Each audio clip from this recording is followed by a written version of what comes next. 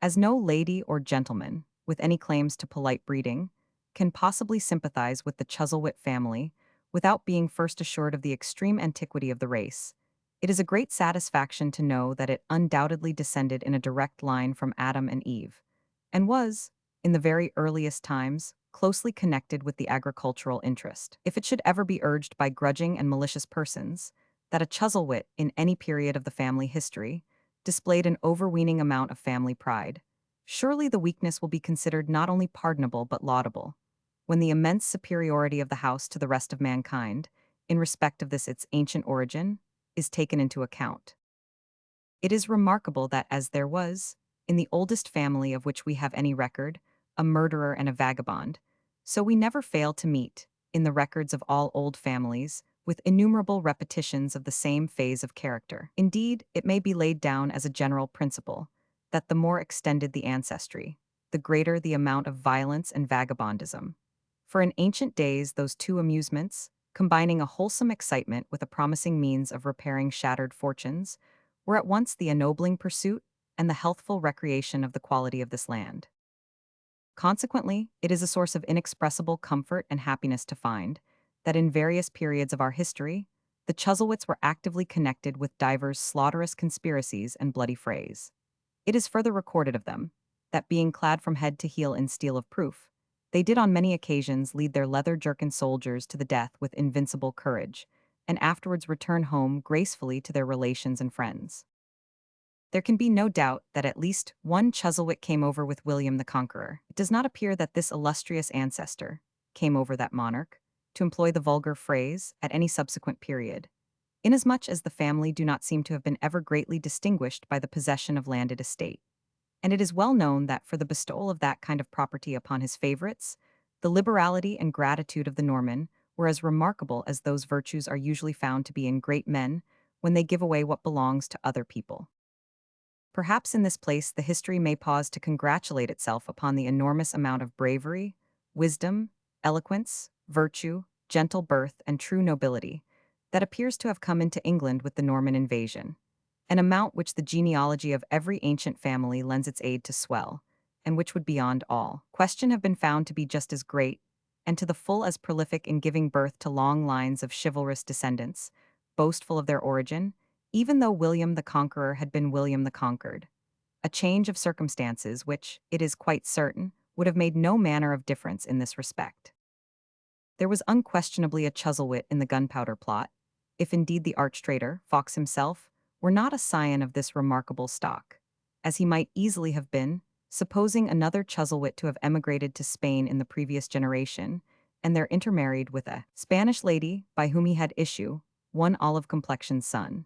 This probable conjecture is strengthened, if not absolutely confirmed, by a fact which cannot fail to be interesting to those who are curious in tracing the progress of hereditary tastes through the lives of their unconscious inheritors. It is a notable circumstance that in these later times, many Chuzzlewits, being unsuccessful in other pursuits, have, without the smallest rational hope of enriching themselves, or any conceivable reason, set up as coal merchants, and have, month after month, continued gloomily to watch a small stock of coals, without in any one instance negotiating with a purchaser. The remarkable similarity between this course of proceeding and that adopted by their great ancestor beneath the vaults of the Parliament House at Westminster is too obvious and too full of interest to stand in need of comment. It is also clearly proved by the oral traditions of the family that there existed, at some one period of its history which is not distinctly stated, a matron of such destructive principles, and so familiarized to the use and composition of inflammatory and combustible engines, that she was called the matchmaker, by which nickname and byword she is recognized in the family legends to this day. Surely there can be no reasonable doubt that this was the Spanish lady, the mother of Chuzzlewit Fawkes.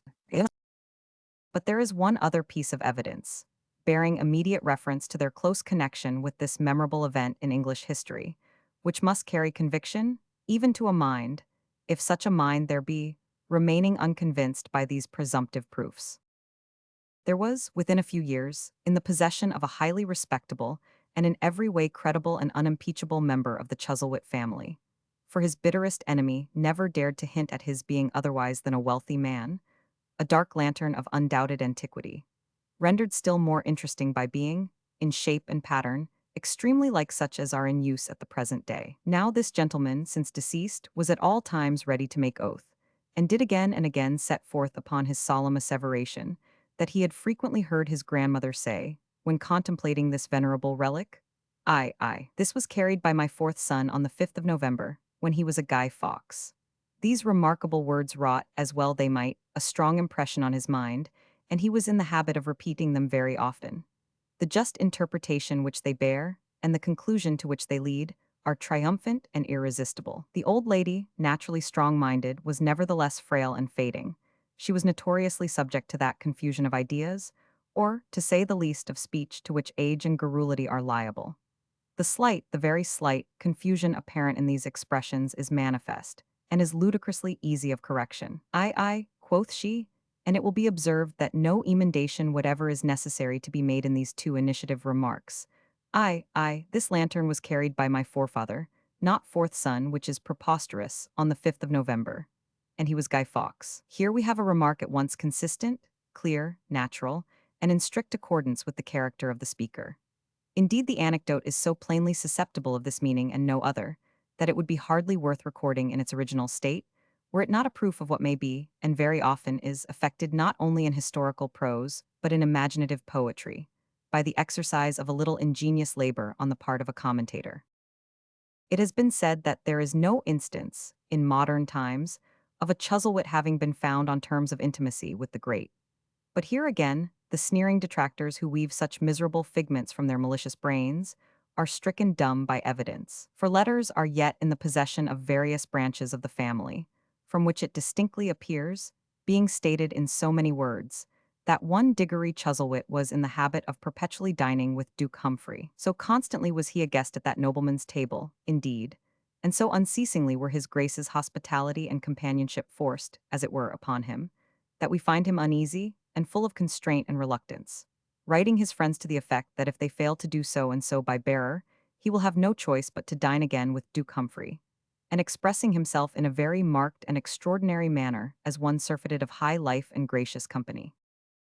It has been rumored, and it is needless to say the rumor originated in the same base quarters, that a certain male Chuzzlewit, whose birth must be admitted to be involved in some obscurity, was of very mean and low descent. How stands the proof, when the son of that individual, to whom the secret of his father's birth was supposed to have been communicated by his father in his lifetime, lay upon his deathbed, this question was put to him in a distinct, solemn, and formal way: "Toby Chuzzlewit, who is your grandfather?" To which he, with his last breath, no less distinctly, solemnly, and formally replied, and his words were taken down at the time and signed by 6 witnesses, each with his name and address in full: "The Lord Nozu." It may be said, it has been said, for human wickedness has no limits, that there is no lord of that name, and that among the titles which have become extinct, none at all resembling this, in sound even, is to be discovered. But what is the irresistible inference, rejecting a theory broached by some well-meaning but mistaken persons, that this Mr. Toby Chuzzlewit's grandfather, to judge from his name, must surely have been a mandarin, which is wholly insupportable, for there is no pretense of his grandmother ever having been out of this country, or of any mandarin having been in it within some years of his father's birth, except those in the tea-shops, which cannot for a moment be regarded as having any bearing on the question. One way or other, rejecting this hypothesis, is it not manifest that Mr. Toby Chuzzlewit had either received the name imperfectly from his father, or that he had forgotten it, or that he had mispronounced it, and that even at the recent period in question, the Chuzzlewits were connected by a ben sinister, or kind of heraldic over the left, with some unknown noble and illustrious house. From documentary evidence, yet preserved in the family, the fact is clearly established that, in the comparatively modern days of the Diggory Chuzzlewit before mentioned, one of its members had attained to very great wealth and influence. Throughout such fragments of his correspondence as have escaped the ravages of the moths, who, in right of their extensive absorption of the contents of deeds and papers, may be called the general registers of the insect world, we find him making constant reference to an uncle, in respect of whom he would seem to have entertained great expectations, as he was in the habit of seeking to propitiate his favor by presents of plate, jewels, books, watches, and other valuable articles. Thus, he writes on one occasion to his brother in reference to a gravy spoon, the brother's property, which he, Diggory, would appear to have borrowed or otherwise possessed himself of: Do not be angry, I have parted with it to my uncle. On another occasion, he expresses himself in a similar manner with regard to a child's mug, which had been entrusted to him to get repaired. On another occasion, he says, I have bestowed upon that irresistible uncle of mine everything I ever possessed, and that he was in the habit of paying long and constant visits to this gentleman at his mansion. If, indeed, he did not wholly reside there, is manifest from the following sentence.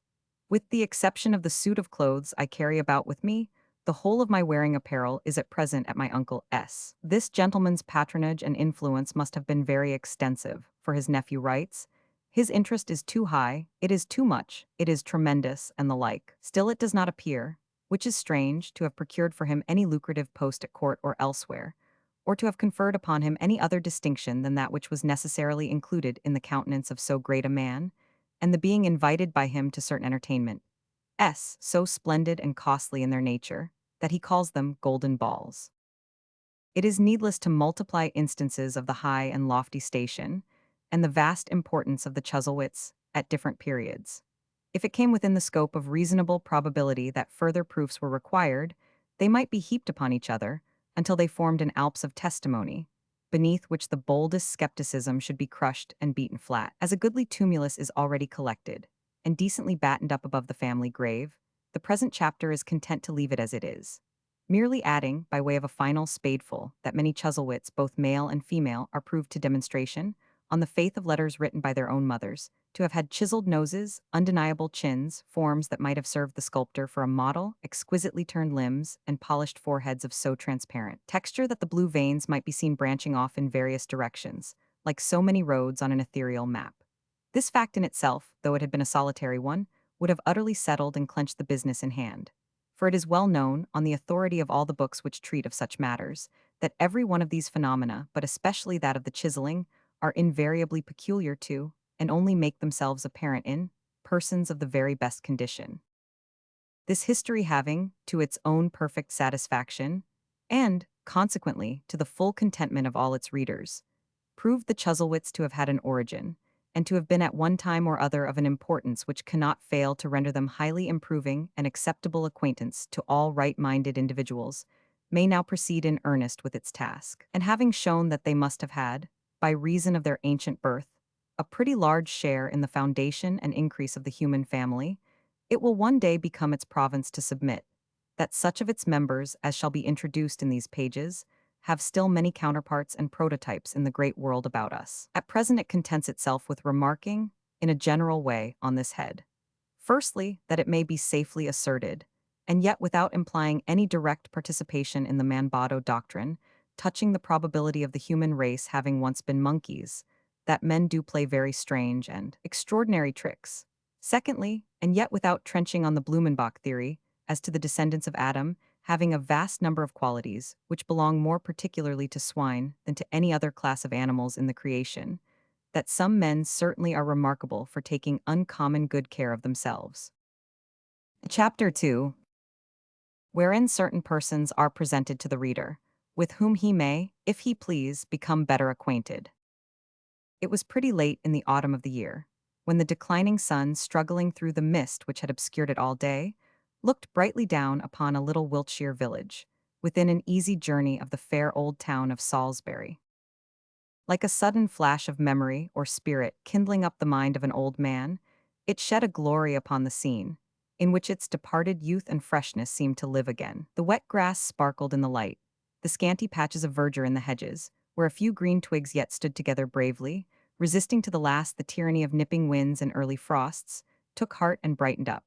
The stream, which had been dull and sullen all day long, broke out into a cheerful smile. The birds began to chirp and twitter on the naked boughs, as though the hopeful creatures half believed that winter had gone by, and spring had come already.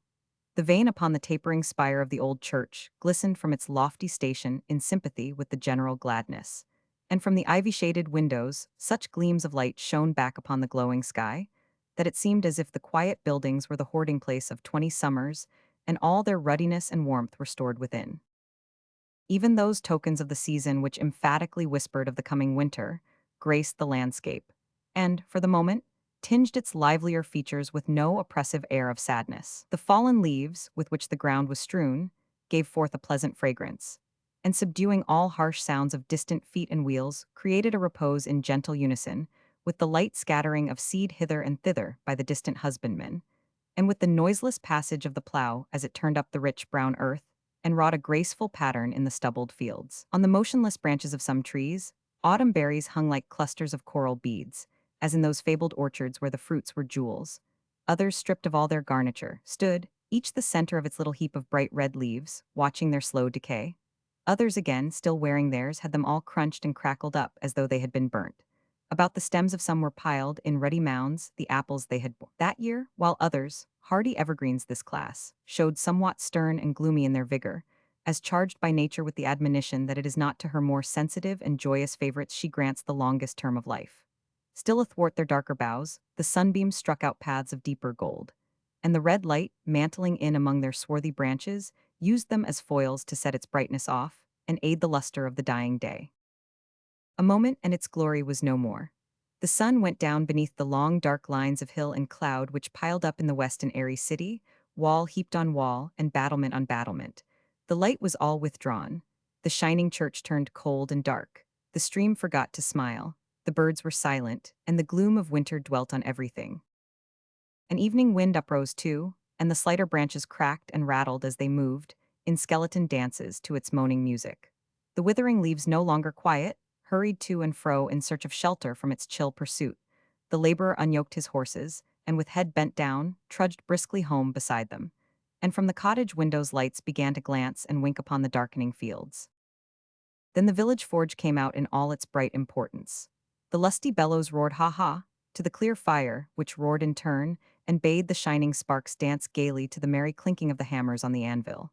The gleaming iron, in its emulation, sparkled too, and shed its red-hot gems around profusely. The strong smith and his men dealt such strokes upon their work, as made even the melancholy night rejoice, and brought a glow into its dark face as it hovered about the door and windows, peeping curiously in above the shoulders of a dozen loungers. As to this idle company, there they stood, spellbound by the place, and, casting now and then a glance upon the darkness in their rear, settled their lazy elbows more at ease upon the sill, and leaned a little further in, no more disposed to tear themselves away than if they had been born to cluster round the blazing hearth like so many crickets. Out upon the angry wind. How from sighing it began to bluster round the merry forge, banging at the wicket, and grumbling in the chimney, as if it bullied the jolly bellows for doing anything to order. And what an impotent swagger it was too, for all its noise. For if it had any influence on that horse companion, it was but to make him roar his cheerful song the louder, and by consequence to make the fire burn the brighter, and the sparks to dance more gaily yet. At length they whizzed so madly round and round, that it was too much for such a surly wind to bear.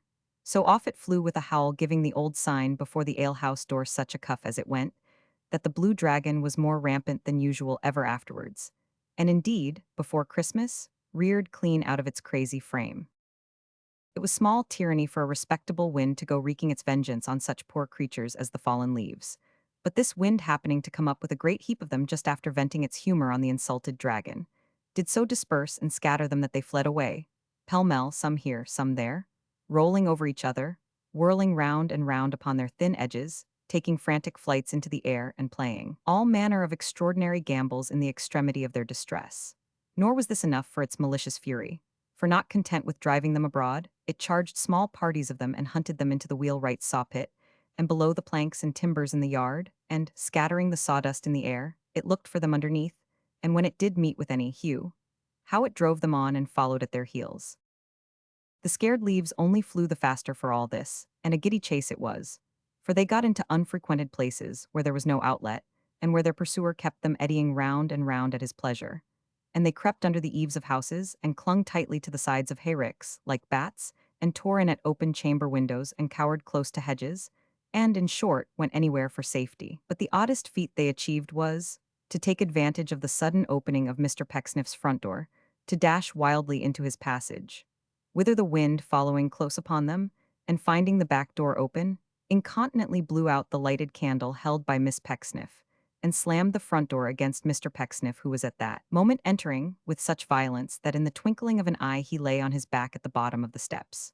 Being by this time weary of such trifling performances, the boisterous rover hurried away rejoicing, roaring over moor and meadow, hill and flat, until it got out to sea, where it met with other winds similarly disposed and made a night of it.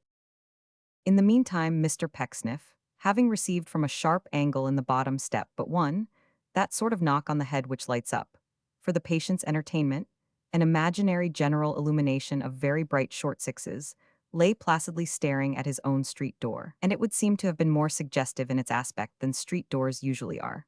For he continued to lie there, rather a lengthy and unreasonable time, without so much as wondering whether he was hurt or no. Neither, when Miss Pecksniff inquired through the keyhole in a shrill voice, which might have belonged to a wind. In its teens, who's there did he make any reply. Nor, when Miss Pecksniff opened the door again, and shading the candle with her hand, peered out and looked provokingly round him, and about him, and over him, and everywhere but at him, did he offer any remark or indicate in any manner the least hint of a desire to be picked up. "I see you," cried Miss Pecksniff to the ideal inflictor of a runaway knock. "You'll catch it, sir." Still Mr. Pecksniff, perhaps from having caught it already, said nothing. "You're round the corner now," cried Miss Pecksniff. She said it at a venture, but there was appropriate matter in it too, for Mr. Pecksniff, being in the act of extinguishing the candles before mentioned pretty rapidly, and of reducing the number of brass knobs on his street door from 400 or 500, which had previously been juggling of their own accord before his eyes in a very novel manner, to a dozen or so, might in one sense have been said to be coming round the corner, and just turning it. With a sharply delivered warning relative to the cage and the constable, and the stocks and the gallows, Miss Pecksniff was about to close the door again, when Mr. Pecksniff, being still at the bottom of the steps, raised himself on one elbow and sneezed. "That voice," cried Miss Pecksniff, "my parent." At this exclamation, another Miss Pecksniff bounced out of the parlor, and the two Miss Pecksniffs, with many incoherent expressions, dragged Mr. Pecksniff into an upright posture. "Pa," they cried in concert, "Pa, speak, Pa, do not look so wild, my dearest Pa." But as a gentleman's looks, in such a case of all others, are by no means under his own control, Mr. Pecksniff continued to keep his mouth and his eyes very wide open, and to drop his lower jaw, somewhat after the manner of a toy nutcracker. And as his hat had fallen off, and his face was pale, and his hair erect, and his coat muddy, the spectacle he presented was so very doleful, that neither of the Miss Pecksniffs could repress an involuntary screech. "That'll do," said Mr. Pecksniff, "I'm better." "He's come to himself," cried the youngest Miss Pecksniff. "He speaks again," exclaimed the eldest. With these joyful words they kissed Mr. Pecksniff on either cheek, and bore him into the house. Presently, the youngest Miss Pecksniff ran out again to pick up his hat, his brown paper parcel, his umbrella, his gloves, and other small articles, and that done, and the door closed, both young ladies applied themselves to tending Mr. Pecksniff's wounds in the back parlor. They were not very serious in their nature, being limited to abrasions on what the eldest Miss Pecksniff called the knobby parts of her parent's anatomy, such as his knees and elbows, and to the development of an entirely new organ, unknown to phrenologists, on the back of his head. These injuries having been comforted externally, with patches of pickled brown paper, and Mr. Pecksniff having been comforted internally, with some stiff brandy and water, the eldest Miss Pecksniff sat down to make the tea, which was all ready. In the meantime, the youngest Miss Pecksniff brought from the kitchen a smoking dish of ham and eggs, and setting the same before her father, took up her station on a low stool at his feet, thereby bringing her eyes on a level with the tea-board. It must not be inferred from this position of humility that the youngest Miss Pecksniff was so young as to be, as one may say, forced to sit upon a stool by reason of the shortness of her legs. Miss Pecksniff sat upon a stool because of her simplicity and innocence, which were very great, very great. Miss Pecksniff sat upon a stool because she was all girlishness, and playfulness, and wildness, and kittenish buoyancy. She was the most arch and at the same time the most artless creature, was the youngest Miss Pecksniff that you can possibly imagine. It was her great charm. She was too fresh and guileless, and too full of childlike vivacity, was the youngest Miss Pecksniff, to wear combs in her hair, or to turn it up, or to frizzle it, or braid it. She wore it in a crop, a loosely flowing crop which had so many rows of curls in it that the top row was only one curl. Moderately buxom was her shape, and quite womanly too, but sometimes, yes sometimes, she even wore a pinafore, and how charming that was. Oh, she was indeed a gushing thing, as a young gentleman had observed in verse, in the Poet's Corner of a provincial newspaper, was the youngest Miss Pecksniff. Mr. Pecksniff was a moral man, a a grave man, a man of noble sentiments and speech, and he had had her christened Mercy. Mercy? Oh, what a charming name for such a pure-souled being as the youngest Miss Pecksniff. Her sister's name was Charity. There was a good thing, Mercy and Charity. And Charity, with her fine, strong sense and her mild, yet not reproachful gravity, was so well named, and did so well set off and illustrate her sister.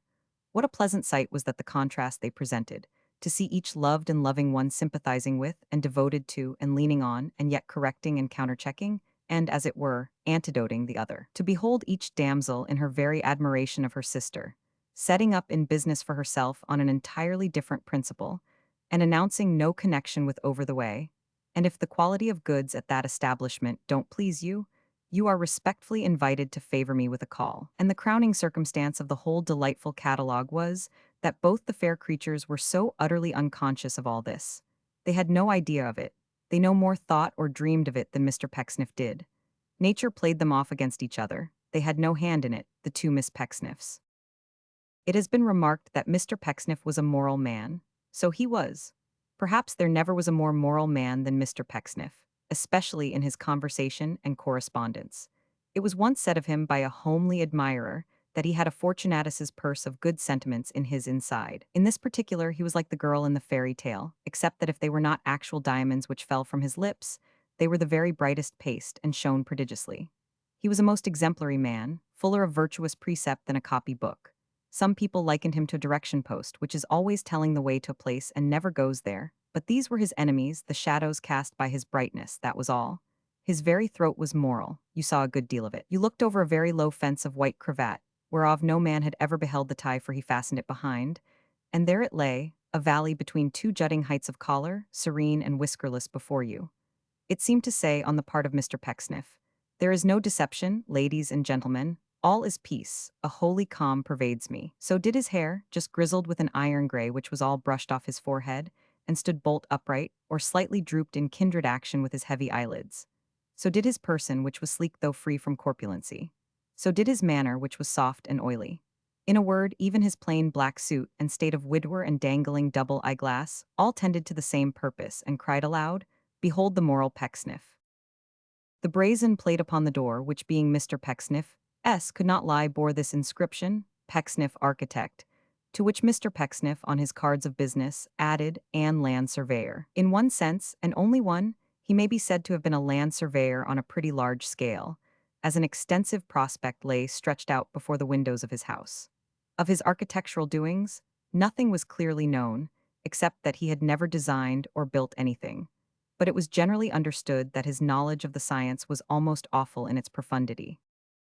Mr. Pecksniff's professional engagements, indeed, were almost, if not entirely, confined to the reception of pupils. For the collection of rents, with which pursuit he occasionally varied and relieved his graver toils, can hardly be said to be a strictly architectural employment.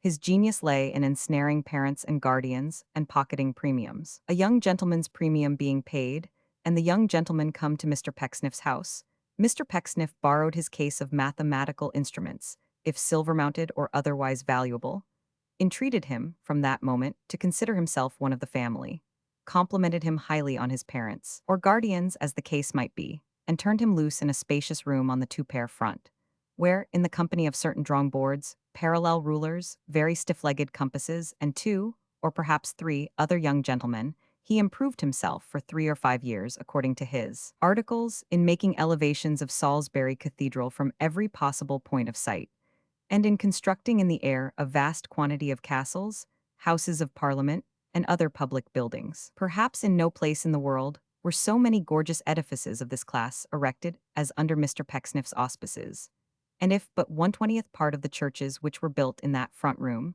with one or other of the Miss Pecksniffs at the altar in the act of marrying the architect, could only be made available by the parliamentary commissioners, no more churches would be wanted for at least 5 centuries. "Even the worldly goods of which we have just disposed," said Mr. Pecksniff, glancing round the table when he had finished, "even cream, sugar, tea, toast, ham." "And eggs," suggested Charity in a low voice. "And eggs," said Mr. Pecksniff, "even they have their moral, see how they come and go. Every pleasure is transitory, we can't even eat long. If we indulge in harmless fluids, we get the dropsy, if in exciting liquids we get drunk. What a soothing reflection is that." Don't say we get drunk, Pa, urged the eldest Miss Pecksniff.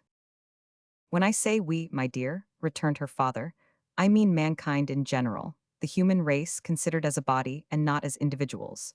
There is nothing personal in morality, my love. Even such a thing as this, said Mr. Pecksniff, laying the forefinger of his left hand upon the brown paper patch on the top of his head. Slight casual baldness though it be, reminds us that we are but, he was going to say worms, but recollecting that worms were not remarkable for heads of hair, he substituted flesh and blood. Which, cried Mr. Pecksniff after a pause, during which he seemed to have been casting about for a new moral, and not quite successfully, which is also very soothing. Mercy, my dear, stir the fire and throw up the cinders. The young lady obeyed, and having done so, resumed her stool, reposed one arm upon her father's knee, and laid her blooming cheek upon it. Miss Charity drew her chair nearer the fire, as one prepared for conversation, and looked towards her father. Yes, said Mr. Pecksniff, after a short pause, during which he had been silently smiling, and shaking his head at the fire, I have again been fortunate in the attainment of my object. A new inmate will very shortly come among us. A youth, Papa? Asked Charity. Ye's a youth, said Mr. Pecksniff. He will avail himself of the eligible opportunity which now offers, for uniting the advantages of the best practical architectural education with the comforts of a home, and the constant association with some who, however humble their sphere and limited their capacity, are not unmindful of their moral responsibilities. "Oh, Pa," cried Mercy, holding up her finger archly, "see advertisement." Playful warbler," said Mr. Pecksniff. It may be observed in connection with his calling his daughter a warbler, that she was not at all vocal, but that Mr. Pecksniff was in the frequent habit of using any word that occurred to him as having a good sound, and rounding a sentence well without much care for its meaning. And he did this so boldly, and in such an imposing manner, that he would sometimes stagger the wisest people with his eloquence, and make them gasp again. His enemies asserted, by the way, that a strong trustfulness in sounds and forms was the master key to Mr. Pecksniff's character. "Is he handsome, Pa?" inquired the younger daughter. "Silly Mary," said the eldest, Mary being fond for Mercy. "What is the premium, Pa? Tell us that." "Oh, good gracious, Cherry," cried Miss Mercy, holding up her hands with the most winning giggle in the world. "What a mercenary girl you are.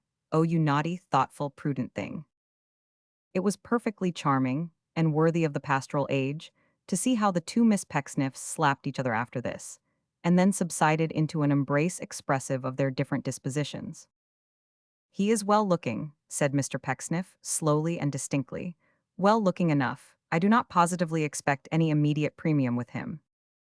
Notwithstanding their different natures, both Charity and Mercy concurred in opening their eyes uncommonly wide at this announcement, and in looking for the moment as blank as if their thoughts had actually had a direct bearing on the main chance. "But what of that?" said Mr. Pecksniff, still smiling at the fire.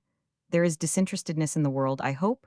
We are not all arrayed in two opposite ranks, the offensive and the defensive. Some few there are who walk between, who help the needy as they go, and take no part with either side." Umph. There was something in these morsels of philanthropy which reassured the sisters. They exchanged glances and brightened very much. "Oh, let us not be forever calculating, devising and plotting for the future," said Mr. Pecksniff, smiling more and more, and looking at the fire as a man might who was cracking a joke with it. "I am weary of such arts. If our inclinations are but good and open-hearted, let us gratify them boldly, though they bring upon us loss instead of profit. A Charity." Glancing towards his daughters for the first time since he had begun these reflections, and seeing that they both smiled, Mr. Pecksniff eyed them for an instant so jocosely, though still with a kind of saintly waggishness, that the younger one was moved to sit upon his knee forthwith, put her fair arms round his neck, and kiss him 20 times. During the whole of this affectionate display, she laughed to a most immoderate extent, in which hilarious indulgence even the prudent Cherry joined. "Tut, tut," said Mr. Pecksniff, pushing his latest born away and running his fingers through his hair, as he resumed his tranquil face. "What folly is this? Let us take heed how we laugh without reason lest we cry with it. What is the domestic news since yesterday? John Westlock is gone, I hope." "Indeed, no," said Charity. "And why not?" returned her father. "His term expired yesterday, and his box was packed, I know, for I saw it in the morning standing in the hall." "He slept last night at the Dragon," returned the young lady, "and had Mr. Pinch to dine with him. They spent the evening together, and Mr. Pinch was not home till very late. And when I saw him on the stairs this morning, Pa, said Mercy with her usual sprightliness, he looked, oh goodness, such a monster. With his face all manner of colors, and his eyes as dull as if they had been boiled, and his head aching dreadfully, I am sure from the look of it, and his clothes smelling, oh, it's impossible to say how strong. Oh, here the young lady shuddered of smoke and punch. 20,059 M. Original. Now I think, said Mr. Pecksniff with his accustomed gentleness, though still with the air of one who suffered under injury without complaint, I think Mr. Pinch might have done better than choose for his companion one who, at the close of a long intercourse, had endeavored, as he knew, to wound my feelings. I am not quite sure that this was delicate in Mr. Pinch. I am not quite sure that this was kind in Mr. Pinch. I will go further and say, I am not quite sure that this was even ordinarily grateful in Mr. Pinch. But what can anyone expect from Mr. Pinch?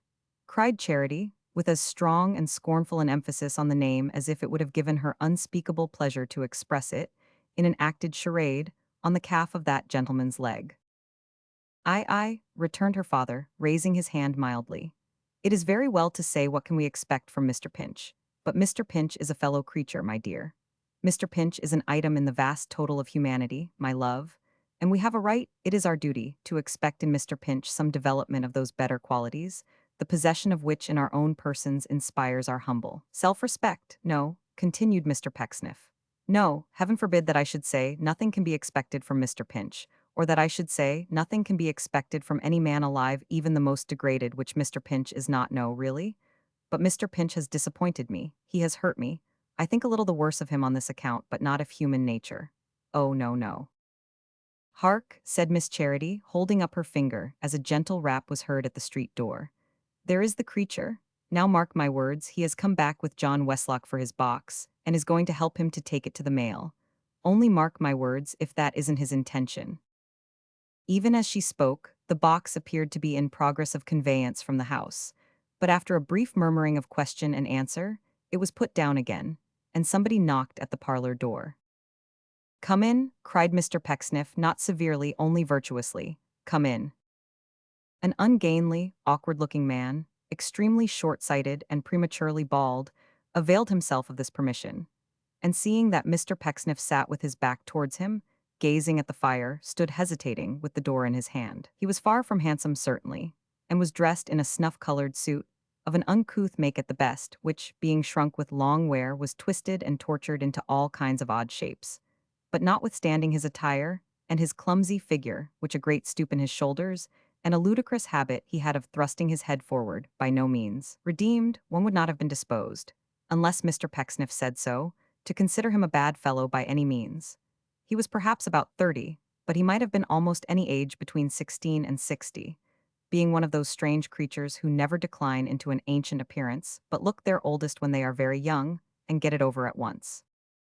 Keeping his hand upon the lock of the door, he glanced from Mr. Pecksniff to Mercy, from Mercy to Charity, and from Charity to Mr. Pecksniff again, several times. But the young ladies being as intent upon the fire as their father was, and neither of the three taking any notice of him, he was fain to say at last, "Oh, I beg your pardon, Mr. Pecksniff. I beg your pardon for intruding, but—" "No intrusion, Mr. Pinch," said that gentleman very sweetly, but without looking round. "Pray be seated, Mr. Pinch. Have the goodness to shut the door, Mr. Pinch, if you please."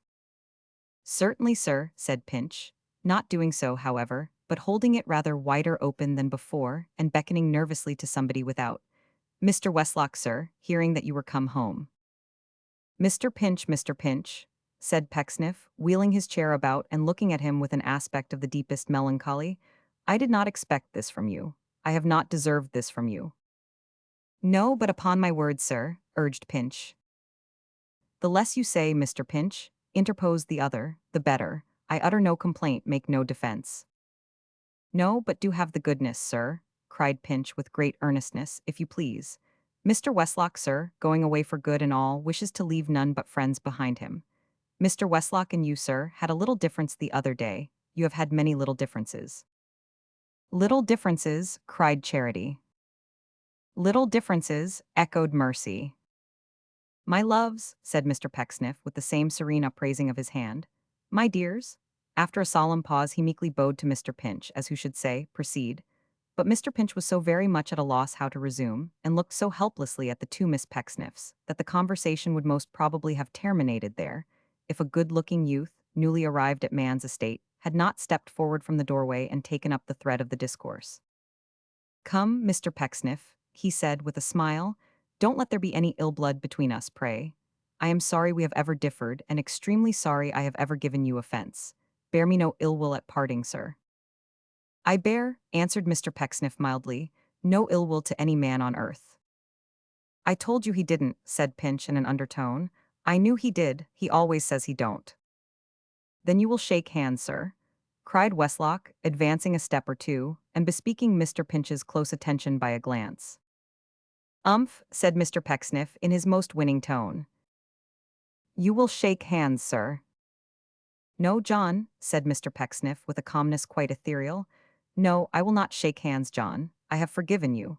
I had already forgiven you, even before you ceased to reproach and taunt me.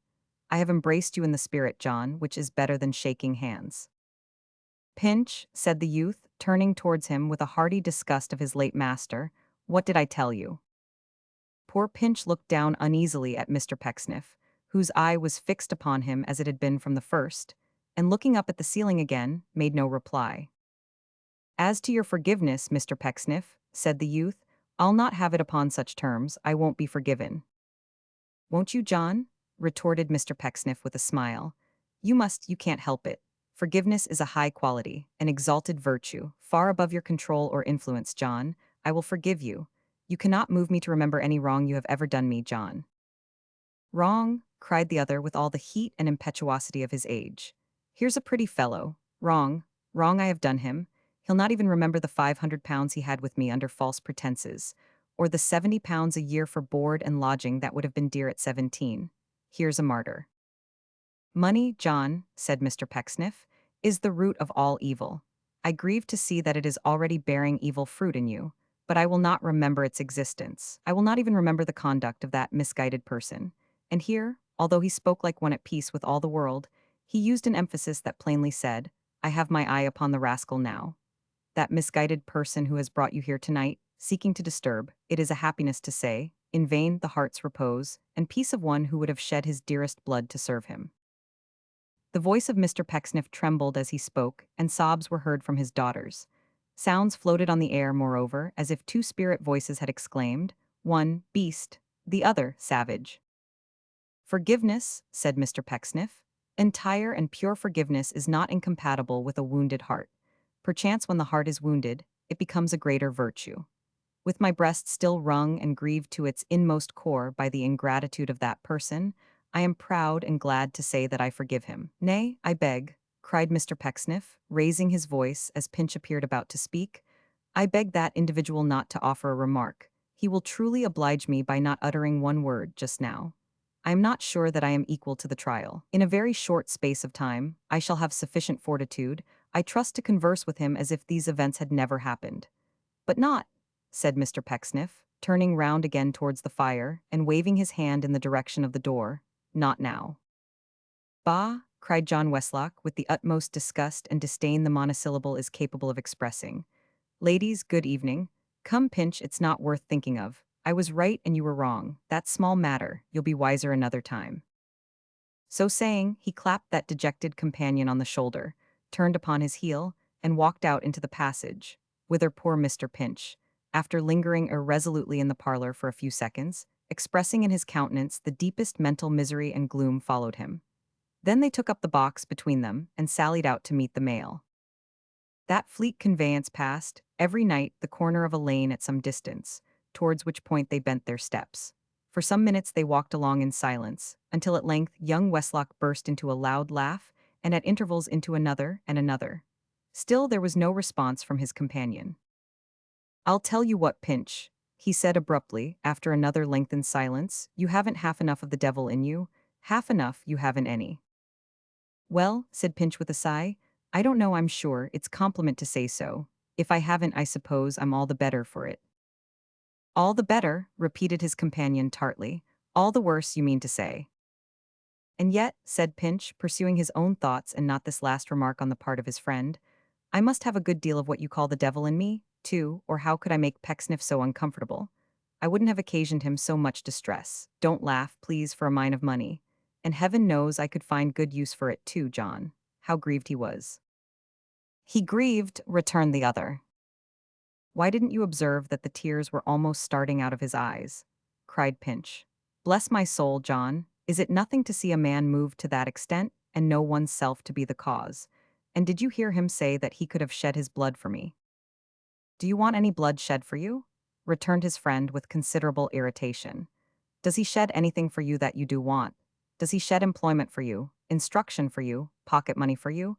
Does he shed even legs of mutton for you in any decent proportion to potatoes and garden stuff? I am afraid, said Pinch, sighing again, that I am a great eater. I can't disguise from myself that I'm a great eater. Now you know that, John. You a great eater? Retorted his companion with no less indignation than before. How do you know you are? There appeared to be forcible matter in this inquiry, for Mr. Pinch only repeated in an undertone that he had a strong misgiving on the subject, and that he greatly feared he was. Besides, whether I am or no, he added, that has little or nothing to do with his thinking me ungrateful. John, there is scarcely a sin in the world that is in my eyes such a crying one as ingratitude, and when he taxes me with that, and believes me to be guilty of it, he makes me miserable and wretched. Do you think you don't know that? Returned the other scornfully. But come, Pinch, before I say anything more to you, just run over the reasons you have for being grateful to him at all, will you? Change hands first, for the box is heavy. That'll do, now go on.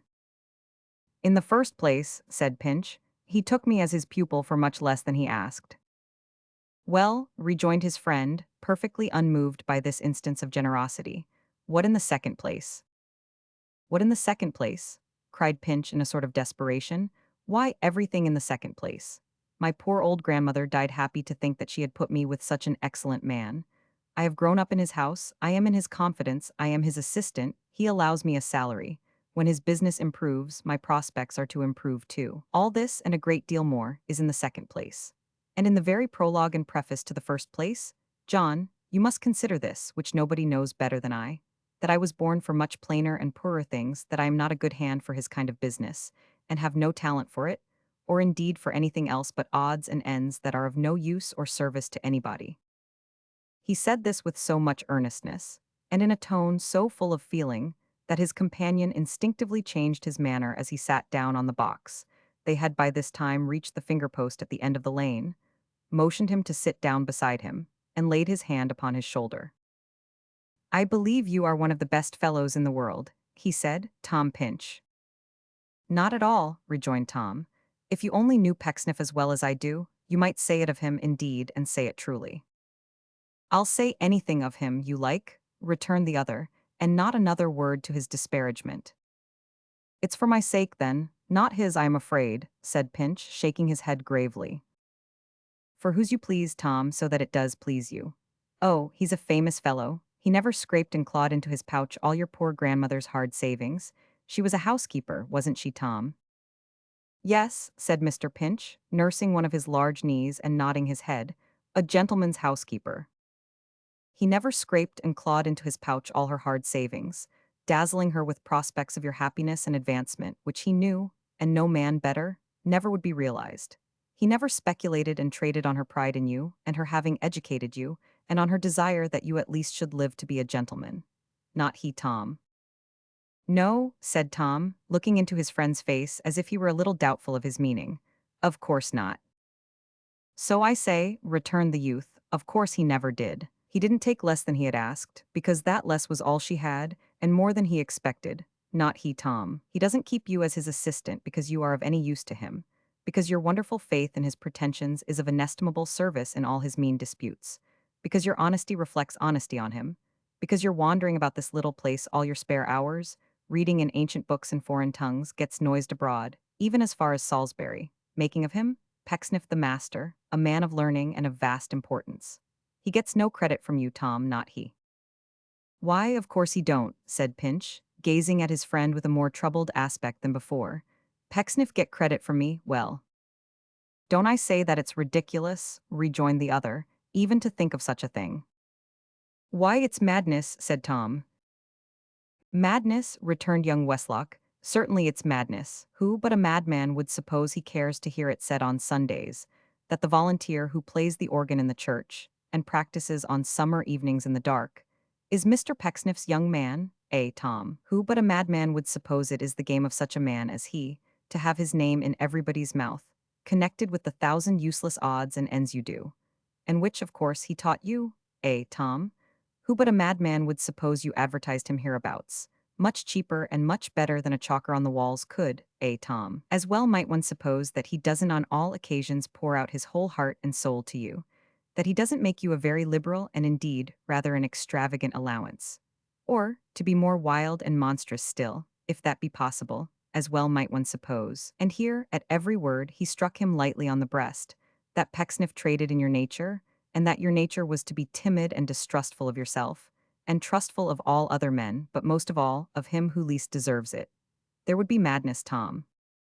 Mr. Pinch had listened to all this with looks of bewilderment, which seemed to be in part occasioned by the matter of his companion's speech, and in part by his rapid and vehement manner. Now that he had come to a close, he drew a very long breath, and gazing wistfully in his face as if he were unable to settle in his own mind what expression it wore, and were desirous to draw from it as good a clue to his real meaning as it was possible to obtain. In the dark was about to answer, when the sound of the mail guard's horn came cheerily upon their ears, putting an immediate end to the conference, greatly as it seemed to the satisfaction of the younger man, who jumped up briskly and gave his hand to his companion.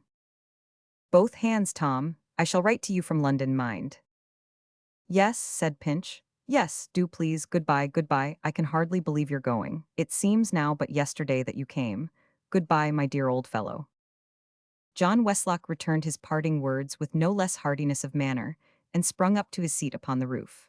Off went the mail at a canter down the dark road, the lamps gleaming brightly, and the horn awakening all the echoes, far and wide. Go your ways, said Pinch, apostrophizing the coach. I can hardly persuade myself but you're alive, and are some great monster who visits this place at certain intervals, to bear my friends away into the world. You're more exulting and rampant than usual tonight, I think, and you may well crow over your prize, for he is a fine lad, an ingenuous lad, and has but one fault that I know of. He don't mean it, but he is most cruelly unjust to Pecksniff. Chapter 3, in which certain other persons are introduced, on the same terms as in the last chapter. Mention has been already made more than once of a certain dragon who swung and creaked complainingly before the village alehouse door. A faded and an ancient dragon he was, and many a wintry storm of rain, snow, sleet, and hail had changed his color from a gaudy blue to a faint lackluster shade of gray. But there he hung, rearing in a state of monstrous imbecility on his hind legs, waxing with every month that passed so much more dim and shapeless that as you gazed at him on one side of the signboard, it seemed as if he must be gradually melting through it and coming out upon the other.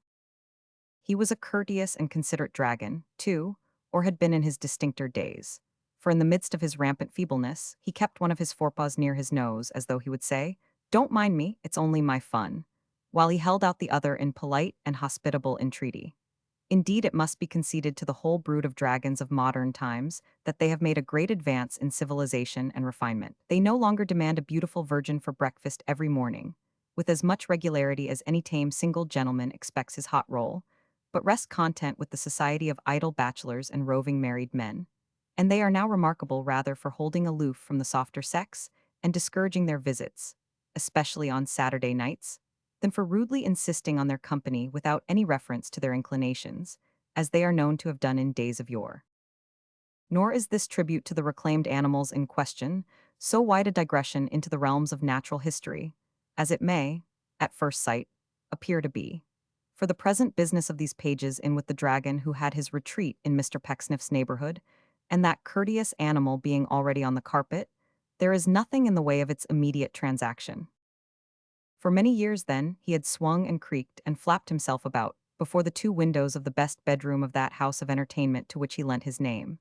But never in all his swinging, creaking, and flapping had there been such a stir within its dingy precincts, as on the evening next after that upon which the incidents, detailed in the last chapter, occurred, when there was such a hurrying up and down stairs of feet, such a glancing of lights, such a whispering of voices, such a smoking and sputtering of wood newly lighted in a damp chimney, such an airing of linen, such a scorching smell of hot warming pans, such a domestic bustle, and to do, in short, as never dragon, griffin, unicorn, or other animal of that species presided over, since they first began to interest themselves in household affairs.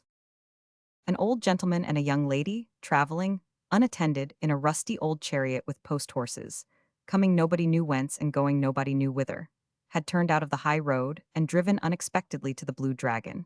And here was the old gentleman, who had taken this step by reason of his sudden illness in the carriage, suffering the most horrible cramps and spasms, yet protesting and vowing in the very midst of his pain that he wouldn't have a doctor sent for, and wouldn't take any remedies but those which the young lady administered from a small medicine chest, and wouldn't, in a word, do anything but terrify the landlady out of her 5 wits, and obstinately refuse compliance with every suggestion that was made to him.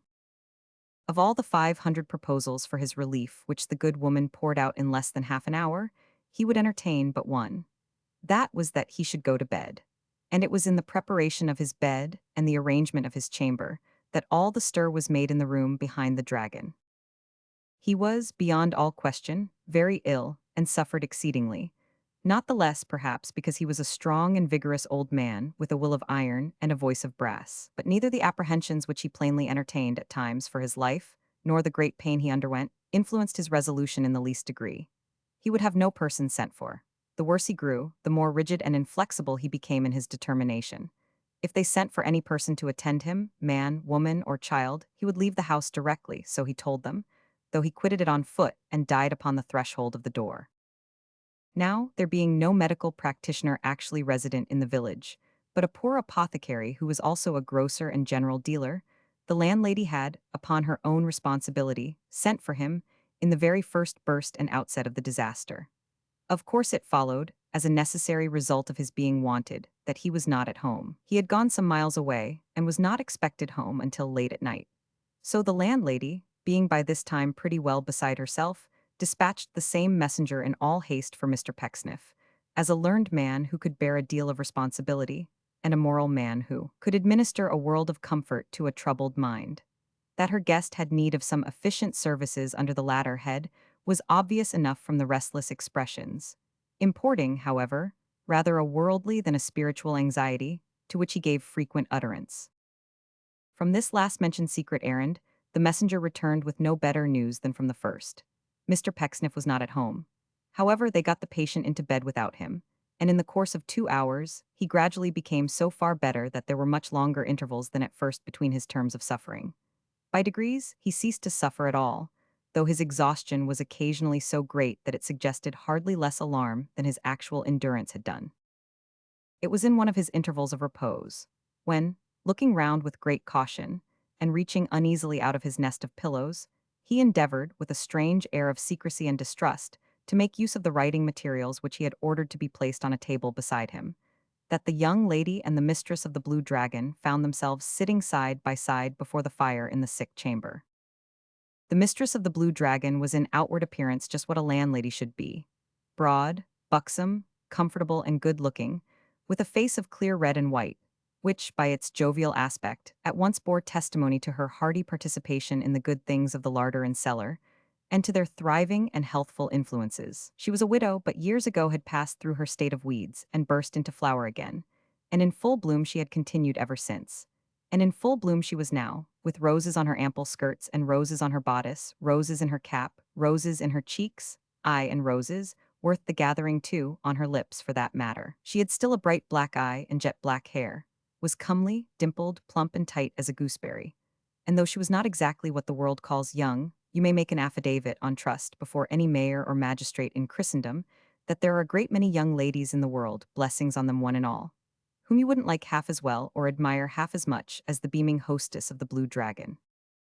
As this fair matron sat beside the fire, she glanced occasionally with all the pride of ownership about the room, which was a large apartment, such as one may see in country places, with a low roof and a sunken flooring, all downhill from the door, and a descent of 2 steps on the inside so exquisitely unexpected that strangers, despite the most elaborate cautioning, usually dived in head first as into a plunging bath. It was none of your frivolous and preposterously bright bedrooms, where nobody can close an eye with any kind of propriety or decent regard to the association of ideas, but it was a good, dull, leaden, drowsy place, where every article of furniture reminded you that you came there to sleep, and that you were expected to go to sleep. There was no wakeful reflection of the fire there, as in your modern chambers, which upon the darkest nights have a watchful consciousness of French polish. The old Spanish mahogany winked at it now and then, as a dozing cat or dog might, nothing more. The very size and shape and hopeless immovability of the bedstead and wardrobe, and in a minor degree of even the chairs and tables, provoked sleep. They were plainly apoplectic and disposed to snore. There were no staring portraits to remonstrate with you for being lazy, no round-eyed birds upon the curtains, disgustingly wide awake and insufferably prying. The thick neutral hangings and the dark blinds and the heavy heap of bedclothes were all designed to hold in sleep and act as non-conductors to the day and getting up. Even the old stuffed fox upon the top of the wardrobe was devoid of any spark of vigilance, for his glass eye had fallen out, and he slumbered as he stood. The wandering attention of the mistress of the Blue Dragon roved to these things but twice or thrice, and then for but an instant at a time. It soon deserted them, and even the distant bed with its strange burden, for the young creature immediately before her, who, with her downcast eyes intently fixed upon the fire, sat wrapped in silent meditation. She was very young, apparently no more than 17, timid and shrinking in her manner, and yet with a greater share of self-possession and control over her emotions than usually belongs to a far more advanced period of female life. This she had abundantly shown, but now, in her tending of the sick gentleman, she was short in stature, and her figure was slight as became her years, but all the charms of youth and maidenhood set it off and clustered on her gentle brow. Her face was very pale, in part no doubt from recent agitation. Her dark brown hair, disordered from the same cause, had fallen negligently from its bonds and hung upon her neck, for which instance of its waywardness no male observer would have had the heart to blame it. Her attire was that of a lady, but extremely plain, and in her manner, even when she sat as still as she did then, there was an indefinable something which appeared to be in kindred with her scrupulously unpretending dress. She had sat, at first looking anxiously towards the bed, but seeing that the patient remained quiet and was busy with his writing, she had softly moved her chair into its present place, partly, as it seemed, from an instinctive consciousness that he desired to avoid observation, and partly that she might, unseen by him, give some vent to the natural feelings she had hitherto suppressed. Of all this and much more, the rosy landlady of the Blue Dragon took as accurate note and observation as only woman can take of woman, and at length she said, in a voice too low, she knew, to reach the bed. "You have seen the gentleman in this way before, miss? Is he used to these attacks?" "I have seen him very ill before, but not so ill as he has been tonight." "What a providence," said the landlady of the Dragon, "that you had the prescriptions and the medicines with you, miss. They are intended for such an emergency. We never travel without them." "Oh," thought the hostess, "then we are in the habit of traveling and of traveling together." She was so conscious of expressing this in her face, that meeting the young lady's eyes immediately afterwards, and being a very honest hostess, she was rather confused. "The gentleman, your grandpapa," she resumed, after a short pause, "being so bent on having no assistance, must terrify you very much, miss. I have been very much alarmed tonight. He is not my grandfather." "Father, I should have said," returned the hostess, sensible of having made an awkward mistake. "Nor my father," said the young lady. "Nor," she added, slightly smiling with a quick perception of what the landlady was going to add, "nor my uncle. We are not related." "Oh dear me," returned the landlady, still more embarrassed than before. "How could I be so very much mistaken, knowing, as anybody in their proper senses might, that when a gentleman is ill, he looks so much older than he really is? That I should have called you Miss, too, ma'am." But when she had proceeded thus far, she glanced involuntarily at the third finger of the young lady's left hand and faltered again, for there was no ring upon it. "When I told you we were not related," said the other mildly, but not without confusion on her own part, "I meant not in any way, not even by marriage. Did you call me Martin?" "Call you?" cried the old man, looking quickly up, and hurriedly drawing beneath the coverlet the paper on which he had been writing. "No." She had moved a pace or two towards the bed, but stopped immediately and went no farther. "No," he repeated with a petulant emphasis. "Why do you ask me? If I had called you, what need for such a question?" "It was the creaking of the sign outside, sir, I dare say," observed the landlady. A suggestion, by the way, as she felt a moment after she had made it, not at all complimentary to the voice of the old gentleman. "No matter what, ma'am," he rejoined. "It wasn't I why how you stand there, Mary, as if I had the plague. But they're all afraid of me," he added, leaning helplessly backward on his pillow. "Even she, there is a curse upon me. What else have I to look for?" "Oh dear no, oh no, I'm sure," said the good-tempered landlady, rising and going towards him. "Be of better cheer, sir. These are only sick fancies." "What are only sick fancies?" he retorted. "What do you know about fancies? Who told you about fancies? The old story, fancies. 0M. Original. Only see again there how you take one up," said the mistress of the Blue Dragon with unimpaired good humor. "Dear heart alive, there is no harm in the word, sir, if it is an old one. Folks in good health have their fancies, too, and strange ones, every day." Harmless as this speech appeared to be, it acted on the traveler's distrust like oil on fire. He raised his head up in the bed, and, fixing on her two dark eyes whose brightness was exaggerated by the paleness of his hollow cheeks, as they in turn, together with his straggling locks of long gray hair, were rendered whiter by the tight black velvet skullcap which he wore, he searched her face intently. "Ah, you begin too soon," he said, in so low a voice that he seemed to be thinking it rather than addressing her. "But you lose no time. You do your errand and you earn your fee. Now, who may be your client?" The landlady looked in great astonishment at her whom he called Mary, and finding no rejoinder in the drooping face, looked back again at him. At first she had recoiled involuntarily, supposing him disordered in his mind, but the slow composure of his manner and the settled purpose announced in his strong features, and gathering, most of all, about his puckered mouth, forbade the supposition. "Come," he said, "tell me who is it? Being here, it is not very hard for me to guess, you may suppose." "Martin," interposed the young lady, laying her hand upon his arm, "reflect how short a time we have been in this house, and that even your name is unknown here. Unless," he said, "you—" He was evidently tempted to express a suspicion of her having broken his confidence in favor of the landlady, but either remembering her tender nursing, or being moved in some sort by her face, he checked himself, and changing his uneasy posture in the bed, was silent. "There," said Mrs. Lupin, for in that name the Blue Dragon was licensed to furnish entertainment, both to man and beast. "Now, you will be well again, sir. You forgot, for the moment, that there were none but friends here." "Oh," cried the old man, moaning impatiently, as he tossed one restless arm upon the coverlet, "why do you talk to me of friends? Can you or anybody teach me to know who are my friends and who my enemies?" "At least," urged Mrs. Lupin, gently, "this young lady is your friend, I am sure." "She has no temptation to be otherwise," cried the old man, like one whose hope and confidence were utterly exhausted. "I suppose she is. Heaven knows. There, let me try to sleep. Leave the candle where it is." As they retired from the bed, he drew forth the writing which had occupied him so long, and holding it in the flame of the taper burnt it to ashes. That done, he extinguished the light, and turning his face away with a heavy sigh, drew the coverlet about his head, and lay quite still. This destruction of the paper, both as being strangely inconsistent with the labor he had devoted to it, and as involving considerable danger of fire to the dragon, occasioned Mrs. Lupin not a little consternation. But the young lady, evincing no surprise, curiosity, or alarm, whispered her, with many thanks for her solicitude and company, that she would remain there some time longer, and that she begged her not to share her watch, as she was well used to being alone, and would pass the time in reading.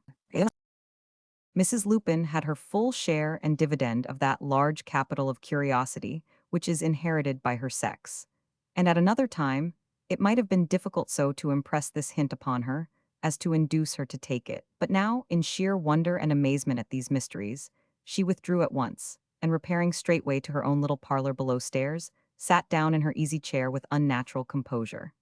At this very crisis, a step was heard in the entry, and Mr. Pecksniff, looking sweetly over the half-door of the bar and into the vista of snug privacy beyond, murmured, "Good evening, Mrs. Lupin." "Oh dear me, sir," she cried, advancing to receive him, "I am so very glad you have come." "And I am very glad I have come," said Mr. Pecksniff. "If I can be of service, I am very glad I have come. What is the matter, Mrs. Lupin?" "A gentleman taken ill upon the road has been so very bad upstairs, sir," said the tearful hostess. "A gentleman taken ill upon the road has been so very bad upstairs, has he?" repeated Mr. Pecksniff. "Well, well." Now there was nothing that one may call decidedly original in this remark, nor can it be exactly said to have contained any wise precept theretofore unknown to mankind, or to have opened any hidden source of consolation. But Mr. Pecksniff's manner was so bland, and he nodded his head so soothingly, and showed in everything such an affable sense of his own excellence that anybody would have been, as Mrs. Lupin was, comforted by the mere voice and presence of such a man. And though he had merely said, "A verb must agree with its nominative case in number and person, my good friend," or 8 times 8 are 64, my worthy soul, must have felt deeply grateful to him for his humanity and wisdom. "And how," asked Mr. Pecksniff, drawing off his gloves and warming his hands before the fire, as benevolently as if they were somebody else's, not his. "And how is he now?" "He is better and quite tranquil," answered Mrs. Lupin.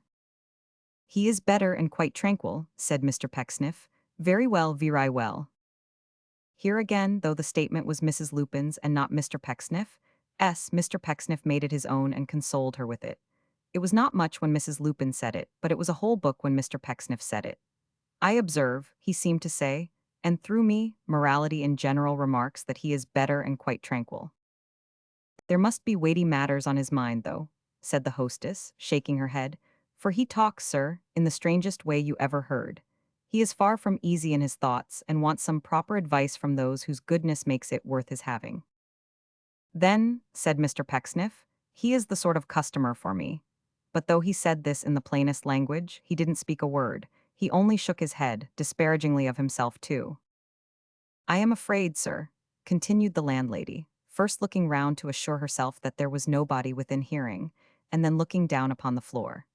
"I am very much afraid, sir, that his conscience is troubled by his not being related to, or even married to, a very young lady."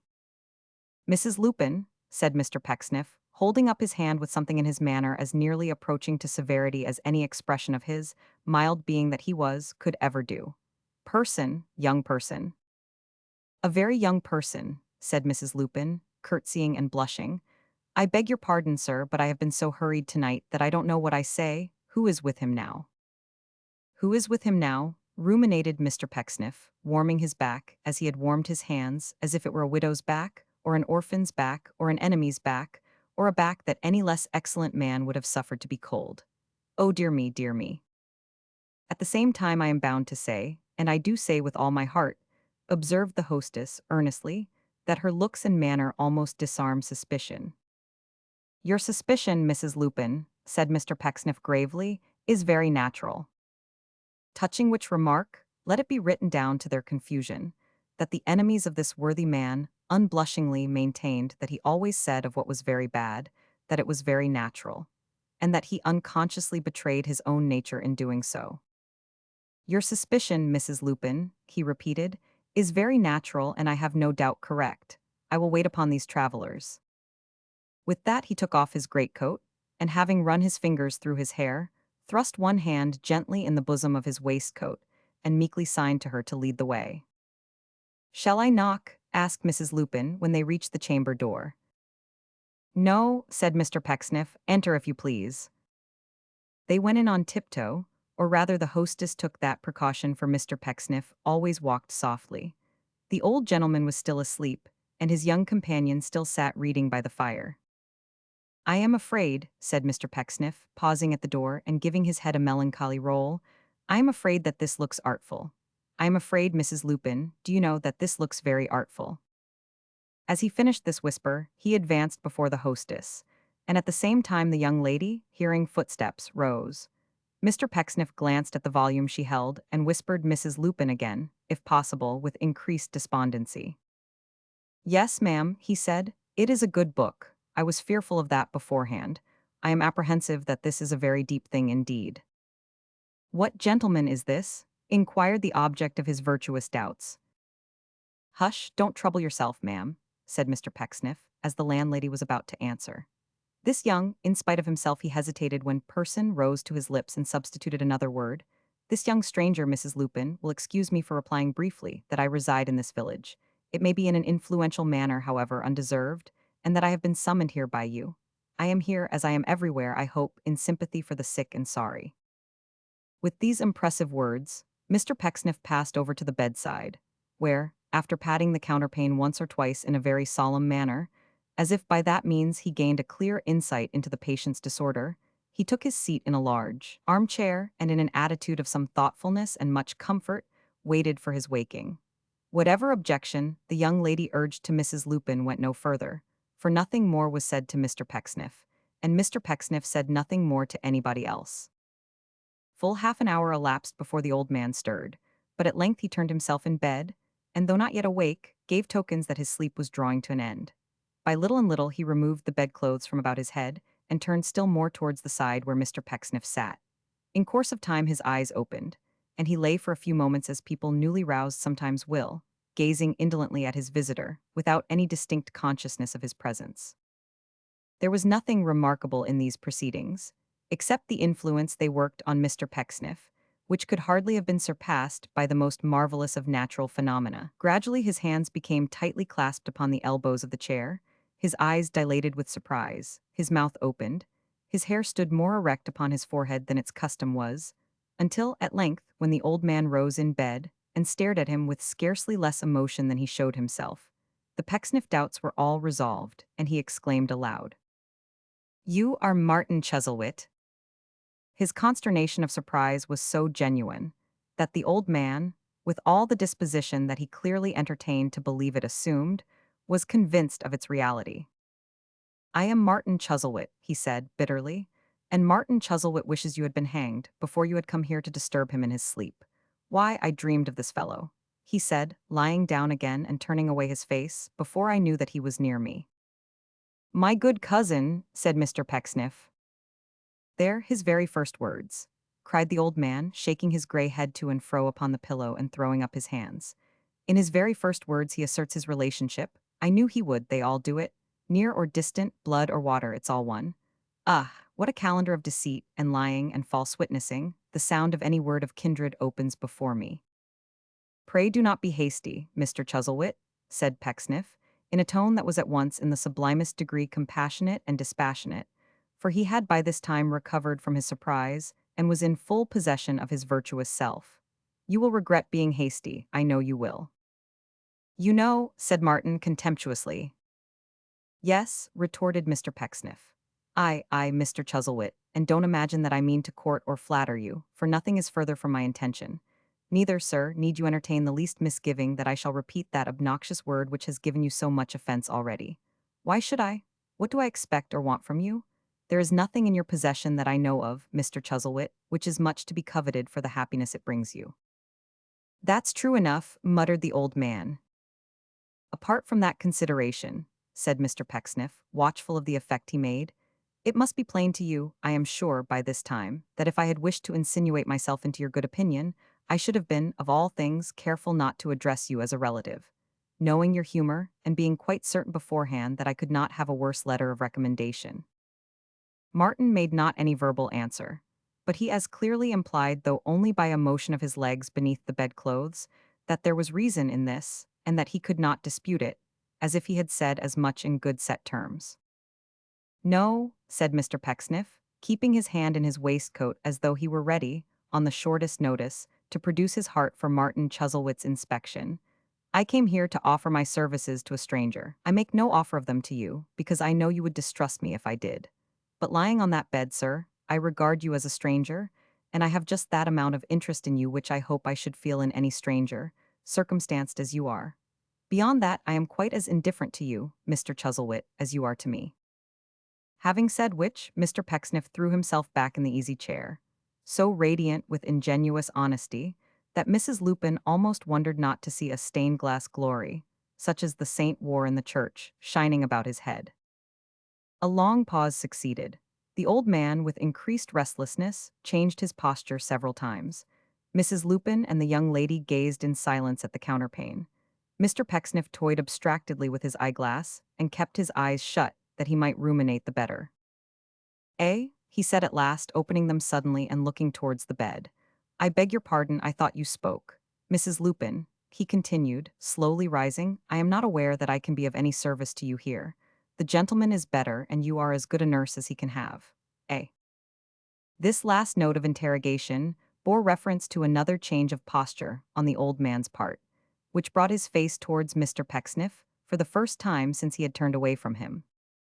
"If you desire to speak to me before I go, sir," continued that gentleman after another pause, "you may command my leisure, but I must stipulate in justice to myself that you do so as to a stranger, strictly as to a stranger."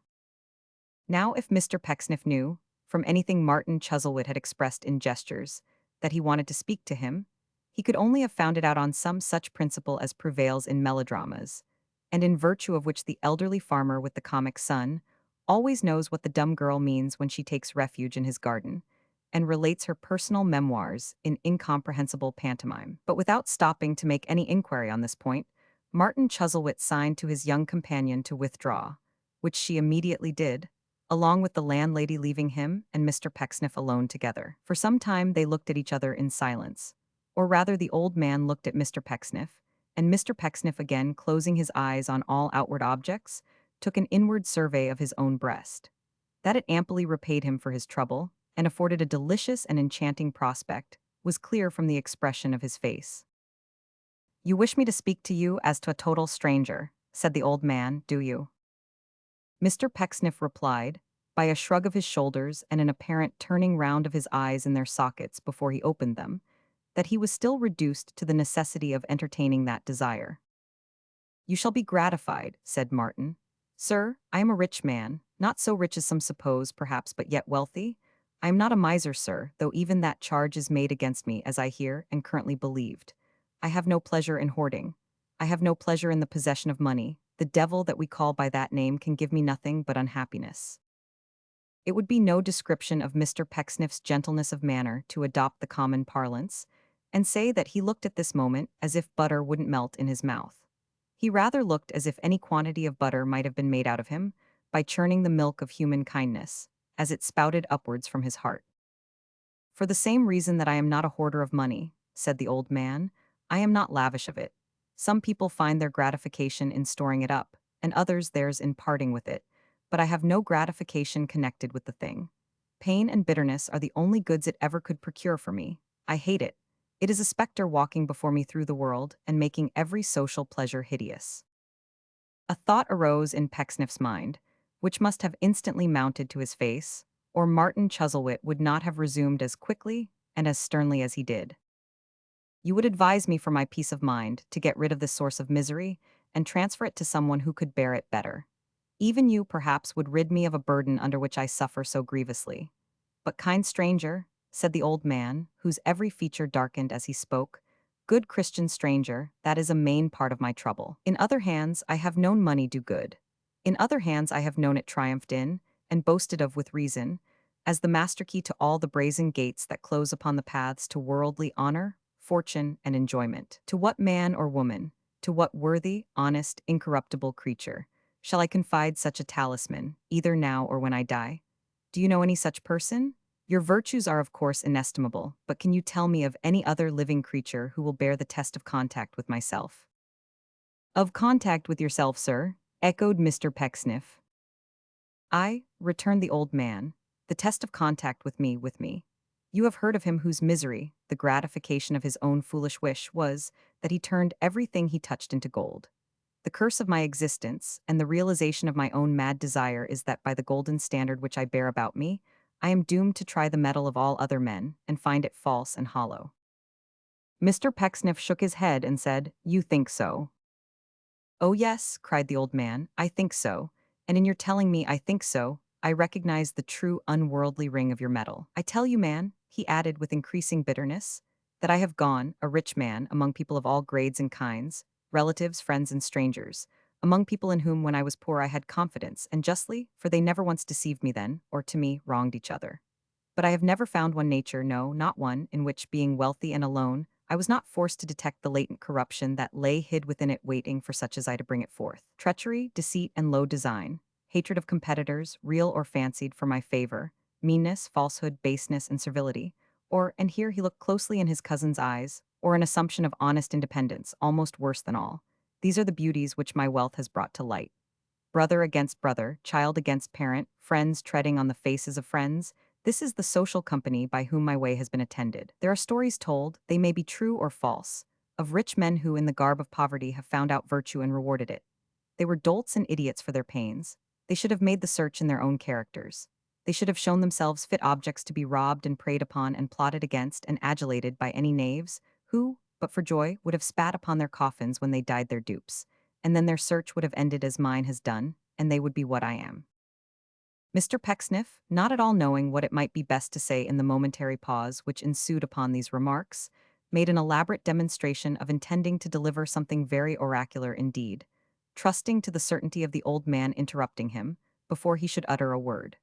Nor was he mistaken, for Martin Chuzzlewit, having taken breath, went on to say, "Hear me to an end, judge what profit you are like to gain from any repetition of this visit, and leave me. I have so corrupted and changed the nature of all those who have ever attended on me, by breeding avaricious plots and hopes within them. I have engendered such domestic strife and discord, by tarrying even with members of my own family. I have been such a lighted torch in peaceful homes, kindling up all the inflammable gases and vapors in their moral atmosphere, which, but for me, might have proved harmless to the end, that I have, I may say, fled from all who knew me, and taking refuge in secret places have lived, of late, the life of one who is hunted. The young girl whom you just now saw, what? Your eye lightens when I talk of her. You hate her already, do you?" "Upon my word, sir," said Mr. Pecksniff, laying his hand upon his breast and dropping his eyelids. "I forgot," cried the old man, looking at him with a keenness which the other seemed to feel, although he did not raise his eyes so as to see it. "I ask your pardon. I forgot you were a stranger. For the moment you reminded me of one Pecksniff, a cousin of mine.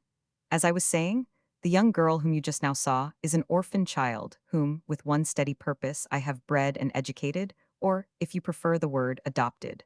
For a year or more she has been my constant companion, and she is my only one. I have taken, as she knows, a solemn oath never to leave her sixpence when I die, but while I live I make her an annual allowance, not extravagant in its amount, and yet not stinted. There is a compact between us that no term of affectionate cajolery shall ever be addressed by either to the other, but that she shall call me always by my Christian name, I her by hers. She is bound to me in life by ties of interest, and losing by my death, and having no expectation disappointed, will mourn it, perhaps, though for that I care little. This is the only kind of friend I have or will have. Judge from such premises what a profitable hour you have spent in coming here, and leave me, to return no more." With these words, the old man fell slowly back upon his pillow. Mr. Pecksniff as slowly rose, and, with a prefatory hem, began as follows. "Mr. Chuzzlewit—" "There, go," interposed the other. "Enough of this, I am weary of you." "I am sorry for that, sir," rejoined Mr. Pecksniff, "because I have a duty to discharge from which, depend upon it, I shall not shrink. No, sir, I shall not shrink." It is a lamentable fact that as Mr. Pecksniff stood erect beside the bed, in all the dignity of goodness, and addressed him thus, the old man cast an angry glance towards the candlestick, as if he were possessed by a strong inclination to launch it at his cousin's head. But he constrained himself, and pointing with his finger to the door, informed him that his road lay there. "Thank you," said Mr. Pecksniff. "I am aware of that, I am going. But before I go, I crave your leave to speak, and more than that, Mr. Chuzzlewit, I must and will, yes indeed, I repeat it, must and will be heard. I am not surprised, sir, at anything you have told me tonight. It is natural, very natural, and the greater part of it was known to me before. I will not say," continued Mr. Pecksniff, drawing out his pocket handkerchief, and winking with both eyes at once, as it were, against his will, "I will not say that you are mistaken in me. While you are in your present mood, I would not say so for the world. I almost wish, indeed, that I had a different nature, that I might repress even this slight confession of weakness, which I cannot disguise from you, which I feel is humiliating, but which you will have the goodness to excuse. We will say, if you please," added Mr. Pecksniff with great tenderness of manner, "that it arises from a cold in the head, or is attributable to snuff, or smelling salts, or onions, or anything but the real cause." Here he paused for an instant, and concealed his face behind his pocket handkerchief. Then, smiling faintly, and holding the bed furniture with one hand, he resumed. "But, Mr. Chuzzlewit, while I am forgetful of myself, I owe it to myself and to my character. Ay, sir, and I have a character which is very dear to me, and will be the best inheritance of my two daughters, to tell you on behalf of another that your conduct is wrong, unnatural, indefensible, monstrous. And I tell you, sir," said Mr. Pecksniff, towering on tiptoe among the curtains, as if he were literally rising above all worldly considerations, and were fain to hold on tight to keep himself from darting skyward like a rocket, "I tell you without fear or favor, that it will not do for you to be unmindful of your grandson, young Martin, who has the strongest natural claim upon you. It will not do, sir, repeated Mr. Pecksniff, shaking his head. You may think it will do, but it won't. You must provide for that young man, you shall provide for him, you will provide for him. I believe, said Mr. Pecksniff, glancing at the pen and ink, that in secret you have already done so. Bless you for doing so. Bless you for doing right, sir. Bless you for hating me, and good night. So saying, Mr. Pecksniff waved his right hand with much solemnity, and once more inserting it in his waistcoat, departed. There was emotion in his manner, but his step was firm. Subject to human weaknesses, he was upheld by conscience. Martin lay for some time, with an expression on his face of silent wonder, not unmixed with rage. At length he muttered in a whisper, "What does this mean? Can the false-hearted boy have chosen such a tool as yonder fellow who has just gone out? Why not? He has conspired against me like the rest, and they are but birds of one feather. A new plot, a new plot. Oh, self, self, self, at every turn nothing but self." He fell to trifling, as he ceased to speak, with the ashes of the burnt paper in the candlestick. He did so, at first, in pure abstraction, but they presently became the subject of his thoughts. "Another will made and destroyed," he said. "Nothing determined on, nothing done, and I might have died tonight. I plainly see to what foul uses all this money will be put at last," he cried, almost writhing in the bed. "After filling me with cares and miseries all my life, it will perpetuate discord and bad passions when I am dead. So it always is. What lawsuits grow out of the graves of rich men, every day, sowing perjury, hatred, and lies among near kindred, where there should be nothing but love. Heaven help us, we have much to answer for. Oh, self, self, self, every man for himself and no creature for me." Universal self. Was there nothing of its shadow in these reflections, and in the history of Martin Chuzzlewit on his own showing? Chapter 4. From which it will appear that if union be strength, and family affection be pleasant to contemplate, the Chuzzlewits were the strongest and most agreeable family in the world. That worthy man, Mr. Pecksniff, having taken leave of his cousin in the solemn terms recited in the last chapter, withdrew to his own home, and remained there 3 whole days, not so much as going out for a walk beyond the boundaries of his own garden, lest he should be hastily summoned to the bedside of his penitent and remorseful relative, whom, in his ample benevolence, he had made up his mind to forgive unconditionally, and to love on any terms. But such was the obstinacy, and such the bitter nature of that stern old man, that no repentant summons came, and the 4th day found Mr. Pecksniff apparently much farther from his Christian object than the first. During the whole of this interval, he haunted the dragon at all times and seasons in the day and night, and, returning good for evil, evinced the deepest solicitude in the progress of the obdurate invalid, insomuch that Mrs. Lupin was fairly melted by his disinterested anxiety. For he often particularly required her to take notice that he would do the same by any stranger or pauper in the like condition, and shed many tears of admiration and delight. Meantime, old Martin Chuzzlewit remained shut up in his own chamber, and saw no person but his young companion, saving the hostess of the Blue Dragon, who was, at certain times, admitted to his presence. So surely as she came into the room, however, Martin feigned to fall asleep. It was only when he and the young lady were alone that he would utter a word, even in answer to the simplest inquiry, though Mr. Pecksniff could make out, by hard listening at the door, that they two being left together, he was talkative enough. It happened on the 4th evening that Mr. Pecksniff, walking, as usual, into the bar of the Dragon and finding no Mrs. Lupin there, went straight upstairs, purposing, in the fervor of his affectionate zeal, to apply his ear once more to the keyhole, and quiet his mind by assuring himself that the hard-hearted patient was going on well. It happened that Mr. Pecksniff, coming softly upon the dark passage into which a spiral ray of light usually darted through the same keyhole, was astonished to find no such ray visible.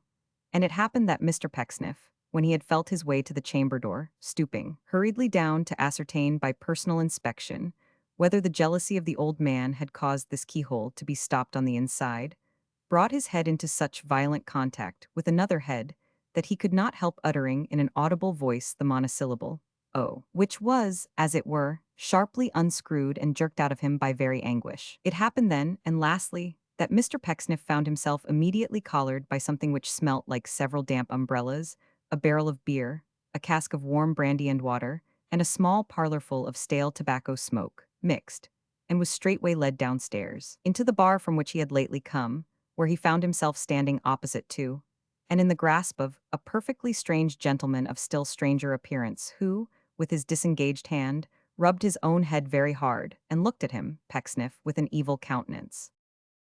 The gentleman was of that order of appearance which is currently termed shabby genteel, though in respect of his dress he can hardly be said to have been in any extremities, as his fingers were a long way out of his gloves, and the soles of his feet were at an inconvenient distance from the upper leather of his boots. His nether garments were of a bluish gray, violent in its colors once, but sobered now by age and dinginess, and were so stretched and strained in a tough conflict between his braces and his straps that they appeared every moment in danger of flying asunder at the knees.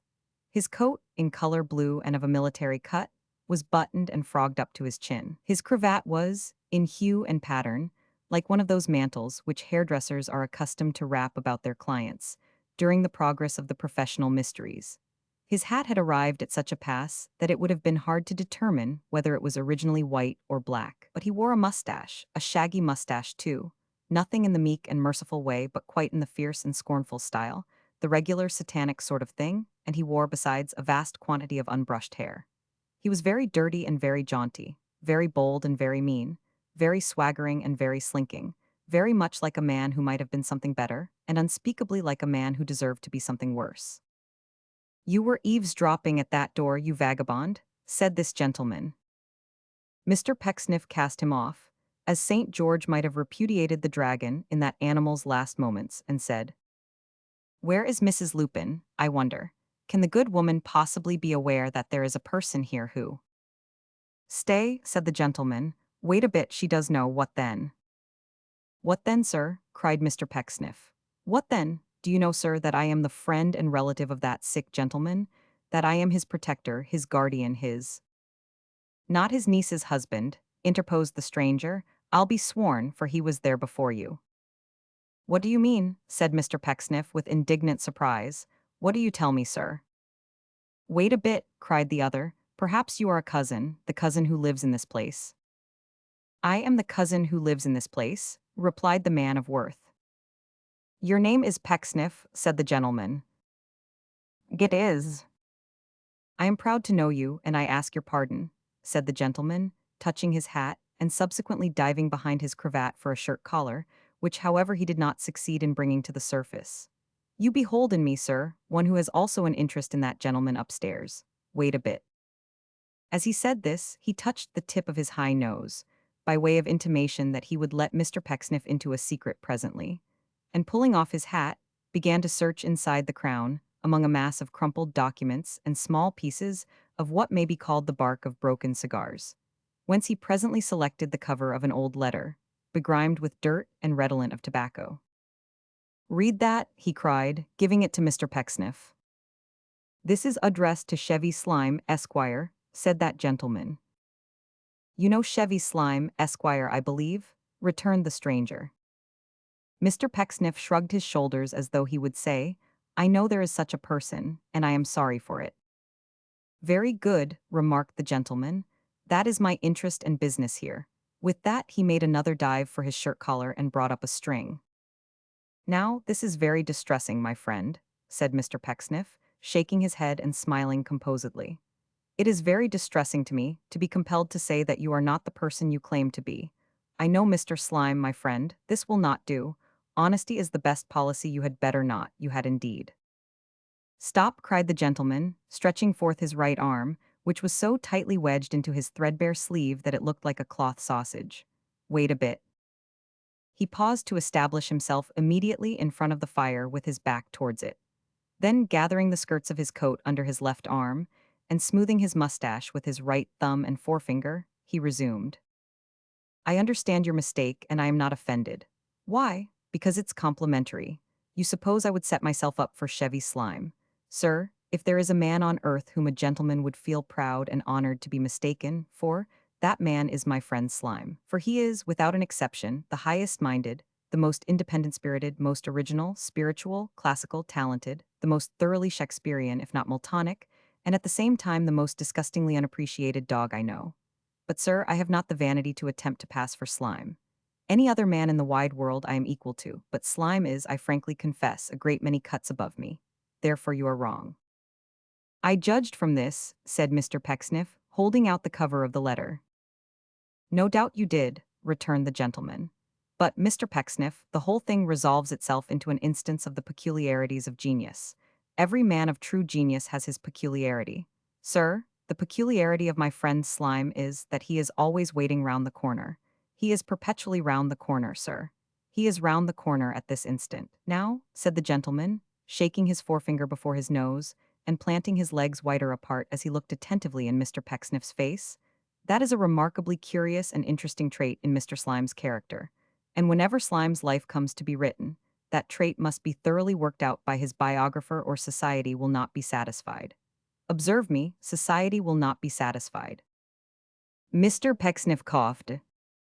"Slime's biographer, sir, whoever he may be," resumed the gentleman, "must apply to me.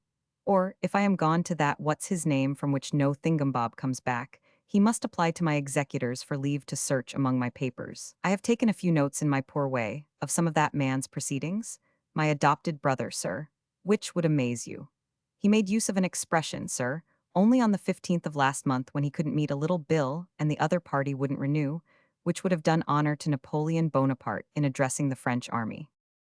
"And pray," asked Mr. Pecksniff, obviously not quite at his ease, "what may be Mr. Slime's business here, if I may be permitted to inquire, who am compelled by a regard for my own character to disavow all interest in his proceedings?" "In the first place," returned the gentleman, "you will permit me to say that I object to that remark, and that I strongly and indignantly protest against it on behalf of my friend Slime. In the next place, you will give me leave to introduce myself. My name, sir, is Tigg. The name of Montague Tigg will perhaps be familiar to you, in connection with the most remarkable events of the Peninsular War." Mr. Pecksniff gently shook his head. "No matter," said the gentleman. "That man was my father, and I bear his name. I am consequently proud, proud as Lucifer. Excuse me one moment. I desire my friend Slime to be present at the remainder of this conference." With this announcement he hurried away to the outer door of the Blue Dragon, and almost immediately returned with a companion shorter than himself, who was wrapped in an old blue camlet cloak with a lining of faded scarlet. His sharp features being much pinched and nipped by long waiting in the cold, and his straggling red whiskers and frowsy hair being more than usually disheveled from the same cause, he certainly looked rather unwholesome and uncomfortable than Shakespearean or Miltonic. "Now," said Mr. Tigg, clapping one hand on the shoulder of his prepossessing friend, and calling Mr. Pecksniff's attention to him with the other, "you two are related, and relations never did agree and never will, which is a wise dispensation and an inevitable thing, or there would be none but family parties, and everybody in the world would bore everybody else to death. If you were on good terms, I should consider you a most confoundedly unnatural pair. But standing towards each other as you do, I took upon you as a couple of devilish, deep-thoughted fellows, who may be reasoned with to any extent." Here Mr. Chevy Slime, whose great abilities seemed one and all to point towards the sneaking quarter of the moral compass, nudged his friend stealthily with his elbow, and whispered in his ear. "Chiv," said Mr. Tigg aloud, in the high tone of one who was not to be tampered with, "I shall come to that presently. I act upon my own responsibility, or not at all. To the extent of such a trifling loan as a crown piece to a man of your talents, I look upon Mr. Pecksniff as certain."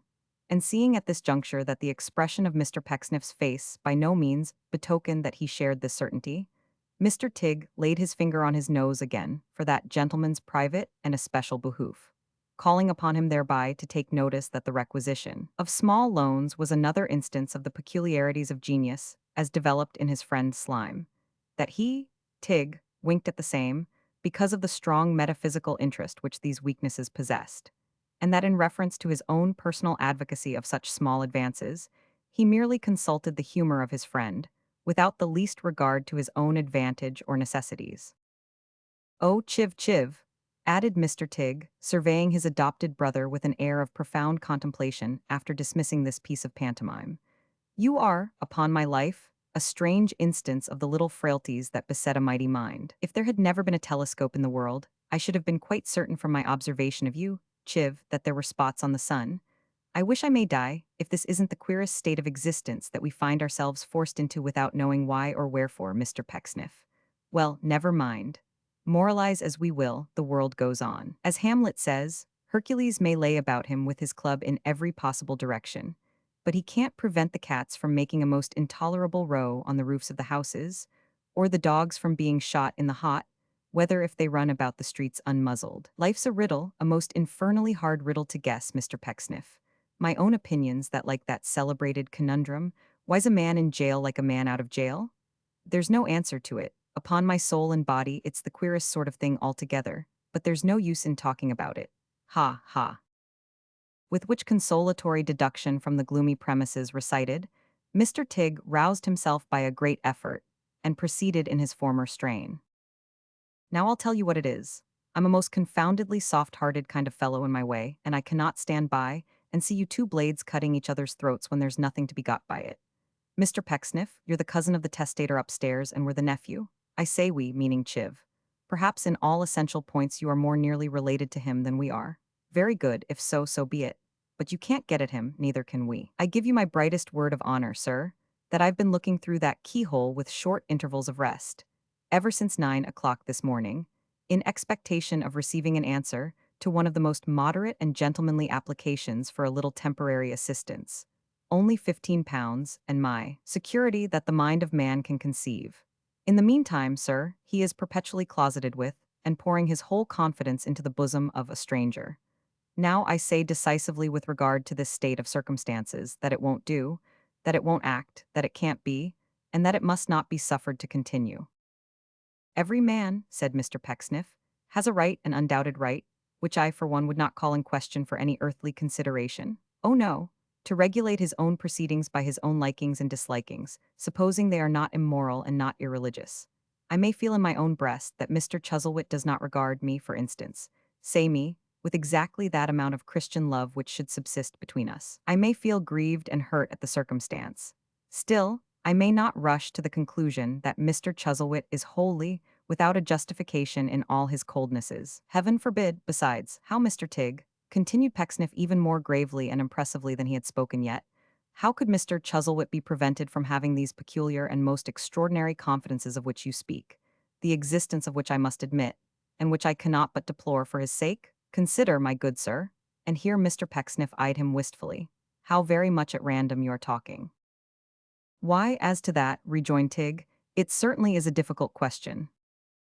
Undoubtedly it is a difficult question, Mr. Pecksniff answered. As he spoke he drew himself aloft, and seemed to grow more mindful, suddenly, of the moral gulf between himself and the creature he addressed. Undoubtedly it is a very difficult question, and I am far from feeling sure that it is a question anyone is authorized to discuss. Good evening to you. You don't know that the Spottletoes are here, I suppose? Said Mr. Tigg. What do you mean, sir? What Spottletoes? Asked Pecksniff, stopping abruptly on his way to the door. Mr. and Mrs. Spottletoe, said Chevy Slime, Esquire, speaking aloud for the first time and speaking very sulkily, shambling with his legs the while. Spottletoe married my father's brother's child, didn't he?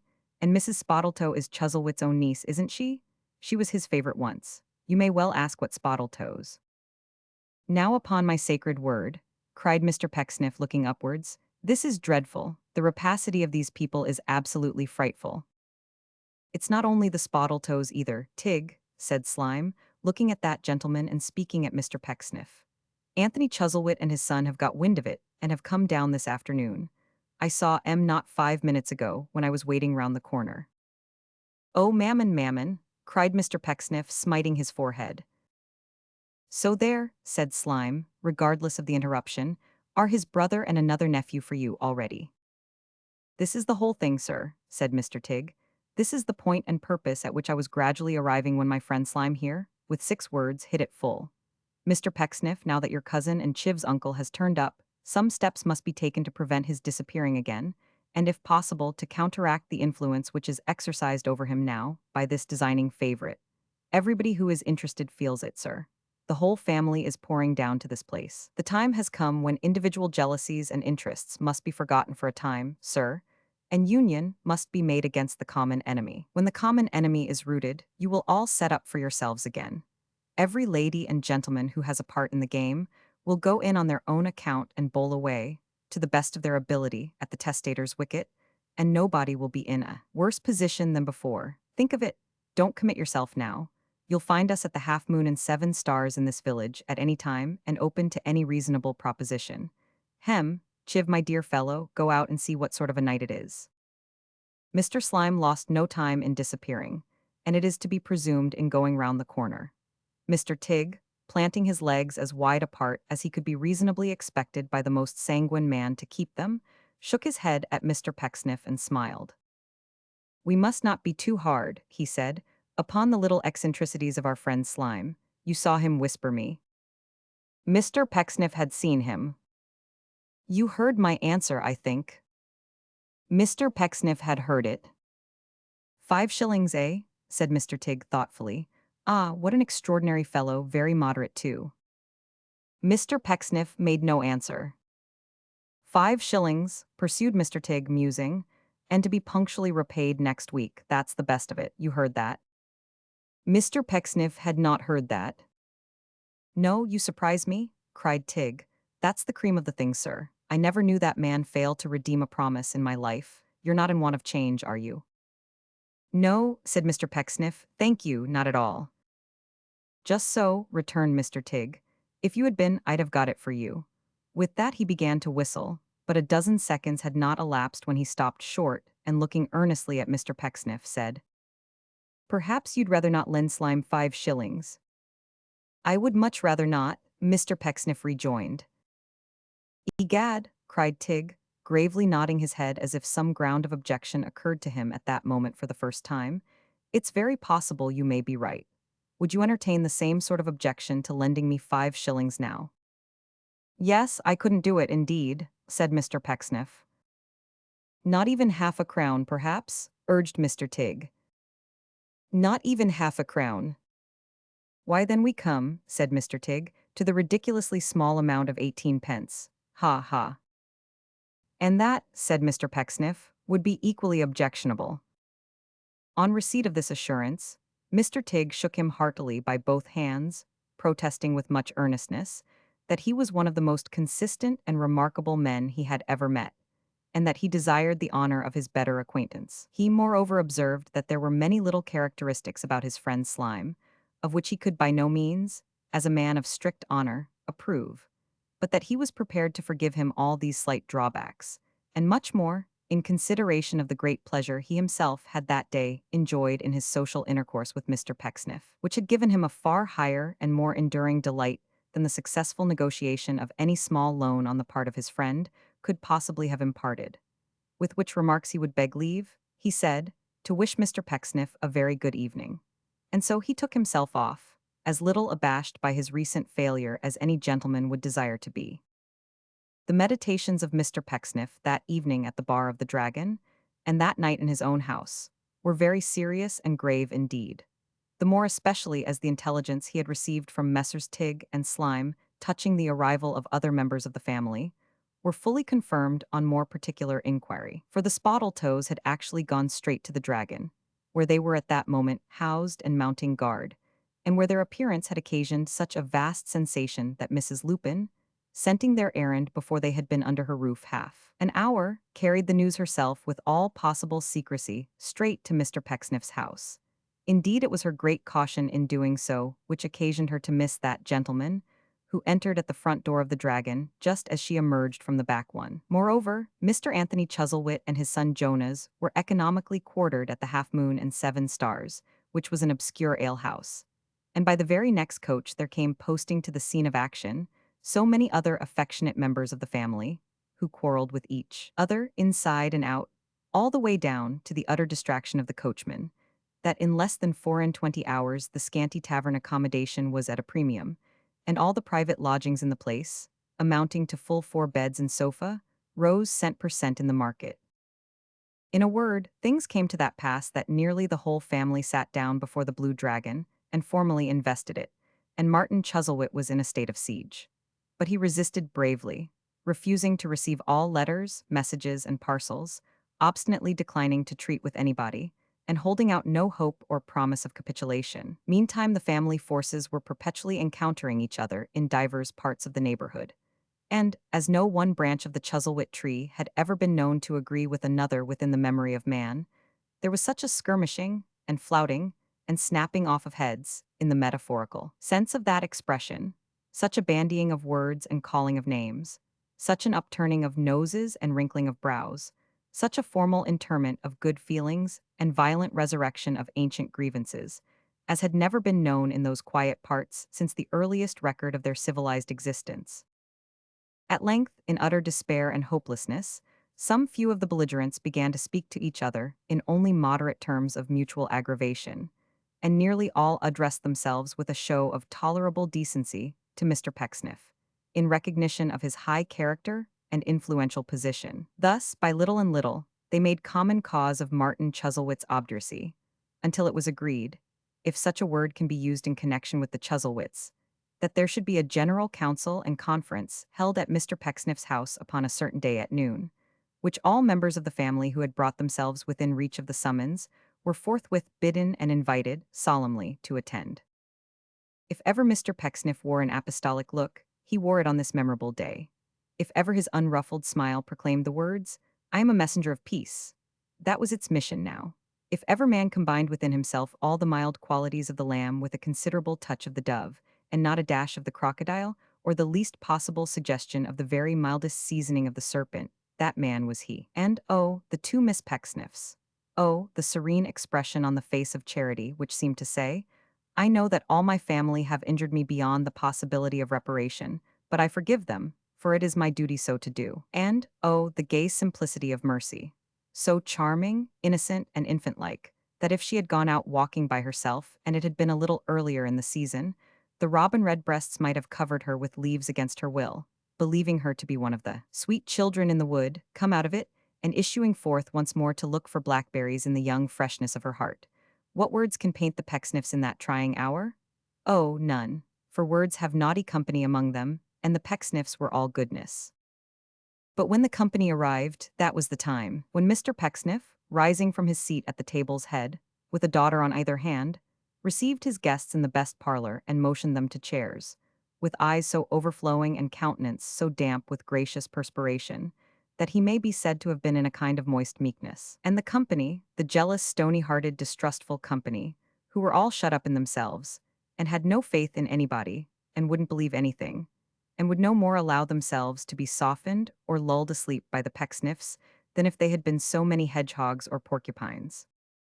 First, there was Mr. Spottletoe, who was so bald and had such big whiskers that he seemed to have stopped his hair, by the sudden application of some powerful remedy, in the very act of falling off his head, and to have fastened it irrevocably on his face. Then there was Mrs. Spottletoe, who being much too slim for her years, and of a poetical constitution, was accustomed to inform her more intimate friends that the said whiskers were the lodestar of her existence, and who could now, by reason of her strong affection for her uncle Chuzzlewit, and the shock it gave her to be suspected of testamentary designs upon him, do nothing but cry, except moan. Then there were Anthony Chuzzlewit and his son Jonas, the face of the old man so sharpened by the wariness and cunning of his life, that it seemed to cut him a passage through the crowded room as he edged away behind the remotest chairs, while the son had so well profited by the precept and example of the father that he looked a year or two the elder of the twain, as they stood winking their red eyes, side by side, and whispering to each other softly. Then there was the widow of a deceased brother of Mr. Martin Chuzzlewit,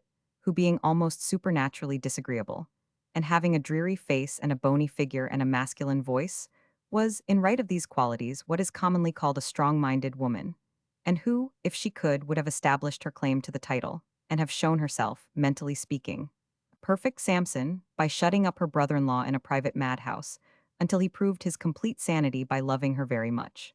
Beside her sat her spinster daughters, 3 in number, and of gentlemanly deportment, who had so mortified themselves with tight stays, that their tempers were reduced to something less than their waists, and sharp lacing was expressed in their very noses. Then there was a young gentleman, grand-nephew of Mr. Martin Chuzzlewit, very dark and very hairy, and apparently born for no particular purpose, but to save looking-glasses the trouble of reflecting more than just the first idea and sketchy notion of a face, which had never been carried out. Then there was a solitary female cousin who was remarkable for nothing but being very deaf, and living by herself, and always having the toothache. Then there was George Chuzzlewit, a gay bachelor cousin, who claimed to be young but had been younger, and was inclined to corpulency, and rather overfed himself, To that extent, indeed, that his eyes were strained in their sockets as if with constant surprise, and he had such an obvious disposition to pimples that the bright spots on his cravat, the rich pattern on his waistcoat, and even his glittering trinkets seemed to have broken out upon him, and not to have come into existence comfortably. Last of all there were present Mr. Chevy Slime and his friend Tig. And it is worthy of remark that although each person present disliked the other, mainly because he or she did belong to the family, they one and all concurred in hating Mr. Tig because he didn't. 20,096 M. Original. Such was the pleasant little family circle, now assembled in Mr. Pecksniff's best parlor, agreeably prepared to fall foul of Mr. Pecksniff, or anybody else who might venture to say anything whatever upon any subject. "This," said Mr. Pecksniff, rising and looking round upon them with folded hands, "does me good. It does my daughters good. We thank you for assembling here. We are grateful to you with our whole hearts. It is a blessed distinction that you have conferred upon us, and believe me, it is impossible to conceive how he smiled here. We shall not easily forget it." "I am sorry to interrupt you, Pecksniff," remarked Mr. Spottletoe, with his whiskers in a very portentous state, "but you are assuming too much to yourself, sir. Who do you imagine has it in contemplation to confer a distinction upon you, sir?" A general murmur echoed this inquiry and applauded it. "If you are about to pursue the course with which you have begun, sir," pursued Mr. Spottletoe in a great heat, and giving a violent rap on the table with his knuckles, "the sooner you desist, and this assembly separates, the better.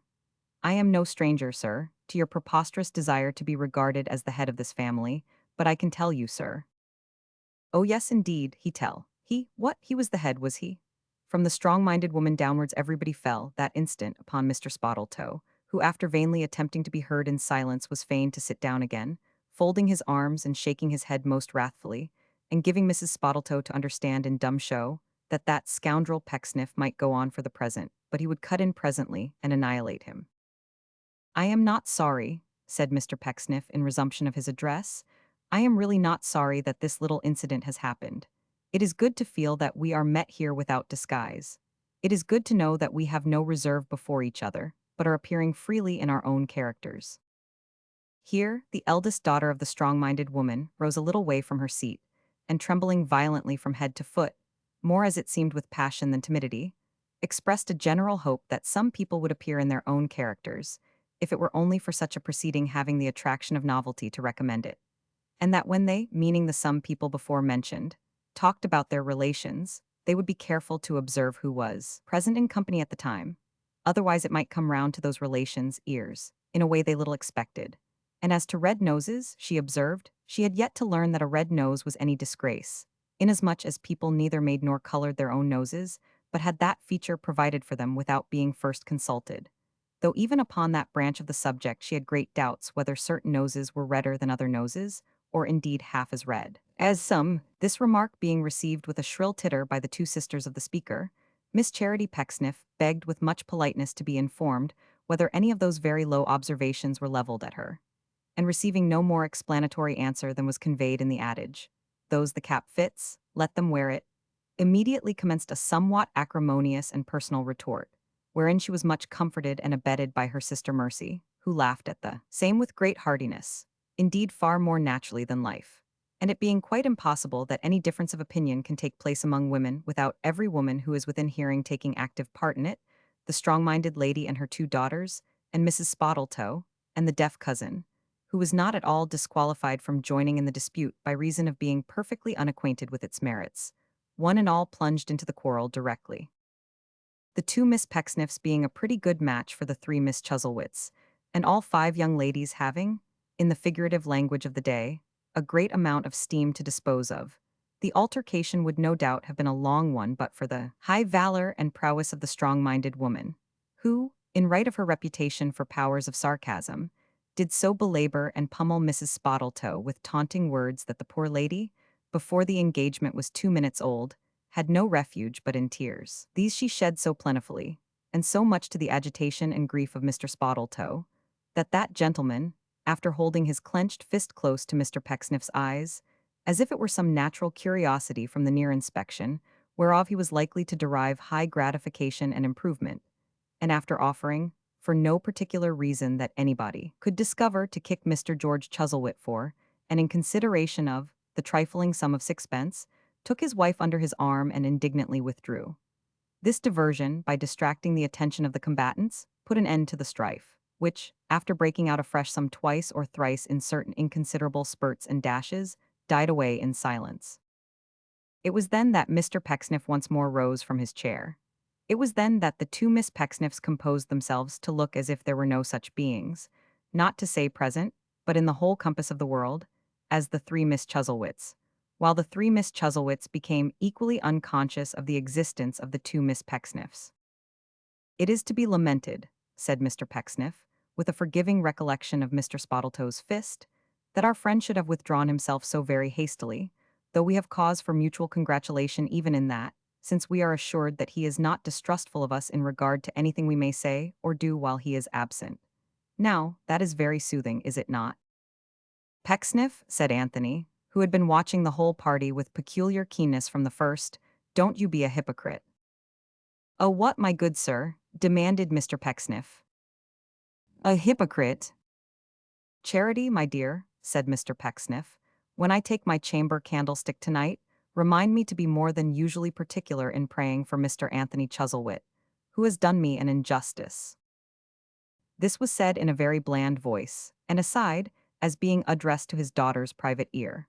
With a cheerfulness of conscience, prompting almost a sprightly demeanor, he then resumed. "All our thoughts centering in our very dear but unkind relative, and he being as it were beyond our reach, we are met today, really as if we were a funeral party, except, a blessed exception, that there is no body in the house." The strong-minded lady was not at all sure that this was a blessed exception, quite the contrary. "Well, my dear madam," said Mr. Pecksniff, "be that as it may, here we are, and being here, we are to consider whether it is possible by any justifiable means." "Why, you know as well as I," said the strong-minded lady, "that any means are justifiable in such a case, don't you?" "Very good, my dear madam, very good. Whether it is possible by any means, we will say by any means, to open the eyes of our valued relative to his present infatuation. Whether it is possible to make him acquainted by any means with the real character and purpose of that young female whose very strange position, in reference to himself," here Mr. Pecksniff sunk his voice to an impressive whisper, "really casts a shadow of disgrace and shame upon this family, and who, we know," here he raised his voice again, "else why is she his companion? Harbors the very basest designs upon his weakness and his property." In their strong feeling on this point, they, who agreed in nothing else, all concurred as one mind. Good heaven, that she should harbor designs upon his property. The strong-minded lady was for poison, her three daughters were for bridewell and bread and water, the cousin with the toothache advocated Botany Bay, the two Miss Pecksniffs suggested flogging. Nobody but Mr. Tigg, who, notwithstanding his extreme shabbiness, was still understood to be in some sort a lady's man, in right of his upper lip and his frogs, indicated a doubt of the justifiable nature of these measures. And he only ogled the three Miss Chuzzlewits with the least admixture of banter in his admiration, as though he would observe, "You are positively down upon her to too great an extent, my sweet creatures, upon my soul you are." "Now," said Mr. Pecksniff, crossing his two forefingers in a manner which was at once conciliatory and argumentative, "I will not, upon the one hand, go so far as to say that she deserves all the inflictions which have been so very forcibly and hilariously suggested," one of his ornamental sentences, "nor will I, upon the other, on any account compromise my common understanding as a man, by making the assertion that she does not. What I would observe is, that I think some practical means might be devised of inducing our respected, shall I say our revered?" "No," interposed the strong-minded woman in a loud voice. "Then I will not," said Mr. Pecksniff. "You are quite right, my dear madam, and I appreciate and thank you for your discriminating objection. Our respected relative, to dispose himself to listen to the promptings of nature, and not to the—" "Go on, Pa," cried Mercy. "Why, the truth is, my dear," said Mr. Pecksniff, smiling upon his assembled kindred, "that I am at a loss for a word. The name of those fabulous animals, pagan, I regret to say, who used to sing in the water has quite escaped me."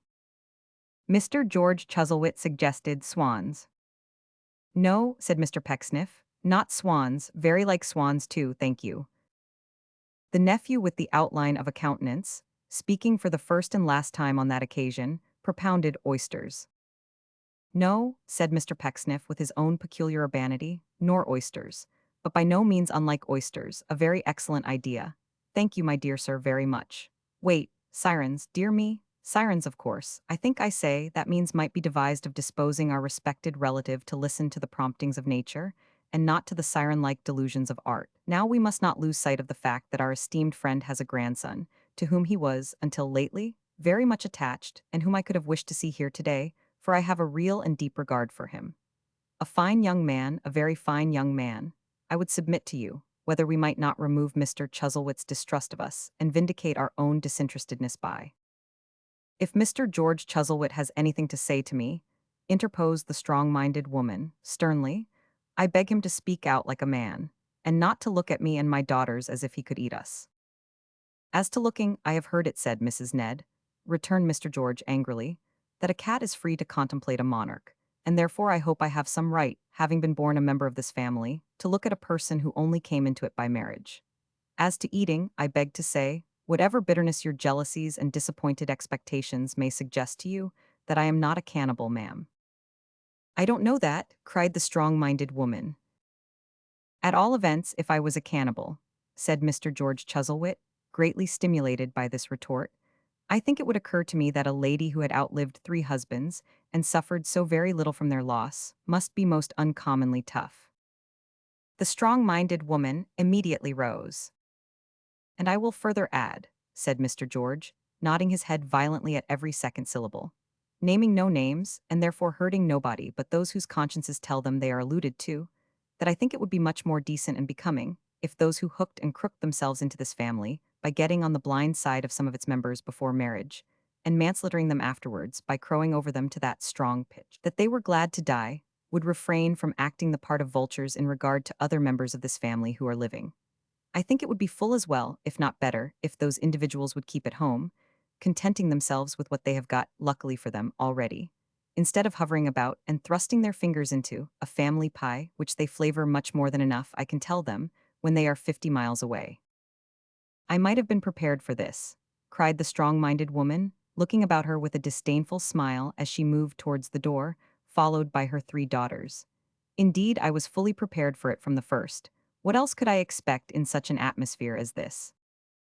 Don't direct your half-pay officers, gaze at me, ma'am, if you please, interposed Miss Charity, for I won't bear it. This was a smart stab at a pension enjoyed by the strong-minded woman during her second widowhood and before her last coverture. It told immensely. I pass from the memory of a grateful country, you very miserable minx, said Mrs. Ned, when I entered this family, and I feel now, though I did not feel then, that it served me right, and that I lost my claim upon the United Kingdom of Great Britain and Ireland when I so degraded myself. Now, my dears, if you're quite ready, and have sufficiently improved yourselves by taking to heart the genteel example of these 2 young ladies, I think we'll go. Mr. Pecksniff, we are very much obliged to you, really. We came to be entertained, and you have far surpassed our utmost expectations in the amusement you have provided for us. Thank you, goodbye. With such departing words, did this strong-minded female paralyze the Pecksniffian energies, and so she swept out of the room and out of the house, attended by her daughters, who, as with one accord, elevated their 3 noses in the air, and joined in a contemptuous titter. As they passed the parlor window on the outside, they were seen to counterfeit a perfect transport of delight among themselves, and with this final blow and great discouragement for those within, they vanished. Before Mr. Pecksniff or any of his remaining visitors could offer a remark, another figure passed this window, coming at a great rate in the opposite direction, and immediately afterwards Mr. Spottletoe burst into the chamber. Compared with his present state of heat, he had gone out a man of snow or ice. His head distilled such oil upon his whiskers that they were rich and clogged with unctuous drops. His face was violently inflamed, his limbs trembled, and he gasped and strove for breath. "My good sir," cried Mr. Pecksniff. "Oh yes," returned the other. "Oh yes, certainly. Oh, to be sure. Oh, of course, you hear him, all of you." "What's the matter?" cried several voices.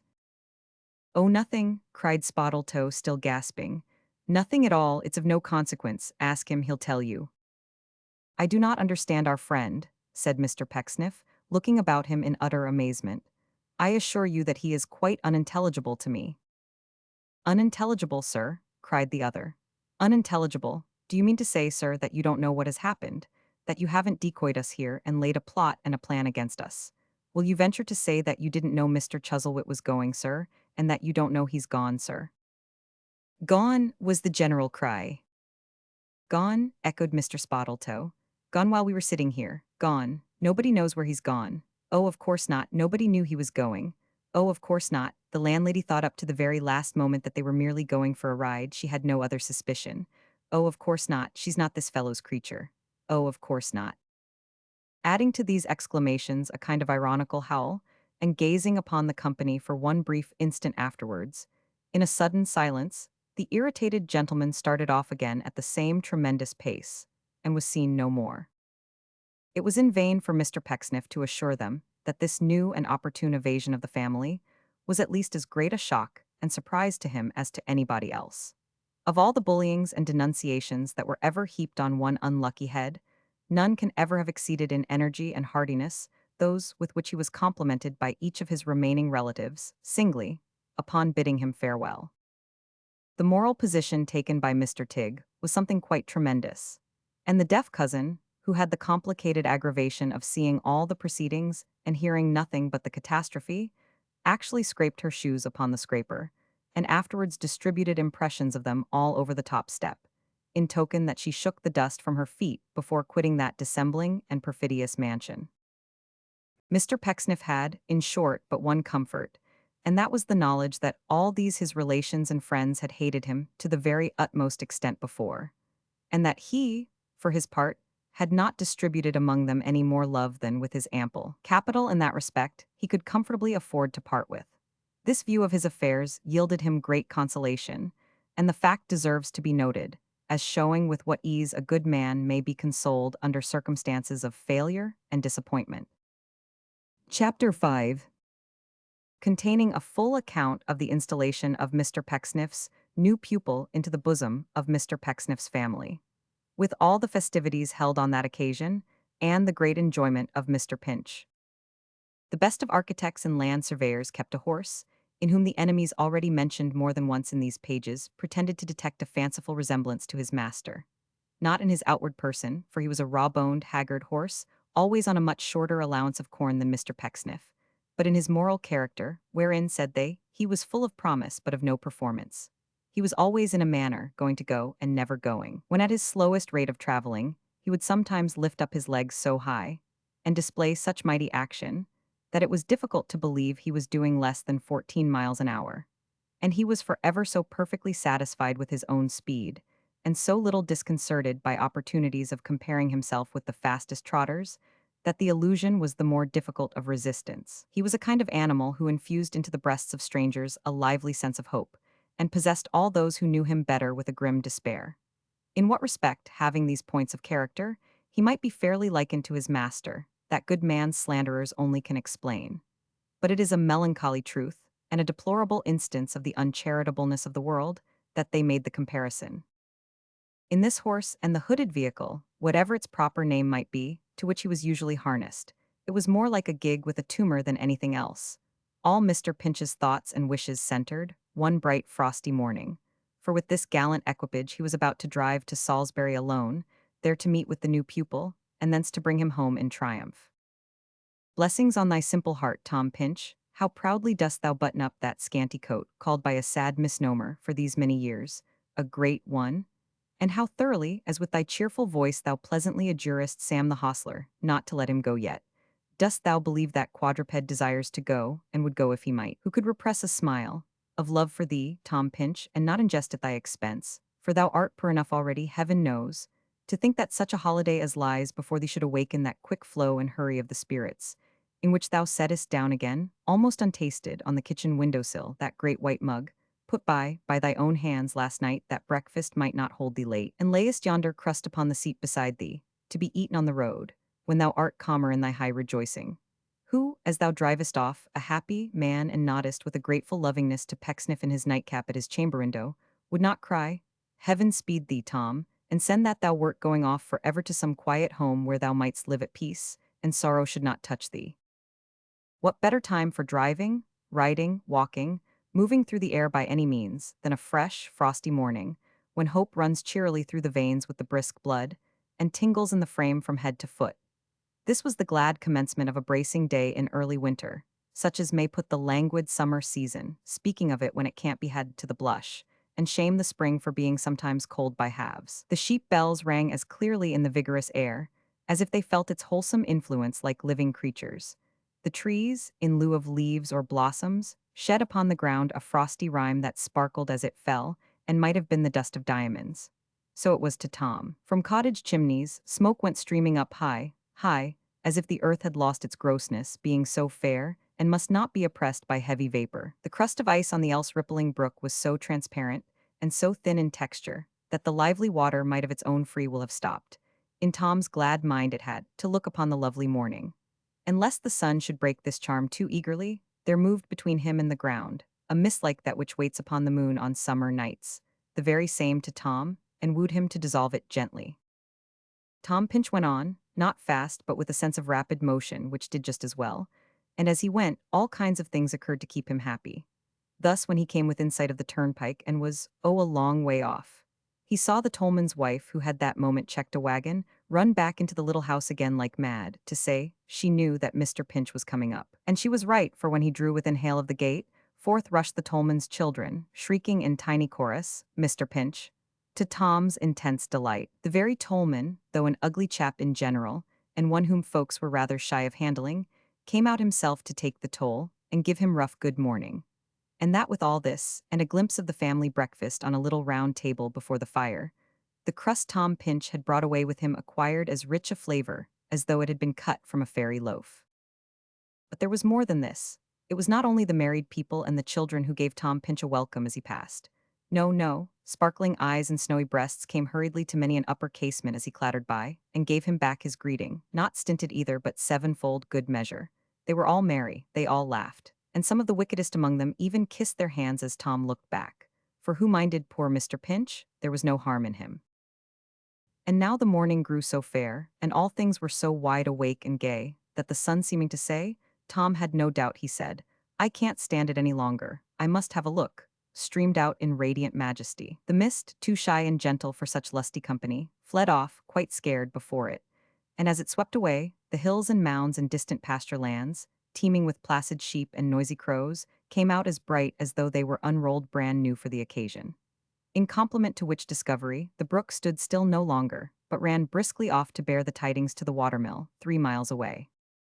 Mr. Pinch was jogging along, full of pleasant thoughts and cheerful influences, when he saw, upon the path before him, going in the same direction with himself, a traveler on foot who walked with a light, quick step, and sang as he went, for certain in a very loud voice, but not unmusically. He was a young fellow, of some 5 or 6 and 20 perhaps, and was dressed in such a free and flyaway fashion, that the long ends of his loose red neckcloth were streaming out behind him quite as often as before, and the bunch of bright winter berries in the buttonhole of his velveteen coat was as visible, to Mr. Pinch's rearward observation, as if he had worn that garment wrong side foremost.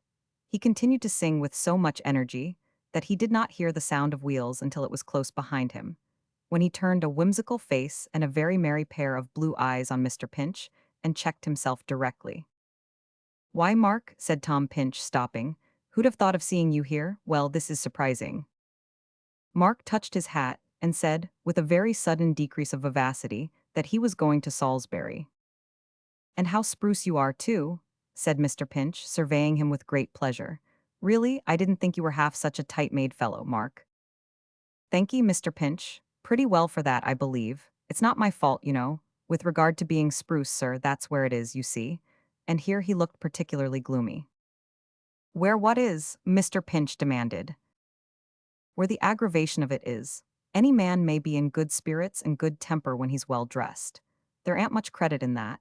If I was very ragged and very jolly, then I should begin to feel I had gained a point, Mr. Pinch."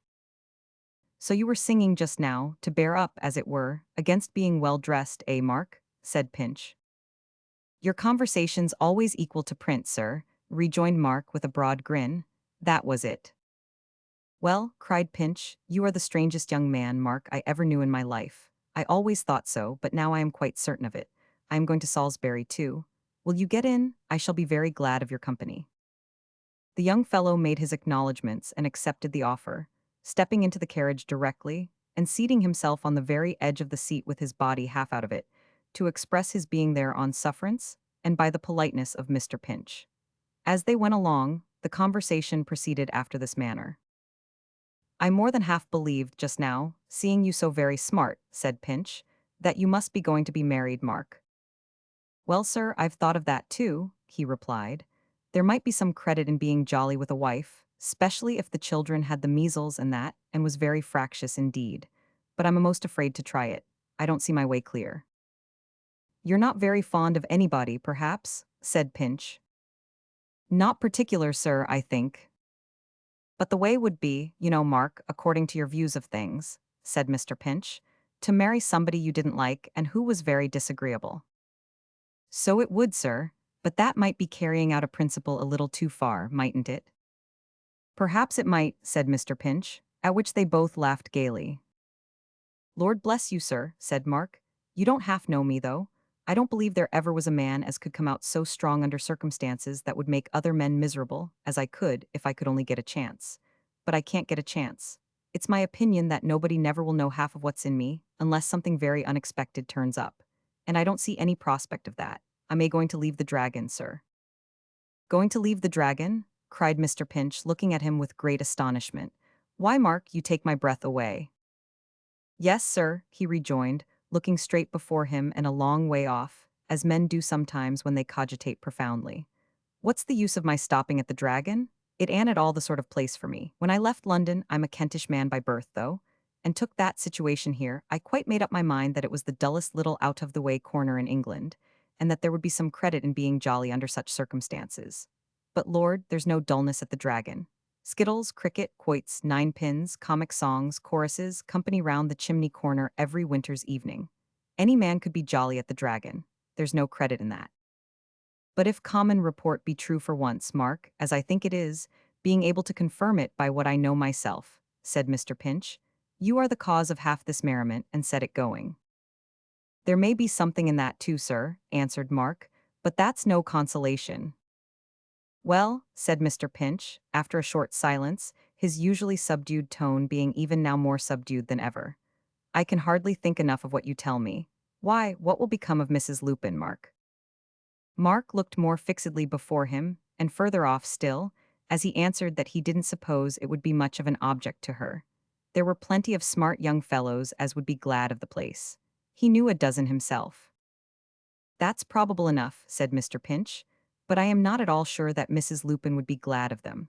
Why, I always supposed that Mrs. Lupin and you would make a match of it, Mark, and so did everyone as far as I know." "I never," Mark replied in some confusion, "said nothing as was in a direct way courting-like to her, nor she to me, but I don't know what I mightn't do one of these odd times, and what she mightn't say in answer." "Well, sir, that wouldn't suit." "Not to be landlord of the Dragon, Mark?" cried Mr. Pinch. "No, sir, certainly not," returned the other, withdrawing his gaze from the horizon and looking at his fellow traveler. "Why, that would be the ruin of a man like me. I go and sit down comfortably for life, and no man never finds me out. What would be the credit of the landlord of the Dragon, being jolly? Why, he couldn't help it if he tried." "Does Mrs. Lupin know you are going to leave her?" Mr. Pinch inquired. "I haven't broke it to her yet, sir, but I must. I'm looking out this morning for something new and suitable," he said, nodding towards the city. "What kind of thing now?" Mr. Pinch demanded. "I was thinking," Mark replied, "of something in the grave-digging way." "Good gracious, Mark," cried Mr. Pinch. "It's a good damp, wormy sort of business, sir," said Mark, shaking his head argumentatively, "and there might be some credit in being jolly, with one's mind in that pursuit, unless grave diggers is usually given that way, which would be a drawback. You don't happen to know how that is in general, do you, sir?" "No," said Mr. Pinch, "I don't indeed. I never thought upon the subject." "In case of that not turning out as well as one could wish, you know," said Mark, musing again, "there's other businesses. Undertaking now, that's gloomy. There might be credit to be gained there. A broker's man in a poor neighborhood wouldn't be bad, perhaps. A jailer sees a deal of misery. A doctor's man is in the very midst of murder. A bailiff's ain't a lively office naturally. Even a tax gatherer must find his feelings rather worked upon, at times. There's lots of trades in which I should have an opportunity, I think." Mr. Pinch was so perfectly overwhelmed by these remarks that he could do nothing but occasionally exchange a word or two on some indifferent subject, and cast sidelong glances at the bright face of his odd friend, who seemed quite unconscious of his observation, until they reached a certain corner of the road, close upon the outskirts of the city, when Mark said he would jump down there if he pleased. "But bless my soul, Mark," said Mr. Pinch, who in the progress of his observation just then made the discovery that the bosom of his companion's shirt was as much exposed as if it was midsummer, and was ruffled by every breath of air, "why don't you wear a waistcoat?" "What's the good of one, sir?" asked Mark. "Good of one?" said Mr. Pinch. "Why, to keep your chest warm." "Lord love you, sir," cried Mark, "you don't know me, my chest don't want no warming. Even if it did, what would no waistcoat bring it to? Inflammation of the lungs, perhaps. Well, there be some credit in being jolly with the inflammation of the lungs."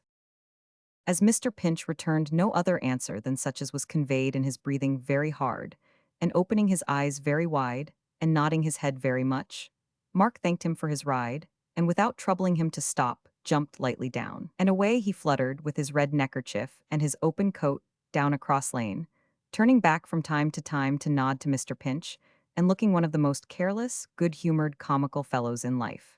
His late companion, with a thoughtful face, pursued his way to Salisbury. Mr. Pinch had a shrewd notion that Salisbury was a very desperate sort of place, an exceeding wild and dissipated city, and when he had put up the horse, and given the hostler to understand that he would look in again in the course of an hour or two to see him take his corn, he set forth on a stroll about the streets with a vague and not unpleasant idea that they teemed with all kinds of mystery and bedevilment.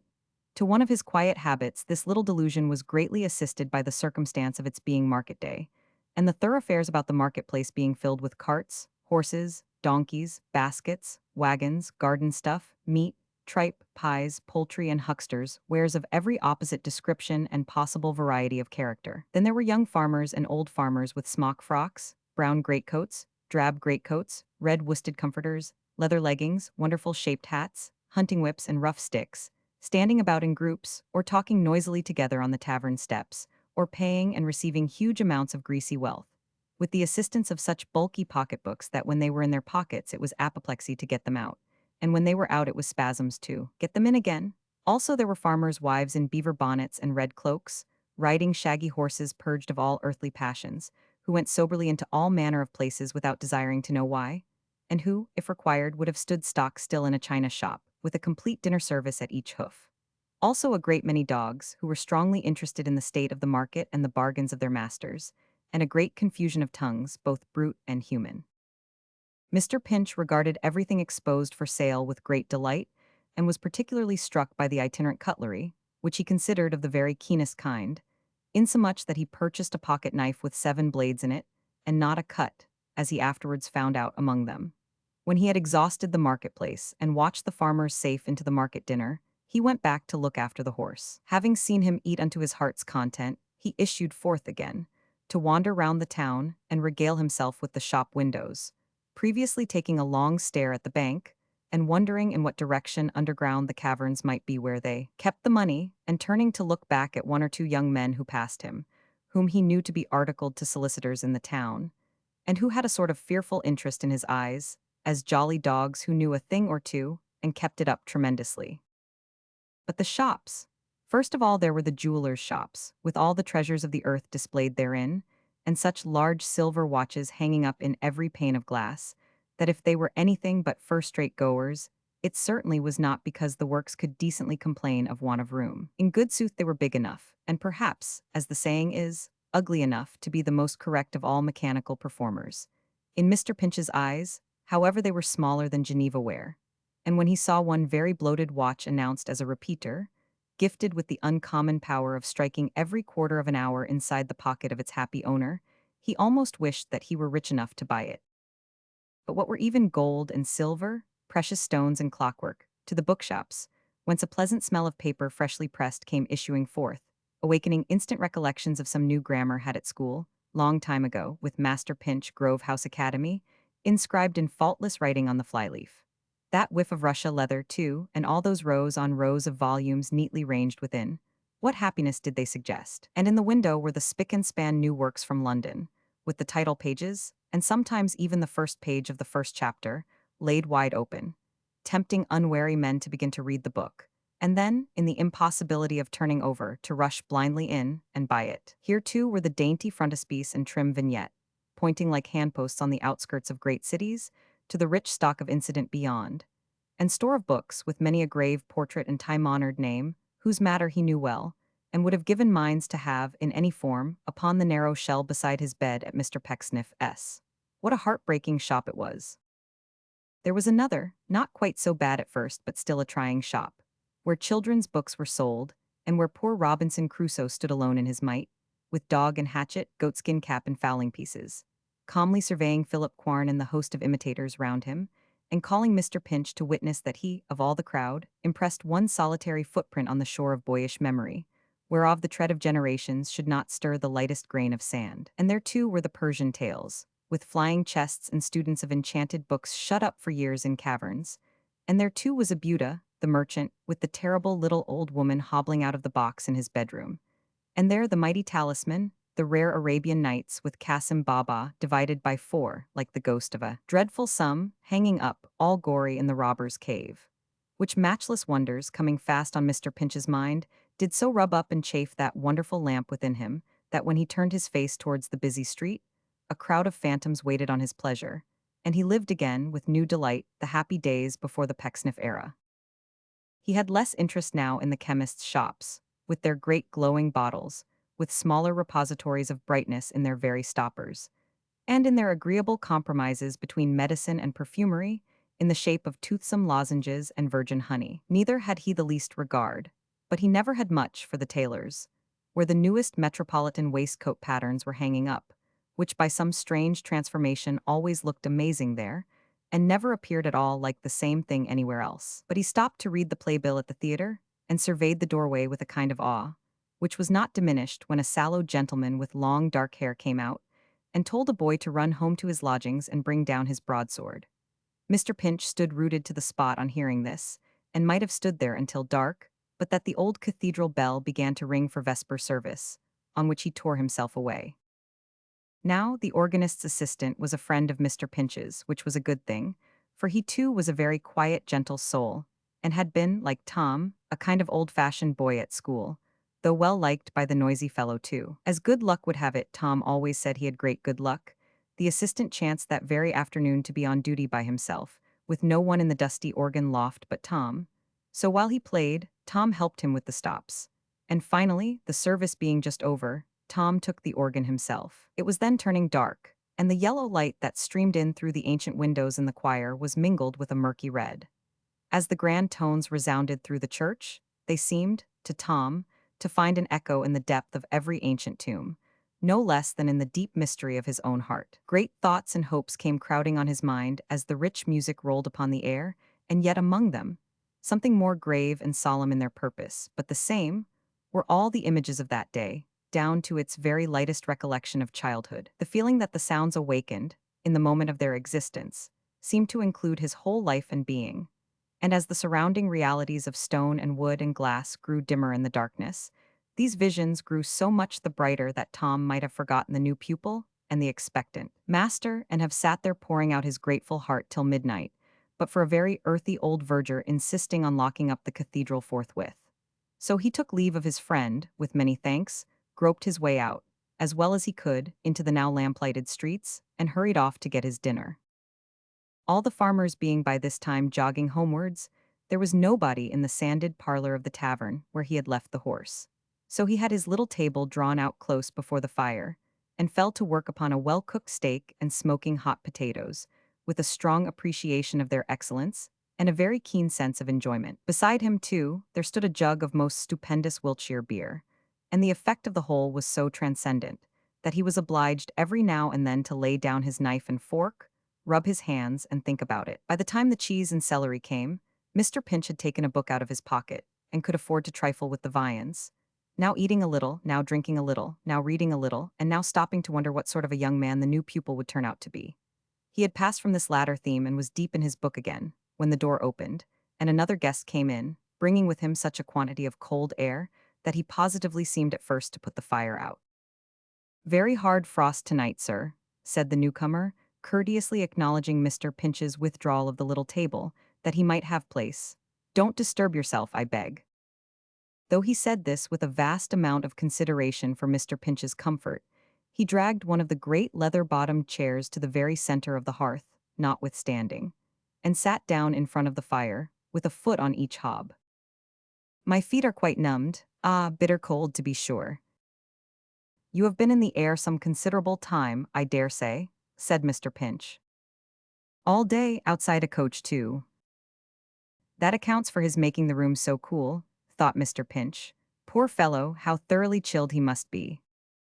The stranger became thoughtful likewise, and sat for 5 or 10 minutes looking at the fire in silence. At length he rose and divested himself of his shawl and greatcoat, which, far different from Mr. Pinch's, was a very warm and thick one. But he was not a whit more conversational out of his greatcoat than in it, for he sat down again in the same place and attitude, and, leaning back in his chair, began to bite his nails. He was young, 21, perhaps, and handsome, with a keen dark eye and a quickness of look and manner which made Tom sensible of a great contrast in his own bearing, and caused him to feel even more shy than usual. There was a clock in the room, which the stranger often turned to look at. Tom made frequent reference to it also, partly from a nervous sympathy with its taciturn companion, and partly because the new pupil was to inquire for him at 6:30, and the hands were getting on towards that hour. Whenever the stranger caught him looking at this clock, a kind of confusion came upon Tom, as if he had been found out in something, and it was a perception of his uneasiness which caused the younger man to say, perhaps with a smile, "We both appear to be rather particular about the time. The fact is, I have an engagement to meet a gentleman here." "So have I," said Mr. Pinch. "At 6:30, said the stranger. "At 6:30, said Tom in the very same breath, whereupon the other looked at him with some surprise. "The young gentleman, I expect," remarked Tom timidly, "was to inquire at that time for a person by the name of Pinch." "Dear me," cried the other, jumping up, "and I have been keeping the fire from you all this while. I had no idea you were Mr. Pinch. I am the Mr. Martin for whom you were to inquire. Pray excuse me. How do you do? Oh, do draw nearer, pray." "Thank you," said Tom. "Thank you. I am not at all cold, and you are, and we have a cold ride before us. Well, if you wish it, I will." I am very glad," said Tom, smiling with an embarrassed frankness peculiarly his, and which was as plainly a confession of his own imperfections, and an appeal to the kindness of the person he addressed, as if he had drawn one up in simple language and committed it to paper. "I am very glad indeed that you turn out to be the party I expected. I was thinking, but a minute ago, that I could wish him to be like you." "I am very glad to hear it," returned Martin, shaking hands with him again, "for I assure you, I was thinking there could be no such luck as Mr. Pinch's turning out like you." "No, really," said Tom with great pleasure. "Are you serious?" "Upon my word I am," replied his new acquaintance. "You and I will get on excellently well, I know, which it's no small relief to me to feel, for to tell you the truth, I am not at all the sort of fellow who could get on with everybody, and that's the point on which I had the greatest doubts. But they're quite relieved now. Do me the favor to ring the bell, will you?" Mr. Pinch rose and complied with great alacrity. The handle hung just over Martin's head, as he warmed himself, and listened with a smiling face to what his friend went on to say. It was, "If you like punch, you'll allow me to order a glass apiece, as hot as it can be made, that we may usher in our friendship in a becoming manner. To let you into a secret, Mr. Pinch, I never was so much in want of something warm and cheering in my life, but I didn't like to run the chance of being found drinking it, without knowing what kind of person you were. For first impressions, you know, often go a long way and last a long time."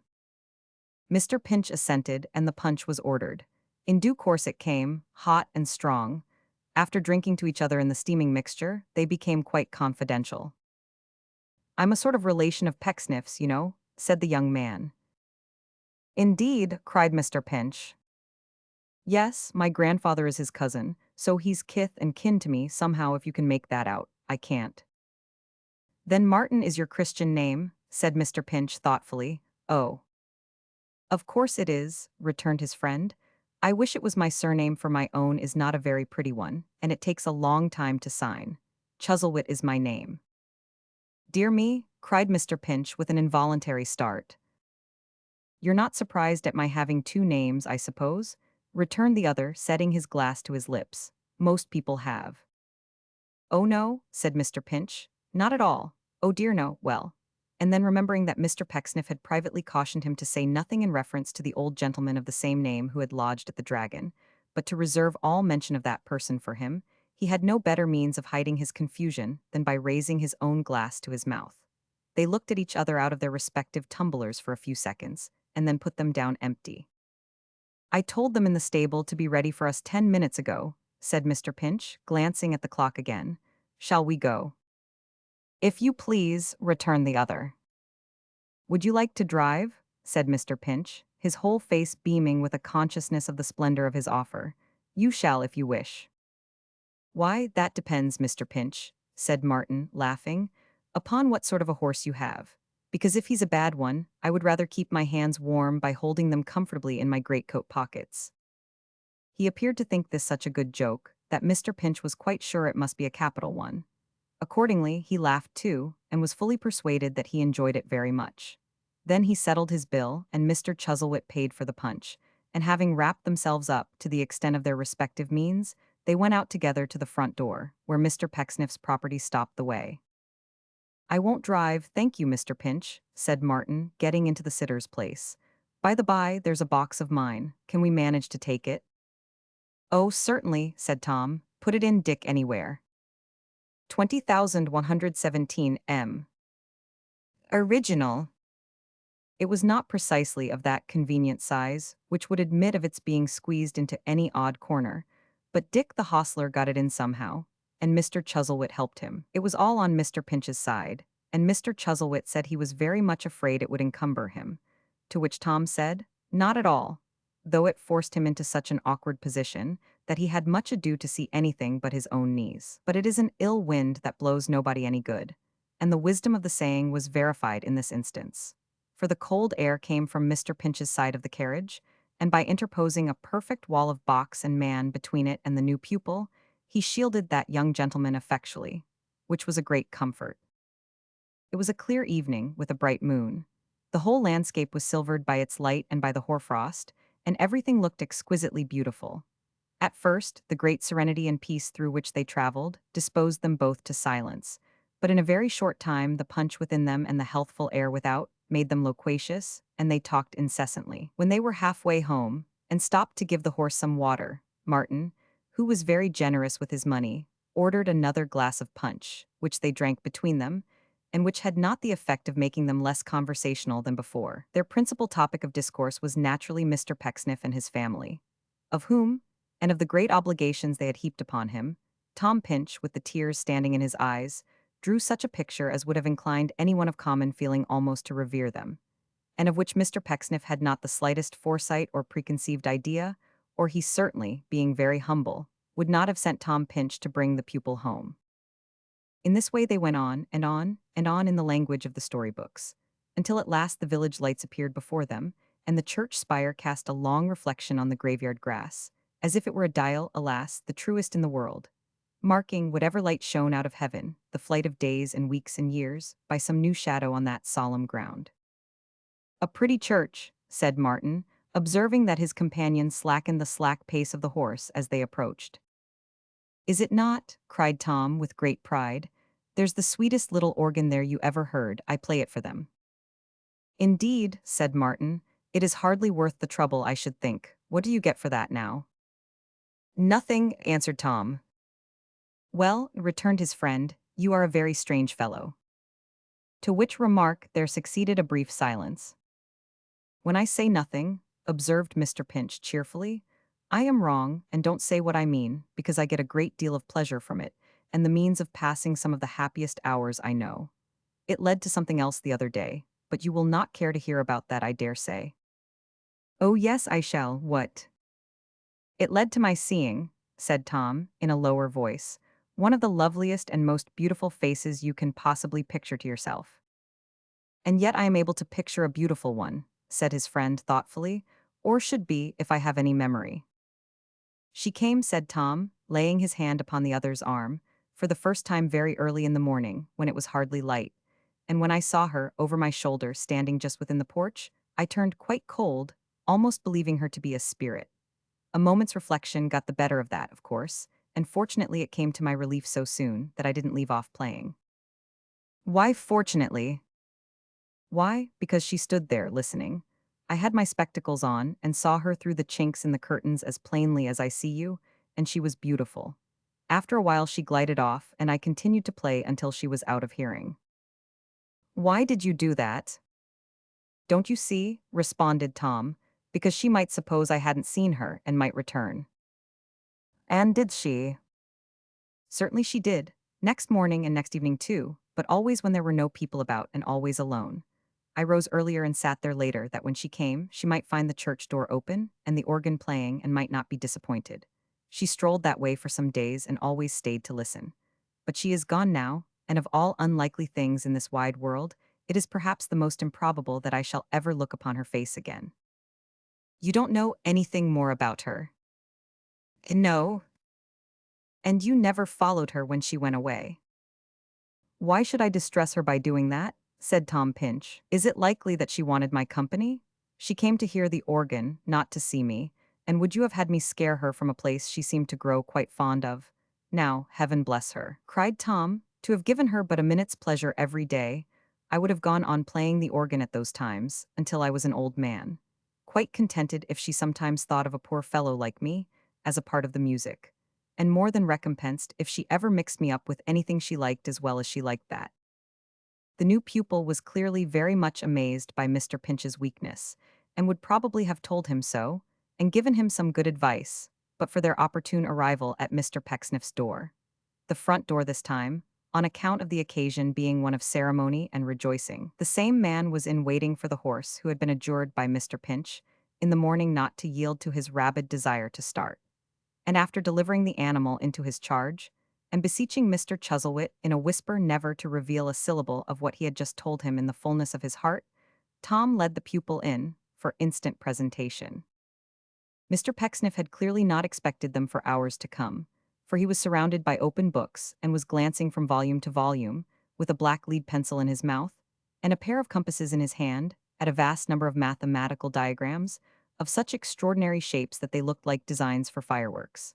Neither had Miss Charity expected them, for she was busied with a capacious wicker basket before her, in making impracticable nightcaps for the poor. Neither had Miss Mercy expected them, for she was sitting upon her stool, tying on the oh good gracious, the petticoat of a large doll that she was dressing for a neighbor's child, really, quite a grown-up doll, which made it more confusing, and had its little bonnet dangling by the ribbon from one of her fair curls, to which she had fastened it lest it should be lost or sat upon. It would be difficult, if not impossible, to conceive a family so thoroughly taken by surprise as the Pecksniffs were, on this occasion. Bless my life, said Mr. Pecksniff, looking up, and gradually exchanging his abstracted face for one of joyful recognition. Here already, Martin, my dear boy, I am delighted to welcome you to my poor house.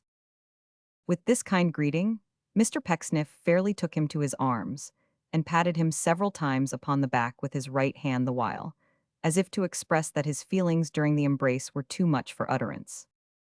But here, he said, recovering, are my daughters, Martin, my two only children, whom, if you ever saw them, you have not beheld, these sad family divisions. Since you were infants together. Nay, my dears, why blush at being detected in your everyday pursuits? We had prepared to give you the reception of a visitor, Martin, in our little room of state, said Mr. Pecksniff, smiling. But I like this better, I like this better. O blessed star of innocence, wherever you may be, how did you glitter in your home of ether, when the two Miss Pecksniffs put forth each her lily hand, and gave the same, with mantling cheeks, to Martin? How did you twinkle as if fluttering with sympathy, when Mercy, reminded of the bonnet in her hair, hid her fair face and turned her head aside, the while her gentle sister plucked it out and smote her with a sister's soft reproof, upon her buxom shoulder. And how, said Mr. Pecksniff, turning round after the contemplation of these passages, and taking Mr. Pinch in a friendly manner by the elbow, how has our friend used you, Martin? Very well indeed, sir. We are on the best terms, I assure you. Old Tom Pinch, said Mr. Pecksniff, looking on him with affectionate sadness. Ah, it seems but yesterday that Thomas was a boy fresh from a scholastic course. Yet years have passed, I think, since Thomas Pinch and I first walked the world together. Mr. Pinch could say nothing, he was too much moved, but he pressed his master's hand and tried to thank him. And Thomas Pinch and I, said Mr. Pecksniff in a deeper voice. "We'll walk it yet, in mutual faithfulness and friendship. And if it comes to pass that either of us be run over in any of those busy crossings which divide the streets of life, the other will convey him to the hospital in hope, and sit beside his bed in bounty. Well, well, well," he added in a happier tone, as he shook Mr. Pinch's elbow hard. "No more of this, Martin, my dear friend, that you may be at home within these walls. Let me show you how we live and where. Come." With that he took up a lighted candle, and, attended by his young relative, prepared to leave the room. At the door he stopped. "You'll bear us company, Tom Pinch." I, cheerfully, though it had been to death, would Tom have followed him, glad to lay down his life for such a man. "This," said Mr. Pecksniff, opening the door of an opposite parlor, "is the little room of state I mentioned to you. My girls have pride in it, Martin. This," opening another door, "is the little chamber in which my works, slight things at best, have been concocted. Portrait of myself by Spiller, bust by Spoker. The latter is considered a good likeness. I seem to recognize something about the left-hand corner of the nose myself." Martin thought it was very like, but scarcely intellectual enough. Mr. Pecksniff observed that the same fault had been found with it before. It was remarkable it should have struck his young relation, too. He was glad to see he had an eye for art. "Various books, you observe," said Mr. Pecksniff, waving his hand towards the wall, "connected with our pursuit.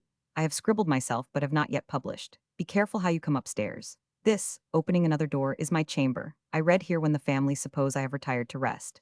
Sometimes I injure my health rather more than I can quite justify to myself by doing so, but art is long and time is short.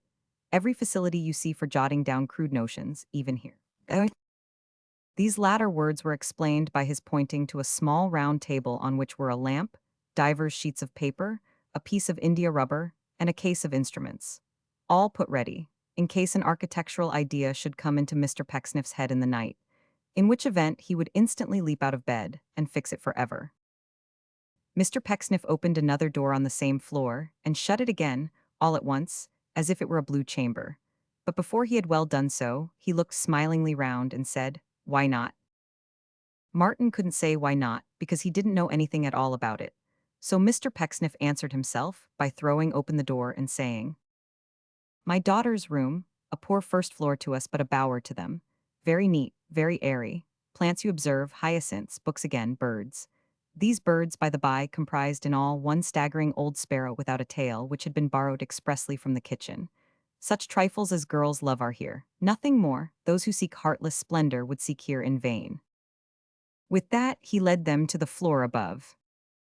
"This," said Mr. Pecksniff, throwing wide the door of the memorable two-pair front, "is a room where some talent has been developed, I believe. This is a room in which an idea for a steeple occurred to me that I may one day give to the world. We work here, my dear Martin. Some architects have been bred in this room. A few, I think, Mr. Pinch." Tom fully assented, and, what is more, fully believed it. "You see," said Mr. Pecksniff, passing the candle rapidly from roll to roll of paper, "some traces of our doings here. Salisbury Cathedral from the north, from the south, from the east, from the west, from the southeast, from the norwest, a bridge, an almshouse, a jail, a church, a powder magazine, a wine cellar, a portico, a summer house, an ice house. Plans, elevations, sections, every kind of thing. And this," he added, having by this time reached another large chamber on the same story, with 4 little beds in it, "this is your room, of which Mr. Pinch here is the quiet sharer. A southern aspect, a charming prospect. Mr. Pinch's little library, you perceive? Everything agreeable and appropriate. If there is any additional comfort you would desire to have here at any time, pray mention it. Even to strangers, far less to you, my dear Martin, there is no restriction on that point." It was undoubtedly true, and may be stated in corroboration of Mr. Pecksniff, that any pupil had the most liberal permission to mention anything in this way that suggested itself to his fancy. Some young gentlemen had gone on mentioning the very same thing for 5 years without ever being stopped. "The domestic assistants," said Mr. Pecksniff, "sleep above, and that is all." After which, and listening complacently as he went, to the encomiums passed by his young friend on the arrangements generally, he led the way to the parlor again. Here a great change had taken place, for festive preparations on a rather extensive scale were already completed, and the 2 Miss Pecksniffs were awaiting their return with hospitable looks. There were 2 bottles of currant wine, white and red, a dish of sandwiches, very long and very slim, another of apples, another of Captain's biscuits, which are always a moist and jovial sort of viand, a plate of oranges cut up small and gritty, with powdered sugar and a highly geological homemade cake. The magnitude of these preparations quite took away Tom Pinch's breath, for though the new pupils were usually let down softly, as one may say, particularly in the wine department, which had so many stages of declension, that sometimes a young gentleman was a whole fortnight in getting to the pump. Still, this was a banquet, a sort of Lord Mayor's feast in private life, a something to think of and hold on by afterwards. To this entertainment, which apart from its own intrinsic merits, had the additional choice quality, that it was in strict keeping with the night, being both light and cool, Mr. Pecksniff besought the company to do full justice. "Martin," he said, "will seat himself between you two, my dears, and Mr. Pinch will come by me. Let us drink to our new inmate, and may we be happy together. Martin, my dear friend, my love to you. Mr. Pinch, if you spare the bottle, we shall quarrel." And trying, in his regard for the feelings of the rest, to look as if the wine were not acid and didn't make him wink, Mr. Pecksniff did honor to his own toast. "This," he said, in allusion to the party, not the wine, "is a mingling that repays one for much disappointment and vexation. Let us be merry." Here he took a captain's biscuit. "It is a poor heart that never rejoices, and our hearts are not poor, no." With such stimulants to merriment did he beguile the time, and do the honors of the table, while Mr. Pinch, perhaps to assure himself that what he saw and heard was holiday reality, and not a charming dream, ate of everything, and in particular disposed of the slim sandwiches to a surprising extent. Nor was he stinted in his draughts of wine, but on the contrary, remembering Mr. Pecksniff's speech, attacked the bottle with such vigor, that every time he filled his glass anew, Miss Charity, despite her amiable resolves, could not repress a fixed and stony glare, as if her eyes had rested on a ghost. Mr. Pecksniff also became thoughtful at those moments, not to say dejected, but as he knew the vintage, it is very likely he may have been speculating on the probable condition of Mr. Pinch upon the morrow, and discussing within himself the best remedies for colic. Martin and the young ladies were excellent friends already, and compared recollections of their childish days to their mutual liveliness and entertainment. Miss Mercy laughed immensely at everything that was said, and sometimes, after glancing at the happy face of Mr. Pinch, was seized with such fits of mirth as brought her to the very confines of hysterics. But for these bursts of gaiety, her sister, in her better sense, reproved her, observing in an angry whisper that it was far from being a theme for jest, and that she had no patience with the creature, though it generally ended in her laughing too, but much more moderately, and saying that indeed it was a little too ridiculous and intolerable to be serious about. At length it became high time to remember the first clause of that great discovery made by the ancient philosopher, for securing health, riches, and wisdom, the infallibility of which has been for generations verified by the enormous fortunes constantly amassed by chimney sweepers and other persons who get up early and go to bed betimes. The young ladies accordingly rose, and having taken leave of Mr. Chuzzlewit with much sweetness, and of their father with much duty, and of Mr. Pinch with much condescension, retired to their bower.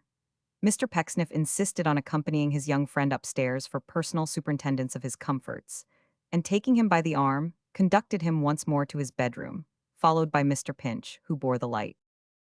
"Mr. Pinch," said Pecksniff, seating himself with folded arms on one of the spare beds, "I don't see any snuffers in that candlestick. Will you oblige me by going down and asking for a pair?" Mr. Pinch, only too happy to be useful, went off directly. "You will excuse Thomas Pinch's want of polish, Martin," said Mr. Pecksniff, with a smile of patronage and pity as soon as he had left the room. "He means well." "He is a very good fellow, sir." "Oh, yes," said Mr. Pecksniff. "Yes, Thomas Pinch means well. He is very grateful. I have never regretted having befriended Thomas Pinch." "I should think you never would, sir." "No," said Mr. Pecksniff. "No, I hope not. Poor fellow, he is always disposed to do his best, but he is not gifted. You will make him useful to you, Martin, if you please. If Thomas has a fault, it is that he is sometimes a little apt to forget his position. But that is soon checked. Worthy soul, you will find him easy to manage. Good night." "Good night, sir." By this time, Mr. Pinch had returned with the snuffers. "And good night to you, Mr. Pinch," said Pecksniff, "and sound sleep to you both. Bless you, bless you." Invoking this benediction on the heads of his young friends with great fervor, he withdrew to his own room, while they, being tired, soon fell asleep. If Martin dreamed at all, some clue to the matter of his visions may possibly be gathered from the afterpages of this history. Those of Thomas Pinch were all of holidays, church organs, and seraphic Pecksniffs. It was some time before Mr. Pecksniff dreamed at all, or even sought his pillow, as he sat for full 2 hours before the fire in his own chamber, looking at the coals and thinking deeply. But he, too, slept and dreamed at last. Thus, in the quiet hours of the night, one house shuts in as many incoherent and incongruous fancies as a madman's head. In Chapter 6, comprises, among other important matters, Pecksniffian and architectural, and exact relation of the progress made by Mr. Pinch, in the confidence and friendship of the new pupil. It was morning, and the beautiful Aurora, of whom so much hath been written, said, and sung, did, with her rosy fingers, nip and tweak Miss Pecksniff's nose. It was the frolicsome custom of the goddess, in her intercourse with the fair cherry, so to do, or in more prosaic phrase, the tip of that feature in the sweet girl's countenance was always very red at breakfast time. For the most part, indeed, it wore, at that season of the day, a scraped and frosty look as if it had been rasped, while a similar phenomenon developed itself in her humor, which was then observed to be of a sharp and acid quality, as though an extra lemon, figuratively speaking, had been squeezed into the nectar of her disposition, and had rather damaged its flavor. This additional pungency on the part of the fair young creature led, on ordinary occasions, to such slight consequences as the copious dilution of Mr. Pinch's tea, or to his coming off uncommonly short in respect of butter, or to other the like results. But on the morning after the installation banquet, she suffered him to wander to and fro among the eatables and drinkables, a perfectly free and unchecked man. So utterly to Mr. Pinch's wonder and confusion, that like the wretched captive who recovered his liberty in his old age, he could make but little use of his enlargement, and fell into a strange kind of flutter for want of some kind hand to scrape his bread, and cut him off in the article of sugar with a lump, and pay him those other little attentions to which he was accustomed. There was something almost awful, too, about the self-possession of the new pupil, who troubled Mr. Pecksniff for the loaf, and helped himself to a rasher of that gentleman's own particular and private bacon, with all the coolness in life. He even seemed to think that he was doing quite a regular thing, and to expect that Mr. Pinch would follow his example, since he took occasion to observe of that young man that he didn't get on. A speech of so tremendous a character that Tom cast down his eyes involuntarily, and felt as if he himself had committed some horrible deed, an heinous breach of Mr. Pecksniff's confidence. Indeed, the agony of having such an indiscreet remark addressed to him before the assembled family was breakfast enough in itself, and would, without any other matter of reflection, have settled Mr. Pinch's business and quenched his appetite, for one meal, though he had been never so hungry. The young ladies, however, and Mr. Pecksniff likewise, remained in the very best of spirits in spite of these severe trials, though with something of a mysterious understanding among themselves. When the meal was nearly over, Mr. Pecksniff smilingly explained the cause of their common satisfaction. "It is not often," he said, "Martin, that my daughters and I desert our quiet home to pursue the giddy round of pleasures that revolves abroad, but we think of doing so today." "Indeed, sir," cried the new pupil. "Yes," said Mr. Pecksniff, tapping his left hand with a letter which he held in his right. "I have a summons here to repair to London. On professional business, my dear Martin, strictly on professional business, and I promised my girls long ago that whenever that happened again they should accompany me. We shall go forth tonight by the heavy coach like the dove of old, my dear Martin, and it will be a week before we again deposit our olive branches in the passage. When I say olive branches," observed Mr. Pecksniff in explanation, "I mean our unpretending luggage." "I hope the young ladies will enjoy their trip," said Martin. "Oh, that I'm sure we shall," cried Mercy, clapping her hands. "Good gracious, Cherry, my darling, the idea of London." "Ardent child," said Mr. Pecksniff, gazing on her in a dreamy way. "And yet there is a melancholy sweetness in these youthful hopes. It is pleasant to know that they never can be realized. I remember thinking once myself, in the days of my childhood, that pickled onions grew on trees, and that every elephant was born with an impregnable castle on his back. I have not found the fact to be so, far from it, and yet those visions have comforted me under circumstances of trial. Even when I have had the anguish of discovering that I have nourished in my breast an ostrich, and not a human pupil, even in that hour of agony they have soothed me." At this dread allusion to John Westlock, Mr. Pinch precipitately choked in his tea, for he had that very morning received a letter from him, as Mr. Pecksniff very well knew. "You will take care, my dear Martin," said Mr. Pecksniff, resuming his former cheerfulness, "that the house does not run away in our absence. We leave you in charge of everything. There is no mystery, all is free and open. Unlike the young man in the Eastern tale, who is described as a one-eyed almanac, if I am not mistaken, Mr. Pinch." "A one-eyed calendar, I think, sir," faltered Tom. "They are pretty nearly the same thing, I believe," said Mr. Pecksniff, smiling compassionately. "Or they used to be in my time. Unlike that young man, my dear Martin, you are forbidden to enter no corner of this house, but are requested to make yourself perfectly at home in every part of it. You will be jovial, my dear Martin, and will kill the fatted calf if you please." There was not the least objection, doubtless, to the young man's slaughtering and appropriating to his own use any calf, fat or lean, that he might happen to find upon the premises. But as no such animal chanced at that time to be grazing on Mr. Pecksniff's estate, this request must be considered rather as a polite compliment than a substantial hospitality. It was the finishing ornament of the conversation, for when he had delivered it, Mr. Pecksniff rose and led the way to that hotbed of architectural genius, the two-pair front. "Let me see," he said, searching among the papers, "how you can best employ yourself, Martin, while I am absent. Suppose you were to give me your idea of a monument to a Lord Mayor of London, or a tomb for a sheriff, or your notion of a cowhouse to be erected in a nobleman's park. Do you know now," said Mr. Pecksniff, folding his hands and looking at his young relation with an air of pensive interest, "that I should very much like to see your notion of a cowhouse." But Martin by no means appeared to relish this suggestion. "A pump," said Mr. Pecksniff, "is very chaste practice. I have found that a lamp post is calculated to refine the mind and give it a classical tendency. An ornamental turnpike has a remarkable effect upon the imagination. What do you say to beginning with an ornamental turnpike?" "Whatever Mr. Pecksniff pleased," said Martin doubtfully. "Stay," said that gentleman. "Come, as you're ambitious and are a very neat draftsman, you shall you shall try your hand on these proposals for a grammar school, regulating your plan, of course, by the printed particulars."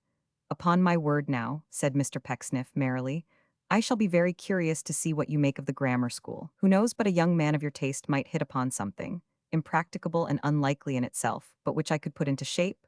For it really is, my dear Martin, it really is in the finishing touches alone that great experience and long study in these matters tell. Now it really will be," continued Mr. Pecksniff, clapping his young friend on the back in his droll humor, "an amusement to me to see what you make of the grammar school." Martin readily undertook this task, and Mr. Pecksniff forthwith proceeded to entrust him with the materials necessary for its execution, dwelling meanwhile on the magical effect of a few finishing touches from the hand of a master, which, indeed, as some people said, and these were the old enemies again, was unquestionably very surprising and almost miraculous, as there were cases on record in which the masterly introduction of an additional back window, or a kitchen door, or half a dozen steps, or even a water spout, had made the design of a pupil Mr. Pecksniff's own work, and had brought substantial rewards into that gentleman's pocket. But such is the magic of genius, which changes all it handles into gold. "When your mind requires to be refreshed by change of occupation," said Mr. Pecksniff, "Thomas Pinch will instruct you in the art of surveying the back garden, or in ascertaining the dead level of the road between this house and the finger-post, or in any other practical and pleasing pursuit. There are a cartload of loose bricks, and a score or two of old flower-pots in the backyard. If you could pile them up, my dear Martin, into any form which would remind me on my return, say, of St. Peter, at Rome, or the Mosque of St. Sophia at Constantinople, it would be at once improving to you and agreeable to my feelings. And now," said Mr. Pecksniff in conclusion, "to drop, for the present, our professional relations and advert to private matters, I shall be glad to talk with you in my own room, while I pack up my portmanteau." Martin attended him, and they remained in secret conference together for an hour or more, leaving Tom Pinch alone. When the young man returned, he was very taciturn and dull, in which state he remained all day, so that Tom, after trying him once or twice with indifferent conversation, felt a delicacy in obtruding himself upon his thoughts and said no more. He would not have had leisure to say much, had his new friend been ever so loquacious. For first of all Mr. Pecksniff called him down to stand upon the top of his portmanteau, and represent ancient statues there, until such time as it would consent to be locked. And then Miss Charity called him to come and cord her trunk.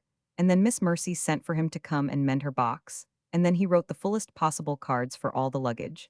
And then he volunteered to carry it all downstairs. and after that to see it safely carried on a couple of barrows to the old fingerpost at the end of the lane, and then to mind it till the coach came up.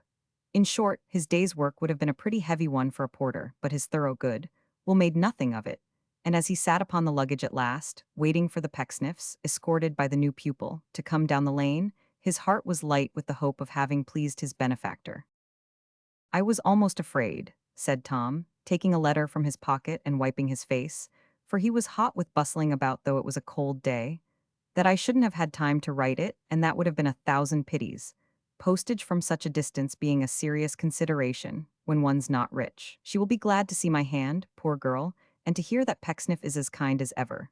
I would have asked John Westlock to call and see her, and tell her all about me by word of mouth, but I was afraid he might speak against Pecksniff to her, and make her uneasy. Besides, they are particular people where she is, and it might have rendered her situation uncomfortable if she had had a visit from a young man like John. Poor Ruth." Tom Pinch seemed a little disposed to be melancholy for half a minute or so, but he found comfort very soon, and pursued his ruminations thus. "I'm a nice man, I don't think, as John used to say. John was a kind, merry-hearted fellow. I wish he had liked Pecksniff better, to be feeling low, on account of the distance between us, when I ought to be thinking instead of my extraordinary good luck in having ever got here. I must have been born with a silver spoon in my mouth, I am sure, to have ever come across Pecksniff, and here have I fallen again into my usual good luck with the new pupil. Such an affable, generous, free fellow as he is I never saw. Why, we were companions directly. And he a relation of Pecksniff's too, and a clever, dashing youth who might cut his way through the world as if it were a cheese. Here he comes while the words are on my lips," said Tom, walking down the lane as if the lane belonged to him. In truth, the new pupil, not at all disconcerted by the honor of having Miss Mercy Pecksniff on his arm, or by the affectionate adieus of that young lady, approached as Mr. Pinch spoke, followed by Miss Charity and Mr. Pecksniff. As the coach appeared at the same moment, Tom lost no time in entreating the gentleman last mentioned to undertake the delivery of his letter. "Oh," said Mr. Pecksniff, glancing at the superscription, "for your sister, Thomas. Yes, oh yes, it shall be delivered, Mr. Pinch. Make your mind easy upon that score. She shall certainly have it, Mr. Pinch." He made the promise with so much condescension and patronage that Tom felt he had asked a great deal, this had not occurred to his mind before, and thanked him earnestly.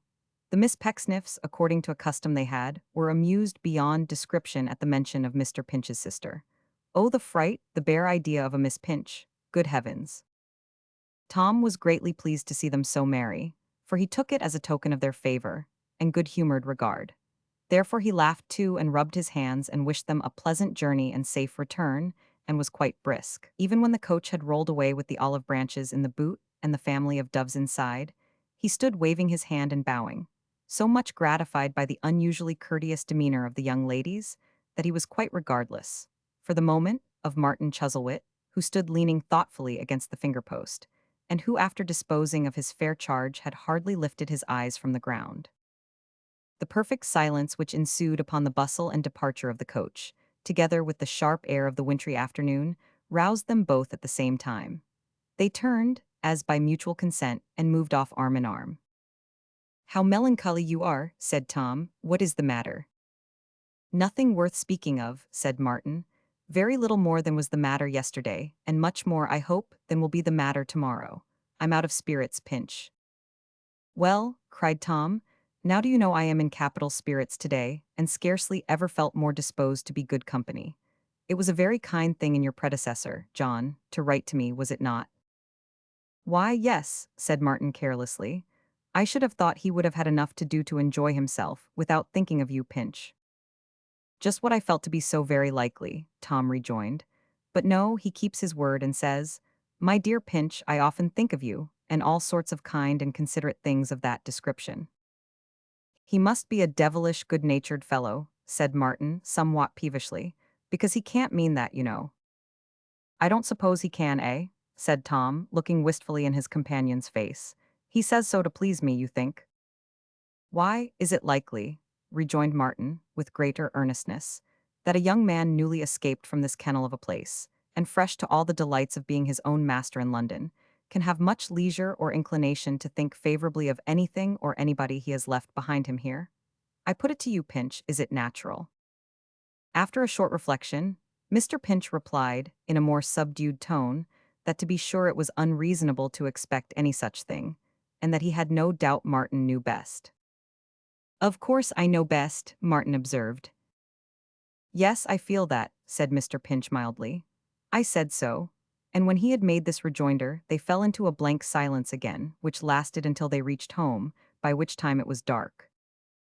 Now, Miss Charity Pecksniff, in consideration of the inconvenience of carrying them with her in the coach, and the impossibility of preserving them by artificial means until the family's return, had set forth, in a couple of plates, the fragments of yesterday's feast, in virtue of which liberal arrangement, they had the happiness to find awaiting them in the parlor two chaotic heaps of the remains of last night's pleasure, consisting of certain filmy bits of oranges, some mummed sandwiches, various disrupted masses of the geological cake, and several entire captain's biscuits.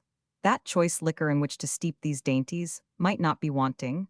The remains of the 2 bottles of currant wine had been poured together and corked with a curl paper, so that every material was at hand for making quite a heavy night of it.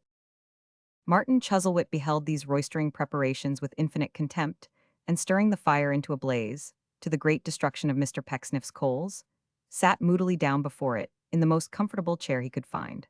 That he might the better squeeze himself into the small corner that was left for him, Mr. Pinch took up his position on Miss Mercy Pecksniff's stool, and setting his glass down upon the hearthrug and putting his plate upon his knees, began to enjoy himself.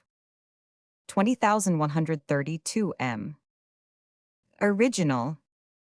If Diogenes coming to life again could have rolled himself, tub and all, into Mr. Pecksniff's parlor, and could have seen Tom Pinch as he sat on Mercy Pecksniff's stool with his plate and glass before him, he could not have faced it out, though in his surliest mood, but must have smiled good-temperedly. The perfect and entire satisfaction of Tom, his surpassing appreciation of the husky sandwiches, which crumbled in his mouth like sawdust, the unspeakable relish with which he swallowed the thin wine by drops and smacked his lips, as though it were so rich and generous that to lose an atom of its fruity flavor were a sin, the look with which he paused sometimes, with his glass in his hand, proposing silent toasts to himself, and the anxious shade that came upon his contented face when, after wandering round the room, exulting in its uninvaded snugness, his glance encountered the dull brow of his companion.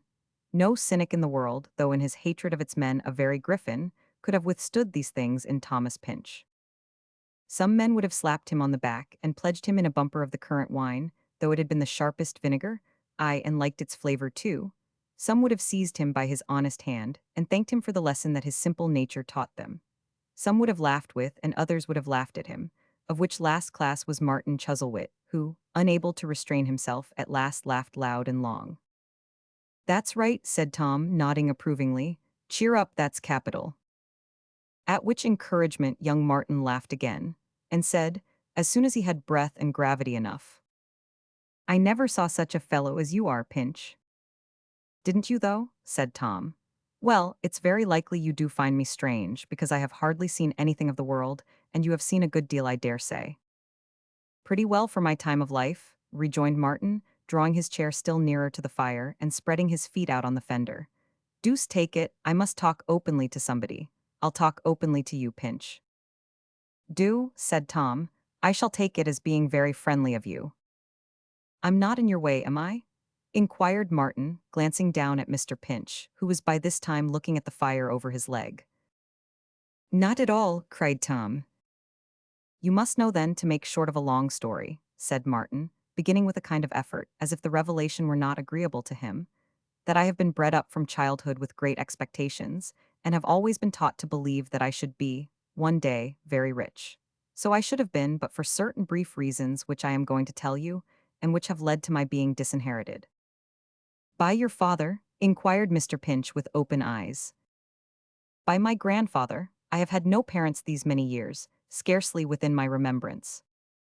"Neither have I," said Tom, touching the young man's hand with his own and timidly withdrawing it again. "Dear me."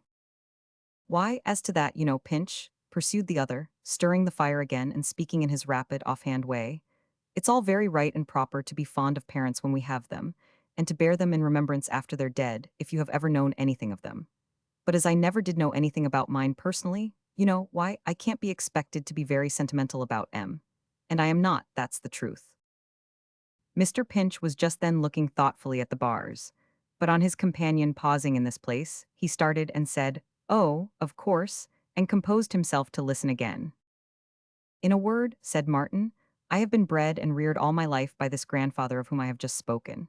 Now, he has a great many good points. There is no doubt about that. I'll not disguise the fact from you. But he has two very great faults, which are the staple of his bad side. In the first place, he has the most confirmed obstinacy of character you ever met with in any human creature. In the second, he is most abominably selfish." "Is he indeed?" cried Tom. "In those two respects," returned the other, "there never was such a man. I have often heard from those who know that they have been, time out of mind, the failings of our family, and I believe there's some truth in it. But I can't say of my own knowledge. All I have to do, is to be very thankful that they haven't descended to me, and to be very careful that I don't contract M." "To be sure," said Mr. Pinch, "very proper." "Well, sir," resumed Martin, stirring the fire once more, and drawing his chair still closer to it, "his selfishness makes him exacting, you see, and his obstinacy makes him resolute in his exactions. The consequence is that he has always exacted a great deal from me in the way of respect, and submission, and self-denial when his wishes were in question, and so forth. I have borne a great deal from him, because I have been under obligations to him, if one can ever be said to be under obligations to one's own grandfather, and because I have been really attached to him. But we have had a great many quarrels for all that, for I could not accommodate myself to his ways very often. Not out of the least reference to myself, you understand, but because—" He stammered here, and was rather at a loss. Mr. Pinch, being about the worst man in the world to help anybody out of a difficulty of this sort, said nothing. "Well, as you understand me," resumed Martin quickly, "I needn't hunt for the precise expression I want. Now I come to the cream of my story and the occasion of my being here.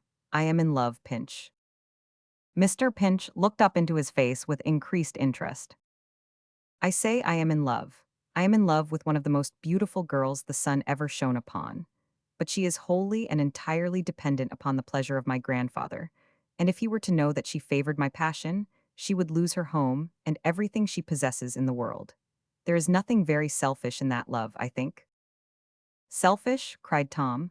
"You have acted nobly. To love her as I am sure you do, and yet in consideration for her state of dependence, not even to disclose—" "What are you talking about, Pinch?" said Martin pettishly. "Don't make yourself ridiculous, my good fellow. What do you mean by not disclosing?" "I beg your pardon," answered Tom. "I thought you meant that, or I wouldn't have said it. If I didn't tell her I loved her, where would be the use of my being in love?" said Martin, "unless to keep myself in a perpetual state of worry and vexation." "That's true," Tom answered. "Well, I can guess what she said when you told her," he added, glancing at Martin's handsome face. "Why, not exactly, Pinch," he rejoined with a slight frown, "because she has some girlish notions about duty and gratitude and all the rest of it which are rather hard to fathom, but in the main you are right. Her heart was mine, I found." "Just what I supposed," said Tom. "Quite natural," and, in his great satisfaction, he took a long sip out of his wine-glass.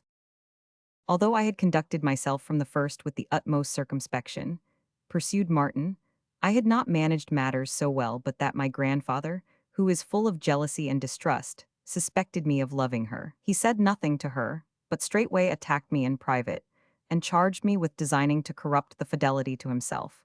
There you observe his selfishness? Of a young creature whom he had trained and educated to be his only disinterested and faithful companion, when he should have disposed of me in marriage to his heart's content. Upon that, I took fire immediately, and told him that with his good leave I would dispose of myself in marriage, and would rather not be knocked down by him or any other auctioneer to any bidder whomsoever." Mr. Pinch opened his eyes wider, and looked at the fire harder than he had done yet. "You may be sure," said Martin, "that this nettled him, and that he began to be the very reverse of complimentary to myself. Interview succeeded interview, words engendered words, as they always do, and the upshot of it was that I was to renounce her, or be renounced by him. Now you must bear in mind, Pinch, that I am not only desperately fond of her, for though she is poor, her beauty and intellect would reflect great credit on anybody. I don't care of what pretensions who might become her husband, but that a chief ingredient in my composition is a most determined obstinacy," suggested Tom in perfect good faith. But the suggestion was not so well received as he had expected, for the young man immediately rejoined, with some irritation, What a fellow you are, Pinch. I beg your pardon, said Tom. I thought you wanted a word. I didn't want that word, he rejoined. I told you obstinacy was no part of my character, did I not? I was going to say, if you had given me leave, that a chief ingredient in my composition is a most determined firmness. Oh, cried Tom, screwing up his mouth and nodding. Yes, yes, I see. And being firm, pursued Martin, of course I was not going to yield to him, or give way by so much as the thousandth part of an inch. No, no, said Tom. On the contrary, the more he urged, the more I was determined to oppose him. To be sure, said Tom. Very well, rejoined Martin, throwing himself back in his chair, with a careless wave of both hands, as if the subject were quite settled and nothing more could be said about it. There is an end of the matter, and here am I. Mr. Pinch sat staring at the fire for some minutes with a puzzled look, such as he might have assumed if some uncommonly difficult conundrum had been proposed, which he found it impossible to guess. At length he said, Pecksniff, of course, you had known before. Only by name. No, I had never seen him, for my grandfather kept not only himself but me aloof from all his relations. But our separation took place in a town in the adjoining country. From that place I came to Salisbury, and there I saw Pecksniff's advertisement, which I answered, having always had some natural taste, I believe, in the matters to which it referred, and thinking it might suit me. As soon as I found it to be his, I was doubly bent on coming to him if possible, on account of his being such an excellent man, interposed Tom, rubbing his hands. So he is, you were quite right. Why, not so much on that account, if the truth must be spoken, returned Martin, as because my grandfather has an inveterate dislike to him, and after the old man's arbitrary treatment of me, I had a natural desire to run as directly counter to all his opinions as I could. Well, as I said before, here I am. My engagement with the young lady I have been telling you about is likely to be a tolerably long one, for neither her prospects nor mine are very bright, and of course I shall not think of marrying until I am well able to do so. It would never do, you know, for me to be plunging myself into poverty and shabbiness and love in one room up 3 pair of stairs, and all that sort of thing. To say nothing of her, remarked Tom Pinch in a low voice. Exactly so, rejoined Martin, rising to warm his back and leaning against the chimney-piece. To say nothing of her. At the same time, of course it's not very hard upon her to be obliged to yield to the necessity of the case, first, because she loves me very much, and secondly, because I have sacrificed a great deal on her account, and might have done much better, you know. It was a very long time before Tom said certainly. So long that he might have taken a nap in the interval, but he did say it at last. Now, there is one odd coincidence connected with this love story, said Martin, which brings it to an end. You remember what you told me last night as we were coming here, about your pretty visitor in the church? Surely I do, said Tom, rising from his stool and seating himself in the chair from which the other had lately risen, that he might see his face. Undoubtedly. That was she. I knew what you were going to say, cried Tom, looking fixedly at him and speaking very softly. You don't tell me so. That was she, repeated the young man. After what I have heard from Pecksniff, I have no doubt that she came and went with my grandfather. Don't you drink too much of that sour wine, or you'll have a fit of some sort, Pinch, I see. It is not very wholesome, I am afraid, said Tom, setting down the empty glass he had for some time held. So that was she, was it? Martin nodded assent, and adding with a restless impatience that if he had been a few days earlier he would have seen her, and that now she might be, for anything he knew, hundreds of miles away, threw himself, after a few turns across the room, into a chair and chafed like a spoilt child. Tom Pinch's heart was very tender, and he could not bear to see the most indifferent person in distress, still less one who had awakened an interest in him, and who regarded him either in fact, or as he supposed, with kindness, and in a spirit of lenient construction. Whatever his own thoughts had been a few moments before, and to judge from his face they must have been pretty serious, he dismissed them instantly, and gave his young friend the best counsel and comfort that occurred to him. All will be well in time, said Tom. I have no doubt, and some trial and adversity just now will only serve to make you more attached to each other in better days. I have always read that the truth is so, and I have a feeling within me, which tells me how natural and right it is that it should be. That never ran smooth yet, said Tom, with a smile which, despite the homeliness of his face, was pleasanter to see than many a proud beauty's brightest glance.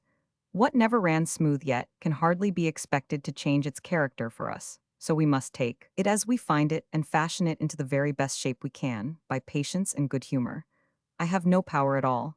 I needn't tell you that, but I have an excellent will, and if I could ever be of use to you, in any way whatever, how very glad I should be. Thank you, said Martin, shaking his hand. You're a good fellow, upon my word, and speak very kindly. Of course, you know, he added, after a moment's pause, as he drew his chair towards the fire again, I should not hesitate to avail myself of your services if you could help me at all. But mercy on us.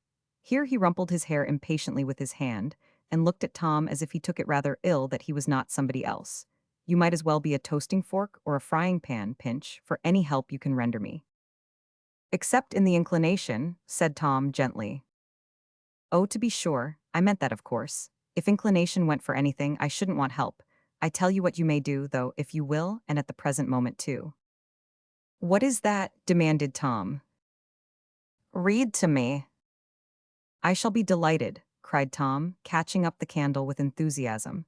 Excuse my leaving you in the dark a moment, and I'll fetch a book directly.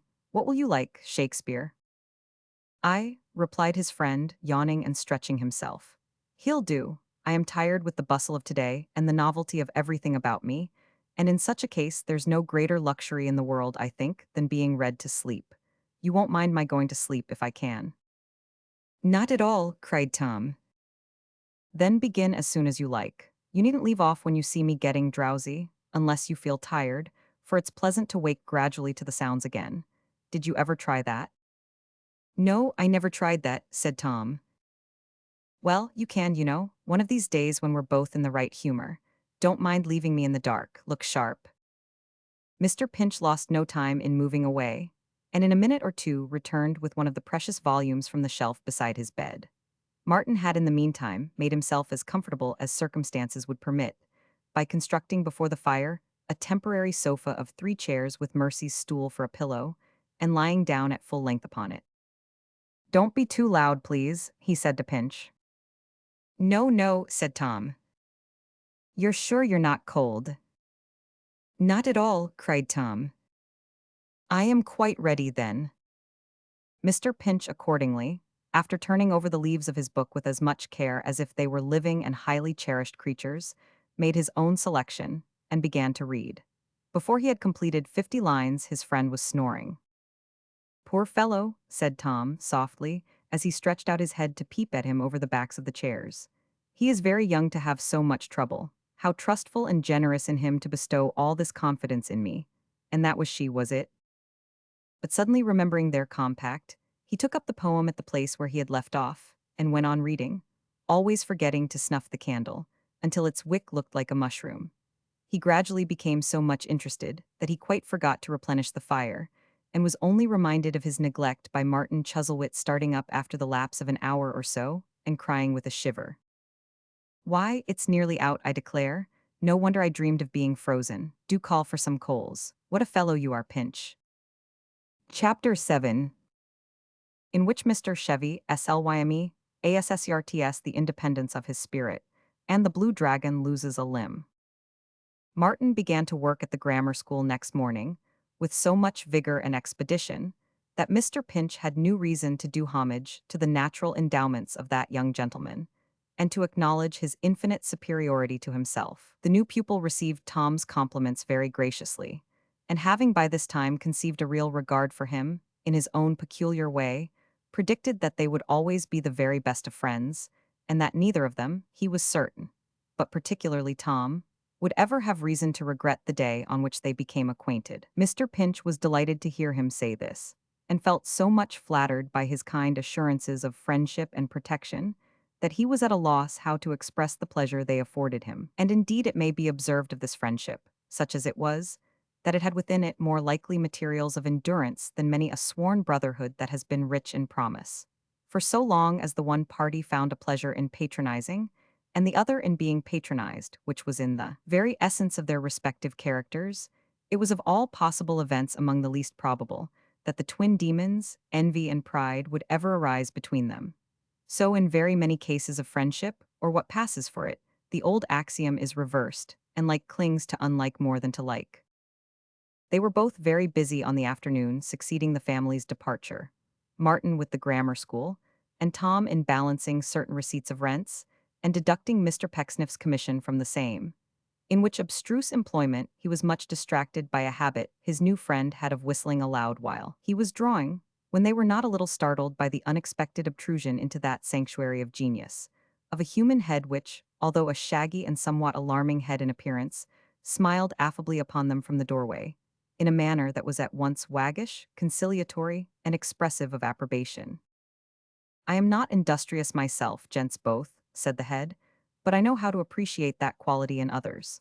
I wish I may turn gray and ugly, if it isn't in my opinion, next to genius, one of the very charmingest qualities of the human mind. Upon my soul, I am grateful to my friend Pecksniff for helping me to the contemplation of such a delicious picture as you present. You remind me of Whittington, afterwards thrice Lord Mayor of London. I give you my unsullied word of honor that you very strongly remind me of that historical character.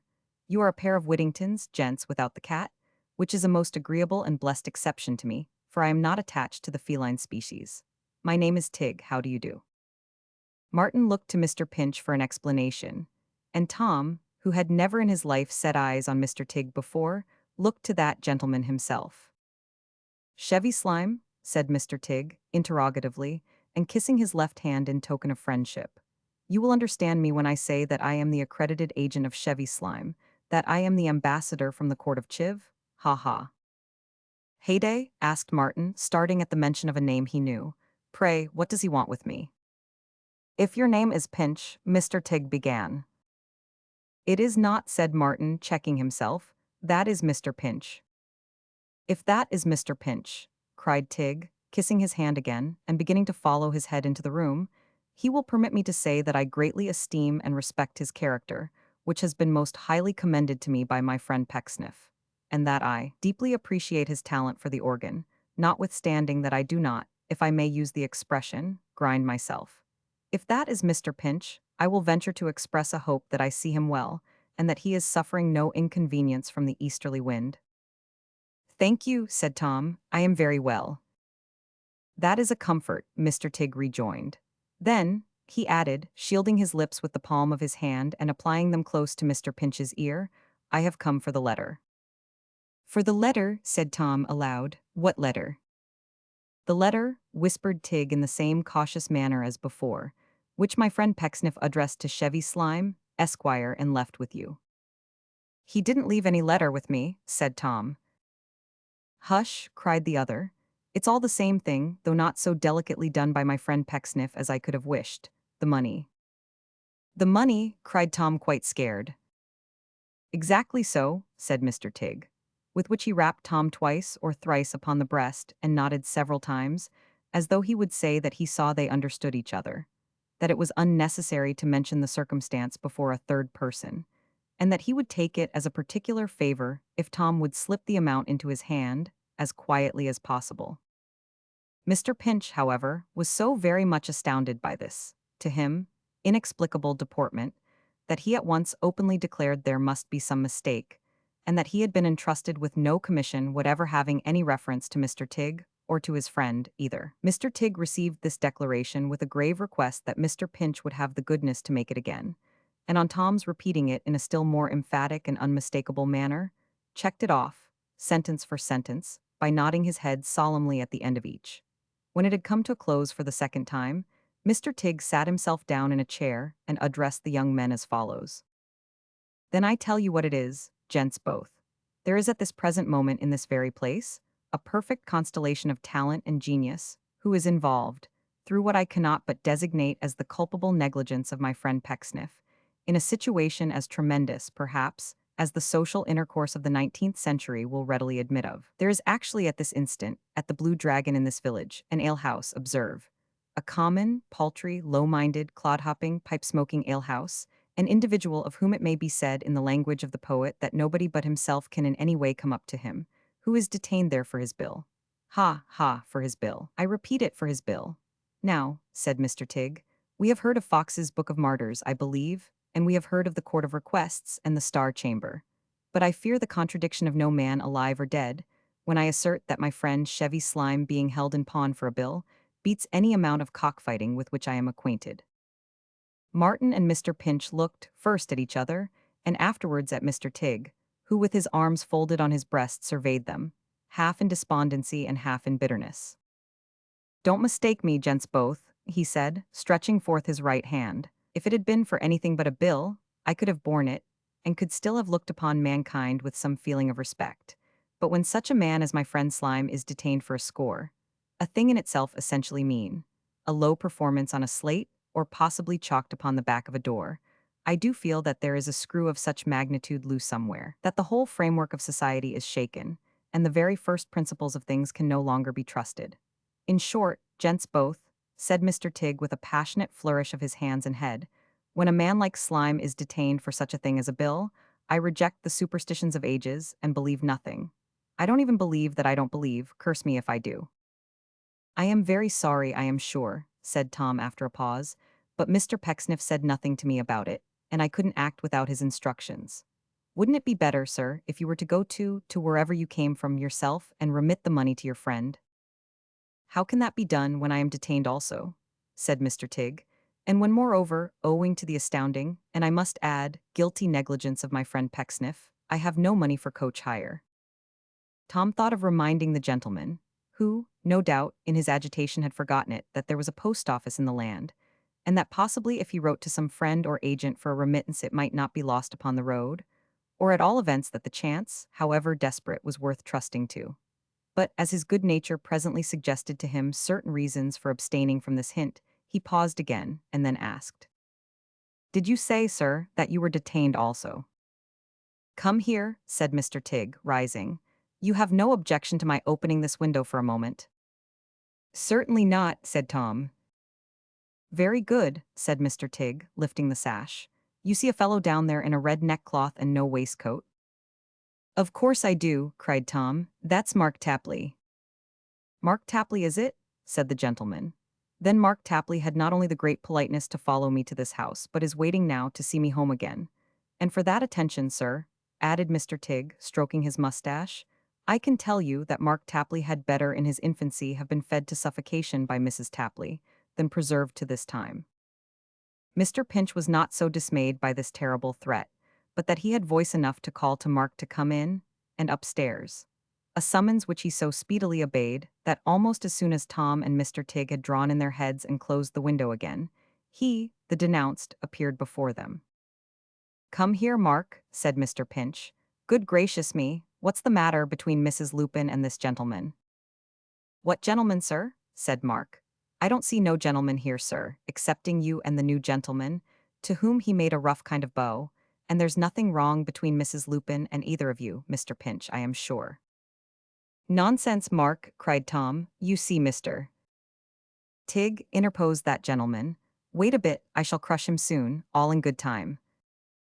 "Oh, him?" rejoined Mark with an air of careless defiance. "Yes, I see him. I could see him a little better if he'd shave himself and get his hair cut." Mr. Tigg shook his head with a ferocious look, and smote himself once upon the breast. "It's no use," said Mark. "If you knock ever so much in that quarter, you'll get no answer. I know better, there's nothing there but padding, and a greasy sword it is." "Nay, Mark," urged Mr. Pinch, interposing to prevent hostilities, "tell me what I ask you. You're not out of temper, I hope." "Out of temper, sir?" cried Mark with a grin. "Why no, sir. There's a little credit, not much, in being jolly, when such fellows as him is a-going about like roaring lions, if there is any breed of lions at least, as is all roar and mane. What is there between him and Mrs. Lupin, sir? Why, there's a score between him and Mrs. Lupin, and I think Mrs. Lupin lets him and his friend off very easy in not charging double prices for being a disgrace to the dragon. That's my opinion. I wouldn't have any such Peter the Wild Boy as him in my house, sir, not if I was paid race-week prices for it. He's enough to turn the very beer in the cask sour with his looks. He is, so he would if it had judgment enough." "You're not answering my question, you know, Mark," observed Mr. Pinch. "Well, sir," said Mark, "I don't know as there's much to answer further than that. Him and his friend goes and stops at the Moon and Stars till they've run a bill there, and then comes and stops with us and does the same. The running of bills is common enough, Mr. Pinch. It ain't that as we object to, it's the ways of this chap. Nothing's good enough for him. All the women is dying for him, he thinks, and is overpaid if he winks at M, and all the men was made to be ordered about by him. This not being aggravation enough, he says this morning to me, in his usual captivating way, "We're going tonight, my man." "Are you, sir?" says I. "Perhaps you'd like the bill got ready, sir." "Oh no, my man," he says. "You needn't mind that. I'll give Pecksniff orders to see to that." In reply to which, the dragon makes answer, "Thank ye, sir. You're very kind to honor us so far, but as we don't know any particular good of you, and you don't travel with luggage, and Mr. Pecksniff an at home, which perhaps you mayn't happen to be aware of, sir, we should prefer something more satisfactory. And that's where the matter stands. And I ask," said Mr. Tapley, pointing in conclusion to Mr. Tigg with his hat, "any lady or gentleman possessing ordinary strength of mind to say whether he's a disagreeable-looking chap or not." "Let me inquire," said Martin, interposing between this candid speech and the delivery of some blighting anathema by Mr. Tigg, "what the amount of this debt may be." "In point of money, sir, very little," answered Mark. "Only just turned of £3, but it ain't that, it's the—" "Yes, yes, you told us so before," said Martin. "Pinch, a word with you." "What is it?" asked Tom, retiring with him to a corner of the room. "Why, simply, I am ashamed to say, that this Mr. Slime is a relation of mine, of whom I never heard anything pleasant, and that I don't want him here just now, and think he would be cheaply got rid of, perhaps, for £3 or £4. You haven't enough money to pay this bill, I suppose?"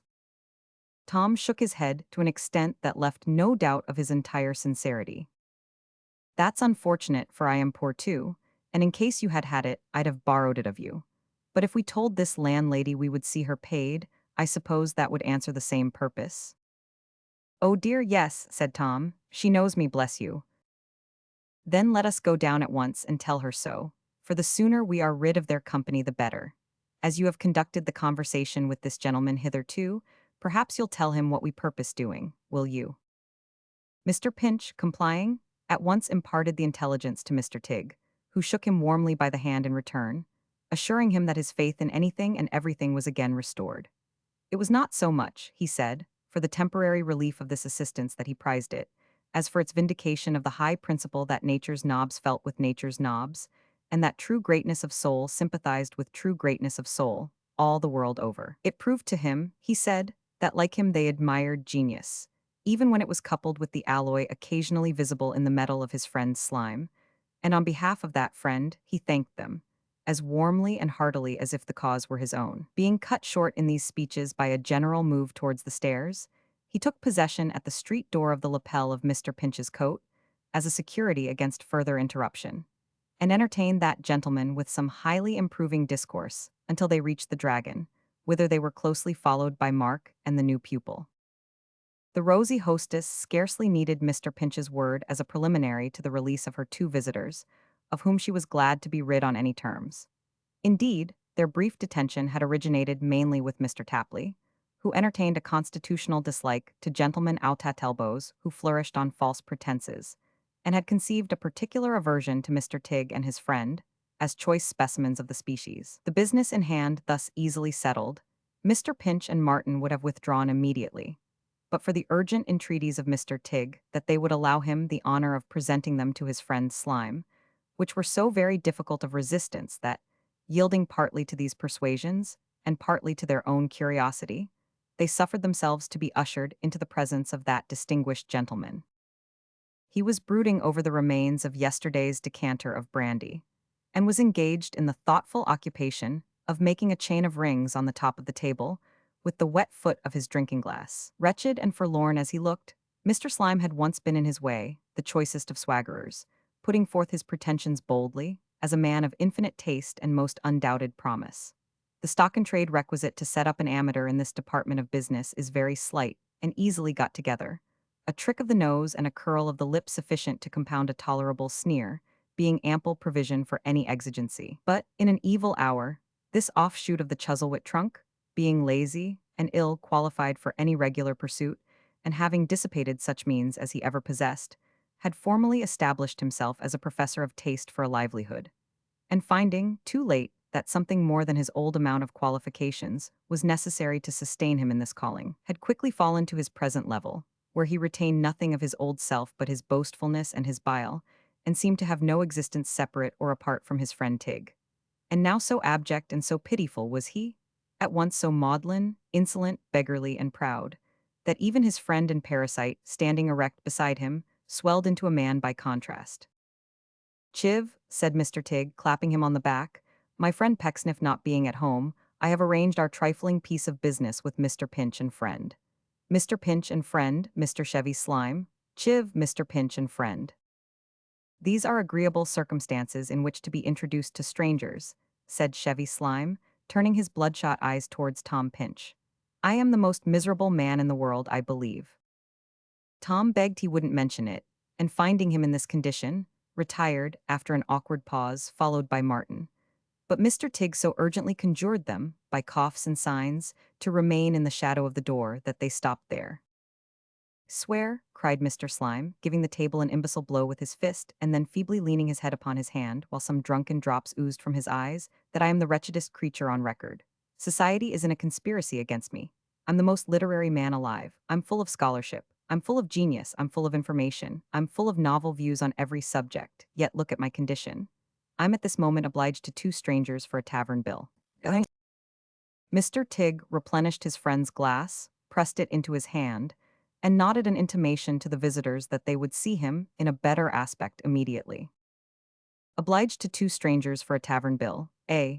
repeated Mr. Slime, after a sulky application to his glass.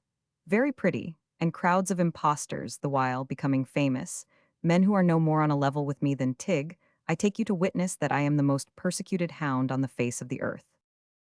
With a whine not unlike the cry of the animal he named, in its lowest state of humiliation, he raised his glass to his mouth again. He found some encouragement in it, for when he set it down he laughed scornfully. Upon that Mr. Tigg gesticulated to the visitors once more, and with great expression, implying that now the time was come when they would see Chiv in his greatness. "Ha ha ha," laughed Mr. Slime. "Obliged to 2 strangers for a tavern bill. Yet I think I've a rich uncle, Tigg, who could buy up the uncles of 50 strangers. Have I or have I not? I come of a good family, I believe. Do I or do I not? I'm not a man of common capacity or accomplishments, I think. Am I or am I not?" "You are the American aloe of the human race, my dear Chiv," said Mr. Tigg, "which only blooms once in 100 years." "Ha ha ha," laughed Mr. Slime again. "Obliged to 2 strangers for a tavern bill? I obliged to 2 architects' apprentices, fellows who measure earth with iron chains and build houses like bricklayers. Give me the names of those 2 apprentices. How dare they oblige me?" Mr. Tigg was quite lost in admiration of this noble trait in his friend's character, as he made known to Mr. Pinch in a neat little ballet of action, spontaneously invented for the purpose. "I'll let know, and I'll let all men know," cried Chevy Slime, "that I'm none of the mean, groveling, tame characters they meet with commonly. I have an independent spirit. I have a heart that swells in my bosom. I have a soul that rises superior to base considerations." "Oh, Chiv, Chiv," murmured Mr. Tigg, "you have a nobly independent nature, Chiv." "You go and do your duty, sir," said Mr. Slime, angrily, "and borrow money for traveling expenses.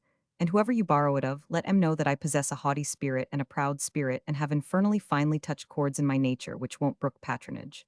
Do you hear? Tell em I hate em, and that that's the way I preserve my self-respect. And tell em that no man ever respected himself more than I do."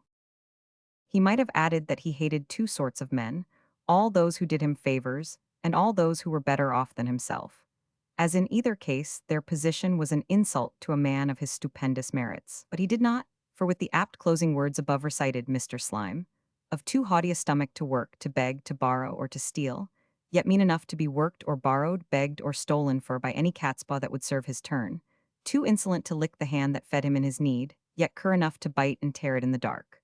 With these apt closing words, Mr. Slime fell forward with his head upon the table, and so declined into a sodden sleep.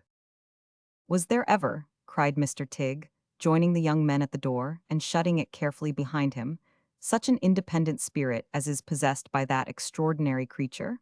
Was there ever such a Roman as our friend Chiv? Was there ever a man of such a purely classical turn of thought, and of such a toga-like simplicity of nature? Was there ever a man with such a flow of eloquence?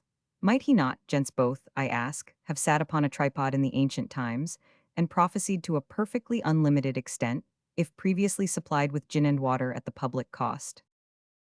Mr. Pinch was about to contest this latter position with his usual mildness, When, observing that his companion had already gone downstairs, he prepared to follow him. "You are not going, Mr. Pinch," said Tig. "Thank you," answered Tom. "Yes, don't come down." "Do you know that I should like one little word in private with you, Mr. Pinch?" said Tig, following him. "1 minute of your company in the skittle ground would very much relieve my mind. Might I beseech that favor?" "Oh, certainly," replied Tom, "if you really wish it."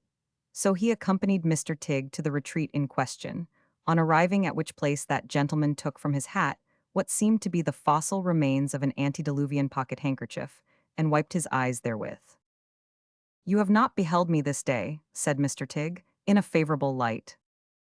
"Don't mention that," said Tom, "I beg." "But you have not," cried Tig.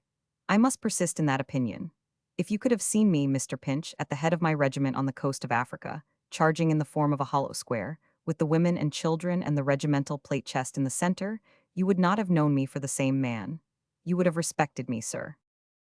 Tom had certain ideas of his own upon the subject of glory, and consequently he was not quite so much excited by this picture as Mr. Tig could have desired. "But no matter," said that gentleman. The schoolboy writing home to his parents and describing the milk and water said, "This is indeed weakness. I repeat that assertion in reference to myself at the present moment, and I ask your pardon. Sir, you have seen my friend Slime." "No doubt," said Mr. Pinch. "Sir, you have been impressed by my friend Slime." "Not very pleasantly, I must say," answered Tom, after a little hesitation. "I am grieved but not surprised," cried Mr. Tig, detaining him with both hands, "to hear that you have come to that conclusion, for it is my own. But, Mr. Pinch, though I am a rough and thoughtless man, I can honor mind.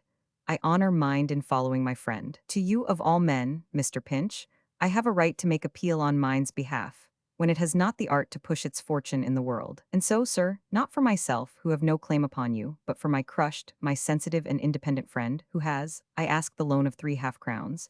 I ask you for the loan of 3 half-crowns, distinctly and without a blush. I ask it, almost as a right. And when I add that they will be returned by post this week, I feel that you will blame me for that sordid stipulation." Mr. Pinch took from his pocket an old-fashioned red leather purse with a steel clasp, which had probably once belonged to his deceased grandmother. It held 1 half-sovereign and no more. All Tom's worldly wealth until next quarter-day. "Stay," cried Mr. Tig, who had watched this proceeding keenly. "I was just about to say that for the convenience of posting you had better make it gold. Thank you. A general direction, I suppose, to Mr. Pinch at Mr. Pecksniff's. Will that find you?" "That'll find me," said Tom. "You had better put Esquire to Mr. Pecksniff's name, if you please. Direct to me, you know, at Seth Pecksniff's, Esquire." "At Seth Pecksniff's, Esquire," repeated Mr. Tig, taking an exact note of it with a stump of pencil. "We said this week, I believe." "Yes, or Monday will do," observed Tom. "No, no, I beg your pardon. Monday will not do," said Mr. Tig. "If we stipulated for this week, Saturday is the latest day. Did we stipulate for this week?" "Since you are so particular about it," said Tom, "I think we did."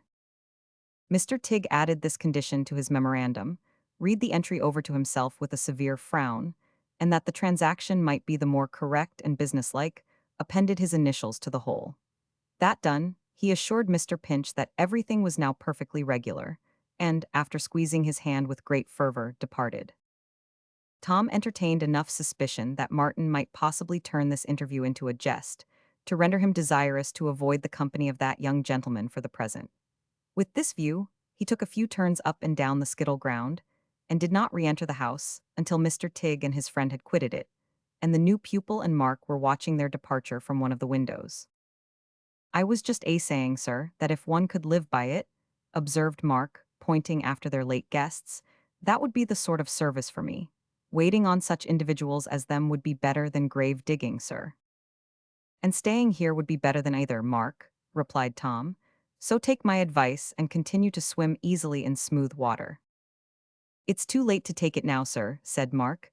"I have broke it to her, sir. I am off tomorrow morning." "Off?" cried Mr. Pinch. "Where to?"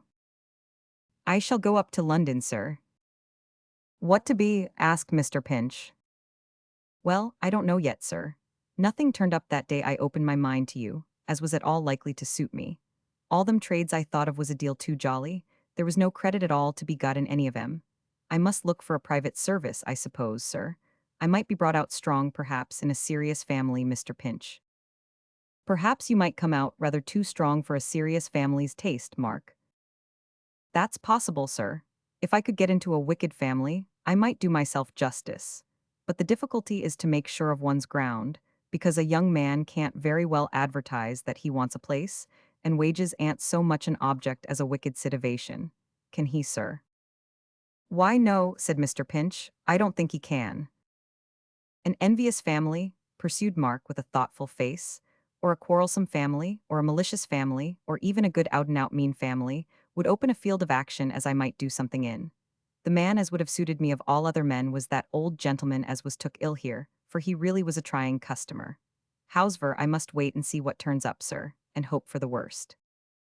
You are determined to go then, said Mr. Pinch.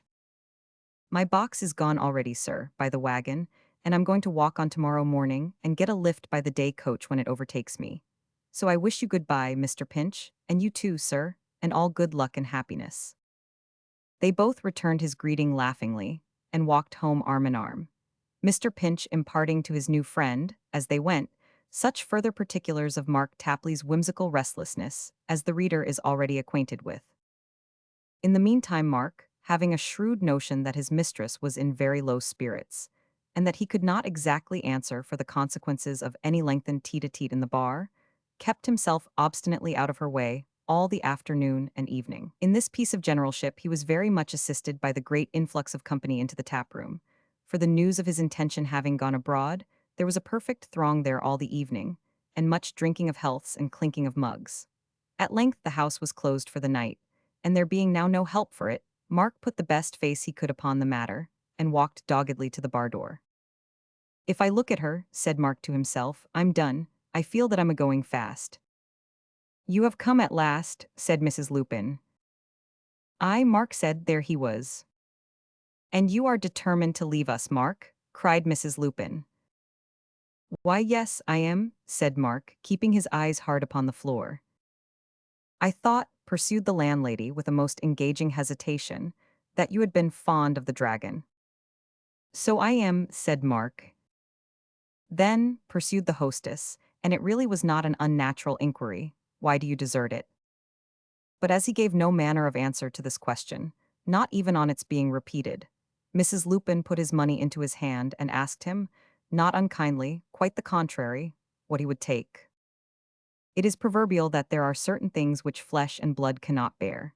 Such a question as this, propounded in such a manner, at such a time, and by such a person, proved, at least as far as Mark's flesh and blood were concerned, to be one of them. He looked up in spite of himself directly, and having once looked up there was no looking down again. For of all the tight, plump, buxom, bright-eyed, dimple-faced landladies that ever shone on earth, there stood before him then, bodily in that bar, the very pink and pineapple. Why, I tell you what, said Mark, throwing off all his constraint in an instant and seizing the hostess round the waist, at which she was not at all alarmed, for she knew what a good young man he was. If I took what I liked most, I should take you. If I only thought what was best for me, I should take you. If I took what 19 young fellows in 20 would be glad to take, and would take at any price, I should take you. Yes, I should, cried Mr. Tapley, shaking his head expressively enough and looking, in a momentary state of forgetfulness, rather hard at the hostess's ripe lips. And no man wouldn't wonder if I did. Mrs. Lupin said he amazed her. She was astonished how he could say such things. She had never thought it of him. I never thought of myself till now, said Mark, raising his eyebrows with a look of the merriest possible surprise. I always expected we should part and never have no explanation. I meant to do it when I come in here just now, but there's something about you as makes a man sensible. Then let us have a word or two together, letting it be understood beforehand. He added this in a grave tone, to prevent the possibility of any mistake, that I'm not going to make no love, you know. There was for just 1 second a shade, though not by any means a dark one, on the landlady's open brow. But it passed off instantly, in a laugh that came from her very heart. Oh, very good, she said. If there is to be no love-making, you had better take your arm away. Lord, why should I? Cried Mark. It's quite innocent. Of course it's innocent, returned the hostess, or I shouldn't allow it. Very well, said Mark, then let it be. There was so much reason in this that the landlady laughed again, suffered it to remain, and bade him say what he had to say, and be quick about it. But he was an impudent fellow, she added. Ha ha, I almost think I am, cried Mark, though I never thought so before. Why, I can say anything tonight. Say what you're going to say if you please, and be quick, returned the landlady, for I want to get to bed. Why then, my dear good soul, said Mark, and a kinder woman than you are never drawed breath. Let me see the man as says she did. What would be the likely consequence of us two being? Oh, nonsense, cried Mrs. Lupin. Don't talk about that any more. No, no, but it ain't nonsense, said Mark. And I wish you'd attend. What would be the likely consequence of us two being married? If I can't be content and comfortable in this here lively dragon now, is it to be looked for as I should be then? By no means, very good. Then you, even with your good humor, would be always on the fret and worrit, always uncomfortable in your own mind, always a thinking as you was getting too old for my taste, always a picturing me to yourself as being chained up to the dragon door, and wanting to break away. I don't know that it would be so, said Mark, but I don't know that it mightn't be. I am a roving sort of chap, I know. I'm fond of change.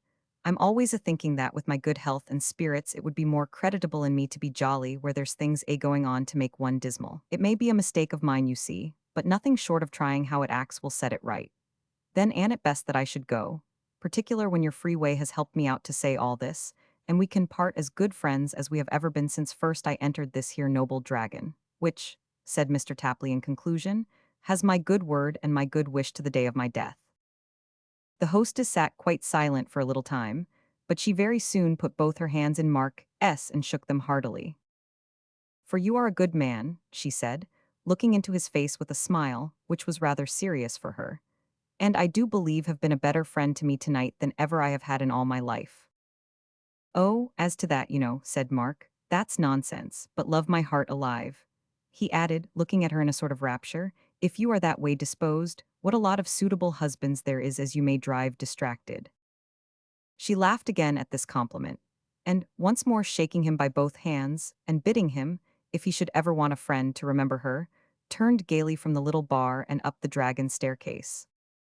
Humming a tune as she goes, said Mark, listening, in case I should think she's at all put out and should be made downhearted. Come, here's some credit in being jolly at last. With that piece of comfort, very ruefully uttered, he went, in anything but a jolly manner, to bed. He rose early next morning and was afoot soon after sunrise. But it was of no use. The whole place was up to see Mark Tapley off. The boys, the dogs, the children, the old men, the busy people, and the idlers. There they were, all calling out, "Good be Mark," after their own manner, and all sorry he was going. Somehow he had a kind of sense that his old mistress was peeping from her chamber window, but he couldn't make up his mind to look back. "Good be one, good be all," cried Mark, waving his hat on the top of his walking stick as he strode at a quick pace up the little street. "Hardy chaps them wheelwrights, hurrah! Here s the butcher's dog coming out of the garden down, old fellow, and Mr. Pinch going to his organ, good be sir, and the terrier bitch from over the way, hi then, lass, and children enough to hand down human natur to the latest posterity, good be boys and girls, there's some credit in it now, I'm coming out strong at last. These are the circumstances that would try a ordinary mind, but I'm uncommon jolly. Not quite as jolly as I could wish to be, but very near. Good be good be Chapter 8 accompanies Mr. Pecksniff and his charming daughters to the city of London, and relates what fell out upon their way thither. When Mr. Pecksniff and the two young ladies got into the heavy coach at the end of the lane, they found it empty, which was a great comfort, particularly as the outside was quite full and the passengers looked very frosty. For as Mr. Pecksniff justly observed, when he and his daughters had burrowed their feet deep in the straw, wrapped themselves to the chin, and pulled up both windows, it is always satisfactory to feel, in keen weather, that many other people are not as warm as you are. And this, he said, was quite natural and a very beautiful arrangement, not confined to coaches, but extending itself into many social ramifications. For, he observed, if everyone were warm and well-fed, we should lose the satisfaction of admiring the fortitude with which certain conditions of men bear cold and hunger. And if we were no better off than anybody else, what would become of our sense of gratitude? Which, said Mr. Pecksniff with tears in his eyes, as he shook his fist at a beggar who wanted to get up behind, is one of the holiest feelings of our common nature. His children heard with becoming reverence these moral precepts from the lips of their father, and signified their acquiescence in the same, by smiles. That he might the better feed and cherish that sacred flame of gratitude in his breast, Mr. Pecksniff remarked that he would trouble his eldest daughter, even in this early stage of their journey, for the brandy bottle. And from the narrow neck of that stone vessel he imbibed a copious refreshment. "What are we," said Mr. Pecksniff, "but coaches? Some of us are slow coaches." "Goodness, Pa," cried Charity.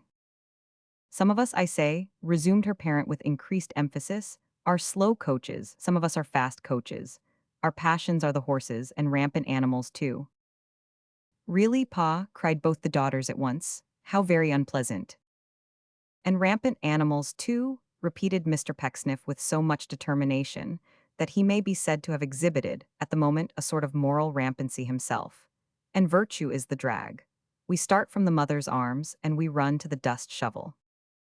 When he had said this, Mr. Pecksniff, being exhausted, took some further refreshment. When he had done that, he corked the bottle tight, with the air of a man who had effectually corked the subject also, and went to sleep for 3 stages. The tendency of mankind when it falls asleep in coaches is to wake up cross, to find its legs in its way, and its corns an aggravation. Mr. Pecksniff, not being exempt from the common lot of humanity, found himself, at the end of his nap, so decidedly the victim of these infirmities, that he had an irresistible inclination to visit them upon his daughters, which he had already begun to do in the shape of divers random kicks and other unexpected motions of his shoes, when the coach stopped, and after a short delay the door was opened. "Now mind," said a thin, sharp voice in the dark. "I and my son go inside because the roof is full, but you agree only to charge us outside prices. It's quite understood that we won't pay more, is it?" "All right, sir," replied the guard. "Is there anybody inside now?" inquired the voice. "3 passengers," returned the guard. "Then I ask the 3 passengers to witness this bargain, if they will be so good," said the voice. "My boy, I think we may safely get in." In pursuance of which opinion, 2 people took their seats in the vehicle, which was solemnly licensed by Act of Parliament to carry any 6 persons who could be got in at the door. "That was lucky," whispered the old man when they moved on again, "and a great stroke of policy in you to observe it. He, we couldn't have gone outside. I should have died of the rheumatism." Whether it occurred to the dutiful son that he had in some degree overreached himself by contributing to the prolongation of his father's days, or whether the cold had affected his temper, is doubtful. But he gave his father such a nudge in reply that that good old gentleman was taken with a cough which lasted for full 5 minutes without intermission, and goaded Mr. Pecksniff to that pitch of irritation that he said at last, and very suddenly, "There is no room, there is really no room in this coach for any gentleman with a cold in his head." "Mine," said the old man after a moment's pause, "is upon my chest, Pecksniff." The voice and manner together, now that he spoke out, the composure of the speaker, the presence of his son, and his knowledge of Mr. Pecksniff, afforded a clue to his identity which it was impossible to mistake. I thought," said Mr. Pecksniff, returning to his usual mildness, "that I addressed a stranger. I find that I address a relative, Mr. Anthony Chuzzlewit and his son Mr. Jonas, for they, my dear children, are our traveling companions, will excuse me for an apparently harsh remark. It is not my desire to wound the feelings of any person with whom I am connected in family bonds. I may be a hypocrite," said Mr. Pecksniff, cuttingly, "but I am not a brute." "Pooh, pooh," said the old man. "What signifies that word, Pecksniff? Hypocrite, why we are all hypocrites. We were all hypocrites t'other day. I am sure I felt that to be agreed upon among us, or I shouldn't have called you one. We should not have been there at all if we had not been hypocrites. The only difference between you and the rest was, shall I tell you the difference between you and the rest now, Pecksniff?" "If you please, my good sir, if you please." "Why, the annoying quality in you is," said the old man, "that you never have a confederate or partner in your juggling. You would deceive everybody, even those who practice the same art, and have a way with you as if you, he, as if you really believed yourself. I'd lay a handsome wager now," said the old man, "if I laid wagers, which I don't and never did, that you keep up appearances by a tacit understanding, even before your own daughters here. Now I, when I have a business scheme in hand, tell Jonas what it is, and we discuss it openly. You're not offended, Pecksniff?" "Offended, my good sir," cried that gentleman, as if he had received the highest compliments that language could convey. Are you traveling to London, Mr. Pecksniff? Asked the son. Yes, Mr. Jonas, we are traveling to London. We shall have the pleasure of your company all the way, I trust. Oh, echoed, you had better ask father that, said Jonas. I am not going to commit myself. Mr. Pecksniff was, as a matter of course, greatly entertained by this retort. His mirth having subsided, Mr. Jonas gave him to understand that himself and parent were in fact traveling to their home in the metropolis, and that, since the memorable day of the great family gathering, they had been tarrying in that part of the country, watching the sale of certain eligible investments, which they had had in their co-partnership when they came down. For it was their custom, Mr. Jonas said, whenever such a thing was practicable, to kill two birds with one stone, and never to throw away sprats but as bait for whales. When he had communicated to Mr. Pecksniff these pithy scraps of intelligence, he said that if it was all the same to him, he would turn him over to father and have a chat with the gals. And in furtherance of this polite scheme, he vacated his seat adjoining that gentleman, and established himself in the opposite corner, next to the fair Miss Mercy. The education of Mr. Jonas had been conducted from his cradle on the strictest principles of the main chance. The very first word he learnt to spell was gain, and the second, when he got into two syllables, money. But for two results, which were not clearly foreseen perhaps by his watchful parent in the beginning, his training may be said to have been unexceptionable. One of these flaws was that, having been long taught by his father to overreach everybody, he had imperceptibly acquired a love of overreaching that venerable monitor himself. The other, that from his early habits of considering everything as a question of property, he had gradually come to look, with impatience, on his parent as a certain amount of personal estate, which had no right whatever to be going at large, but ought to be secured in that particular description of iron safe, which is commonly called a coffin, and banked in the grave. Well, cousin, said Mr. Jonas, because we are cousins, a few times removed, so you're going to London. Miss Mercy replied in the affirmative, pinching her sister's arm at the same time, and giggling excessively. Lots of beaux in London, cousin, said Mr. Jonas, slightly advancing his elbow. Indeed, sir, cried the young lady. They won't hurt us, sir, I dare say. And having given him this answer with great demureness, she was so overcome by her own humor that she was fain to stifle her merriment in her sister's shawl. Mary, cried that more prudent damsel, really I am ashamed of you. How can you go on so, you wild thing? At which Miss Mary only laughed the more, of course. I saw a wildness in her eye t'other day, said Mr. Jonas, addressing Charity. But you're the one to sit solemn, I say, you were regularly prim, cousin. Oh, the old-fashioned fright, cried Mary in a whisper. Cherry, my dear, upon my word you must sit next him. I shall die outright if he talks to me any more, I shall positively. To prevent which fatal consequence, the buoyant creature skipped out of her seat as she spoke, and squeezed her sister into the place from which she had risen.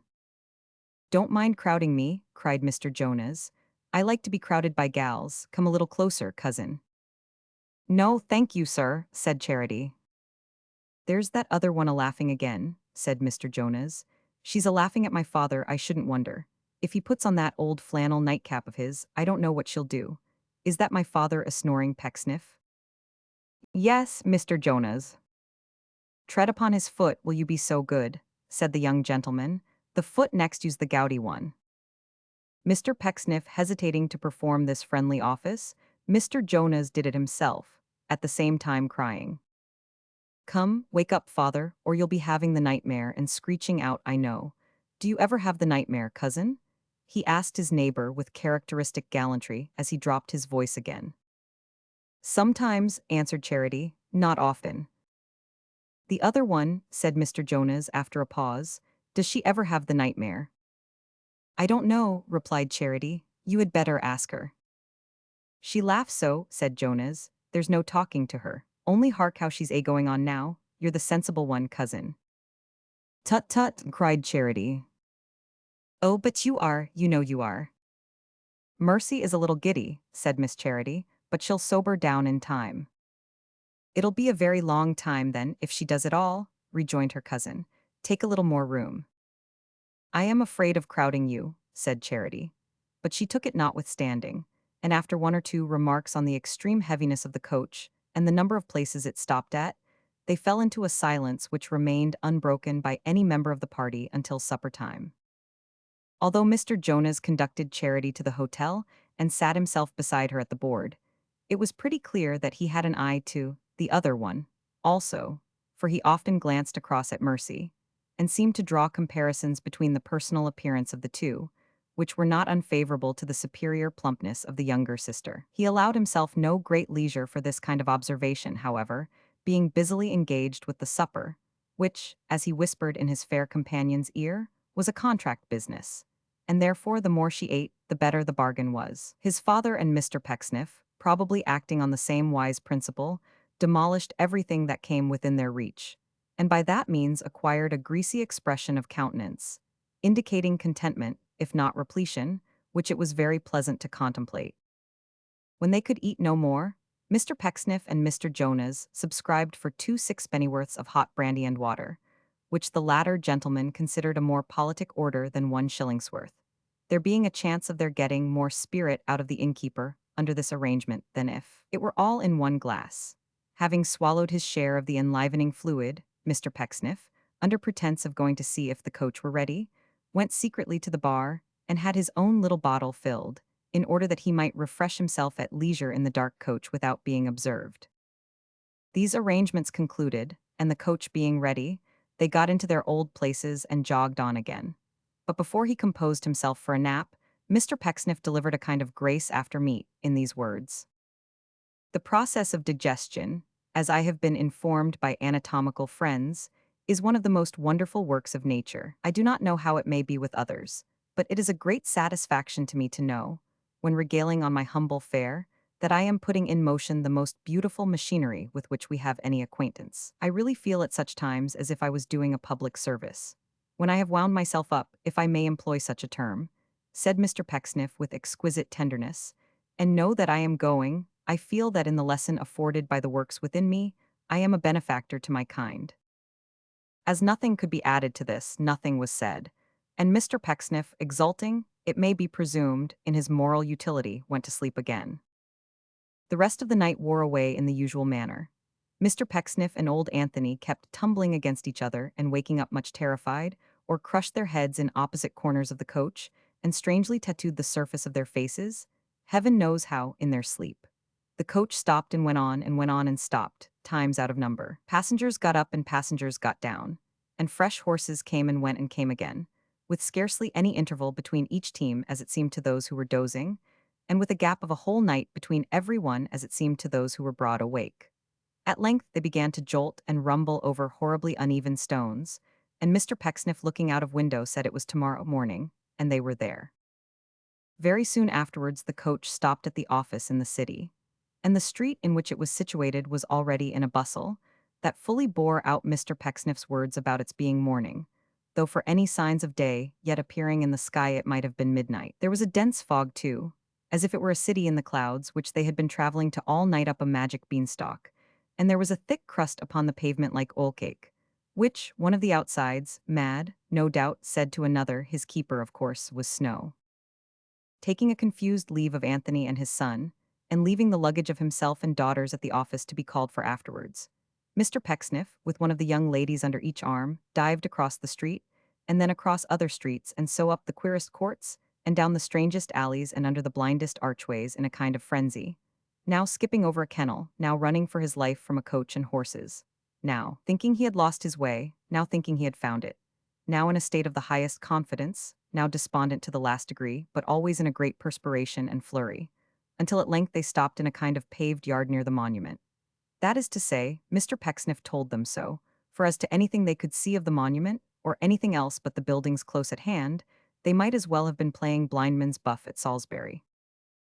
Mr. Pecksniff looked about him for a moment, and then knocked at the door of a very dingy edifice, even among the choice collection of dingy edifices at hand, on the front of which was a little oval board like a tea tray, with this inscription, Commercial Boarding House, M. Todgers. It seemed that M. Todgers was not up yet, for Mr. Pecksniff knocked twice and rang thrice, without making any impression on anything but a dog over the way. At last a chain and some bolts were withdrawn with a rusty noise, as if the weather had made the very fastenings hoarse, and a small boy with a large red head, and no nose to speak of, and a very dirty Wellington boot on his left arm, appeared, who, being surprised, rubbed the nose just mentioned with the back of a shoe brush, and said nothing. "Still abed, my man?" asked Mr. Pecksniff. Still abed, replied the boy. I wish they was still abed. They're very noisy abed, all calling for their boots at once. I thought you was the paper, and wondered why you didn't shove yourself through the grating as usual. What do you want? Considering his years, which were tender, the youth may be said to have preferred this question sternly, and in something of a defiant manner. But Mr. Pecksniff, without taking umbrage at his bearing, put a card in his hand, and bade him take that upstairs, and show them in the meanwhile into a room where there was a fire. Or if there's one in the eating parlor, said Mr. Pecksniff, I can find it myself. So he led his daughters, without waiting for any further introduction, into a room on the ground floor, where a tablecloth, rather a tight and scanty fit in reference to the table it covered, was already spread for breakfast, displaying a mighty dish of pink boiled beef. An instance of that particular style of loaf which is known to housekeepers as a slack-baked, crummy quartern, a liberal provision of cups and saucers, and the usual appendages. Inside the fender were some half-dozen pairs of shoes and boots, of various sizes, just cleaned and turned with the soles upwards to dry, and a pair of short black gaiters on one of which was chalked. In sport, it would appear, by some gentleman who had slipped down for the purpose, pending his toilet and gone up again. Jenkins is particular, while the other exhibited a sketch in profile, claiming to be the portrait of Jenkins himself. M. Todgers's commercial boarding house was a house of that sort which is likely to be dark at any time. But that morning, it was especially dark. There was an odd smell in the passage, as if the concentrated essence of all the dinners that had been cooked in the kitchen since the house was built lingered at the top of the kitchen stairs to that hour, and like the Black Friar in Don Juan, wouldn't be driven away. In particular, there was a sensation of cabbage, as if all the greens that had ever been boiled there were evergreens and flourished in immortal strength. The parlor was wainscoted, and communicated to strangers a magnetic and instinctive consciousness of rats and mice. The staircase was very gloomy and very broad, with balustrades so thick and heavy that they would have served for a bridge. In a somber corner on the first landing stood a gruff old giant of a clock, with a preposterous coronet of 3 brass balls on his head, whom few had ever seen, none ever looked in the face, and who seemed to continue his heavy tick for no other reason than to warn heedless people from running into him accidentally. It had not been papered or painted, hadn't Todgers's, within the memory of man. It was very black, begrimed, and moldy. And at the top of the staircase was an old, disjointed, rickety, ill-favored skylight, patched and mended in all kinds of ways, which looked distrustfully down at everything that passed below, and covered Todgers's up as if it were a sort of human cucumber frame, and only people of a peculiar growth were reared there. Mr. Pecksniff and his fair daughters had not stood warming themselves at the fire 10 minutes, when the sound of feet was heard upon the stairs, and the presiding deity of the establishment came hurrying in. M. Todgers was a lady, rather a bony and hard-featured lady, with a row of curls in front of her head, shaped like little barrels of beer, and on the top of it something made of net, you couldn't call it a cap exactly, which looked like a black cobweb. She had a little basket on her arm, and in it a bunch of keys that jingled as she came. In her other hand she bore a flaming tallow candle, which, after surveying Mr. Pecksniff for one instant by its light, she put down upon the table, to the end that she might receive him with the greater cordiality.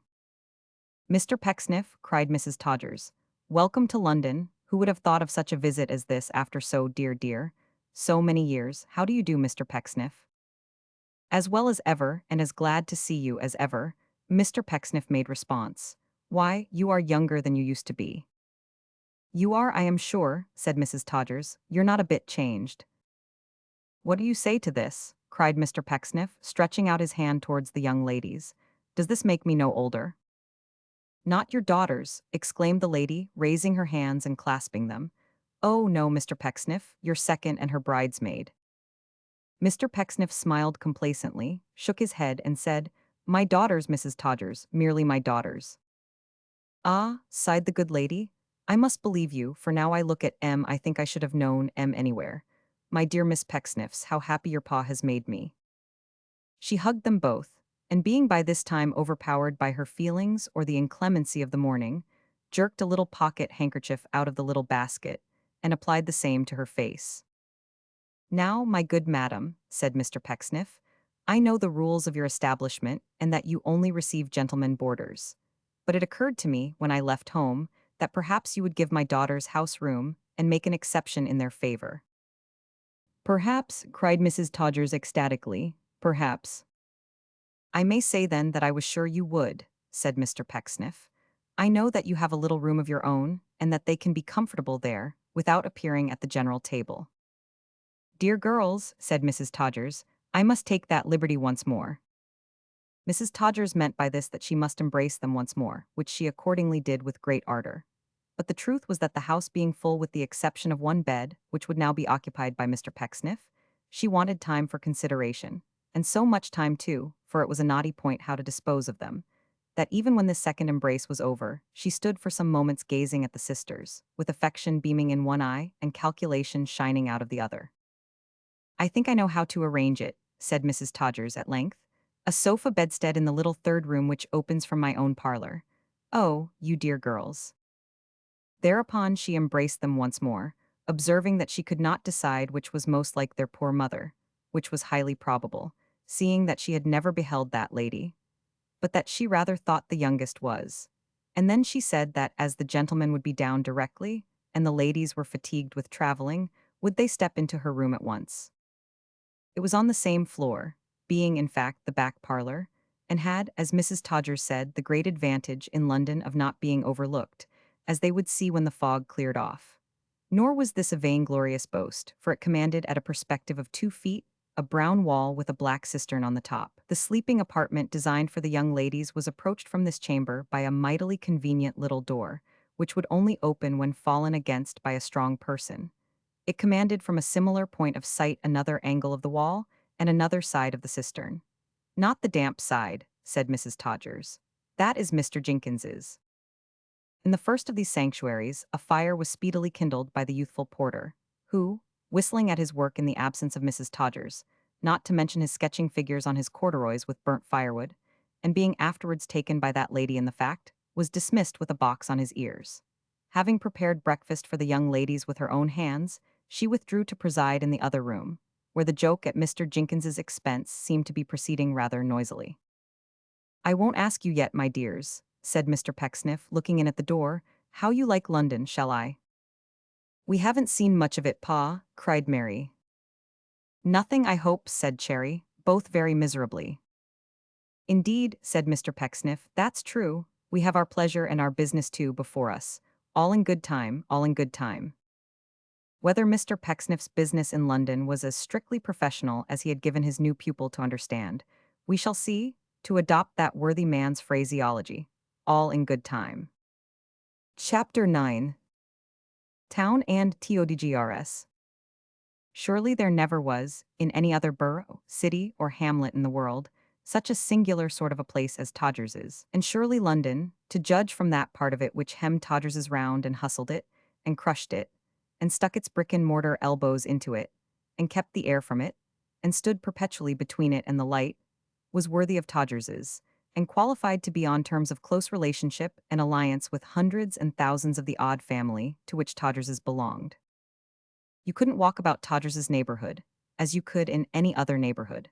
You groped your way for an hour through lanes and byways, and courtyards and passages, and you never once emerged upon anything that might be reasonably called a street. A kind of resigned distraction came over the stranger as he trod those devious mazes, and, giving himself up for lost, went in and out and round about and quietly turned back again, when he came to a dead wall or was stopped by an iron railing, and felt that the means of escape might possibly present themselves in their own good time, but that to anticipate them was hopeless. Instances were known of people who, being asked to dine at Todgers's, had traveled round and round for a weary time, with its very chimney-pots in view, and finding it, at last, impossible of attainment, had gone home again with a gentle melancholy on their spirits, tranquil and uncomplaining. Nobody had ever found Todgers's on a verbal direction, though given within a few minutes' walk of it. Cautious emigrants from Scotland or the north of England had been known to reach it safely, by impressing a charity boy, town-bred, and bringing him along with them, or by clinging tenaciously to the postman. But these were rare exceptions, and only went to prove the rule that Todgers's was in a labyrinth, whereof the mystery was known but to a chosen few.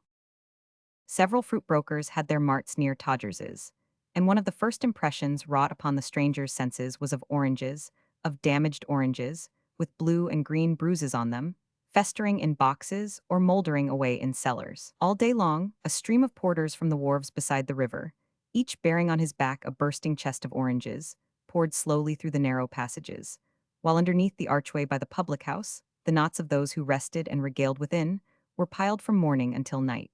Strange solitary pumps were found near Todgers's, hiding themselves for the most part in blind alleys and keeping company with fire ladders. There were churches also by dozens, with many a ghostly little churchyard, all overgrown with such straggling vegetation as springs up spontaneously from damp and graves and rubbish. In some of these dingy resting places, which bore much the same analogy to green churchyards, as the pots of earth for mignonette and wallflower in the windows overlooking them did to rustic gardens, there were trees, tall trees, still putting forth their leaves in each succeeding year, with such a languishing remembrance of their kind. So one might fancy, looking on their sickly boughs as birds in cages, have of theirs. Here, paralyzed old watchmen guarded the bodies of the dead at night, year after year, until at last they joined that solemn brotherhood. And saving that they slept below the ground a sounder sleep than even they had ever known above it, and were shut up in another kind of box, their condition can hardly be said to have undergone any material change when they, in turn, were watched themselves. Among the narrow thoroughfares at hand, there lingered, here and there, an ancient doorway of carved oak from which of old the sounds of revelry and feasting often came.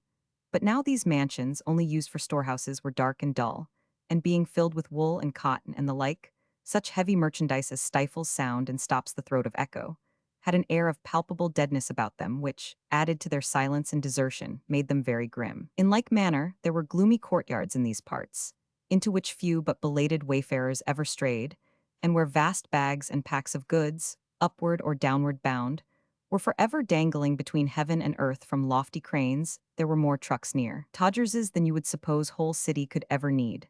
Not active trucks, but a vagabond race, forever lounging in the narrow lanes before their masters' doors and stopping up the pass, so that when a stray hackney coach or lumbering wagon came that way, they were the cause of such an uproar as enlivened the whole neighborhood, and made the bells in the next church door vibrate again. In the throats and maws of dark no thoroughfares near Todgers's, individual wine merchants and wholesale dealers in groceryware had perfect little towns of their own.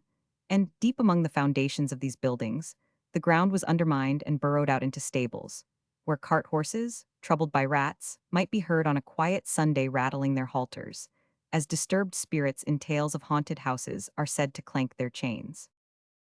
To tell of half the queer old taverns that had a drowsy and secret existence near Todgers's would fill a goodly book, while a second volume no less capacious might be devoted to an account of the quaint old guests who frequented their dimly lighted parlors. These were, in general, ancient inhabitants of that region, born and bred there from boyhood, who had long since become wheezy and asthmatical and short of breath, except in the article of storytelling, in which respect they were still marvelously long-winded. These gentry were much opposed to steam and all newfangled ways, and held ballooning to be sinful, and deplored the degeneracy of the times, which that particular member of each little club who kept the keys of the nearest church, professionally, always attributed to the prevalence of dissent and irreligion, though the major part of the company inclined to the belief that virtue went out with hair powder, and that old England's greatness had decayed amen with barbers. As to Todgers's itself, speaking of it only as a house in that neighborhood, and making no reference to its merits as a commercial boarding establishment, it was worthy to stand where it did. There was one staircase window in it, at the side of the house, on the ground floor, which tradition said had not been opened for 100 years at least, and which, abutting on an always dirty lane, was so begrimed and coated with a century's mud that no one pane of glass could possibly fall out, though all were cracked and broken 20 times. But the grand mystery of Todgers's was the cellarage, approachable only by a little back door and a rusty grating, which cellarage within the memory of man had had no connection with the house, but had always been the freehold property of somebody else, and was reported to be full of wealth, though in what shape, whether in silver, brass, or gold, or butts of wine, or casks of gunpowder, was matter of profound uncertainty and supreme indifference to Todgers's and all its inmates. The top of the house was worthy of notice. There was a sort of terrace on the roof, with posts and fragments of rotten lines, once intended to dry clothes upon, and there were 2 or 3 tea chests out there, full of earth with forgotten plants in them, like old walking sticks. Whoever climbed to this observatory was stunned at first from having knocked his head against the little door in coming out, and after that was for the moment choked from having looked perforce straight down the kitchen chimney. But these 2 stages over, there were things to gaze at from the top of Todgers's, well worth your seeing too. For first and foremost, if the day were bright, you observed upon the housetops, stretching far away a long dark path, the shadow of the monument, and turning round, the tall original was close beside you, with every hair erect upon his golden head as if the doings of the city frightened him. Then there were steeples, towers, belfries, shining vanes, and masts of ships, a very forest. Gables, housetops, garret windows, wilderness upon wilderness. Smoke and noise enough for all the world at once. After the first glance, there were slight features in the midst of this crowd of objects, which sprung out from the mass without any reason, as it were, and took hold of the attention whether the spectator would or no. Thus, the revolving chimney pots on one great stack of buildings seemed to be turning gravely to each other every now and then, and whispering the result of their separate observation of what was going on below. Others, of a crook-backed shape, appeared to be maliciously holding themselves askew, that they might shut the prospect out and baffle Todgers's. The man who was mending a pen at an upper window over the way became of paramount importance in the scene, and made a blank in it, ridiculously disproportionate in its extent, when he retired. The gambols of a piece of cloth upon the dyer's pole had far more interest for the moment than all the changing motion of the crowd. Yet even while the looker-on felt angry with himself for this, and wondered how it was, the tumult swelled into a roar. The hosts of objects seemed to thicken and expand 100-fold, and after gazing round him, quite scared, he turned into Todgers's again, much more rapidly than he came out, and 10 to 1 he told him Todgers afterwards that if he hadn't done so, he would certainly have come into the street by the shortest cut. That is to say, head foremost. So said the two Miss Pecksniffs, when they retired with Mrs. Todgers from this place of espial, leaving the youthful porter to close the door and follow them downstairs, who, being of a playful temperament, and contemplating with a delight peculiar to his sex and time of life, any chance of dashing himself into small fragments, lingered behind to walk upon the parapet. It being the second day of their stay in London, the Miss Pecksniffs and Mrs. Todgers were by this time highly confidential, insomuch that the last-named lady had already communicated the particulars of 3 early disappointments of a tender nature, and had furthermore possessed her young friends with a general summary of the life, conduct, and character of Mr. Todgers, who, it seemed, had cut his matrimonial career rather short by unlawfully running away from his happiness and establishing himself in foreign countries as a bachelor. "Your pa was once a little particular in his attentions, my dears," said Mrs. Todgers, "but to be your ma was too much happiness denied me. You'd hardly know who this was done for, perhaps." She called their attention to an oval miniature, like a little blister, which was tacked up over the kettle holder, and in which there was a dreamy shadowing forth of her own visage. "It's a speaking likeness," cried the two Miss Pecksniffs.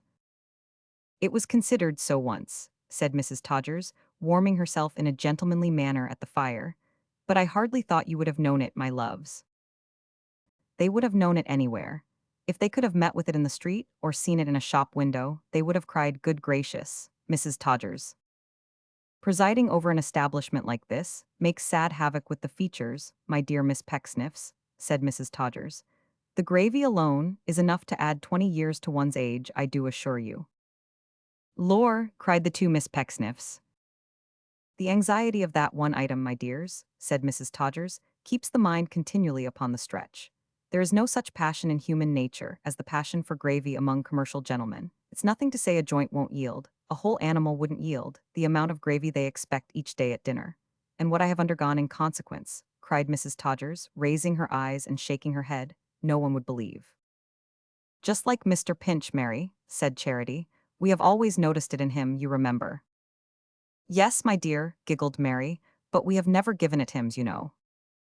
"You, my dears, having to deal with your pa's pupils who can't help themselves, are able to take your own way," said Mrs. Todgers. "But in a commercial establishment, where any gentleman may say any Saturday evening, 'Mrs. Todgers, this day week we part, in consequence of the cheese,' it is not so easy to preserve a pleasant understanding.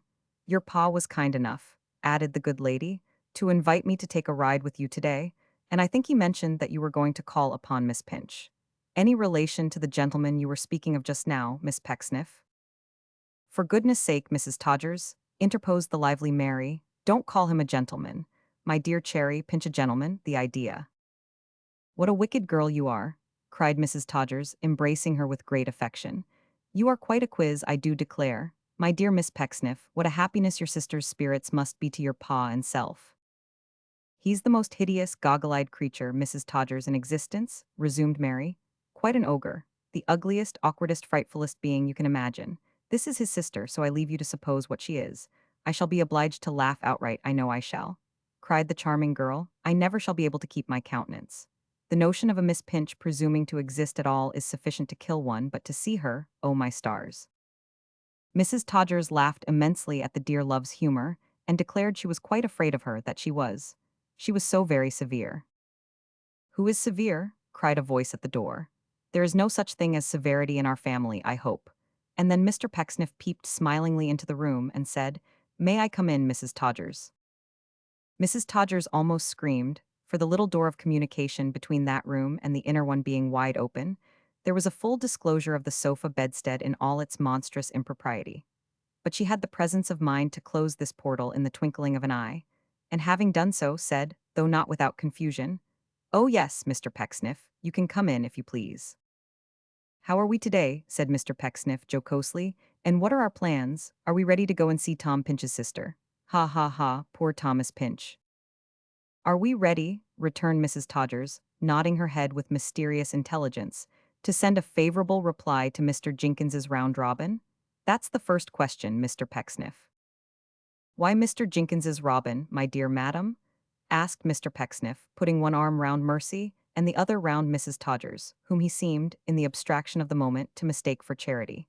"Why Mr. Jenkins's?" "Because he began to get it up, and indeed always takes the lead in the house," said Mrs. Todgers playfully. "That's why, sir." "Jenkins is a man of superior talents," observed Mr. Pecksniff. "I have conceived a great regard for Jenkins. I take Jenkins's desire to pay polite attention to my daughters as an additional proof of the friendly feeling of Jenkins, Mrs. Todgers." "Well now," returned that lady, "having said so much, you must say the rest, Mr. Pecksniff, so tell the dear young ladies all about it." With these words she gently eluded Mr. Pecksniff's grasp, and took Miss Charity into her own embrace, though whether she was impelled to this proceeding solely by the irrepressible affection she had conceived for that young lady, or whether it had any reference to a lowering, not to say distinctly spiteful expression which had been visible in her face for some moments, has never been exactly ascertained. Be this as it may, Mr. Pecksniff went on to inform his daughters of the purport and history of the round robin aforesaid, which was in brief, that the commercial gentleman who helped to make up the sum and substance of that noun of multitude signifying many, called Todgers's, desired the honor of their presence at the general table, so long as they remained in the house, and besought that they would grace the board at dinner-time next day, the same being Sunday. He further said that Mrs. Todgers being a consenting party to this invitation, he was willing, for his part, to accept it, and so left them that he might write his gracious answer, the while they armed themselves with their best bonnets for the utter defeat and overthrow of Miss Pinch. Tom Pinch's sister was governess in a lofty family, perhaps the wealthiest brass and copper founders' family known to mankind. They lived at Camberwell, in a house so big and fierce that its mere outside, like the outside of a giant's castle, struck terror into vulgar minds and made bold persons quail. There was a great front gate, with a great bell, whose handle was in itself a note of admiration, and a great lodge, which being close to the house, rather spoilt the lookout certainly, but made the look-in tremendous. At this entry, a great porter kept constant watch and ward, and when he gave the visitor high leave to pass, he rang a second great bell, responsive to whose note a great footman appeared in due time at the great hall door, with such great tags upon his liveried shoulder that he was perpetually entangling and hooking himself among the chairs and tables, and led a life of torment which could scarcely have been surpassed if he had been a blue bottle in a world of cobwebs. To this mansion, Mr. Pecksniff, accompanied by his daughters and Mrs. Todgers, drove gallantly in a one-horse fly. The foregoing ceremonies having been all performed, they were ushered into the house. And so, by degrees, they got at last into a small room with books in it, where Mr. Pinch's sister was at that moment instructing her eldest pupil, to wit, a premature little woman of 13 years old, who had already arrived at such a pitch of whalebone and education that she had nothing girlish about her, which was a source of great rejoicing to all her relations and friends. "Visitors for Miss Pinch," said the footman. He must have been an ingenious young man, for he said it very cleverly, with a nice discrimination between the cold respect with which he would have announced visitors to the family and the warm personal interest with which he would have announced visitors to the cook. "Visitors for Miss Pinch," Miss Pinch rose hastily, with such tokens of agitation as plainly declared that her list of callers was not numerous. At the same time, the little pupil became alarmingly upright, and prepared herself to take mental notes of all that might be said and done. For the lady of the establishment was curious in the natural history and habits of the animal called governess, and encouraged her daughters to report thereon whenever occasion served. Which was, in reference to all parties concerned, very laudable, improving, and pleasant.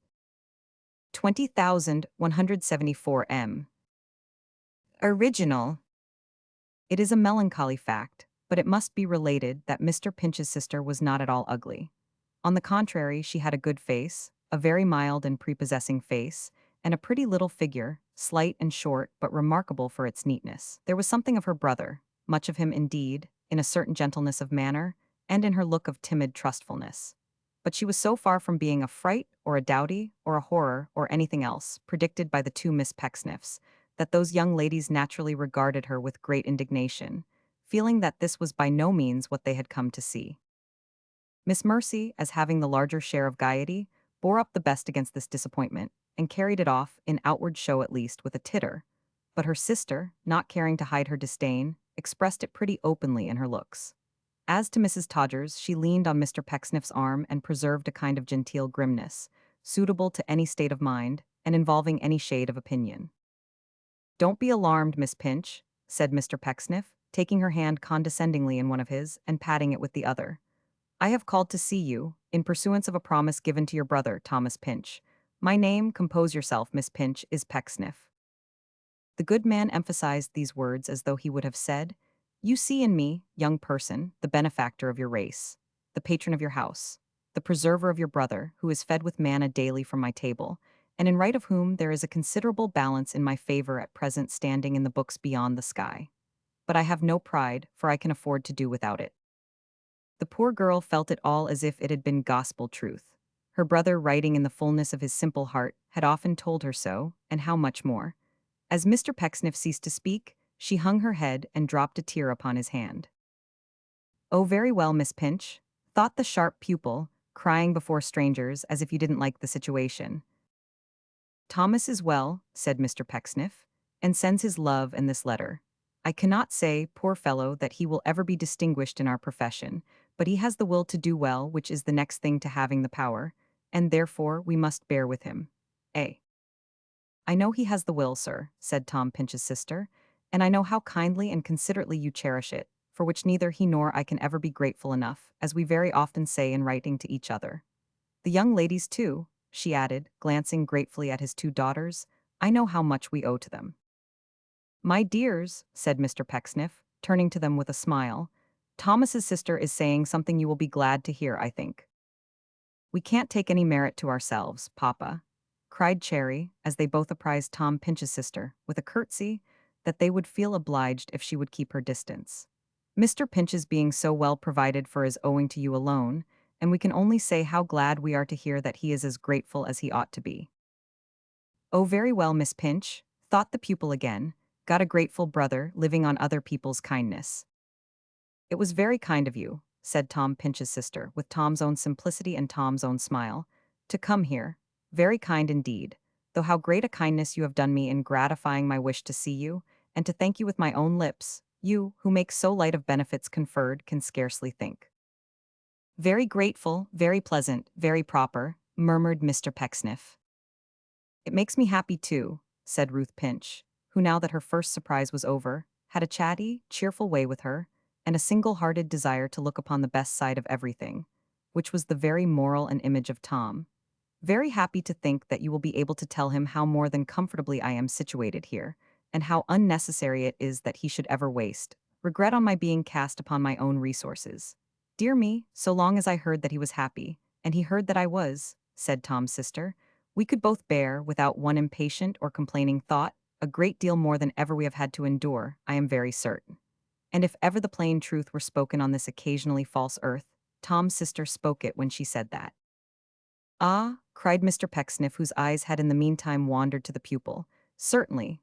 And how do you do, my very interesting child?" "Quite well, I thank you, sir," replied that frosty innocent. "A sweet face this, my dears," said Mr. Pecksniff, turning to his daughters. "A charming manner." Both young ladies had been in ecstasies with the scion of a wealthy house, through whom the nearest road and shortest cut to her parents might be supposed to lie from the first. Mrs. Todgers vowed that anything one quarter so angelic she had never seen. She wanted but a pair of wings, a dear, said that good woman, to be a young syrup, meaning, possibly, young sylph or seraph. "If you will give that to your distinguished parents, my amiable little friend," said Mr. Pecksniff, producing one of his professional cards, "and will say that I and my daughters." "And Mrs. Todgers' pa," said Mary. "And Mrs. Todgers of London," added Mr. Pecksniff. "That I, and my daughters, and Mrs. Todgers of London, did not intrude upon them, as our object simply was to take some notice of Miss Pinch, whose brother is a young man in my employment, but that I could not leave this very chaste mansion without adding my humble tribute, as an architect, to the correctness and elegance of the owner's taste, and to his just appreciation of that beautiful art to the cultivation of which I have devoted a life, and to the promotion of whose glory and advancement I have sacrificed a fortune. I shall be very much obliged to you." "Missis's compliments to Miss Pinch," said the footman, suddenly appearing and speaking in exactly the same key as before, "and begs to know what my young lady is a learning of just now." "Oh," said Mr. Pecksniff, "here is the young man, he will take the card. With my compliments, if you please, young man. My dears, we are interrupting the studies, let us go." Some confusion was occasioned for an instant by Mrs. Todgers's unstrapping her little flat hand basket, and hurriedly entrusting the young man with one of her own cards, which, in addition to certain detailed information relative to the terms of the commercial establishment, bore a footnote to the effect that M.T. took that opportunity of thanking those gentlemen who had honored her with their favors, and begged they would have the goodness, if satisfied with the table, to recommend her to their friends.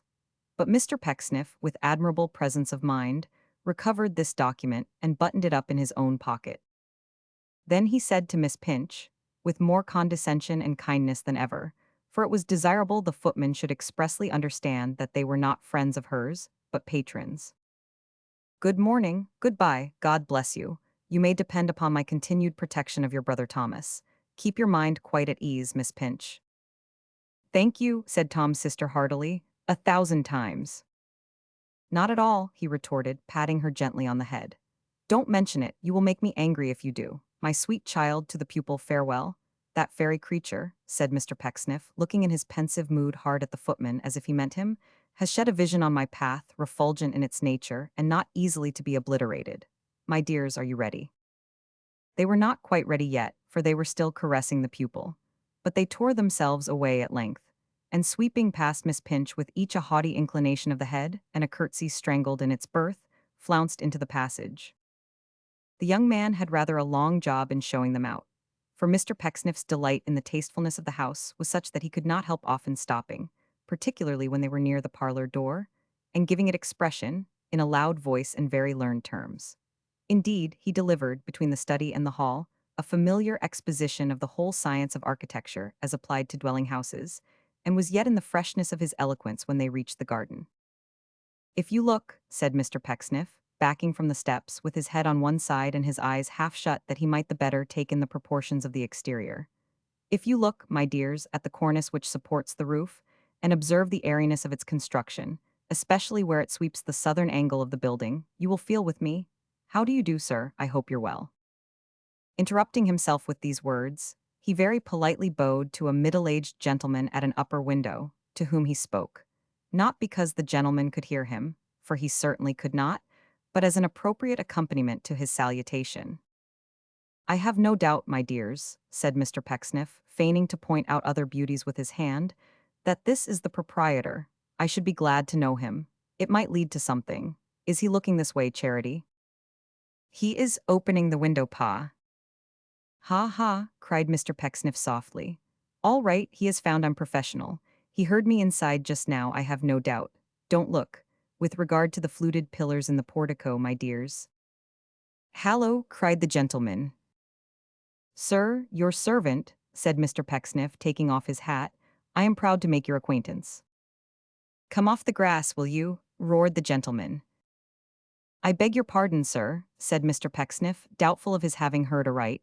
"Did you "Come off the grass," repeated the gentleman warmly. "We are unwilling to intrude, sir," Mr. Pecksniff smilingly began. "But you are intruding," returned the other, "unwarrantably intruding. Trespassing. You see a gravel walk, don't you? What do you think it's meant for? Open the gate there, show that party out." With that, he clapped down the window again and disappeared. Mr. Pecksniff put on his hat and walked with great deliberation and in profound silence to the fly, gazing at the clouds as he went with great interest. After helping his daughters and Mrs. Todgers into that conveyance, he stood looking at it for some moments, as if he were not quite certain whether it was a carriage or a temple. But having settled this point in his mind, he got into his place, spread his hands out on his knees, and smiled upon the three beholders. But his daughters, less tranquil-minded, burst into a torrent of indignation. This came, they said, of cherishing such creatures as the Pinches. This came of lowering themselves to their level. This came of putting themselves in the humiliating position of seeming to know such bold, audacious, cunning, dreadful girls as that. They had expected this. They had predicted it to Mrs. Todgers, as she Todgers could depone, that very morning.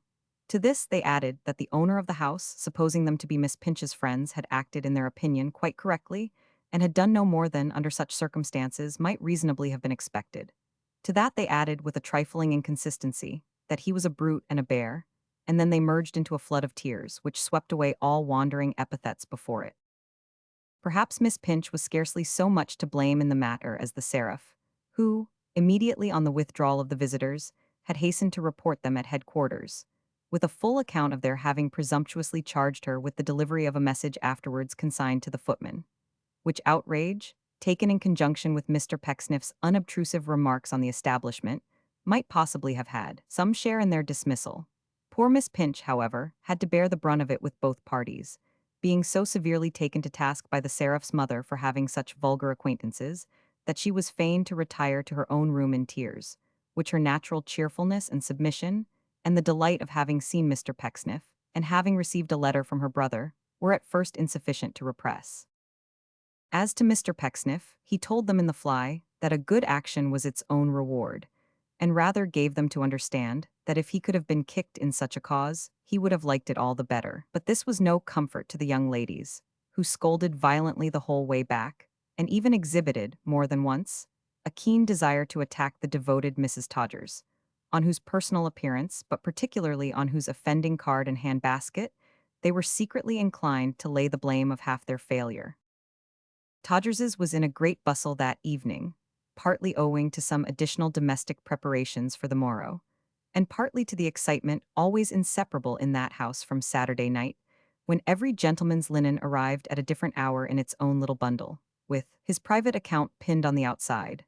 There was always a great clinking of pattens downstairs, too, until midnight or so, on Saturdays, together with a frequent gleaming of mysterious lights in the area, much working at the pump, and a constant jangling of the iron handle of the pail. Shrill altercations from time to time arose between Mrs. Todgers and unknown females in remote back kitchens, and sounds were occasionally heard, indicative of small articles of ironmongery and hardware being thrown at the boy. It was the custom of that youth on Saturdays to roll up his shirt sleeves to his shoulders and pervade all parts of the house in an apron of coarse green baize. Moreover, he was more strongly tempted on Saturdays than on other days, it being a busy time, to make excursive bolts into the neighboring alleys when he answered the door, and there to play at leapfrog and other sports with vagrant lads, until pursued and brought back by the hair of his head or the lobe of his ear. Thus he was quite a conspicuous feature among the peculiar incidents of the last day in the week at Todgers's. He was especially so on this particular Saturday evening, and honored the Miss Pecksniffs with a deal of notice, seldom passing the door of Mrs. Todgers's private room, where they sat alone before the fire, working by the light of a solitary candle, without putting in his head and greeting them with some such compliments as, "There you are again? Ain't it nice?" and similar humorous attentions. "I say," he whispered, stopping in one of his journeys to and fro, "young ladies, there's soup tomorrow. She's making it now.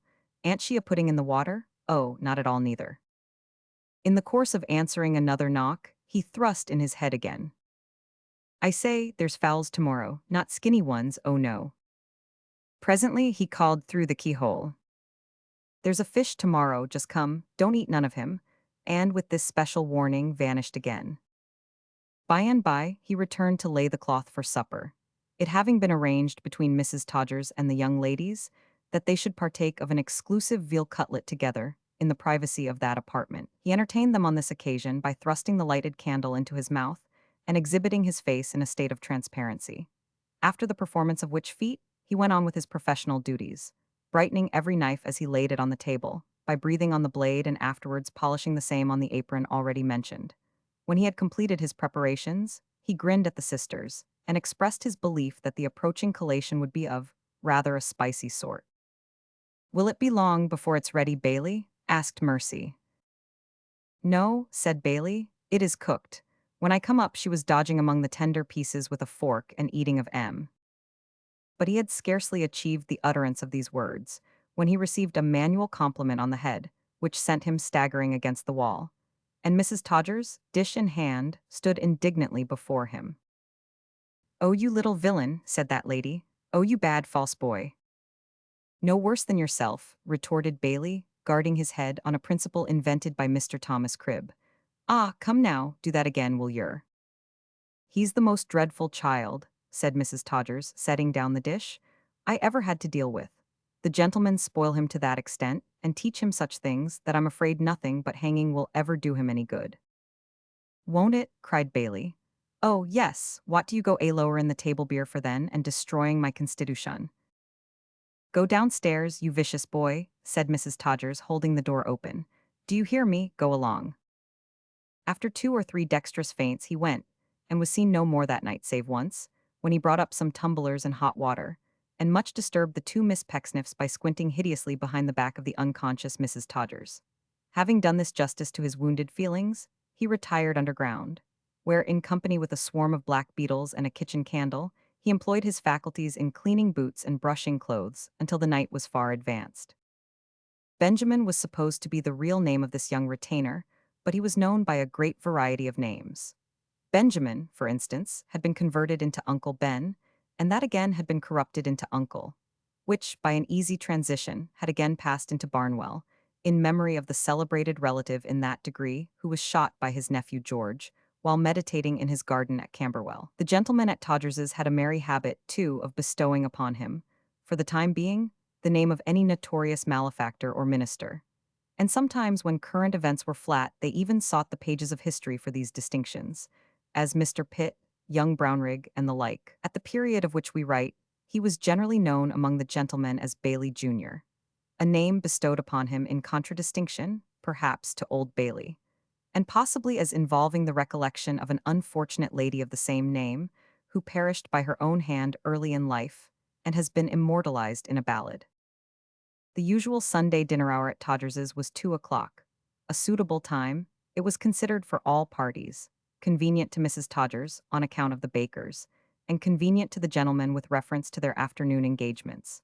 But on the Sunday which was to introduce the 2 Miss Pecksniffs to a full knowledge of Todgers's and its society, the dinner was postponed until 5, in order that everything might be as genteel as the occasion demanded. When the hour drew nigh, Bailey Junior, testifying great excitement, appeared in a complete suit of cast-off clothes several sizes too large for him, and in particular mounted a clean shirt of such extraordinary magnitude that one of the gentlemen, remarkable for his ready wit, called him collars on the spot. At about 5:15, a deputation, consisting of Mr. Jenkins and another gentleman, whose name was Gander, knocked at the door of Mrs. Todgers's room, and, being formally introduced to the 2 Miss Pecksniffs by their parent who was in waiting, besought the honor of conducting them upstairs. The drawing-room at Todgers's was out of the common style, so much so indeed that you would hardly have taken it to be a drawing-room, unless you were told so by somebody who was in the secret. It was floor-clothed all over, and the ceiling, including a great beam in the middle, was papered. Besides the 3 little windows, with seats in them, commanding the opposite archway, there was another window looking point blank, without any compromise at all about it, into Jenkins's bedroom. And high up, all along one side of the wall, was a strip of panes of glass, 2 deep, giving light to the staircase. There were the oddest closets possible, with little casements in them like 8-day clocks, lurking in the wainscot and taking the shape of the stairs, and the very door itself, which was painted black, had 2 great glass eyes in its forehead, with an inquisitive green pupil in the middle of each. Here the gentlemen were all assembled. There was a general cry of "Hear, hear!" and "Bravo, Jink!" When Mr. Jenkins appeared with Charity on his arm, which became quite rapturous as Mr. Gander followed, escorting Mercy, and Mr. Pecksniff brought up the rear with Mrs. Todgers. Then the presentations took place. They included a gentleman of a sporting turn, who propounded questions on jockey subjects to the editors of Sunday papers, which were regarded by his friends as rather stiff things to answer. And they included a gentleman of a theatrical turn, who had once entertained serious thoughts of coming out, but had been kept in by the wickedness of human nature. And they included a gentleman of a debating turn who was strong at speech-making, and a gentleman of a literary turn who wrote squibs upon the rest, and knew the weak side of everybody's character but his own. There was a gentleman of a vocal turn, and a gentleman of a smoking turn, and a gentleman of a convivial turn. Some of the gentlemen had a turn for whist, and a large proportion of the gentlemen had a strong turn for billiards and betting. They had all, it may be presumed, a turn for business, being all commercially employed in one way or other, and had, everyone in his own way, a decided turn for pleasure to boot. Mr. Jenkins was of a fashionable turn, being a regular frequenter of the parks on Sundays and knowing a great many carriages by sight. He spoke mysteriously, too, of splendid women, and was suspected of having once committed himself with a countess. Mr. Gander was of a witty turn, being indeed the gentleman who had originated the sally about collars, which sparkling pleasantry was now retailed from mouth to mouth, under the title of Gander's Last, and was received in all parts of the room with great applause. Mr. Jenkins, it may be added, was much the oldest of the party, being a fish salesman's bookkeeper, aged 40. He was the oldest boarder also, and in right of his double seniority, took the lead in the house, as Mrs. Todgers had already said. There was considerable delay in the production of dinner, and poor Mrs. Todgers, being reproached in confidence by Jenkins, slipped in and out at least 20 times to see about it, always coming back as though she had no such thing upon her mind, and hadn't been out at all. But there was no hitch in the conversation nevertheless. For one gentleman, who traveled in the perfumery line, exhibited an interesting knick-knack, in the way of a remarkable cake of shaving soap which he had lately met with in Germany, and the gentleman of a literary turn repeated, by desire, some sarcastic stanzas he had recently produced on the freezing of the tank at the back of the house. These amusements, with the miscellaneous conversation arising out of them, passed the time splendidly, until dinner was announced by Bailey Jr. in these terms: "The wittles is up." On which notice they immediately descended to the banquet hall, some of the more facetious spirits in the rear taking down gentlemen, as if they were ladies, in imitation of the fortunate possessors of the two Miss Pecksniffs. Mr. Pecksniff said grace, a short and pious grace, involving a blessing on the appetites of those present, and committing all persons who had nothing to eat to the care of Providence, whose business, so said the grace, in effect, it clearly was to look after them. This done, they fell to with less ceremony than appetite, the table groaning beneath the weight, not only of the delicacies whereof the Miss Pecksniffs had been previously forewarned, but of boiled beef, roast veal, bacon, pies, and abundance of such heavy vegetables as are favorably known to housekeepers for their satisfying qualities. Besides which there were bottles of stout, bottles of wine, bottles of ale, and divers other strong drinks, native and foreign. All this was highly agreeable to the two Miss Pecksniffs, who were in immense request, sitting one on either hand of Mr. Jenkins at the bottom of the table, and who were called upon to take wine with some new admirer every minute. They had hardly ever felt so pleasant, and so full of conversation, in their lives. Mercy, in particular, was uncommonly brilliant, and said so many good things in the way of lively repartee that she was looked upon as a prodigy. In short, as that young lady observed, they felt now indeed that they were in London, and for the first time too. Their young friend Bailey sympathized in these feelings to the fullest extent, and, abating nothing of his patronage, gave them every encouragement in his power, favoring them, when the general attention was diverted from his proceedings, with many nods and winks and other tokens of recognition, and occasionally touching his nose with a corkscrew, as if to express the bacchanalian character of the meeting. In truth, perhaps even the spirits of the two Miss Pecksniffs, and the hungry watchfulness of Mrs. Todgers, were less worthy of note than the proceedings of this remarkable boy, whom nothing disconcerted or put out of his way. If any piece of crockery, a dish or otherwise, chanced to slip through his hands, which happened once or twice, he let it go with perfect good breeding, and never added to the painful emotions of the company by exhibiting the least regret. Nor did he, by hurrying to and fro, disturb the repose of the assembly, as many well-trained servants do.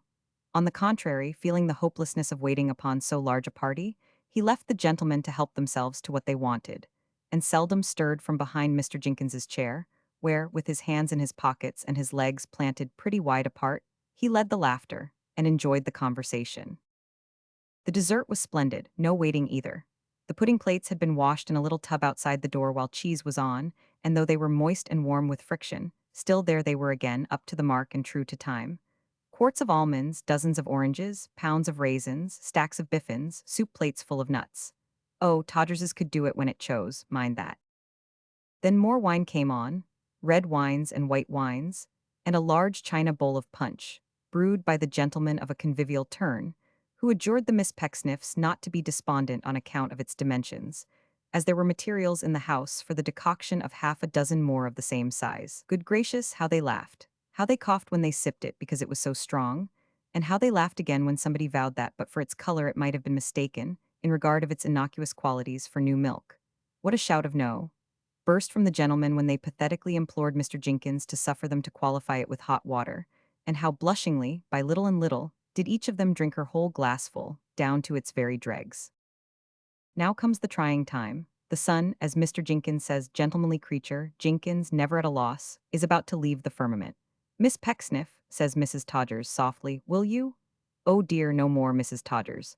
Mrs. Todgers rises, the two Miss Pecksniffs rise, all rise. Miss Mercy Pecksniff looks downward for her scarf. Where is it, dear me, where can it be? Sweet girl, she has it on, not on her fair neck but loose upon her flowing figure. A dozen hands assist her. She is all confusion. The youngest gentleman in company thirsts to murder Jenkins. She skips and joins her sister at the door. Her sister has her arm about the waist of Mrs. Todgers. She winds her arm around her sister. Diana, what a picture! The last things visible are a shape and a skip. Gentlemen, let us drink the ladies. The enthusiasm is tremendous. The gentleman of a debating turn rises in the midst and suddenly lets loose a tide of eloquence which bears down everything before it. He is reminded of a toast to which they will respond. There is an individual present, he has him in his eye, to whom they owe a debt of gratitude. He repeats it, a debt of gratitude. Their rugged natures have been softened and ameliorated that day by the society of lovely woman. There is a gentleman in company whom two accomplished and delightful females regard with veneration, as the fountain of their existence. Yes, when yet the two Miss Pecksniffs lisped in language scarce intelligible, they called that individual father. There is great applause. He gives them Mr. Pecksniff, and God bless him. They all shake hands with Mr. Pecksniff, as they drink the toast. The youngest gentleman in company does so with a thrill, for he feels that a mysterious influence pervades the man who claims that being in the pink scarf for his daughter. What saith Mr. Pecksniff in reply? Or rather let the question be, what leaves he unsaid? Nothing. More punch is called for and produced and drunk. Enthusiasm mounts still higher. Every man comes out freely in his own character. The gentleman of a theatrical turn recites. The vocal gentleman regales them with a song. Gander leaves the gander of all former feasts whole leagues behind. He rises to propose a toast.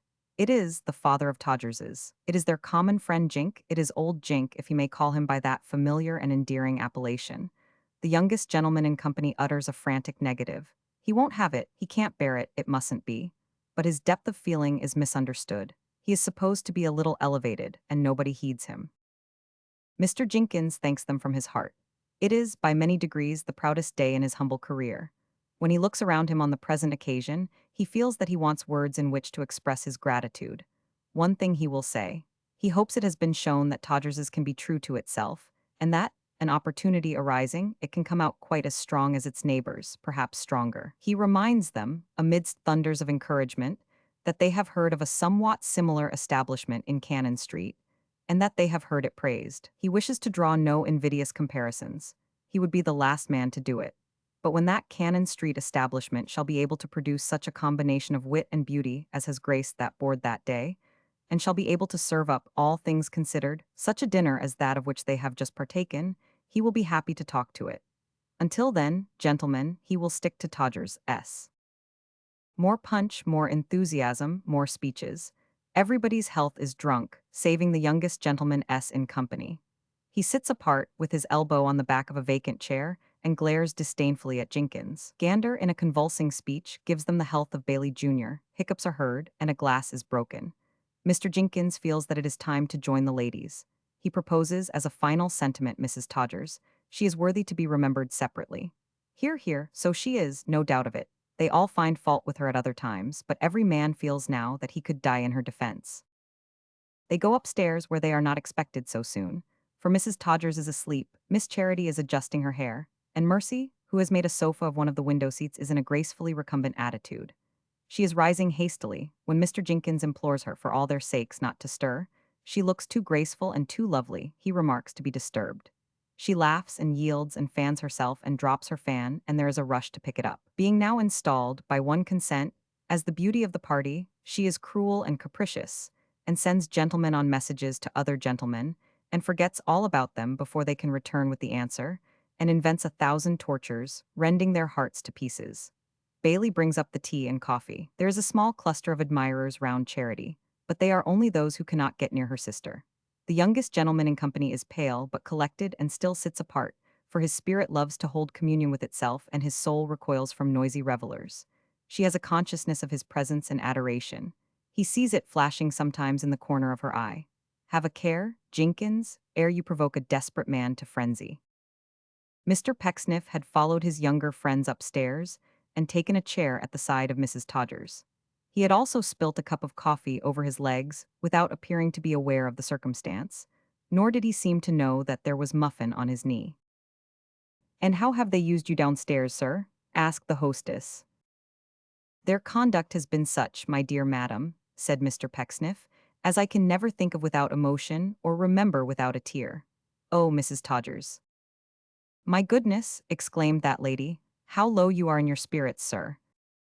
"I am a man, my dear madam," said Mr. Pecksniff, shedding tears and speaking with an imperfect articulation, "but I am also a father, I am also a widower. My feelings, Mrs. Todgers, will not consent to be entirely smothered like the young children in the tower. They are grown up, and the more I press the bolster on them, the more they look round the corner of it." He suddenly became conscious of the bit of muffin, and stared at it intently, shaking his head the while, in a forlorn and imbecile manner, as if he regarded it as his evil genius, and mildly reproached it. "She was beautiful, Mrs. Todgers," he said, turning his glazed eye again upon her, without the least preliminary notice. "She had a small property." "So I have heard," cried Mrs. Todgers with great sympathy. "Those are her daughters," said Mr. Pecksniff, pointing out the young ladies with increased emotion. Mrs. Todgers had no doubt about it. "Mercy and Charity," said Mr. Pecksniff, "Charity and Mercy. Not unholy names, I hope." "Mr. Pecksniff," cried Mrs. Todgers, "what a ghastly smile! Are you ill, sir?" He pressed his hand upon her arm, and answered in a solemn manner and a faint voice, "Chronic." "Colic," cried the frightened Mrs. Todgers. "Chronic," he repeated with some difficulty. "Chronic, a chronic disorder. I have been its victim from childhood. It is carrying me to my grave." "Heaven forbid," cried Mrs. Todgers. "Yes, it is," said Mr. Pecksniff, reckless with despair. "I am rather glad of it upon the whole. You are like her, Mrs. Todgers." "Don't squeeze me so tight, pray, Mr. Pecksniff, if any of the gentlemen should notice us." "For her sake," said Mr. Pecksniff, "permit me, in honor of her memory, for the sake of a voice from the tomb, you are very like her, Mrs. Todgers. What a world this is." "Ah, indeed you may say that," cried Mrs. Todgers. "I'm afraid it is a vain and thoughtless world," said Mr. Pecksniff, overflowing with despondency. "These young people about us. Oh, what sense have they of their responsibilities? None. Give me your other hand, Mrs. Todgers." The lady hesitated and said she didn't like. "Has a voice from the grave no influence?" said Mr. Pecksniff with dismal tenderness. "This is irreligious, my dear creature." "Hush," urged Mrs. Todgers. "Really you mustn't." "It's not me," said Mr. Pecksniff. "Don't suppose it's me, it's the voice, it's her voice." Mrs. Pecksniff, deceased, must have had an unusually thick and husky voice for a lady, and rather a stuttering voice, and to say the truth somewhat of a drunken voice, if it had ever borne much resemblance to that in which Mr. Pecksniff spoke just then. But perhaps this was delusion on his part. "It has been a day of enjoyment, Mrs. Todgers, but still it has been a day of torture. It has reminded me of my loneliness. What am I in the world?" "An excellent gentleman, Mr. Pecksniff," said Mrs. Todgers. "There is consolation in that too," cried Mr. Pecksniff. "Am I?" "There is no better man living," said Mrs. Todgers, "I am sure." Mr. Pecksniff smiled through his tears and slightly shook his head. "You are very good," he said. "Thank you. It is a great happiness to me, Mrs. Todgers, to make young people happy. The happiness of my pupils is my chief object. I dote upon them. They dote upon me too sometimes." "Always," said Mrs. Todgers. "When they say they haven't improved, ma'am," whispered Mr. Pecksniff, looking at her with profound mystery and motioning to her to advance her ear a little closer to his mouth. "When they say they haven't improved, ma'am, and the premium was too high, they lie. I shouldn't wish it to be mentioned, you will understand me, but I say to you as to an old friend they lie." "Base wretches they must be," said Mrs. Todgers. "Madam," said Mr. Pecksniff, "you are right. I respect you for that observation. A word in your ear, to parents and guardians. This is in confidence, Mrs. Todgers." "The strictest, of course," cried that lady. "To parents and guardians," repeated Mr. Pecksniff. "An eligible opportunity now offers, which unites the advantages of the best practical architectural education with the comforts of a home, and the constant association with some, who, however humble their sphere and limited their capacity, observe, are not unmindful of their moral responsibilities." Mrs. Todgers looked a little puzzled to know what this might mean, as well she might. For it was, as the reader may perchance remember, Mr. Pecksniff's usual form of advertisement when he wanted a pupil, and seemed to have no particular reference, at present, to anything. But Mr. Pecksniff held up his finger as a caution to her not to interrupt him. "Do you know any parent or guardian, Mrs. Todgers," said Mr. Pecksniff, "who desires to avail himself of such an opportunity for a young gentleman? An orphan would be preferred. Do you know of any orphan with 300 or 400 pounds? Mrs. Todgers reflected and shook her head. "When you hear of an orphan with 300 or 400 pounds, said Mr. Pecksniff, "let that dear orphan's friends apply by letter post paid to S.P. Post Office, Salisbury. I don't know who he is exactly." "Don't be alarmed, Mrs. Todgers," said Mr. Pecksniff, falling heavily against her. "Chronic, chronic. Let's have a little drop of something to drink." "Bless my life, Miss Pecksniffs," cried Mrs. Todgers aloud, "your dear paws took very poorly." Mr. Pecksniff straightened himself by a surprising effort as everyone turned hastily towards him, and standing on his feet regarded the assembly with a look of ineffable wisdom. Gradually it gave place to a smile, a feeble, helpless, melancholy smile, bland almost to sickliness. "Do not repine, my friends," said Mr. Pecksniff tenderly. "Do not weep for me, it is chronic." And with these words, after making a futile attempt to pull off his shoes, he fell into the fireplace. The youngest gentleman in company had him out in a second. Yes, before a hair upon his head was singed, he had him on the hearthrug, her father. She was almost beside herself, so was her sister. Jenkins consoled them both, they all consoled them. Everybody had something to say, except the youngest gentleman in company, who with a noble self-devotion did the heavy work, and held up Mr. Pecksniff's head without being taken notice of by anybody. At last they gathered round, and agreed to carry him upstairs to bed. The youngest gentleman in company was rebuked by Jenkins for tearing Mr. Pecksniff's coat. Ha, ha, but no matter. They carried him upstairs and crushed the youngest gentleman at every step. His bedroom was at the top of the house, and it was a long way, but they got him there in course of time. He asked them frequently on the road for a little drop of something to drink. It seemed an idiosyncrasy. The youngest gentleman in company proposed a draught of water. Mr. Pecksniff called him opprobrious names for the suggestion. Jenkins and Gander took the rest upon themselves, and made him as comfortable as they could on the outside of his bed, and when he seemed disposed to sleep, they left him. But before they had all gained the bottom of the staircase, a vision of Mr. Pecksniff, strangely attired, was seen to flutter on the top landing. He desired to collect their sentiments, it seemed, upon the nature of human life. "My friends," cried Mr. Pecksniff, looking over the banisters, "let us improve our minds by mutual inquiry and discussion. Let us be moral. Let us contemplate existence. Where is Jenkins?" "Here," cried that gentleman. "Go to bed again." "To bed," said Mr. Pecksniff. "Bed. 'Tis the voice of the sluggard, I hear him complain. You have woke me too soon, I must slumber again." If any young orphan will repeat the remainder of that simple piece from Dr. Watts's collection, an eligible opportunity now offers. Nobody volunteered. "This is very soothing," said Mr. Pecksniff after a pause.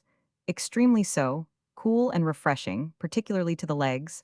The legs of the human subject, my friends, are a beautiful production. Compare them with wooden legs, and observe the difference between the anatomy of nature and the anatomy of art. Do you know," said Mr. Pecksniff, leaning over the banisters, with an odd recollection of his familiar manner among new pupils at home, that I should very much like to see Mrs. Todgers's notion of a wooden leg, if perfectly agreeable to herself. As it appeared impossible to entertain any reasonable hopes of him after this speech, Mr. Jenkins and Mr. Gander went upstairs again, and once more got him into bed, but they had not descended to the second floor before he was out again. Nor, when they had repeated the process, had they descended the first flight before he was out again. In a word, as often as he was shut up in his own room, he darted out afresh, charged with some new moral sentiment, which he continually repeated over the banisters, with extraordinary relish, and an irrepressible desire for the improvement of his fellow creatures that nothing could subdue. Under these circumstances, when they had got him into bed for the 30th time or so, Mr. Jenkins held him, while his companion went downstairs in search of Bailey Jr., with whom he presently returned. That youth, having been apprised of the service required of him, was in great spirits and brought up a stool, a candle, and his supper, to the end that he might keep watch outside the bedroom door with tolerable comfort. When he had completed his arrangements, they locked Mr. Pecksniff in and left the key on the outside, charging the young page to listen attentively for symptoms of an apoplectic nature, with which the patient might be troubled, and, in case of any such presenting themselves, to summon them without delay. To which Mr. Bailey modestly replied that he hoped he knowed what o'clock it was in general, and didn't date his letters to his friends from Todgers's for nothing. Chapter 10. Containing strange matter, on which many events in this history may, for their good or evil influence, chiefly depend. But Mr. Pecksniff came to town on business. Had he forgotten that? Was he always taking his pleasure with Todgers's jovial brood, unmindful of the serious demands, whatever they might be, upon his calm consideration? No. Time and tide will wait for no man, saith the adage. But all men have to wait for time and tide. That tide which, taken at the flood, would lead Seth Pecksniff on to fortune was marked down in the table and about to flow. No idle Pecksniff lingered far inland, unmindful of the changes of the stream, but there, upon the water's edge, over his shoes already, stood the worthy creature, prepared to wallow in the very mud, so that it slid towards the quarter of his hope. The trustfulness of his two fair daughters was beautiful indeed. They had that firm reliance on their parents' nature, which taught them to feel certain that in all he did he had his purpose straight and full before him, and that its noble end and object was himself, which almost of necessity included them, they knew. The devotion of these maids was perfect. Their filial confidence was rendered the more touching by their having no knowledge of their parents' real designs, in the present instance. All that they knew of his proceedings was, that every morning, after the early breakfast, he repaired to the post office and inquired for letters. That task performed, his business for the day was over, and he again relaxed until the rising of another sun proclaimed the advent of another post. This went on for 4 or 5 days. At length, one morning, Mr. Pecksniff returned with a breathless rapidity, strange to observe in him, at other times so calm, and, seeking immediate speech with his daughters, shut himself up with them in private conference for 2 whole hours. Of all that passed in this period, only the following words of Mr. Pecksniff's utterance are known. How he has come to change so very much, if it should turn out as I expect that he has, we needn't stop to inquire. My dears, I have my thoughts upon the subject, but I will not impart them. It is enough that we will not be proud, resentful, or unforgiving. If he wants our friendship, he shall have it. We know our duty, I hope. That same day at noon, an old gentleman alighted from a hackney coach at the post office, and, giving his name, inquired for a letter addressed to himself, and directed to be left till called for. It had been lying there some days. The superscription was in Mr. Pecksniff's hand, and it was sealed with Mr. Pecksniff's seal. It was very short, containing indeed nothing more than an address, with Mr. Pecksniff's respectful, and notwithstanding what has passed, sincerely affectionate regards. The old gentleman tore off the direction, scattering the rest in fragments to the winds, and giving it to the coachman, bade him drive as near that place as he could. In pursuance of these instructions, he was driven to the monument, where he again alighted and dismissed the vehicle, and walked towards Todgers's.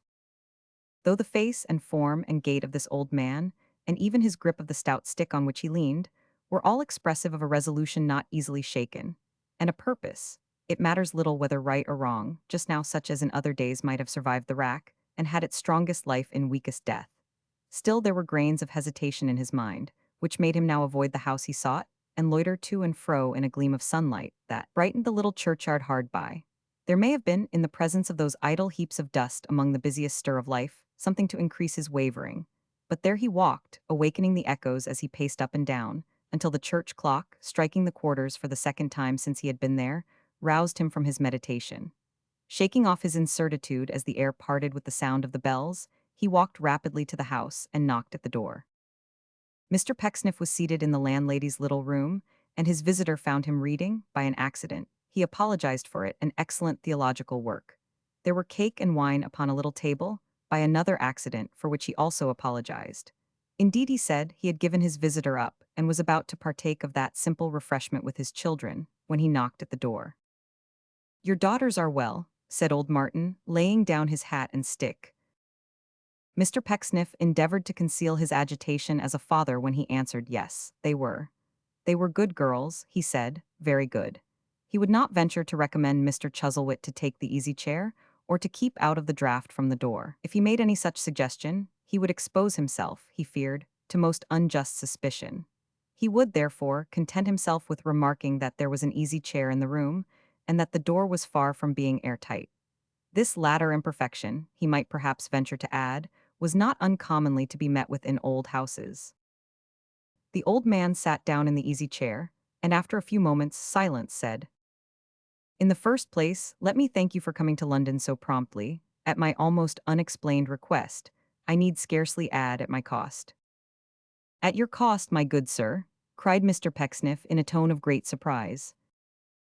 "It is not," said Martin, waving his hand impatiently, "my habit to put my relatives to any personal expense to gratify my caprices."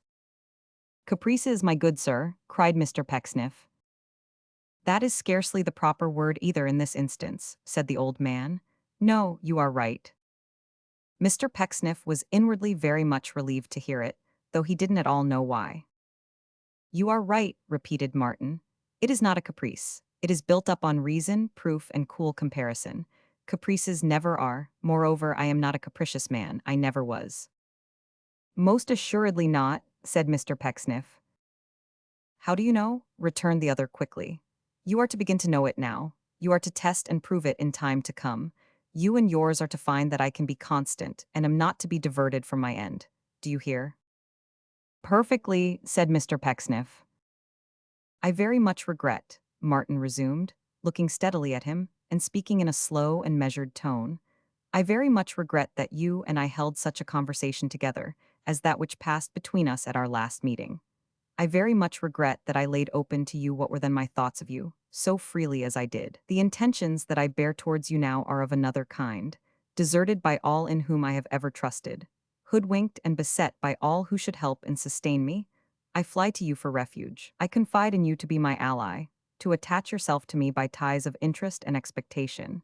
He laid great stress upon these words, though Mr. Pecksniff particularly begged him not to mention it, "and to help me to visit the consequences of the very worst species of meanness, dissimulation, and subtlety, on the right heads."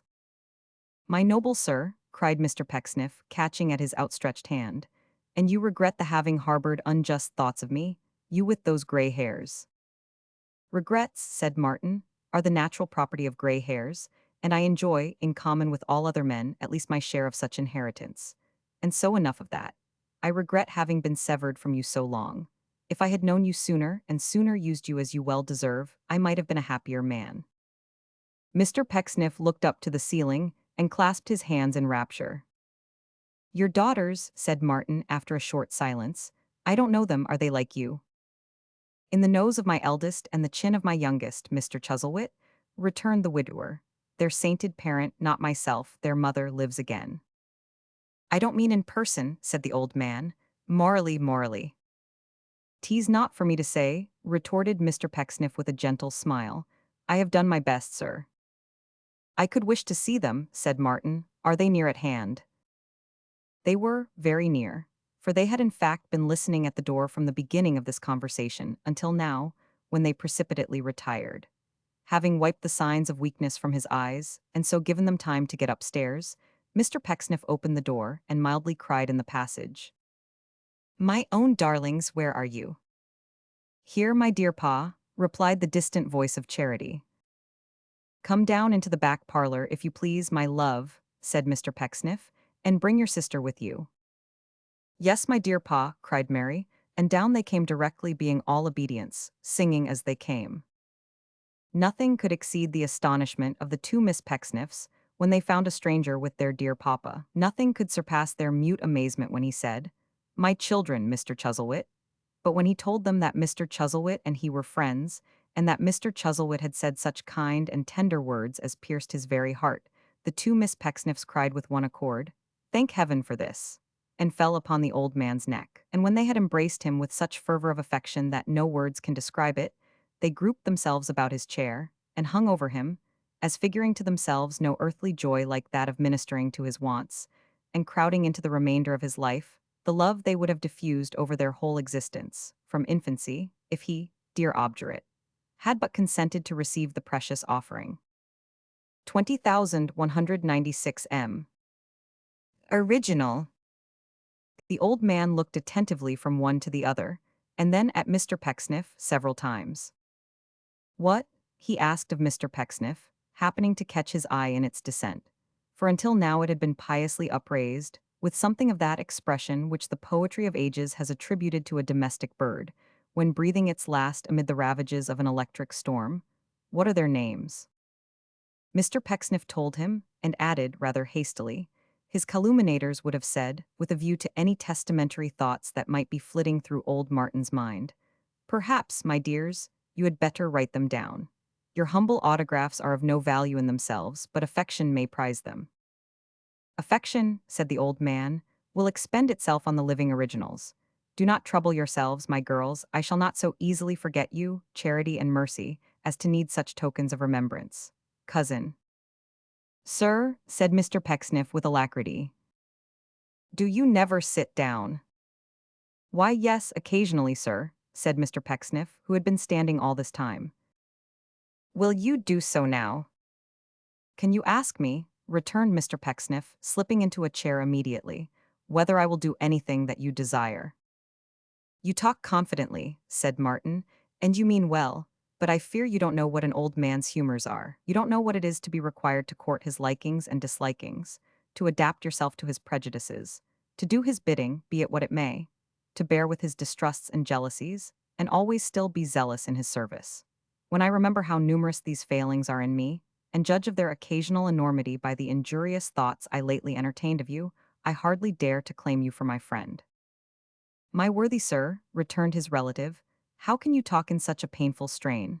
What was more natural than that you should make one slight mistake, when in all other respects you were so very correct, and have had such reason, such very sad and undeniable reason, to judge of everyone about you in the worst light?" "True," replied the other, "you are very lenient with me."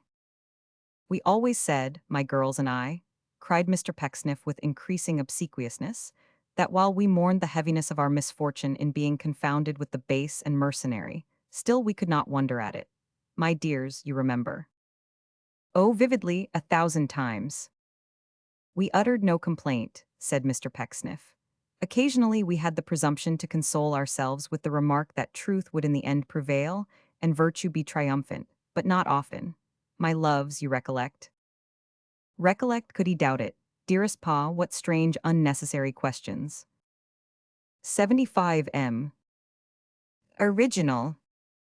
"And when I saw you," resumed Mr. Pecksniff with still greater deference, "in the little, unassuming village where we take the liberty of dwelling, I said you were mistaken in me, my dear sir.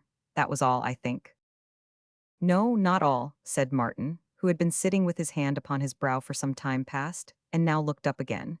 "You said much more, which, added to other circumstances that have come to my knowledge, opened my eyes. You spoke to me disinterestedly on behalf of, I needn't name him. You know whom I mean." Trouble was expressed in Mr. Pecksniff's visage, as he pressed his hot hands together, and replied, with humility, "Quite disinterestedly, sir, I assure you." "I know it," said old Martin in his quiet way. "I am sure of it, I said so.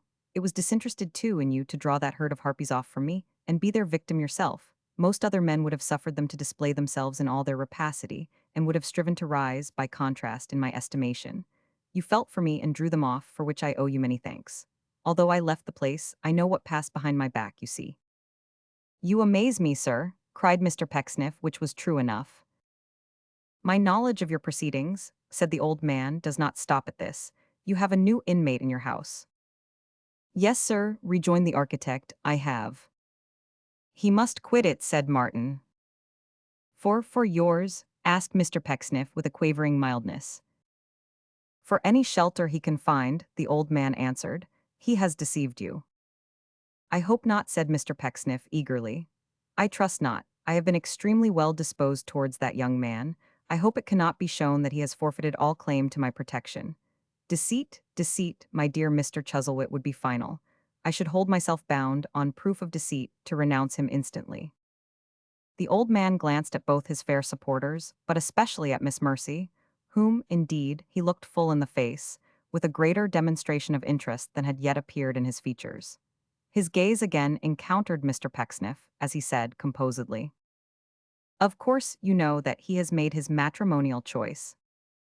"Oh dear," cried Mr. Pecksniff, rubbing his hair up very stiff upon his head and staring wildly at his daughters. "This is becoming tremendous." "You know the fact," repeated Martin.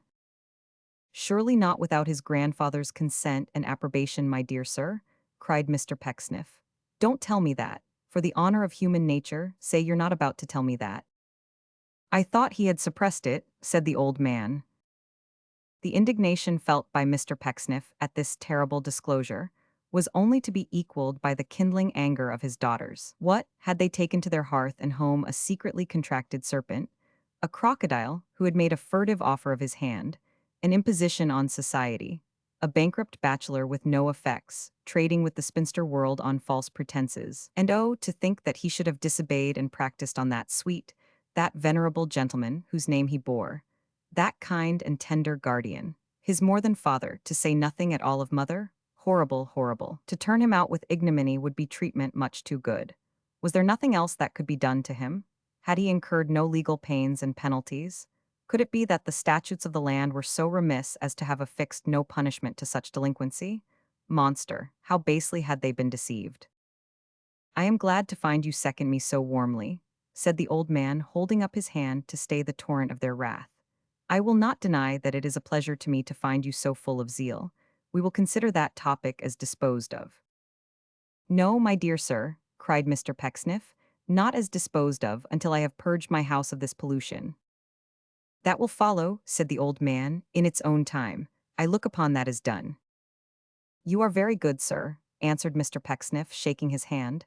"You do me honor. You may look upon it as done, I assure you." "There is another topic," said Martin, "on which I hope you will assist me. You remember Mary, cousin? The young lady that I mentioned to you, my dears, as having interested me so very much," remarked Mr. Pecksniff. "Excuse my interrupting you, sir." "I told you her history," said the old man. "Which I also mentioned, you will recollect, my dears," cried Mr. Pecksniff. "Silly girls, Mr. Chuzzlewit, quite moved by it they were." "Why, look now," said Martin, evidently pleased. "I feared I should have had to urge her case upon you, and ask you to regard her favorably for my sake. But I find you have no jealousies? Well, you have no cause for any, to be sure. She has nothing to gain from me, my dears, and she knows it." The two Miss Pecksniffs murmured their approval of this wise arrangement, and their cordial sympathy with its interesting object. "If I could have anticipated what has come to pass between us four," said the old man thoughtfully, "but it is too late to think of that. You would receive her courteously, young ladies, and be kind to her, if need were." Where was the orphan whom the two Miss Pecksniffs would not have cherished in their sisterly bosom? But when that orphan was commended to their care, by one on whom the dammed-up love of years was gushing forth, what exhaustless stores of pure affection yearned to expend themselves upon her? An interval ensued, during which Mr. Chuzzlewit, in an absent frame of mind, sat gazing at the ground, without uttering a word. And as it was plain that he had no desire to be interrupted in his meditations, Mr. Pecksniff and his daughters were profoundly silent also. During the whole of the foregoing dialogue, he had borne his part with a cold, passionless promptitude, as though he had learned and painfully rehearsed it all 100 times. Even when his expressions were warmest and his language most encouraging, he had retained the same manner without the least abatement. But now there was a keener brightness in his eye, and more expression in his voice, as he said, awakening from his thoughtful mood. "You know what will be said of this, have you reflected?" "Said of what, my dear sir?" Mr. Pecksniff asked. "Of this new understanding between us." Mr. Pecksniff looked benevolently sagacious, and at the same time far above all earthly misconstruction, as he shook his head, and observed that a great many things would be said of it, no doubt. "A great many," rejoined the old man. "Some will say that I dote in my old age, that illness has shaken me, that I have lost all strength of mind and have grown childish. You can bear that?" Mr. Pecksniff answered that it would be dreadfully hard to bear, but he thought he could, if he made a great effort. "Others will say, I speak of disappointed, angry people only, that you have lied and fawned and wormed yourself through dirty ways into my favor, by such concessions and such crooked deeds, such meannesses and vile endurances as nothing could repay. No, not the legacy of half the world we live in. You can bear that?" Mr. Pecksniff made reply that this would be also very hard to bear, as reflecting, in some degree, on the discernment of Mr. Chuzzlewit. Still he had a modest confidence that he could sustain the calumny, with the help of a good conscience, and that gentleman's friendship. "With the great mass of slanderers," said old Martin, leaning back in his chair, "the tale, as I clearly foresee, will run thus: that to mark my contempt for the rabble whom I despised, I chose from among them the very worst, and made him do my will, and pampered and enriched him at the cost of all the rest. That, after casting about for the means of a punishment which should rankle in the bosoms of these kites the most, and strike into their gall, I devised this scheme at a time when the last link in the chain of grateful love and duty, that held me to my race, was roughly snapped asunder. Roughly, for I loved him well. Roughly, for I had ever put my trust in his affection. Roughly, for that he broke it when I loved him most. God help me! And he without a pang could throw me off while I clung about his heart. Now," said the old man, dismissing this passionate outburst as suddenly as he had yielded to it, "is your mind made up to bear this likewise? Lay your account with having it to bear, and put no trust in being set right by me."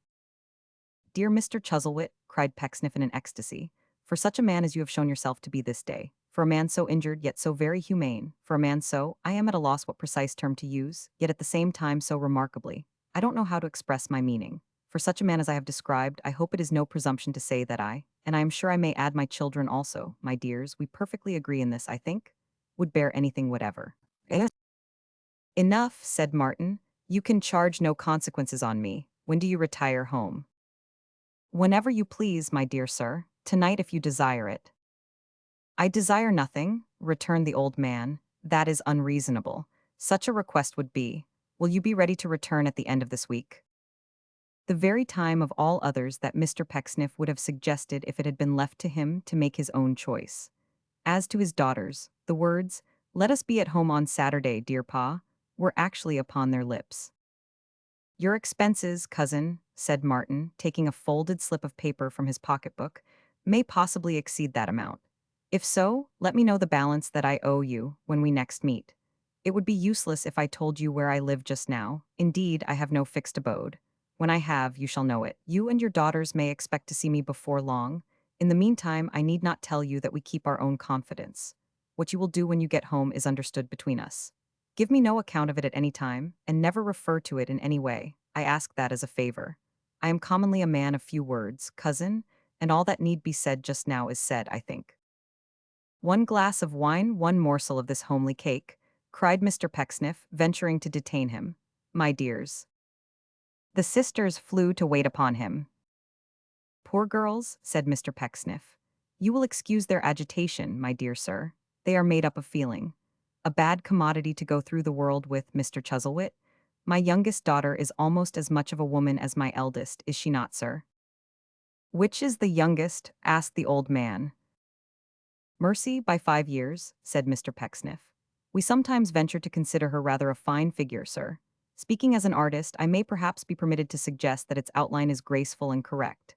I am naturally," said Mr. Pecksniff, drying his hands upon his handkerchief, and looking anxiously in his cousin's face at almost every word, "proud, if I may use the expression, to have a daughter who is constructed on the best models."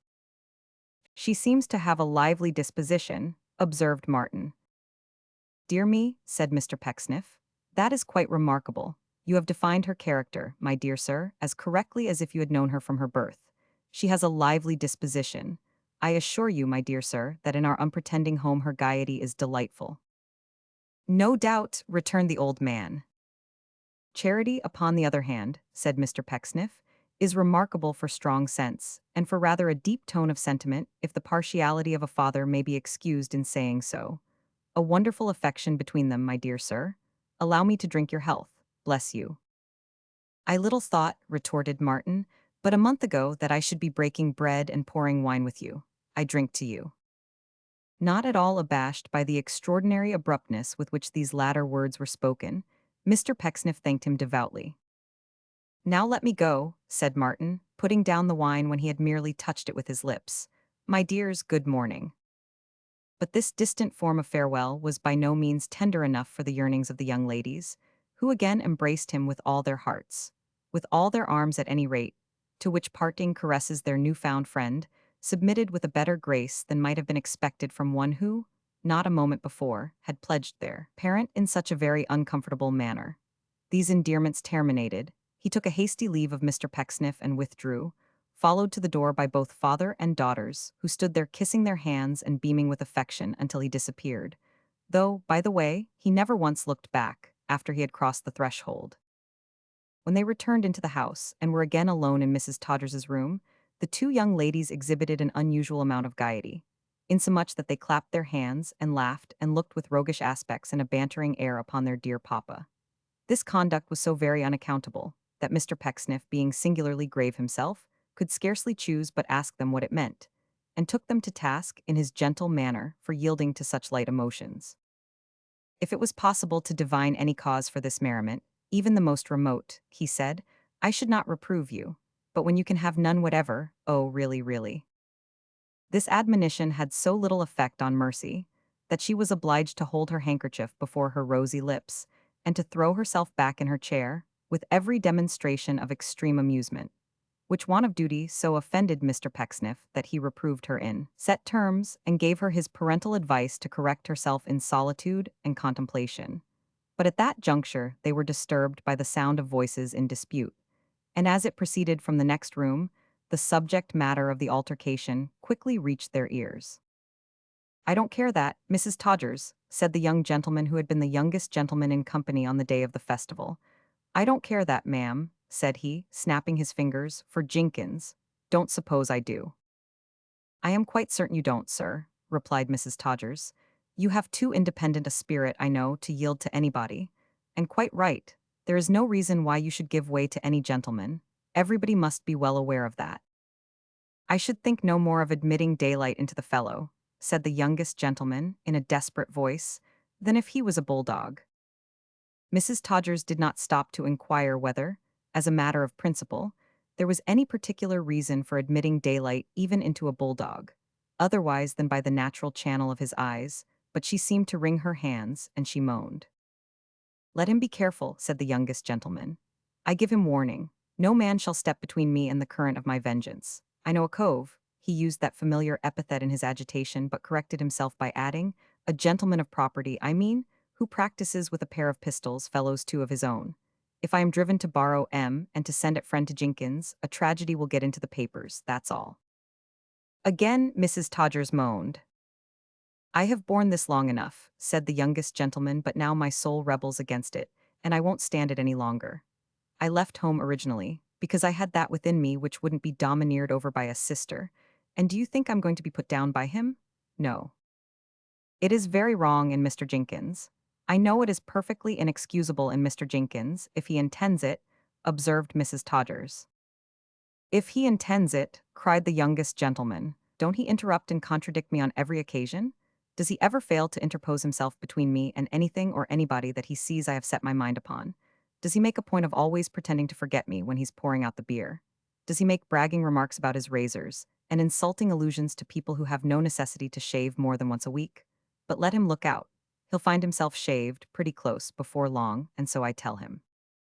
The young gentleman was mistaken in this closing sentence, inasmuch as he never told it to Jenkins, but always to Mrs. Todgers. However, he said, these are not proper subjects for ladies' ears. All I've got to say to you, Mrs. Todgers, is a week's notice from next Saturday. The same house can't contain that miscreant and me any longer. If we get over the intermediate time without bloodshed, you may think yourself pretty fortunate. I don't myself expect we shall. Dear, dear, cried Mrs. Todgers, what would I have given to have prevented this? To lose you, sir, would be like losing the house's right hand. So popular as you are among the gentlemen, so generally looked up to, and so much liked, I do hope you'll think better of it, if on nobody else's account on mine. There's Jenkins, said the youngest gentleman moodily. Your favorite. He'll console you, and the gentleman too, for the loss of 20 such as me. I'm not understood in this house, I never have been. Don't run away with that opinion, sir, cried Mrs. Todgers with a show of honest indignation. Don't make such a charge as that against the establishment, I must beg of you. It is not so bad as that comes to, sir. Make any remark you please against the gentleman, or against me, but don't say you're not understood in this house. I'm not treated as if I was, said the youngest gentleman. There you make a great mistake, sir, returned Mrs. Todgers in the same strain.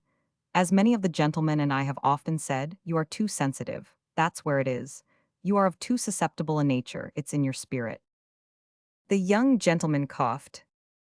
And said Mrs. Todgers, as to Mr. Jenkins, I must beg of you, if we are to part, to understand that I do abet Mr. Jenkins by any means. Far from it, I could wish that Mr. Jenkins would take a lower tone in this establishment, and would not be the means of raising differences between me and gentlemen that I can much less bear to part with than I could with Mr. Jenkins. Mr. Jenkins is not such a boarder, sir, added Mrs. Todgers, that all considerations of private feeling and respect give way before him. Quite the contrary, I assure you. The young gentleman was so much mollified by these and similar speeches on the part of Mrs. Todgers that he and that lady gradually changed positions, so that she became the injured party, and he was understood to be the injurer, but in a complimentary, not in an offensive sense, his cruel conduct being attributable to his exalted nature, and to that alone. So, in the end, the young gentleman withdrew his notice, and assured Mrs. Todgers of his unalterable regard, and having done so, went back to business. Goodness me, Miss Pecksniffs, cried that lady, as she came into the back room and sat wearily down with her basket on her knees and her hands folded upon it. What a trial of temper it is to keep a house like this. You must have heard most of what has just passed. Now did you ever hear the like? Never, said the two Miss Pecksniffs. Of all the ridiculous young fellows that ever I had to deal with, resumed Mrs. Todgers, that is the most ridiculous and unreasonable. Mr. Jenkins is hard upon him sometimes, but not half as hard as he deserves. To mention such a gentleman as Mr. Jenkins in the same breath with him, you know it's too much. And yet he's as jealous of him, bless you, as if he was his equal. The young ladies were greatly entertained by Mrs. Todgers's account, no less than with certain anecdotes illustrative of the youngest gentleman's character, which she went on to tell them. But Mr. Pecksniff looked quite stern and angry, and when she had concluded, said in a solemn voice, Pray, Mrs. Todgers, if I may inquire, what does that young gentleman contribute towards the support of these premises? Why, sir, for what he has, he pays about 18 shillings a week, said Mrs. Todgers. 18 shillings a week, repeated Mr. Pecksniff.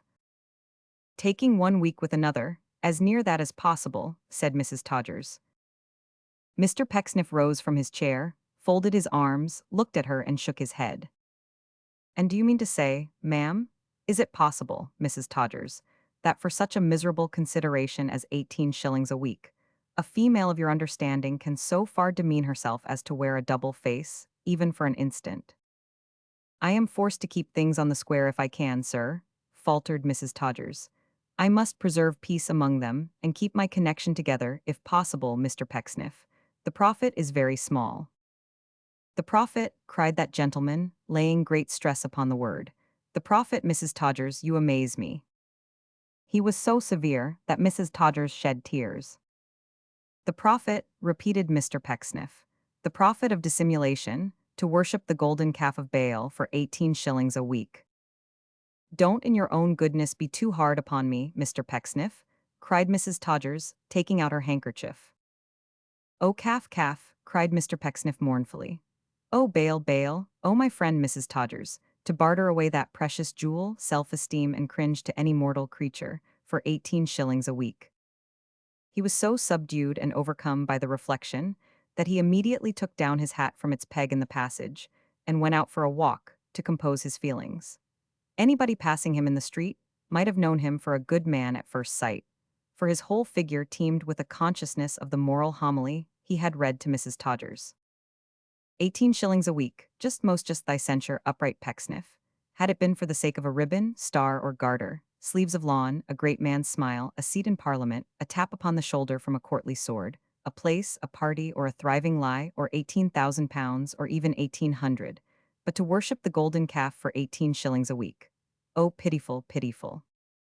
Chapter 11, wherein a certain gentleman becomes particular in his attentions to a certain lady, and more coming events than one, cast their shadows before. The family were within 2 or 3 days of their departure from Mrs. Todgers's, and the commercial gentlemen were to a man despondent and not to be comforted, because of the approaching separation, when Bailey Jr., at the jocund time of noon, presented himself before Miss Charity Pecksniff, then sitting, with her sister in the banquet chamber, hemming 6 new pocket handkerchiefs for Mr. Jenkins, and having expressed a hope, preliminary and pious, that he might be blessed, gave her in his pleasant way to understand that a visitor attended to pay his respects to her, and was at that moment waiting in the drawing-room. Perhaps this last announcement showed in a more striking point of view than many lengthened speeches could have done, the trustfulness and faith of Bailey's nature, since he had, in fact, last seen the visitor on the doormat, where, after signifying to him that he would do well to go upstairs, he had left him to the guidance of his own sagacity. Hence it was at least an even chance that the visitor was then wandering on the roof of the house, or vainly seeking to extricate himself from the maze of bedrooms. Todgers's being precisely that kind of establishment in which an unpiloted stranger is pretty sure to find himself in some place where he least expects and least desires to be. "A gentleman for me," cried Charity, pausing in her work. "My gracious Bailey." "Ah," said Bailey, "it is my gracious aunt it, wouldn't I be gracious neither, not if I woes him." The remark was rendered somewhat obscure in itself, by reason, as the reader may have observed, of a redundancy of negatives, but accompanied by action expressive of a faithful couple walking arm in arm towards a parochial church, mutually exchanging looks of love.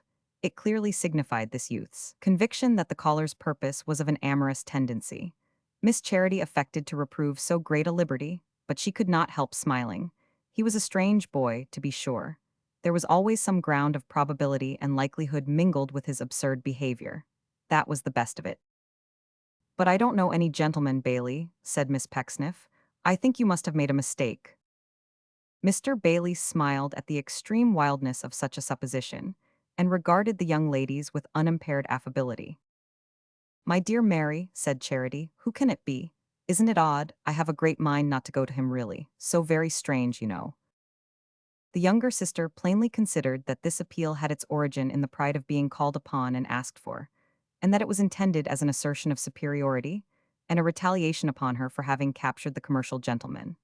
Therefore, she replied, with great affection and politeness, that it was, no doubt, very strange indeed, and that she was totally at a loss to conceive what the ridiculous person unknown could mean by it.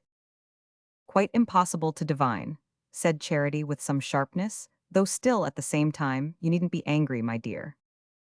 "Thank you," retorted Mary, singing at her needle. "I am quite aware of that, my love." "I am afraid your head is turned, you silly thing," said Cherry.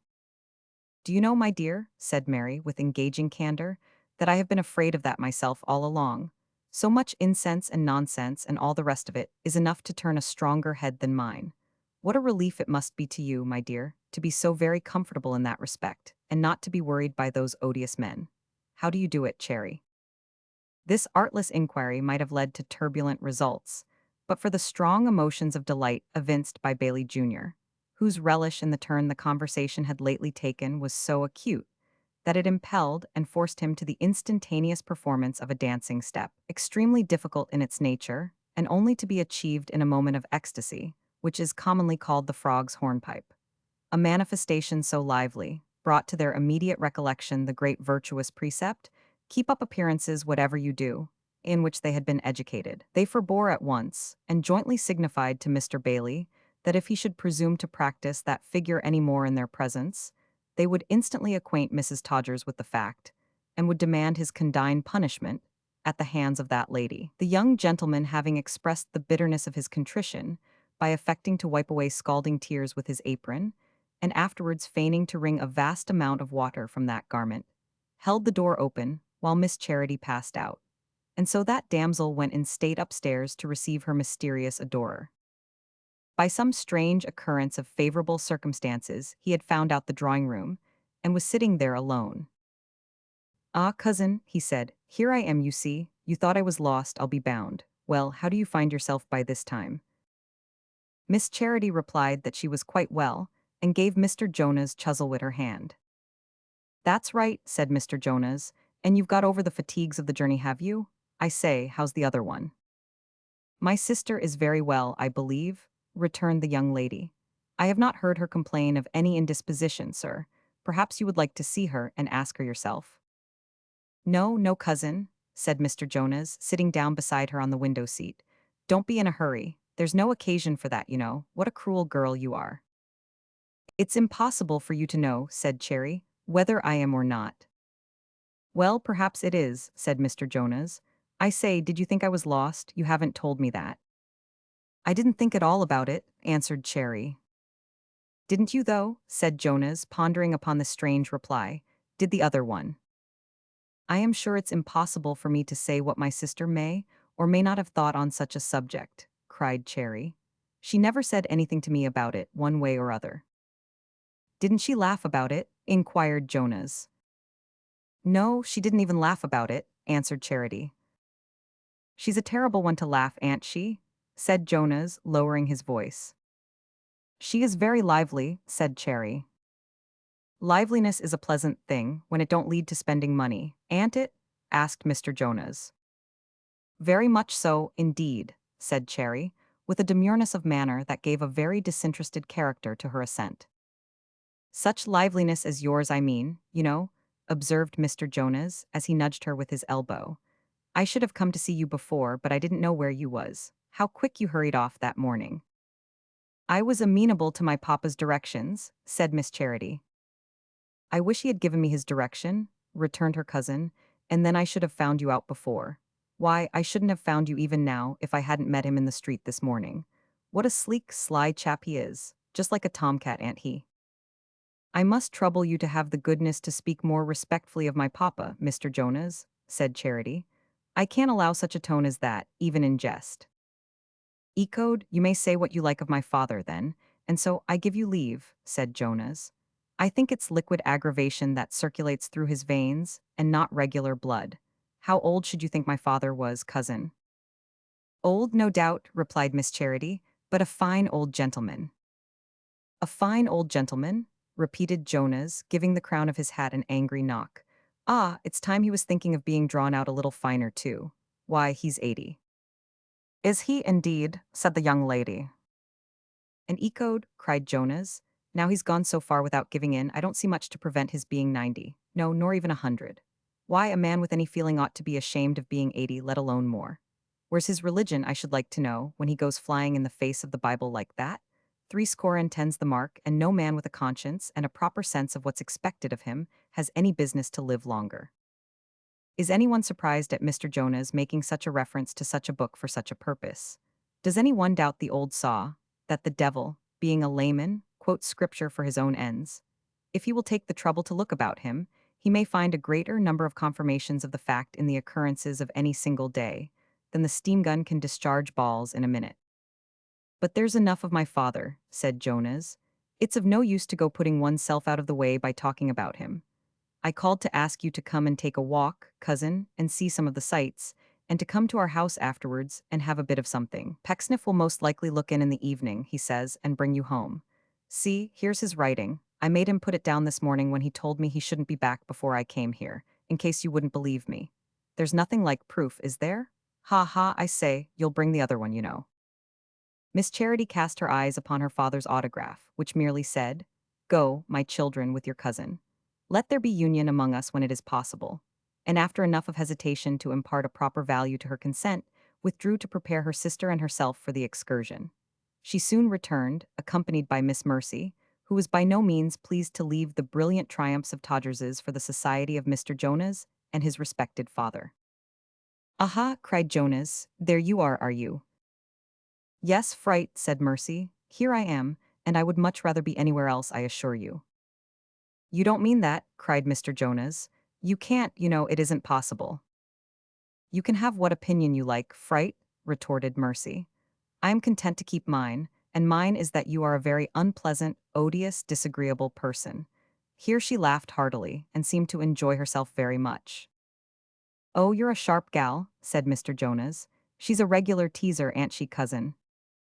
Miss Charity replied in effect that she was unable to say what the habits and propensities of a regular teaser might be, and that even if she possessed such information, it would ill become her to admit the existence of any creature with such an unceremonious name in her family, far less in the person of a beloved sister.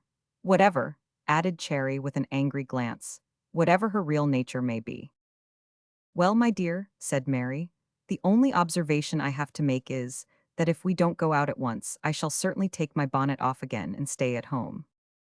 This threat had the desired effect of preventing any farther altercation, for Mr. Jonas immediately proposed an adjournment, and the same being carried unanimously, they departed from the house straightway.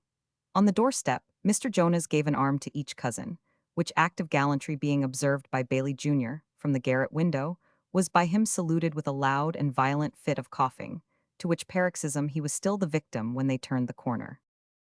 Mr. Jonas inquired in the first instance if they were good walkers, and being answered, "Yes," submitted their pedestrian powers to a pretty severe test, for he showed them as many sights, in the way of bridges, churches, streets, outsides of theaters, and other free spectacles, in that one forenoon, as most people see in a 12-month. It was observable in this gentleman that he had an insurmountable distaste to the insides of buildings, and that he was perfectly acquainted with the merits of all shows, in respect of which there was any charge for admission, which it seemed were every one detestable, and of the very lowest grade of merit. He was so thoroughly possessed with this opinion, that when Miss Charity happened to mention the circumstance of their having been twice or thrice to the theatre with Mr. Jenkins and party, he inquired, as a matter of course, where the orders came from, and being told that Mr. Jenkins and party paid, was beyond description entertained, observing that they must be nice flats, certainly, and often in the course of the walk, bursting out again into a perfect convulsion of laughter at the surpassing silliness of those gentlemen,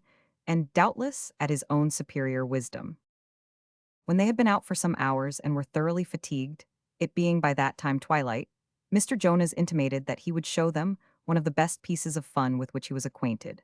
This joke was of a practical kind, and its humor lay in taking a hackney coach to the extreme limits of possibility for a shilling.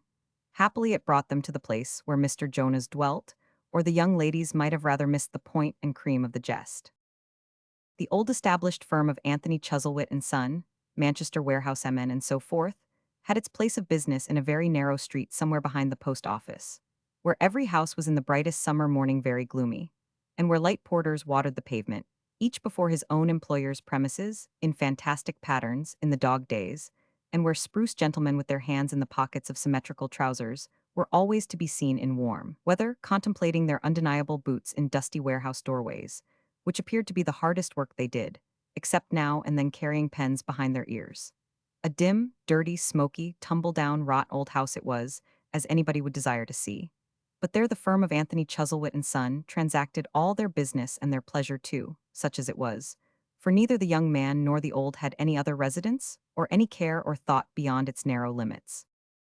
Business, as may be readily supposed, was the main thing in this establishment, insomuch, indeed, that it shouldered comfort out of doors, and jostled the domestic arrangements at every turn. Thus in the miserable bedrooms there were files of moth-eaten letters hanging up against the walls, and linen rollers and fragments of old patterns, and odds and ends of spoiled goods strewed upon the ground, while the meager bedsteads, washing-stands, and scraps of carpet were huddled away into corners as objects of secondary consideration, not to be thought of but as disagreeable necessities, furnishing no profit, and intruding on the one affair of life. The single sitting room was on the same principle, a chaos of boxes and old papers, and had more counting-house stools in it than chairs, not to mention a great monster of a desk straddling over the middle of the floor, and an iron safe sunk into the wall above the fireplace. The solitary little table for purposes of refection and social enjoyment bore as fair a proportion to the desk and other business furniture as the graces and harmless relaxations of life had ever done,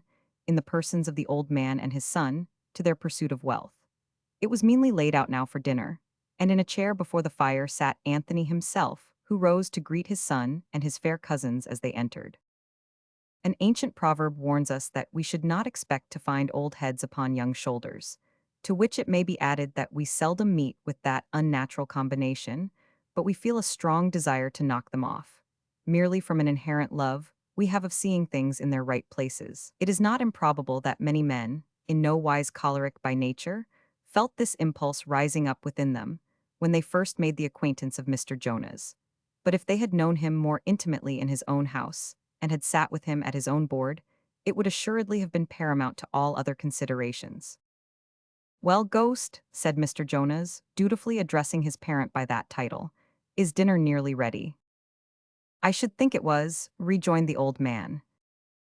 "What's the good of that?" rejoined the son. "I should think it was, I want to know." "Ah, I don't know for certain," said Anthony. "You don't know for certain?" rejoined his son in a lower tone. "No, you don't know anything for cert, you don't. Give me your candle here, I want it for the gals." Anthony handed him a battered old office candlestick, with which Mr. Jonas preceded the young ladies to the nearest bedroom, where he left them to take off their shawls and bonnets, and returning, occupied himself in opening a bottle of wine, sharpening the carving knife, and muttering compliments to his father, until they and the dinner appeared together. The repast consisted of a hot leg of mutton with greens and potatoes, and the dishes having been set upon the table by a slipshod old woman, they were left to enjoy it after their own manner. "Bachelor's Hall, you know, cousin," said Mr. Jonas to Charity. "I say, the other one will be having a laugh at this when she gets home, won't she? Here, you sit on the right side of me, and I'll have her upon the left. Other one, will you come here?" "You're such a fright," replied Mercy, "that I know I shall have no appetite if I sit so near you, but I suppose I must." "Ain't she lively?" whispered Mr. Jonas to the elder sister, with his favorite elbow emphasis. "Oh, I really don't know," replied Miss Pecksniff tartly. "I am tired of being asked such ridiculous questions." "What's that precious old father of mine about now?" said Mr. Jonas, seeing that his parent was traveling up and down the room instead of taking his seat at table. "What are you looking for?" "I've lost my glasses, Jonas," said old Anthony. "Sit down without your glasses, can't you?" returned his son. "You don't eat or drink out of 'em, I think, and where's that sleepy-headed old chuffy got to? Now, stupid. Oh, you know your name, do you?" It would seem that he didn't, for he didn't come until the father called. As he spoke, the door of a small glass office, which was partitioned off from the rest of the room, was slowly opened, and a little blear-eyed, weazen-faced, ancient man came creeping out. He was of a remote fashion, and dusty, like the rest of the furniture. He was dressed in a decayed suit of black, with breeches garnished at the knees with rusty wisps of ribbon, the very paupers of shoestrings. On the lower portion of his spindle legs were dingy worsted stockings of the same color. He looked as if he had been put away and forgotten half a century before, and somebody had just found him in a lumber closet. Such as he was, he came slowly creeping on towards the table, until at last he crept into the vacant chair, from which, as his dim faculties became conscious of the presence of strangers, and those strangers ladies, he rose again, apparently intending to make a bow. But he sat down once more without having made it, and breathing on his shriveled hands to warm them, remained with his poor blue nose immovable above his plate, looking at nothing, with eyes that saw nothing, and a face that meant nothing. Take him in that state, and he was an embodiment of nothing, nothing else. "Our clerk," said Mr. Jonas, as host and master of the ceremonies, "old Chuffy." "Is he deaf?" inquired one of the young ladies.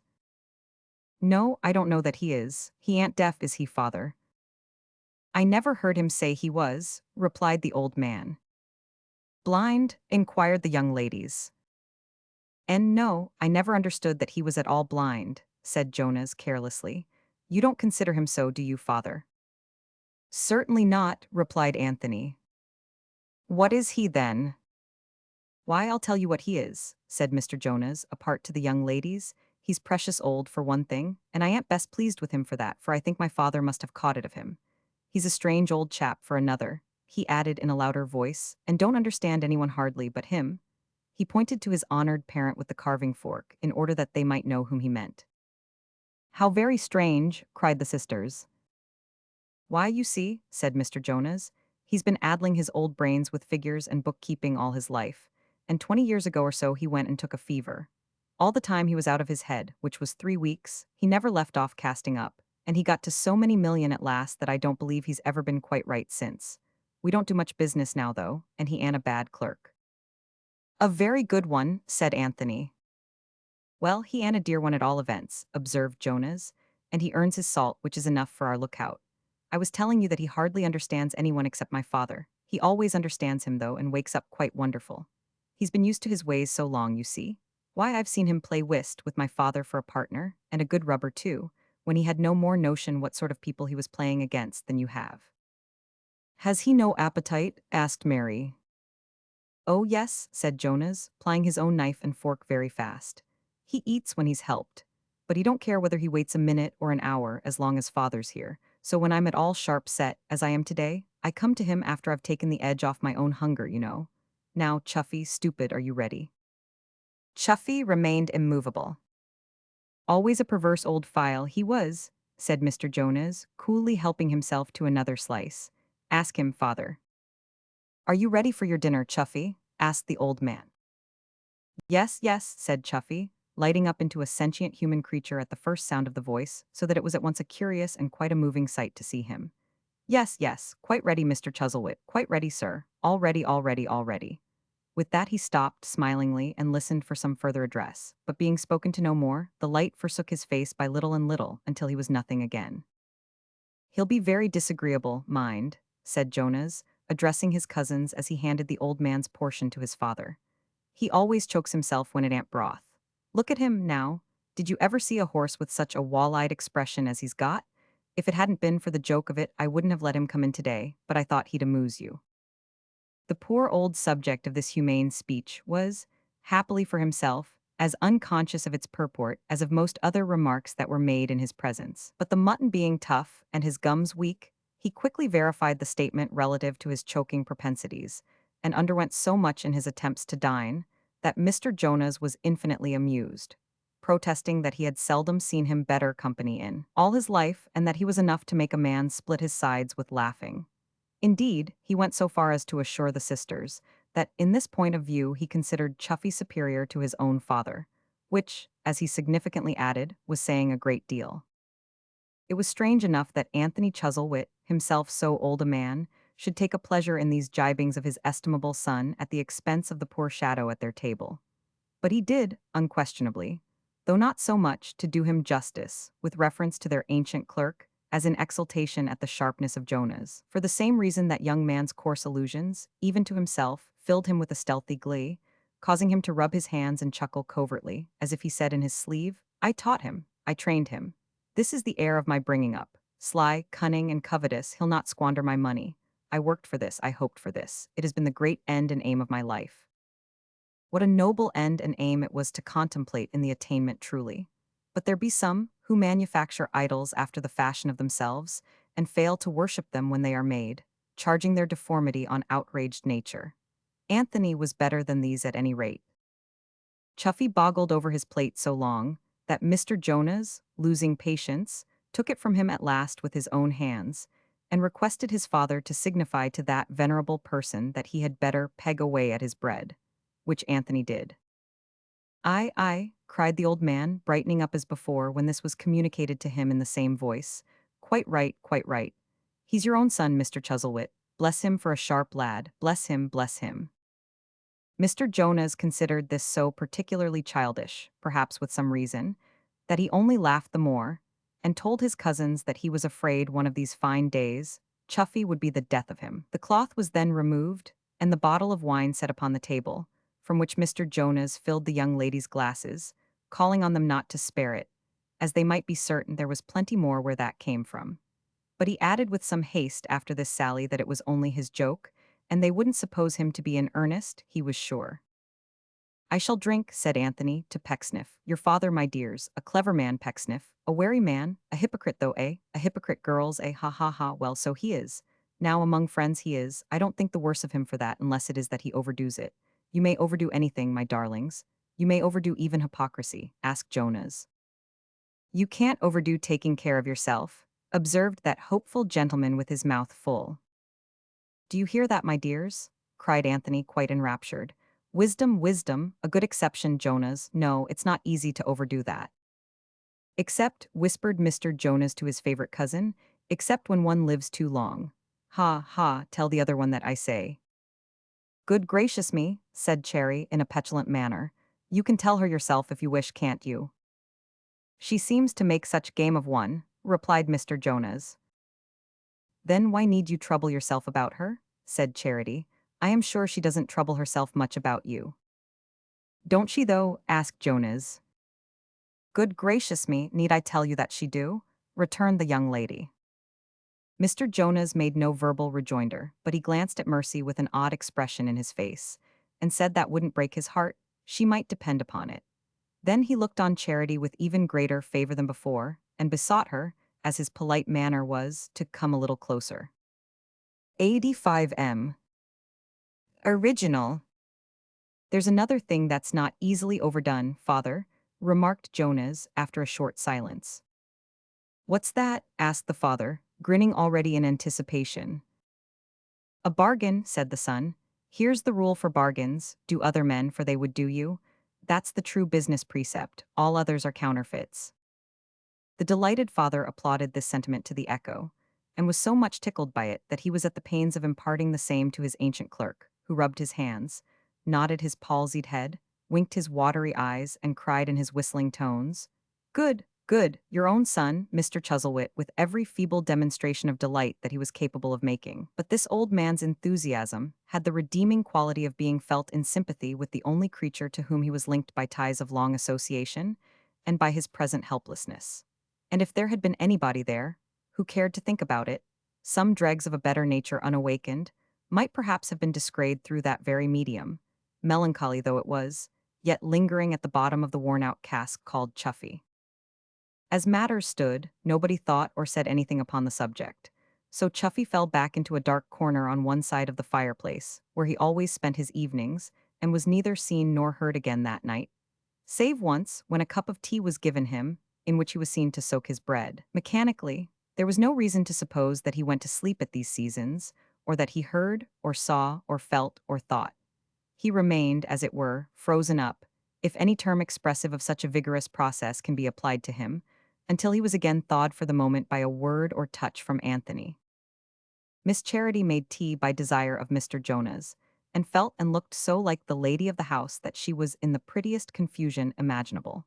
The more so from Mr. Jonas sitting close beside her, and whispering a variety of admiring expressions in her ear. Miss Mercy, for her part, felt the entertainment of the evening to be so distinctly and exclusively theirs, that she silently deplored the commercial gentleman, at that moment, no doubt, wearying for her return, and yawned over yesterday's newspaper.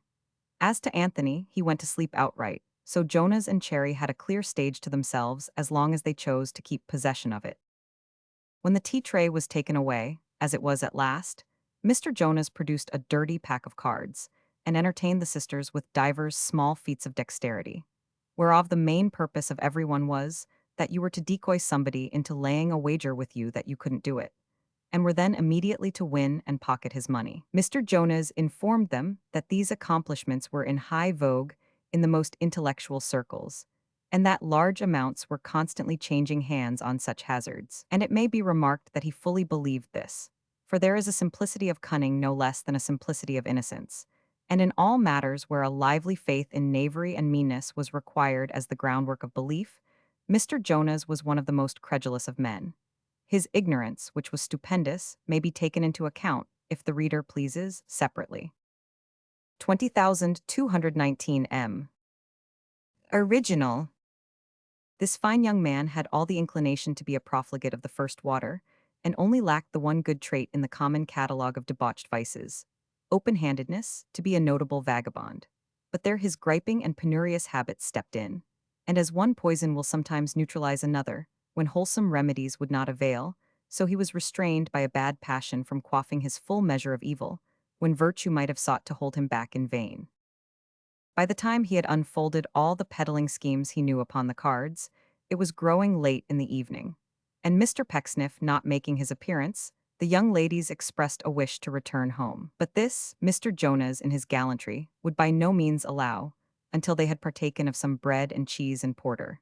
And even then he was excessively unwilling to allow them to depart, often beseeching Miss Charity to come a little closer, or to stop a little longer, and preferring many other complimentary petitions of that nature in his own hospitable and earnest way.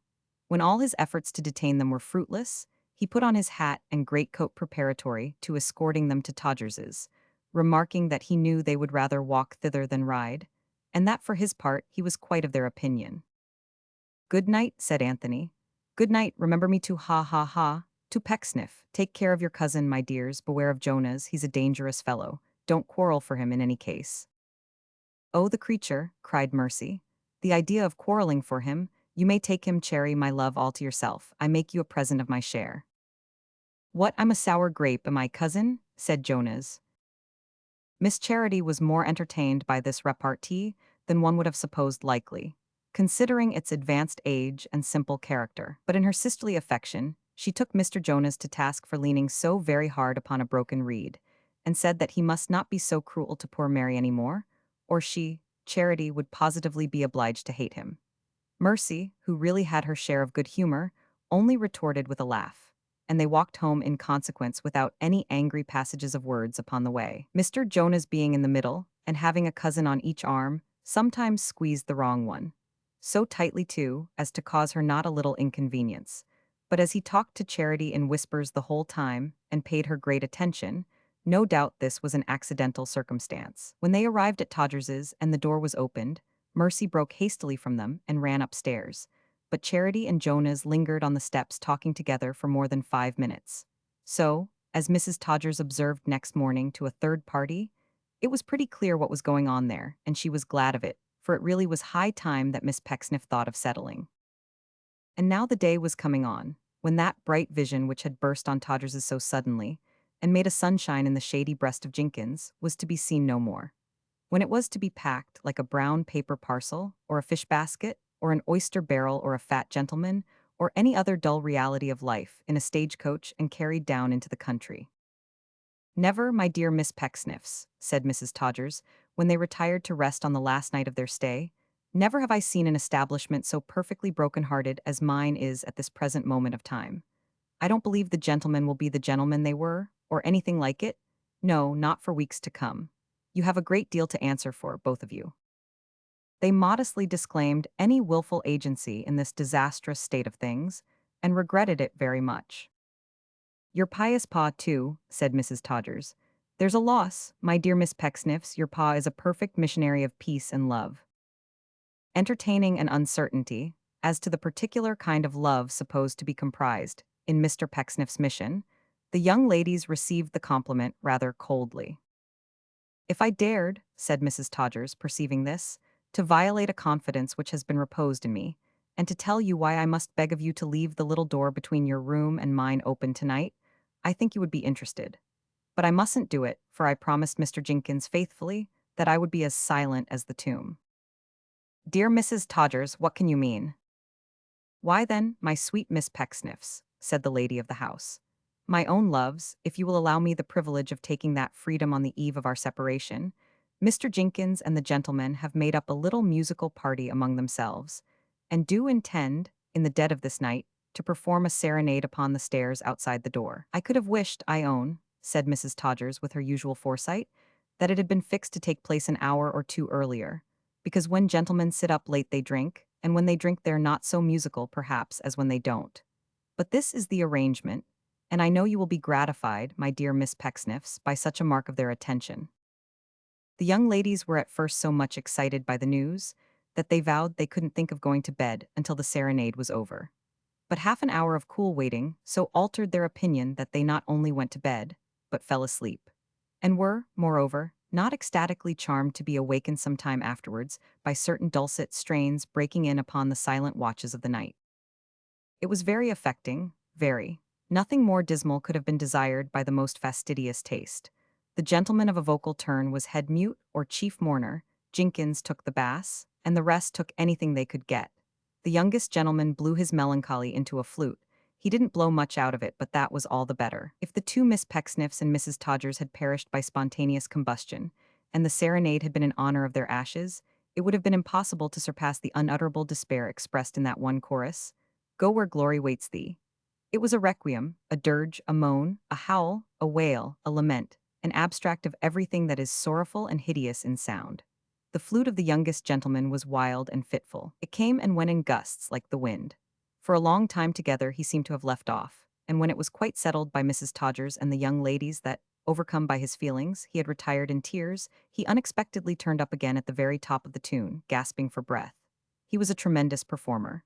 There was no knowing where to have him, and exactly when you thought he was doing nothing at all, then was he doing the very thing that ought to astonish you most. There were several of these concerted pieces, perhaps 2 or 3 too many, though that, as Mrs. Todgers said, was a fault on the right side.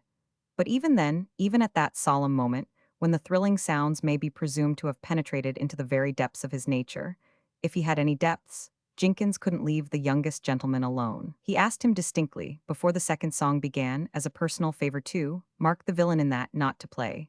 Yes, he said so, not to play. The breathing of the youngest gentleman was heard through the keyhole of the door. He didn't play. What vent was a flute for the passions swelling up within his breast? A trombone would have been a world too mild. The serenade approached its close. Its crowning interest was at hand. The gentleman of a literary turn had written a song on the departure of the ladies and adapted it to an old tune.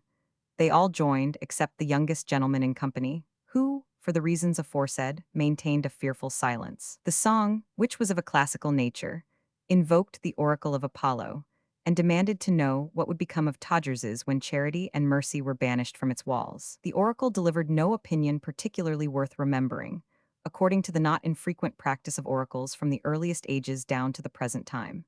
In the absence of enlightenment on that subject, the strain deserted it, and went on to show that the Miss Pecksniffs were nearly related to rule Britannia, and that if Great Britain hadn't been an island, there could have been no Miss Pecksniffs. And being now on a nautical tack, it closed with this verse. All hail to the vessel of Pecksniff the sire, and favoring breezes to fan, while tritons flock round it and proudly admire the architect, artist, and man. As they presented this beautiful picture to the imagination, the gentleman gradually withdrew to bed to give the music the effect of distance, and so it died away, and Todgers's was left to its repose. Mr. Bailey reserved his vocal offering until the morning, when he put his head into the room, as the young ladies were kneeling before their trunks, packing up, and treated them to an imitation of the voice of a young dog in trying circumstances, when that animal is supposed by persons of a lively fancy to relieve his feelings by calling for pen and ink. Well, young ladies, said the youth, so you're a-going home, are you, worse luck? Yes, Bailey, we're going home, returned Mercy. Ain't you a-going to leave none of a lock of your hair? Inquired the youth. It's real, ain't it? They laughed at this, and told him of course it was. Oh, is it of course, though? Said Bailey. I know better than that, her's aunt. Why, I see it hanging up once on that nail by the winder. Besides, I have gone behind her at dinner time and pulled it, and she never knowed. I say, young ladies, I'm a-going to leave. I ain't a-going to stand being called names by her no longer. Miss Mercy inquired what his plans for the future might be, in reply to whom Mr. Bailey intimated that he thought of going either into top boots or into the army. Into the army, cried the young ladies with a laugh. Ah, said Bailey, why not? There's a many drummers in the Tower, I'm acquainted with M. Don't their country set a valley on M, mind you, not at all. You'll be shot, I see, observed Mercy. Well, cried Mr. Bailey, what if I am? There's something gamey in it, young ladies, ain't there? I'd sooner be hit with a cannonball than a rolling pin, and she's always a-catching up something of that sort and throwing it at me when the gentleman's appetites is good. What, said Mr. Bailey, stung by the recollection of his wrongs, what if they do consume the provisions? It ain't my fault, is it? Surely no one says it is, said Mercy. Don't they, though? Retorted the youth. No, yes, oh, no one mayn't say it is, but someone knows it is. But I ain't a-going to have every rise in prices wisited on me. I ain't a-going to be killed because the markets is dear. I won't stop. And therefore, added Mr. Bailey, relenting into a smile, what for you mean to give me, you'd better give me all at once, because if ever you come back again I shan't be here. And as to the other boy, he won't deserve nothing, I know. The young ladies, on behalf of Mr. Pecksniff and themselves, acted on this thoughtful advice, and in consideration of their private friendship, presented Mr. Bailey with a gratuity so liberal that he could hardly do enough to show his gratitude, which found but an imperfect vent, during the remainder of the day, in divers secret slaps upon his pocket and other such facetious pantomime. Nor was it confined to these ebullitions, for besides crushing a bandbox with a bonnet in it, he seriously damaged Mr. Pecksniff's luggage by ardently hauling it down from the top of the house, and in short evinced, by every means in his power, a lively sense of the favors he had received from that gentleman and his family.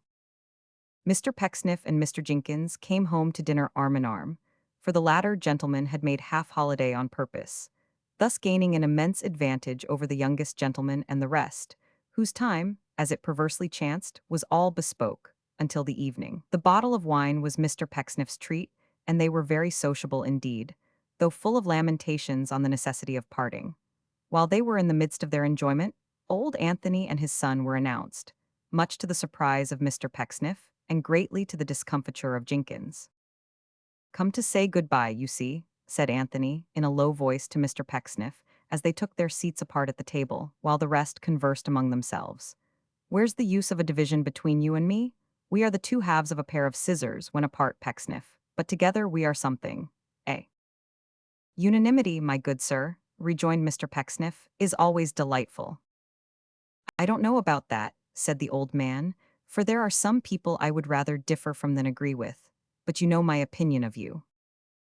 Mr. Pecksniff, still having hypocrite in his mind, only replied by a motion of his head, which was something between an affirmative bow and a negative shake. "Complimentary," said Anthony. "Complimentary, upon my word. It was an involuntary tribute to your abilities, even at the time, and it was not a time to suggest compliments either. But we agreed in the coach, you know, that we quite understood each other." "Oh, quite," assented Mr. Pecksniff, in a manner which implied that he himself was misunderstood most cruelly, but would not complain. Anthony glanced at his son as he sat beside Miss Charity, and then at Mr. Pecksniff, and then at his son again, very many times. It happened that Mr. Pecksniff's glances took a similar direction, but when he became aware of it, he first cast down his eyes, and then closed them, as if he were determined that the old man should read nothing there. "Jonas is a shrewd lad," said the old man. "He appears," rejoined Mr. Pecksniff in his most candid manner, "to be very shrewd." "And careful," said the old man. "And careful, I have no doubt," returned Mr. Pecksniff. "Look ye," said Anthony in his ear, "I think he is sweet upon you, daughter." "Tut, my good sir," said Mr. Pecksniff, with his eyes still closed. Young people, a kind of cousins, too, no more sweetness than is in that, sir." "Why, there is very little sweetness in that, according to our experience," returned Anthony. "Isn't there a trifle more here?" "Impossible to say," rejoined Mr. Pecksniff. "Quite impossible, you surprise me." "Yes, I know that," said the old man, dryly. "It may last, I mean the sweetness, not the surprise, and it may die off. Supposing it should last, perhaps, you having feathered your nest pretty well, and I having done the same, we might have a mutual interest in the matter." Mr. Pecksniff, smiling gently, was about to speak, but Anthony stopped him. "I know what you are going to say, it's quite unnecessary. You have never thought of this for a moment, and in a point so nearly affecting the happiness of your dear child, you couldn't, as a tender father, express an opinion, and so forth. Yes, quite right. And like you, but it seems to me, my dear Pecksniff," added Anthony, laying his hand upon his sleeve, "that if you and I kept up the joke of pretending not to see this, one of us might possibly be placed in a position of disadvantage. And as I am very unwilling to be that party myself, you will excuse my taking the liberty of putting the matter beyond a doubt thus early, and having it distinctly understood, as it is now, that we do see it and do know it. Thank you for your attention. We are now upon an equal footing, which is agreeable to us both, I am sure." He rose as he spoke, and giving Mr. Pecksniff a nod of intelligence, moved away from him to where the young people were sitting, leaving that good man somewhat puzzled and discomfited by such very plain dealing, and not quite free from a sense of having been foiled in the exercise of his familiar weapons. But the night coach had a punctual character, and it was time to join it at the office, which was so near at hand that they had already sent their luggage and arranged to walk. Thither the whole party repaired, therefore, after no more delay than sufficed for the equipment of the Miss Pecksniffs and Mrs. Todgers. They found the coach already at its starting place, and the horses in. There, too, were a large majority of the commercial gentlemen, including the youngest, who was visibly agitated, and in a state of deep mental dejection. Nothing could equal the distress of Mrs. Todgers in parting from the young ladies, except the strong emotions with which she bade adieu to Mr. Pecksniff. Never surely was a pocket handkerchief taken in and out of a flat reticule so often as Mrs. Todgers's was, as she stood upon the pavement by the coach door supported on either side by a commercial gentleman, and by the sight of the coach lamps caught such brief snatches and glimpses of the good man's face, as the constant interposition of Mr. Jenkins allowed. For Jenkins, to the last, the youngest gentleman's rock ahead in life, stood upon the coach step talking to the ladies. Upon the other step was Mr. Jonas, who maintained that position in right of his cousinship, whereas the youngest gentleman, who had been first upon the ground, was deep in the booking office among the black and red placards and the portraits of fast coaches, where he was ignominiously harassed by porters, and had to contend and strive perpetually with heavy baggage. This false position, combined with his nervous excitement, brought about the very consummation and catastrophe of his miseries. For when in the moment of parting he aimed a hothouse flower that had cost money, at the fair hand of mercy, it reached instead the coachman on the box, who thanked him kindly and stuck it in his buttonhole.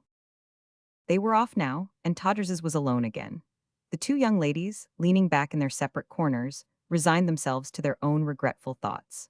But Mr. Pecksniff, dismissing all ephemeral considerations of social pleasure and enjoyment, concentrated his meditations on the one great virtuous purpose before him, of casting out that ingrate and deceiver, whose presence yet troubled his domestic hearth, and was a sacrilege upon the altars of his household gods.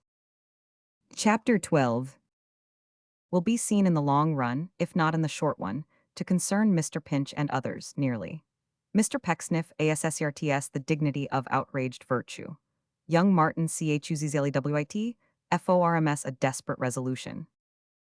Mr. Pinch and Martin, little dreaming of the stormy weather that impended, made themselves very comfortable in the Pecksniffian halls, and improved their friendship daily. Martin's facility, both of invention and execution, being remarkable, the grammar school proceeded with great vigor, and Tom repeatedly declared that if there were anything like certainty in human affairs, or impartiality in human judges, a design so new and full of merit could not fail to carry off the first prize when the time of competition arrived. Without being quite so sanguine himself, Martin had his hopeful anticipations too, and they served to make him brisk and eager at his task. "If I should turn out a great architect, Tom," said the new pupil one day, as he stood at a little distance from his drawing, and eyed it with much complacency, "I'll tell you what should be one of the things I'd build." "Aye," cried Tom, "what?" "Why, your fortune." "No," said Tom Pinch, quite as much delighted as if the thing were done. "Would you, though? How kind of you to say so." "I'd build it up, Tom," returned Martin, "on such a strong foundation that it should last your life, aye, and your children's lives too, and their children's after them. I'd be your patron, Tom. I'd take you under my protection. Let me see the man who should give the cold shoulder to anybody I chose to protect and patronize if I were at the top of the tree, Tom." "Now, I don't think," said Mr. Pinch, "upon my word that I was ever more gratified than by this. I really don't." "Oh, I mean what I say," retorted Martin, with a manner as free and easy in its condescension to, not to say in its compassion for, the other, as if he were already first architect in ordinary to all the crowned heads in Europe. "I'd do it, I'd provide for you."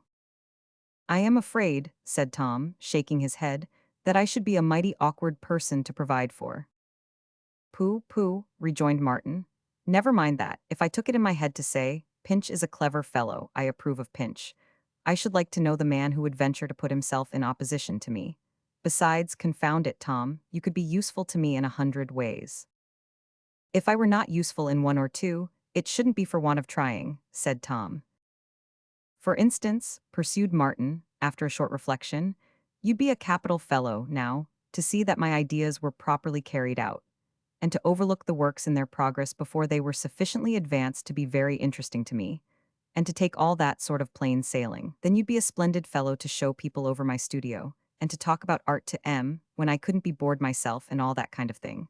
For it would be devilish creditable, Tom, I'm quite in earnest, I give you my word, to have a man of your information about one instead of some ordinary blockhead. Oh, I'd take care of you. You'd be useful, rely upon it."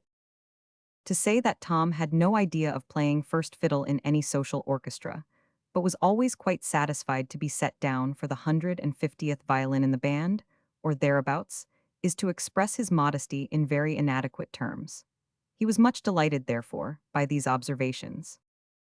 I should be married to her then, Tom, of course, said Martin.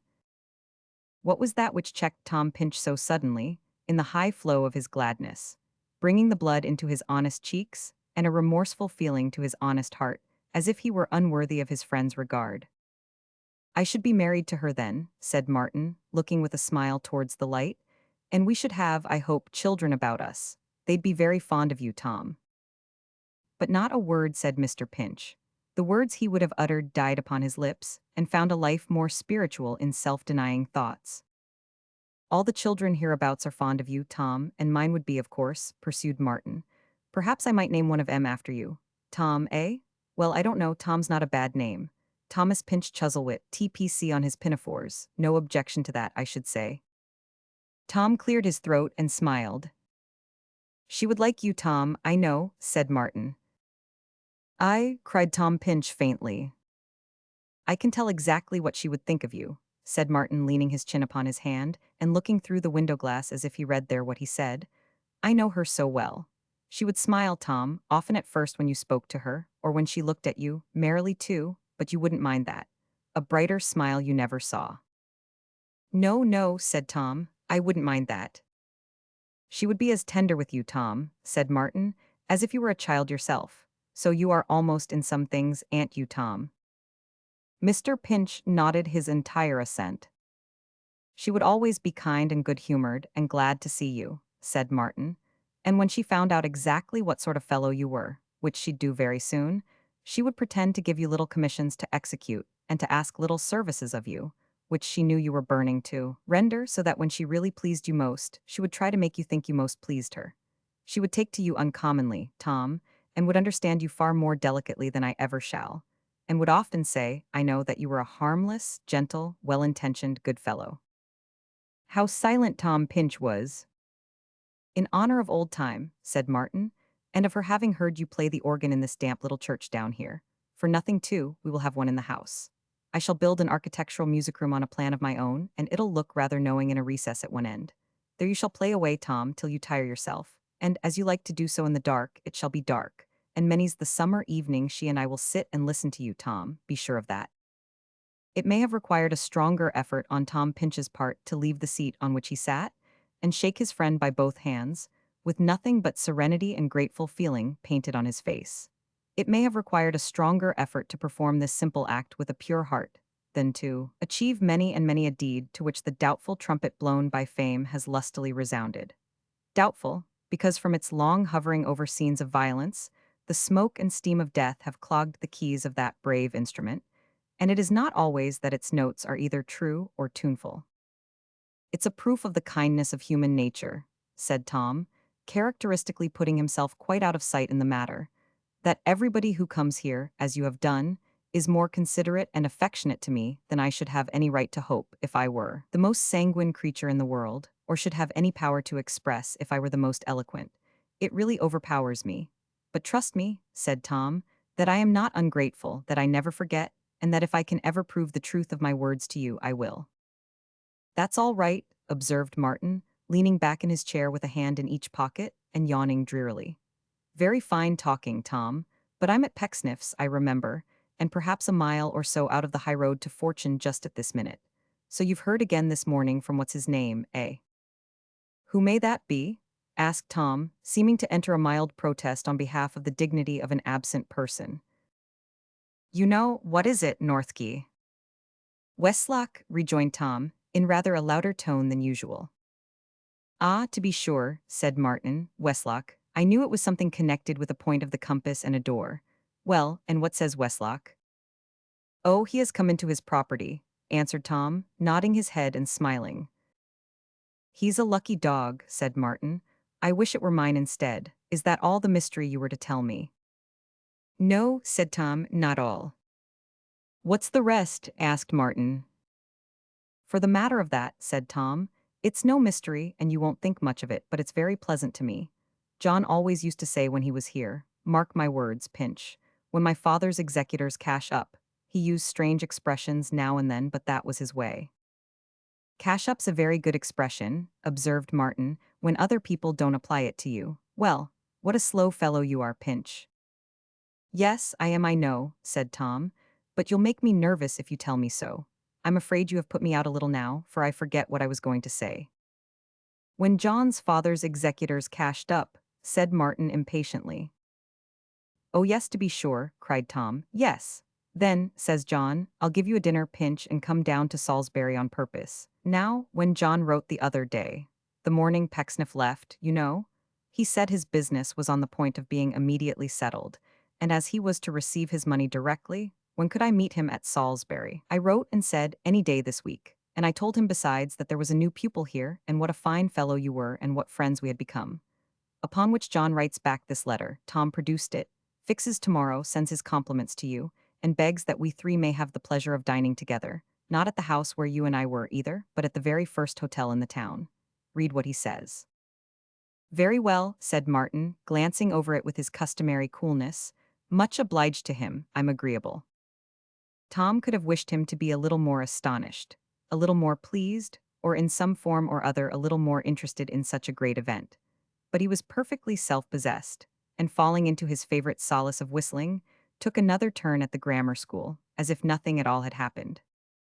Mr. Pecksniff's horse being regarded in the light of a sacred animal, only to be driven by him, the chief priest of that temple, or by some person distinctly nominated for the time being to that high office by himself, the two young men agreed to walk to Salisbury.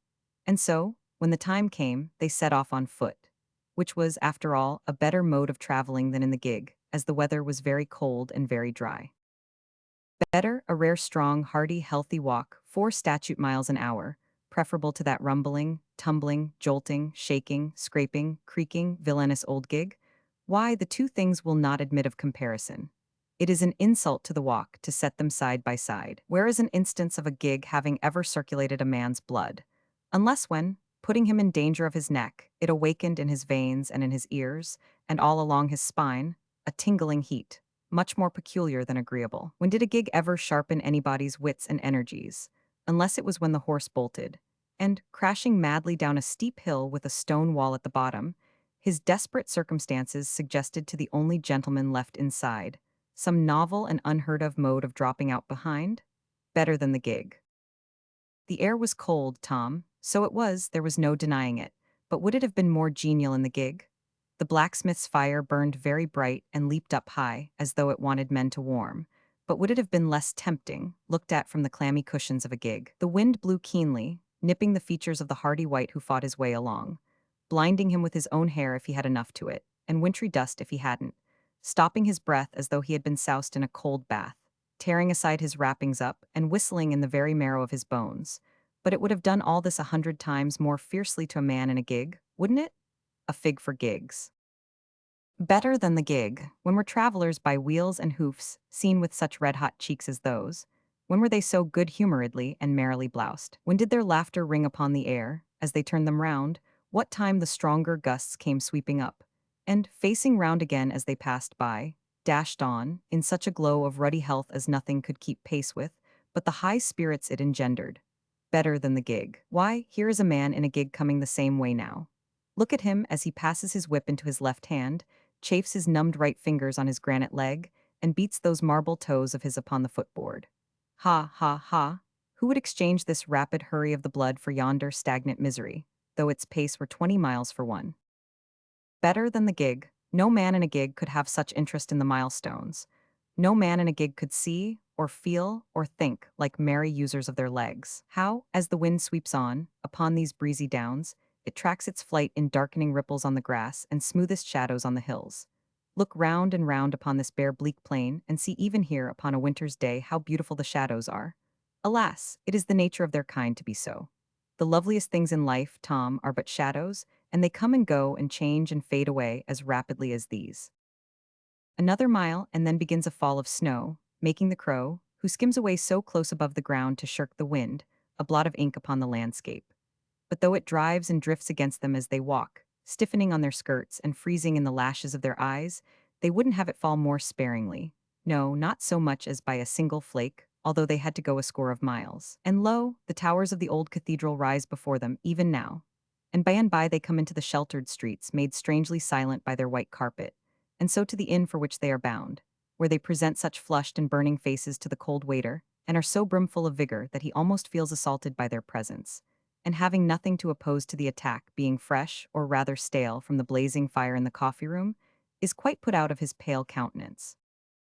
A famous inn, the hall a very grove of dead game and dangling joints of mutton, and in one corner an illustrious larder, with glass doors, developing cold fowls and noble joints, and tarts wherein the raspberry jam coyly withdrew itself, as such a precious creature should, behind a lattice work of pastry. And behold, on the first floor at the court end of the house, in a room with all the window curtains drawn, a fire piled halfway up the chimney, plates warming before it, wax candles gleaming everywhere, and a table spread for three, with silver and glass enough for 30, John Westlock, not the old John of Pecksniff s, but a proper gentleman, looking another and a grander person, with the consciousness of being his own master and having money in the bank. And yet in some respects the old John too, for he seized Tom Pinch by both his hands the instant he appeared, and fairly hugged him in his cordial welcome. "And this," said John, "is Mr. Chuzzlewit. I am very glad to see him." John had an offhand manner of his own, so they shook hands warmly and were friends in no time. "Stand off a moment, Tom," cried the old pupil, laying one hand on each of Mr. Pinch's shoulders and holding him out at arm's length. "Let me look at you, just the same, not a bit changed." "Why, it's not so very long ago, you know," said Tom Pinch, "after all." "It seems an age to me," cried John, "and so it ought to seem to you, you dog." And then he pushed Tom down into the easiest chair and clapped him on the back so heartily, and so like his old self in their old bedroom at old Pecksniff, that it was a toss-up with Tom Pinch whether he should laugh or cry. Laughter won it, and they all three laughed together.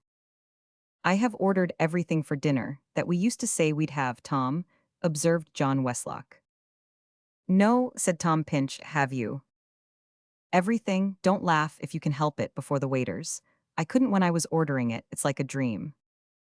John was wrong there because nobody ever dreamed such soup as was put upon the table directly afterwards, or such fish, or such side dishes, or such a top and bottom, or such a course of birds and sweets, or in short anything approaching the reality of that entertainment at 10 and 6 pence a head, exclusive of wines. As to them, the man who can dream such iced champagne, such claret, port, or sherry, had better go to bed and stop there. But perhaps the finest feature of the banquet was that nobody was half so much amazed by everything as John himself, who in his high delight was constantly bursting into fits of laughter, and then endeavoring to appear preternaturally solemn, lest the waiters should conceive he wasn't used to it. Some of the things they brought him to carve were such outrageous practical jokes, though, that it was impossible to stand it. And when Tom Pinch insisted, in spite of the deferential advice of an attendant, not only on breaking down the outer wall of a raised pie with a tablespoon, but on trying to eat it afterwards, John lost all dignity and sat behind the gorgeous dish cover at the head of the table, roaring to that extent that he was audible in the kitchen. Nor had he the least objection to laugh at himself, as he demonstrated when they had all three gathered round the fire, and the dessert was on the table. At which period the head waiter inquired with respectful solicitude whether that port, being a light and tawny wine, was suited to his taste, or whether he would wish to try a fruity port with greater body.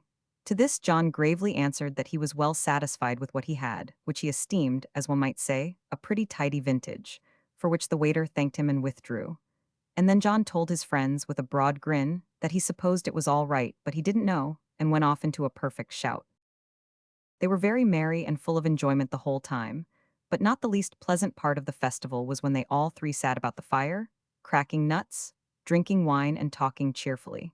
It happened that Tom Pinch had a word to say to his friend the organist's assistant, and so deserted his warm corner for a few minutes at this season, lest it should grow too late, leaving the other two young men together. They drank his health in his absence, of course, and John Westlock took that opportunity of saying that he had never had even a peevish word with Tom during the whole term of their residence in Mr. Pecksniff's house. This naturally led him to dwell upon Tom's character, and to hint that Mr. Pecksniff understood it pretty well. He only hinted this, and very distantly, knowing that it pained Tom Pinch to have that gentleman disparaged, and thinking it would be as well to leave the new pupil to his own discoveries.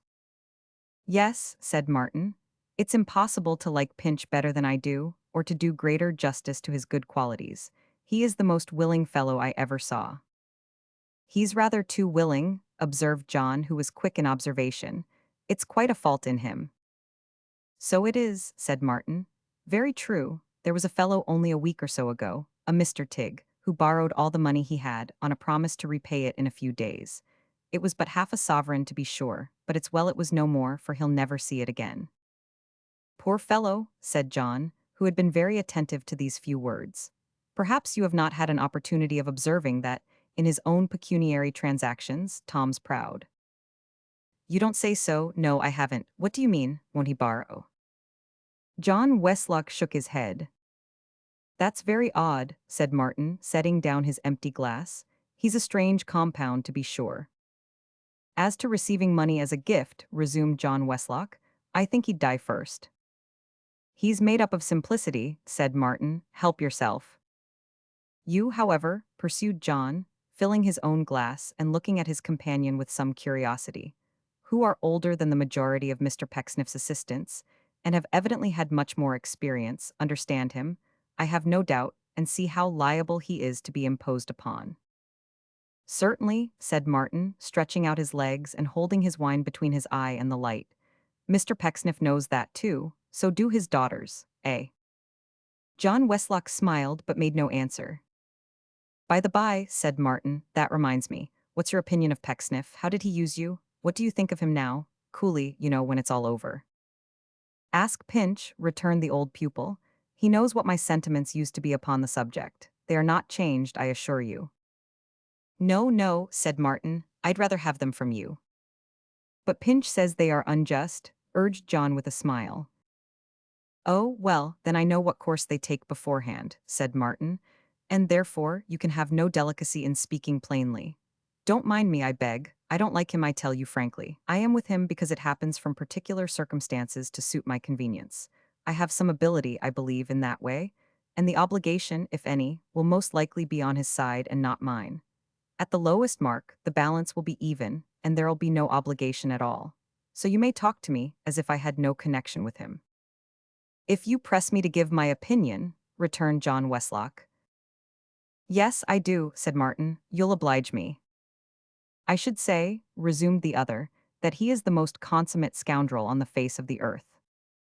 Oh, said Martin as coolly as ever, that's rather strong. Not stronger than he deserves, said John, and if he called upon me to express my opinion of him to his face, I would do so in the very same terms, without the least qualification. His treatment of Pinch is in itself enough to justify them. But when I look back upon the 5 years I passed in that house, and remember the hypocrisy, the knavery, the meannesses, the false pretenses, the lip service of that fellow and his trading, in saintly semblances for the very worst realities, when I remember how often I was the witness of all this, and how often I was made a kind of party to it, by the fact of being there, with him for my teacher, I swear to you that I almost despise myself. Martin drained his glass and looked at the fire. I don't mean to say that is a right feeling, pursued John Westlock, because it was no fault of mine, and I can quite understand, you for instance, fully appreciating him, and yet being forced by circumstances to remain there. I tell you simply what my feeling is. And even now, when, as you say, it's all over, and when I have the satisfaction of knowing that he always hated me, and we always quarreled, and I always told him my mind. Even now, I feel sorry that I didn't yield to an impulse I often had, as a boy, of running away from him and going abroad. Why abroad? Asked Martin, turning his eyes upon the speaker. In search, replied John Westlock, shrugging his shoulders, of the livelihood I couldn't have earned at home. There would have been something spirited in that, but come, fill your glass and let us forget him. As soon as you please, said Martin. In reference to myself and my connection with him, I have only to repeat what I said before. I have taken my own way with him so far and shall continue to do so, even more than ever, for the fact is, to tell you the truth, that I believe he looks to me to supply his defects and couldn't afford to lose me. I had a notion of that in first going there. Your health. Thank you, returned young Westlock. Yours, and may the new pupil turn out as well as you can desire. What new pupil? The fortunate youth born under an auspicious star, returned John Westlock, laughing, whose parents or guardians are destined to be hooked by the advertisement. What? Don't you know that he has advertised again? No. Oh yes, I read it just before dinner in the old newspaper. I know it to be his, having some reason to remember the style. Hush, here's Pinch. Strange, is it not, that the more he likes Pecksniff, if he can like him better than he does, the greater reason one has to like him? Not a word more, or we shall spoil his whole enjoyment. Tom entered as the words were spoken, with a radiant smile upon his face, and rubbing his hands, more from a sense of delight than because he was cold, for he had been running fast, sat down in his warm corner again, and was as happy as only Tom Pinch could be. There is no other simile that will express his state of mind. And so, he said, when he had gazed at his friend for some time in silent pleasure, so you really are a gentleman at last, John. Well, to be sure. Trying to be, Tom, trying to be, he rejoined good-humoredly. There is no saying what I may turn out in time. I suppose you wouldn't carry your own box to the mail now? Said Tom Pinch, smiling, although you lost it altogether by not taking it. Wouldn't I? Retorted John. That's all you know about it, Pinch. It must be a very heavy box that I wouldn't carry to get away from Pecksniff's Tom. There, cried Pinch, turning to Martin, I told you so. The great fault in his character is his injustice to Pecksniff. You mustn't mind a word he says on that subject. His prejudice is most extraordinary. The absence of anything like prejudice on Tom's part, you know, said John Westlock, laughing heartily, as he laid his hand on Mr. Pinch's shoulder, is perfectly wonderful. If one man ever had a profound knowledge of another and saw him in a true light and in his own proper colors, Tom has that knowledge of Mr. Pecksniff. Why, of course I have, cried Tom. That's exactly what I have so often said to you. If you knew him as well as I do, John, I'd give almost any money to bring that about. You'd admire, respect, and reverence him. You couldn't help it. Oh, how you wounded his feelings when you went away. If I had known whereabout his feelings lay, retorted young Westlock, I'd have done my best, Tom. With that end in view, you may depend upon it. But as I couldn't wound him in what he has not, and in what he knows nothing of, except in his ability to probe them to the quick in other people, I am afraid I can lay no claim to your compliment.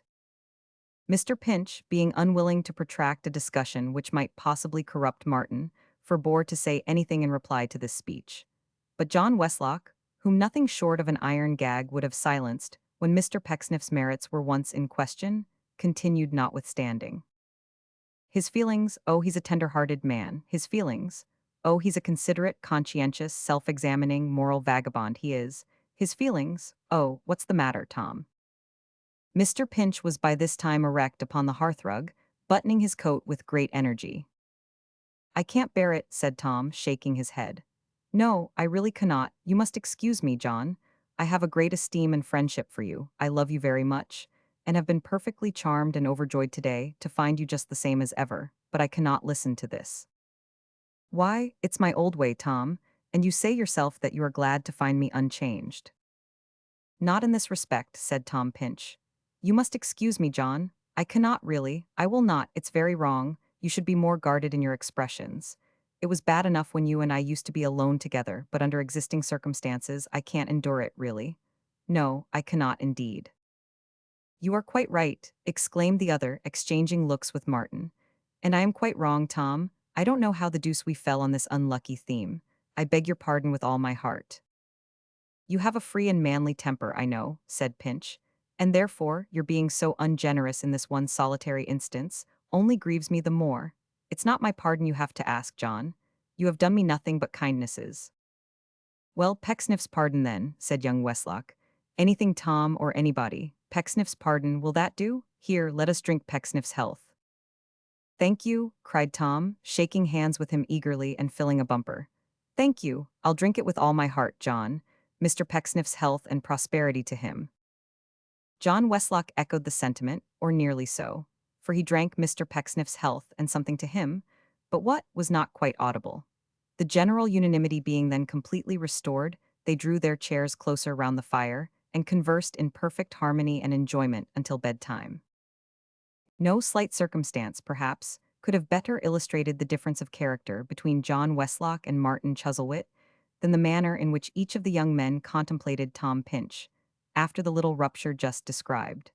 There was a certain amount of jocularity in the looks of both, no doubt, but their all resemblance ceased. The old pupil could not do enough to show Tom how cordially he felt towards him, and his friendly regard seemed of a graver and more thoughtful kind than before. The new one, on the other hand, had no impulse but to laugh at the recollection of Tom's extreme absurdity, and mingled with his amusement, There was something slighting and contemptuous, indicative, as it appeared, of his opinion that Mr. Pinch was much too far gone in simplicity to be admitted as the friend, on serious and equal terms, of any rational man. John Westlock, who did nothing by halves, if he could help it, had provided beds for his two guests in the hotel, and after a very happy evening, they retired. Mr. Pinch was sitting on the side of his bed with his cravat and shoes off, ruminating on the manifold good qualities of his old friend, when he was interrupted by a knock at his chamber door and the voice of John himself. "You're not asleep yet, are you, Tom?" "Bless you, no, not I was thinking of you," replied Tom, opening the door. "Come in."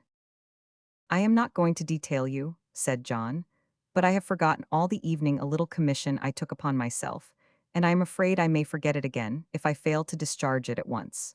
You know a Mr. Tigg, Tom, I believe." "Tigg?" cried Tom. "Tigg, the gentleman who borrowed some money of me." "Exactly," said John Westlock. "He begged me to present his compliments and to return it with many thanks. Here it is. I suppose it's a good one, but he is rather a doubtful kind of customer, Tom." Mr. Pinch received the little piece of gold with a face whose brightness might have shamed the metal, and said he had no fear about that. He was glad, he added, to find Mr. Tigg so prompt and honorable in his dealings. Very glad. "Why, to tell you the truth, Tom," replied his friend, "he is not always so. If you'll take my advice, you'll avoid him as much as you can in the event of your encountering him again. And by no means, Tom, pray bear this in mind, for I am very serious, by no means lend him money any more." "I," said Tom, with his eyes wide open. "He is very far from being a reputable acquaintance," returned young Westlock, "and the more you let him know you think so, the better for you, Tom." "I say, John," quoth Mr. Pinch, as his countenance fell, and he shook his head in a dejected manner, "I hope you are not getting into bad company." "No, no," he replied, laughing. "Don't be uneasy on that score." "Oh, but I am uneasy," said Tom Pinch. "I can't help it when I hear you talking in that way. If Mr. Tigg is what you describe him to be, you have no business to know him, John. You may laugh, but I don't consider it by any means a laughing matter, I assure you." "No, no," returned his friend, composing his features. "Quite right, it is not, certainly." "You know, John," said Mr. Pinch, "your very good nature and kindness of heart make you thoughtless, and you can't be too careful on such a point as this. Upon my word, if I thought you were falling among bad companions, I should be quite wretched, for I know how difficult you would find it to shake them off. I would much rather have lost this money, John, than I would have had it back again on such terms." "I tell you, my dear good old fellow," cried his friend, shaking him to and fro with both hands, and smiling at him with a cheerful, open countenance, that would have carried conviction to a mind much more suspicious than Tom's. "I tell you there is no danger." "Well," cried Tom, "I am glad to hear it, I am overjoyed to hear it. I am sure there is not, when you say so in that manner. You won't take it ill, John, that I said what I did just now?" "Ill?" said the other, giving his hand a hearty squeeze. "Why, what do you think I am made of? Mr. Tigg and I are not on such an intimate footing that you need be at all uneasy. I give you my solemn assurance of that, Tom. You are quite comfortable now." "Quite," said Tom. "Then once more, good night." "Good night," cried Tom, "and such pleasant dreams to you as should attend the sleep of the best fellow in the world." "Except Pecksniff," said his friend, stopping at the door for a moment and looking gaily back. "Except Pecksniff," answered Tom with great gravity, "of course." And thus they parted for the night, John Westlock full of light-heartedness and good humor, and poor Tom Pinch quite satisfied, though still, as he turned over on his side in bed, he muttered to himself, "I really do wish, for all that, though, that he wasn't acquainted with Mr. Tigg." They breakfasted together very early next morning, for the two young men desired to get back again in good season, and John Westlock was to return to London by the coach that day. As he had some hours to spare, he bore them company for 3 or 4 miles on their walk, and only parted from them at last in sheer necessity. The parting was an unusually hearty one, not only as between him and Tom Pinch, but on the side of Martin also, who had found in the old pupil a very different sort of person from the milksop he had prepared himself to expect. Young Westlock stopped upon a rising ground when he had gone a little distance and looked back. They were walking at a brisk pace, and Tom appeared to be talking earnestly. Martin had taken off his greatcoat, the wind being now behind them, and carried it upon his arm. As he looked, he saw Tom relieve him of it after a faint resistance, and, throwing it upon his own, encumber himself with the weight of both. This trivial incident impressed the old pupil mightily, for he stood there, gazing after them, until they were hidden from his view, when he shook his head, as if he were troubled by some uneasy reflection, and thoughtfully retraced his steps to Salisbury. In the meantime, Martin and Tom pursued their way, until they halted, safe and sound, at Mr. Pecksniff's house, where a brief epistle from that good gentleman to Mr. Pinch announced the family's return by that night's coach. As it would pass the corner of the lane at about 6 o'clock in the morning, Mr. Pecksniff requested that the gig might be in waiting at the finger-post about that time, together with a cart for the luggage. And to the end that he might be received with the greater honor, the young men agreed to rise early and be upon the spot themselves. It was the least cheerful day they had yet passed together. Martin was out of spirits and out of humor, and took every opportunity of comparing his condition and prospects with those of young Westlock, much to his own disadvantage always. This mood of his depressed Tom, and neither that morning's parting nor yesterday's dinner helped to mend the matter. So the hours dragged on heavily enough, and they were glad to go to bed early. They were not quite so glad to get up again at 4:30, in all the shivering discomfort of a dark winter's morning. But they turned out punctually, and were at the finger-post full half an hour before the appointed time. It was not by any means a lively morning, for the sky was black and cloudy, and it rained hard. But Martin said there was some satisfaction in seeing that brute of a horse. By this, he meant Mr. Pecksniff's Arab steed, getting very wet, and that he rejoiced on his account that it rained so fast. From this it may be inferred that Martin's spirits had not improved, as indeed they had not. For while he and Mr. Pinch stood waiting under a hedge, looking at the rain, the gig, the cart, and its reeking driver, he did nothing but grumble, and but that it is indispensable to any dispute that there should be two parties to it, he would certainly have picked a quarrel with Tom. At length the noise of wheels was faintly audible in the distance, and presently the coach came splashing through the mud and mire, with one miserable outside passenger crouching down among wet straw, under a saturated umbrella, and the coachman, guard, and horses in a fellowship of dripping wretchedness. Immediately on its stopping, Mr. Pecksniff let down the window-glass and hailed Tom Pinch. "Dear me, Mr. Pinch, is it possible that you are out upon this very inclement morning?" "Yes, sir," cried Tom, advancing eagerly. "Mr. Chuzzlewit and I, sir." "Oh," said Mr. Pecksniff, looking not so much at Martin as at the spot on which he stood. "Oh, indeed. Do me the favor to see to the trunks, if you please, Mr. Pinch." Then Mr. Pecksniff descended and helped his daughters to alight, but neither he nor the young ladies took the slightest notice of Martin, who had advanced to offer his assistance, but was repulsed by Mr. Pecksniff standing immediately before his person, with his back towards him. In the same manner, and in profound silence, Mr. Pecksniff handed his daughters into the gig, and following himself and taking the reins, drove off home. Lost in astonishment, Martin stood staring at the coach, and when the coach had driven away at Mr. Pinch, and the luggage until the cart moved off too, when he said to Tom, "Now, will you have the goodness to tell me what this portends?" "What?" asked Tom. "This fellow's behavior, Mr. Pecksniff's, I mean. You saw it?" "No, indeed I did not," cried Tom. "I was busy with the trunks." "It is no matter," said Martin. "Come, let us make haste back," and without another word started off at such a pace that Tom had some difficulty in keeping up with him.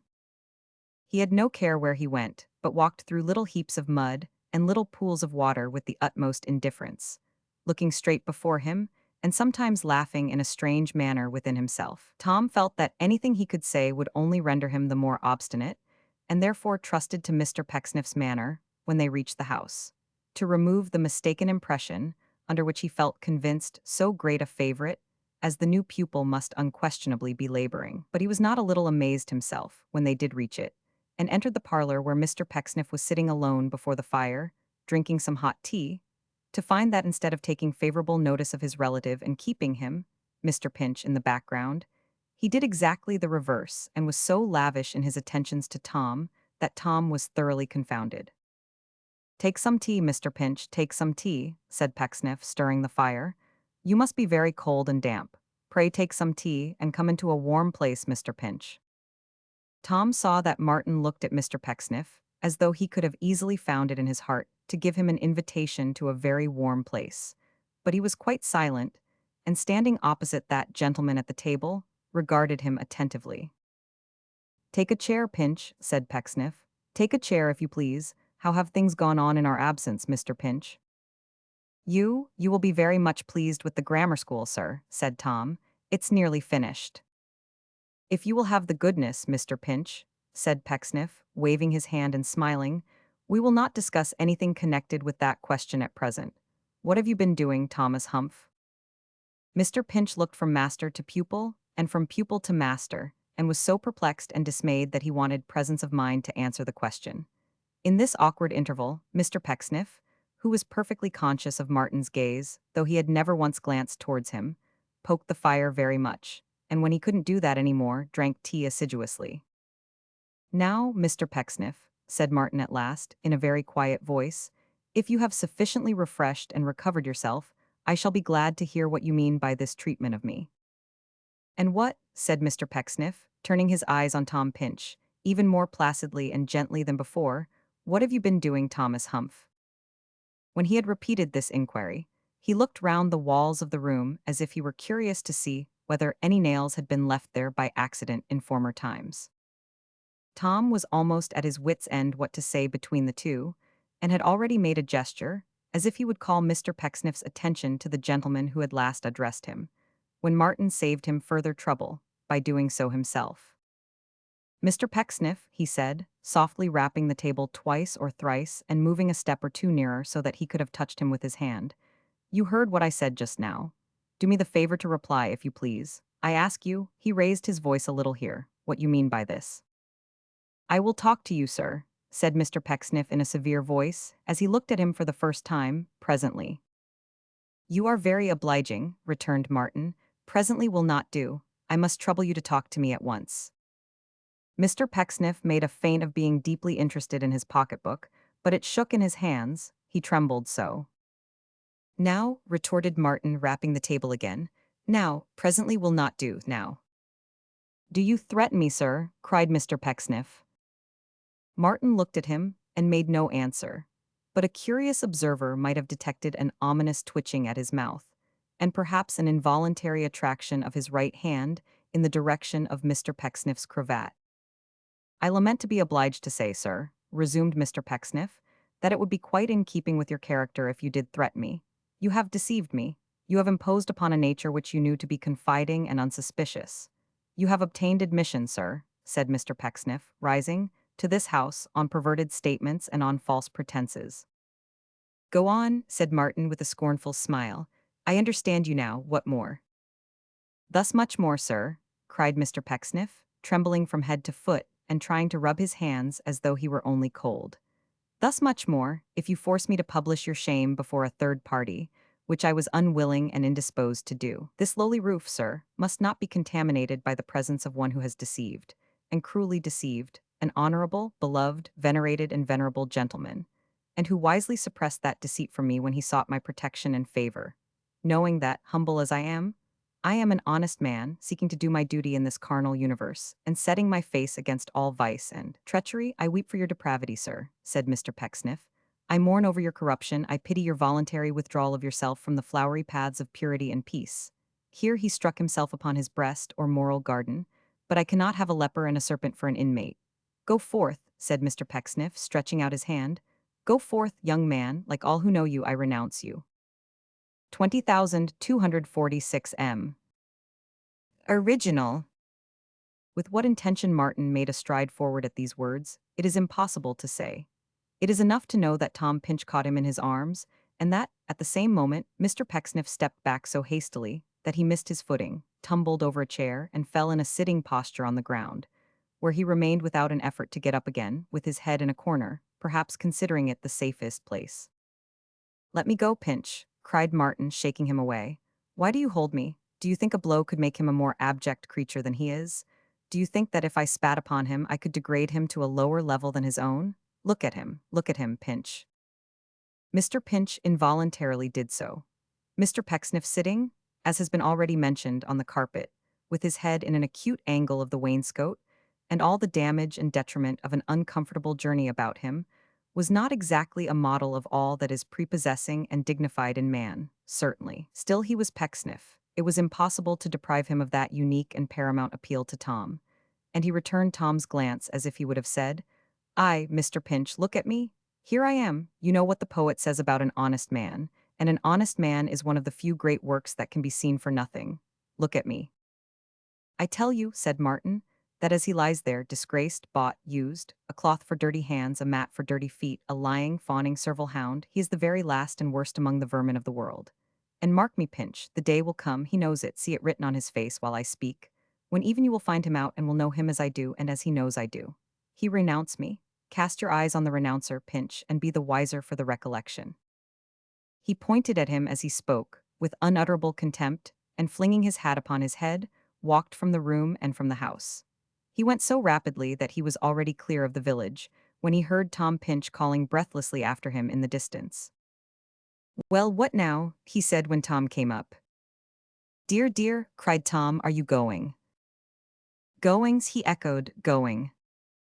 I didn't so much mean that, as were you going now at once, in this bad weather, on foot, without your clothes, with no money?" cried Tom. "Yes," he answered sternly, "I am." "And where?" cried Tom. "Oh, where will you go?" "I don't know," he said. "Yes, I do, I'll go to America." "No, no," cried Tom in a kind of agony. "Don't go there, pray don't, think better of it, don't be so dreadfully regardless of yourself, don't go to America." "My mind is made up," he said.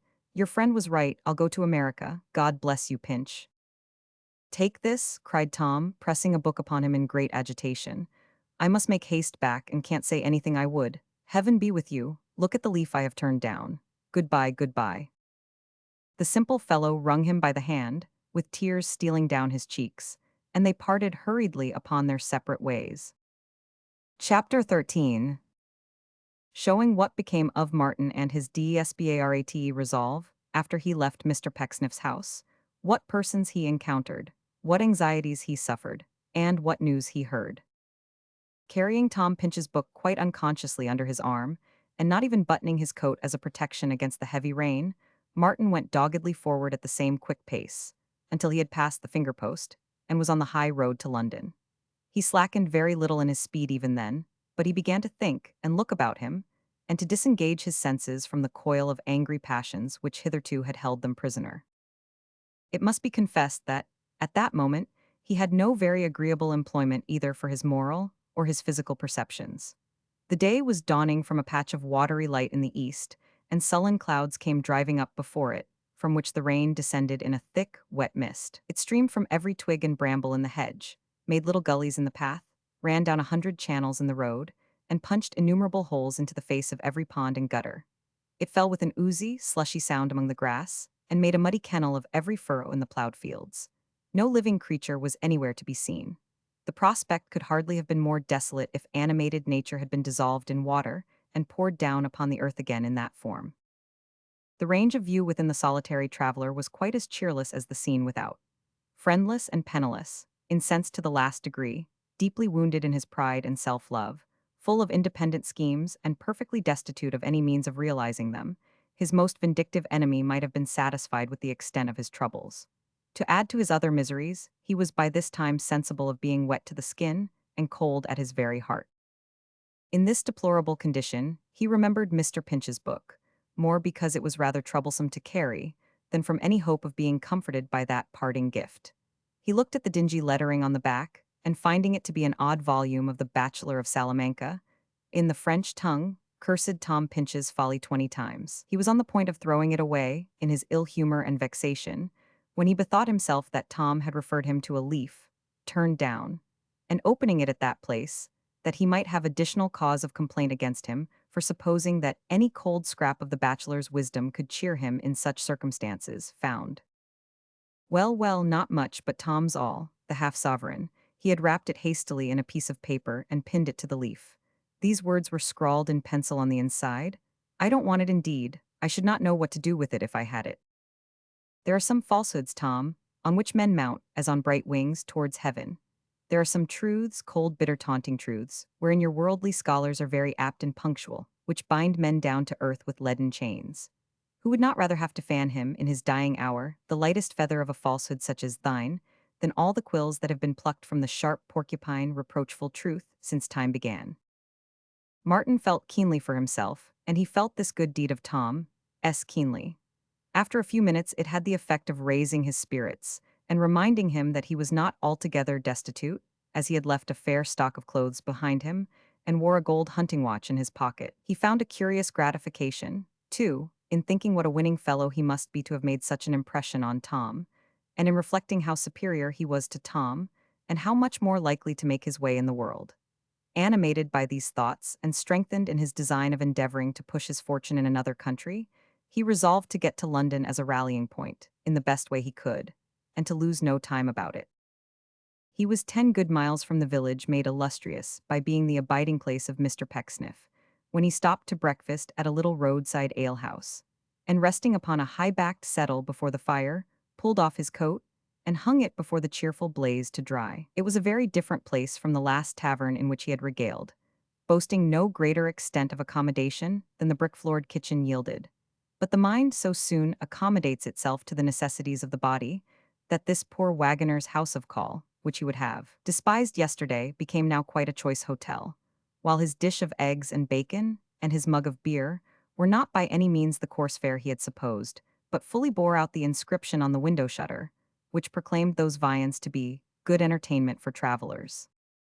He pushed away his empty plate, and with a second mug upon the hearth before him, looked thoughtfully at the fire until his eyes ached. Then he looked at the highly colored scripture pieces on the walls, in little black frames like common shaving glasses, and saw how the wise men, with a strong family likeness among them, worshipped in a pink manger, and how the prodigal son came home in red rags to a purple father, and already feasted his imagination on a sea-green calf. Then he glanced through the window at the falling rain, coming down aslant upon the signpost over against the house and overflowing the horse trough. And then he looked at the fire again, and seemed to descry a double distant London, retreating among the fragments of the burning wood. He had repeated this process in just the same order, many times as if it were a matter of necessity, when the sound of wheels called his attention to the window out of its regular turn. And there he beheld a kind of light van drawn by 4 horses, and laden as well as he could see, for it was covered in with corn and straw. The driver, who was alone, stopped at the door to water his team, and presently came stamping and shaking the wet off his hat and coat, into the room where Martin sat. He was a red-faced, burly young fellow, smart in his way, and with a good-humored countenance. As he advanced towards the fire, he touched his shining forehead with the forefinger of his stiff leather glove, by way of salutation, and said, rather unnecessarily, that it was an uncommon wet day. "Very wet," said Martin. "I don't know as ever I see a wetter." "I never felt one," said Martin. The driver glanced at Martin's soiled dress, and his damp shirt sleeves, and his coat hung up to dry, and said, after a pause as he warmed his hands, "You have been caught in it, sir." "Yes," was the short reply. "Out riding, maybe," said the driver. "I should have been if I owned a horse, but I don't," returned Martin. "That's bad," said the driver. "And maybe worse," said Martin. Now the driver said, "That's bad," not so much because Martin didn't own a horse, as because he said he didn't with all the reckless desperation of his mood and circumstances, and so left a great deal to be inferred. Martin put his hands in his pockets and whistled when he had retorted on the driver, thus giving him to understand that he didn't care a pin for fortune, that he was above pretending to be her favorite when he was not, and that he snapped his fingers at her, the driver, and everybody else. The driver looked at him stealthily for a minute or so, and in the pauses of his warming whistled too. At length he asked, as he pointed his thumb towards the road, "'S up or down?" "Which is up?" said Martin. "London, of course," said the driver. "Up then," said Martin. He tossed his head in a careless manner afterwards, as if he would have added, "Now you know all about it," put his hands deeper into his pockets, changed his tune, and whistled a little louder. "I'm going up," observed the driver. "Hounslow, 10 miles this side London." "Are you?" cried Martin, stopping short and looking at him. The driver sprinkled the fire with his wet hat until it hissed again and answered, "Aye, to be sure he was."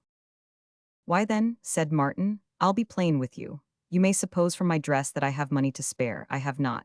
All I can afford for coach hire is a crown, for I have but two. If you can take me for that and my waistcoat or this silk handkerchief, do.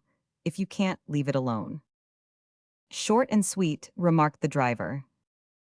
"You want more?" said Martin. "Then I haven't got more and I can't get it, so there's an end of that." Whereupon he began to whistle again. "I didn't say I wanted more, did I?" asked the driver with something like indignation. "You didn't say my offer was enough," rejoined Martin. "Why, how could I when you wouldn't let me? In regard to the waistcoat, I wouldn't have a man's waistcoat, much less a gentleman's waistcoat, on my mind for no consideration. But the silk handkerchief's another thing, and if you was satisfied when we got to Hounslow, I shouldn't object to that as a gift." "Is it a bargain, then?" said Martin. "Yes, it is," returned the other. "Then finish this beer," said Martin, handing him the mug and pulling on his coat with great alacrity, "and let us be off as soon as you like." In 2 minutes more he had paid his bill, which amounted to a shilling, was lying at full length on a truss of straw, high and dry at the top of the van, with the tilt a little open in front for the convenience of talking to his new friend, and was moving along in the right direction with a most satisfactory and encouraging briskness. The driver's name, as he soon informed Martin, was William Simmons, better known as Bill, and his spruce appearance was sufficiently explained by his connection with a large stagecoaching establishment at Hounslow, whither he was conveying his load from a farm belonging to the concern in Wiltshire. He was frequently up and down the road on such errands, he said, and to look after the sick and rest horses, of which animals he had much to relate that occupied a long time in the telling. He aspired to the dignity of the regular box and expected an appointment on the first vacancy. He was musical besides, and had a little key bugle in his pocket, on which, whenever the conversation flagged, he played the first part of a great many tunes, and regularly broke down in the second. "Ah," said Bill with a sigh, as he drew the back of his hand across his lips, and put this instrument in his pocket, after screwing off the mouthpiece to drain it, "Lummy Ned of the Light Salisbury, he was the one for musical talents. He was a guard. What you may call a garden angel was Ned." "Is he dead?" asked Martin. "Dead?" replied the other with a contemptuous emphasis. "Not he. You won't catch Ned a-dying easy. No, no, he knows better than that." "You spoke of him in the past tense," observed Martin, "so I supposed he was no more."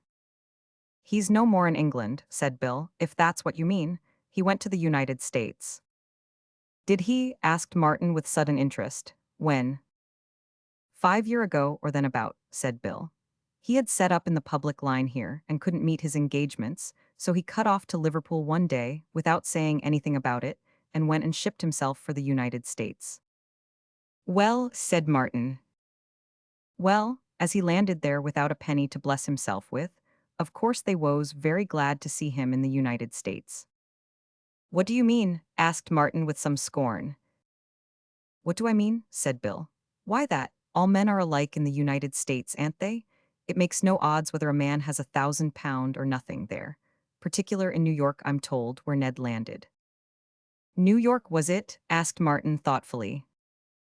"Yes," said Bill. "New York, I know that because he sent word home that it brought old York to his mind, quite vivid, in consequence of being so exactly unlike it in every respect.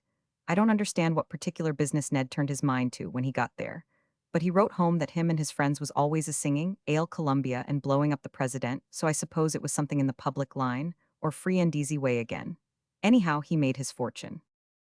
"No," cried Martin. "Yes, he did," said Bill. "I know that because he lost it all the day after, in 6 and 20 banks is broke. He settled a lot of the notes on his father, when it was ascertained that they was really stopped, and sent 'em over with a dutiful letter. I know that, because they was shown down our yard for the old gentleman's benefit, that he might treat himself with tobacco in the workus. He was a foolish fellow not to take care of his money when he had it," said Martin, indignantly. "There you're right," said Bill, "especially as it was all in paper, and he might have took care of it so very easy, by folding it up in a small parcel." Martin said nothing in reply, but soon afterwards fell asleep, and remained so for an hour or more. When he awoke, finding it had ceased to rain, he took his seat beside the driver, and asked him several questions. As how long had the fortunate guard of the Light Salisbury been in crossing the Atlantic? At what time of the year had he sailed? What was the name of the ship in which he made the voyage? How much had he paid for passage money? Did he suffer greatly from seasickness? And so forth. But on these points of detail, his friend was possessed of little or no information, either answering obviously at random or acknowledging that he had never heard or had forgotten. Nor, although he returned to the charge very often, could he obtain any useful intelligence on these essential particulars. They jogged on all day and stopped so often, now to refresh, now to change their team of horses, now to exchange or bring away a set of harness, now on one point of business and now upon another, connected with the coaching on that line of road, that it was midnight when they reached Hounslow. A little short of the stables for which the van was bound, Martin got down, paid his crown, and forced his silk handkerchief upon his honest friend, notwithstanding the many protestations that he didn't wish to deprive him of it, with which he tried to give the lie to his longing looks. That done, they parted company, and when the van had driven into its own yard and the gates were closed, Martin stood in the dark street, with a pretty strong sense of being shut out, alone, upon the dreary world without the key of it. But in this moment of despondency, and often afterwards, the recollection of Mr. Pecksniff operated as a cordial to him, awakening in his breast an indignation that was very wholesome in nerving him to obstinate endurance. Under the influence of this fiery dram, he started off for London without more ado. Arriving there in the middle of the night, and not knowing where to find a tavern open, he was fain to stroll about the streets and marketplaces until morning. He found himself about an hour before dawn in the humbler regions of the Adelphi, and addressing himself to a man in a fur cap who was taking down the shutters of an obscure public house, informed him that he was a stranger and inquired if he could have a bed there. It happened by good luck that he could. Though none of the gaudiest, it was tolerably clean, and Martin felt very glad and grateful when he crept into it, for warmth, rest, and forgetfulness. It was quite late in the afternoon when he awoke, and by the time he had washed and dressed and broken his fast, it was growing dusk again. This was all the better, for it was now a matter of absolute necessity that he should part with his watch to some obliging pawnbroker. He would have waited until after dark for this purpose, though it had been the longest day in the year, and he had begun it without a breakfast. He passed more golden balls than all the jugglers in Europe have juggled with, in the course of their united performances, before he could determine in favor of any particular shop where those symbols were displayed. In the end, he came back to one of the first he had seen, and entering by a side door in a court, where the 3 balls with the legend "Money Lent" were repeated in a ghastly transparency, passed into one of a series of little closets or private boxes erected for the accommodation of the more bashful and uninitiated customers. He bolted himself in, pulled out his watch, and laid it on the counter. "Upon my life and soul," said a low voice in the next box to the shopman who was in treaty with him, "you must make it more, you must make it a trifle more, you must indeed. You must dispense with 1/2 of an ounce in weighing out your pound of flesh, my best of friends, and make it 2 and 6. Martin drew back involuntarily, for he knew the voice at once. "You're always full of your chaff," said the shopman, rolling up the article, which looked like a shirt, quite as a matter of course, and nibbing his pen upon the counter. "I shall never be full of my wheat," said Mr. Tigg, "as long as I come here. Ha ha, not bad, make it 2 and 6, my dear friend, positively for this occasion only. £0.50 is a delightful coin, 2 and 6, going at 2 and 6, for the last time at 2 and 6. "It'll never be the last time till it's quite worn out," rejoined the shopman. "It's grown yellow in the service as it is." "Its master has grown yellow in the service, if you mean that, my friend," said Mr. Tigg, "in the patriotic service of an ungrateful country. You are making it 2 and 6, I think." "I'm making it," returned the shopman, "what it always has been, 2 shillings. Same name as usual, I suppose." "Still the same name," said Mr. Tigg, "my claim to the dormant peerage not being yet established by the House of Lords." "The old address?" "Not at all," said Mr. Tigg. "I have removed my town establishment from 38, Mayfair, to number 1542 Park Lane." "Come, I'm not going to put down that, you know," said the shopman with a grin. "You may put down what you please, my friend," quoth Mr. Tigg. "The fact is still the same, the apartments for the under butler and the 5th footman being of a most confounded low and vulgar kind at 38 Mayfair, I have been compelled, in my regard for the feelings which do them so much honor, to take on lease for 7, 14, or 21 years, renewable at the option of the tenant, the elegant and commodious family mansion, number 1542 Park Lane. Make it 2 and 6, and come and see me." The shopman was so highly entertained by this piece of humor that Mr. Tigg himself could not repress some little show of exultation.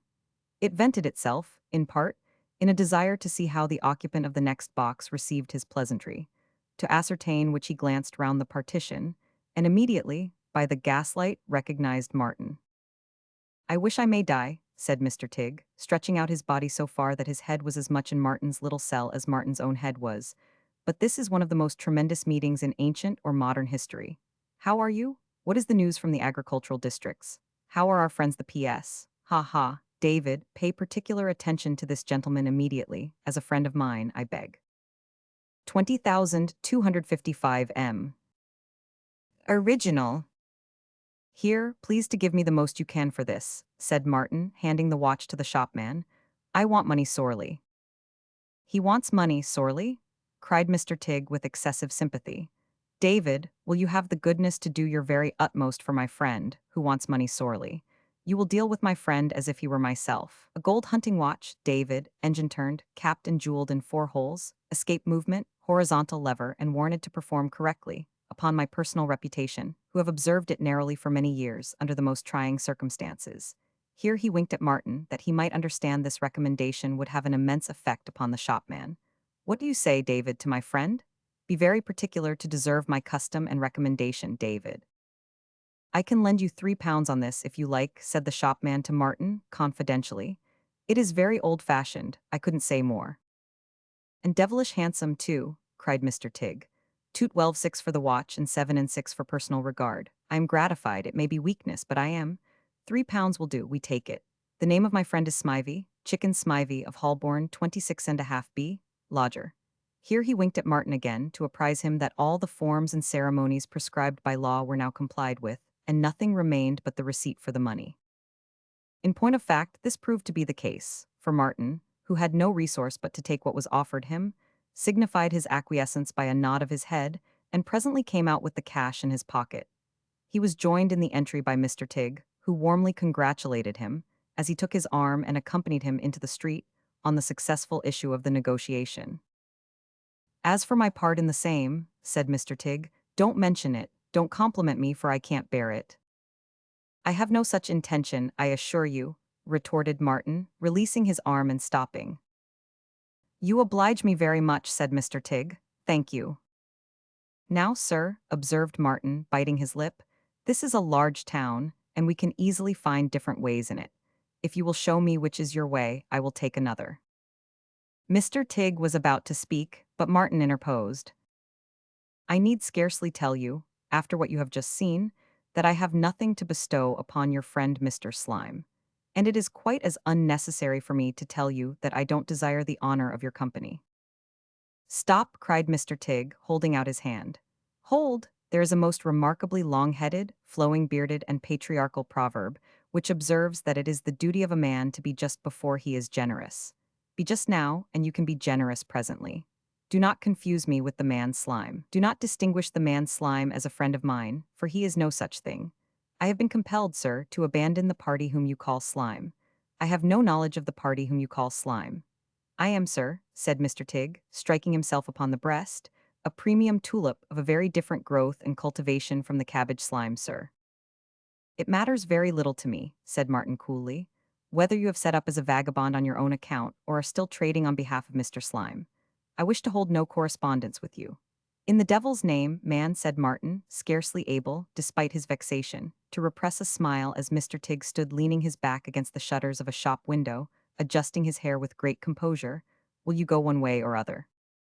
"You will allow me to remind you, sir," said Mr. Tigg with sudden dignity, "that you, not I, that you, I say emphatically, you have reduced the proceedings of this evening to a cold and distant matter of business, when I was disposed to place them on a friendly footing. It being made a matter of business, sir, I beg to say that I expect a trifle, which I shall bestow in charity as commission upon the pecuniary advance, in which I have rendered you my humble services. After the terms in which you have addressed me, sir," concluded Mr. Tigg, "you will not insult me, if you please, by offering more than half a crown."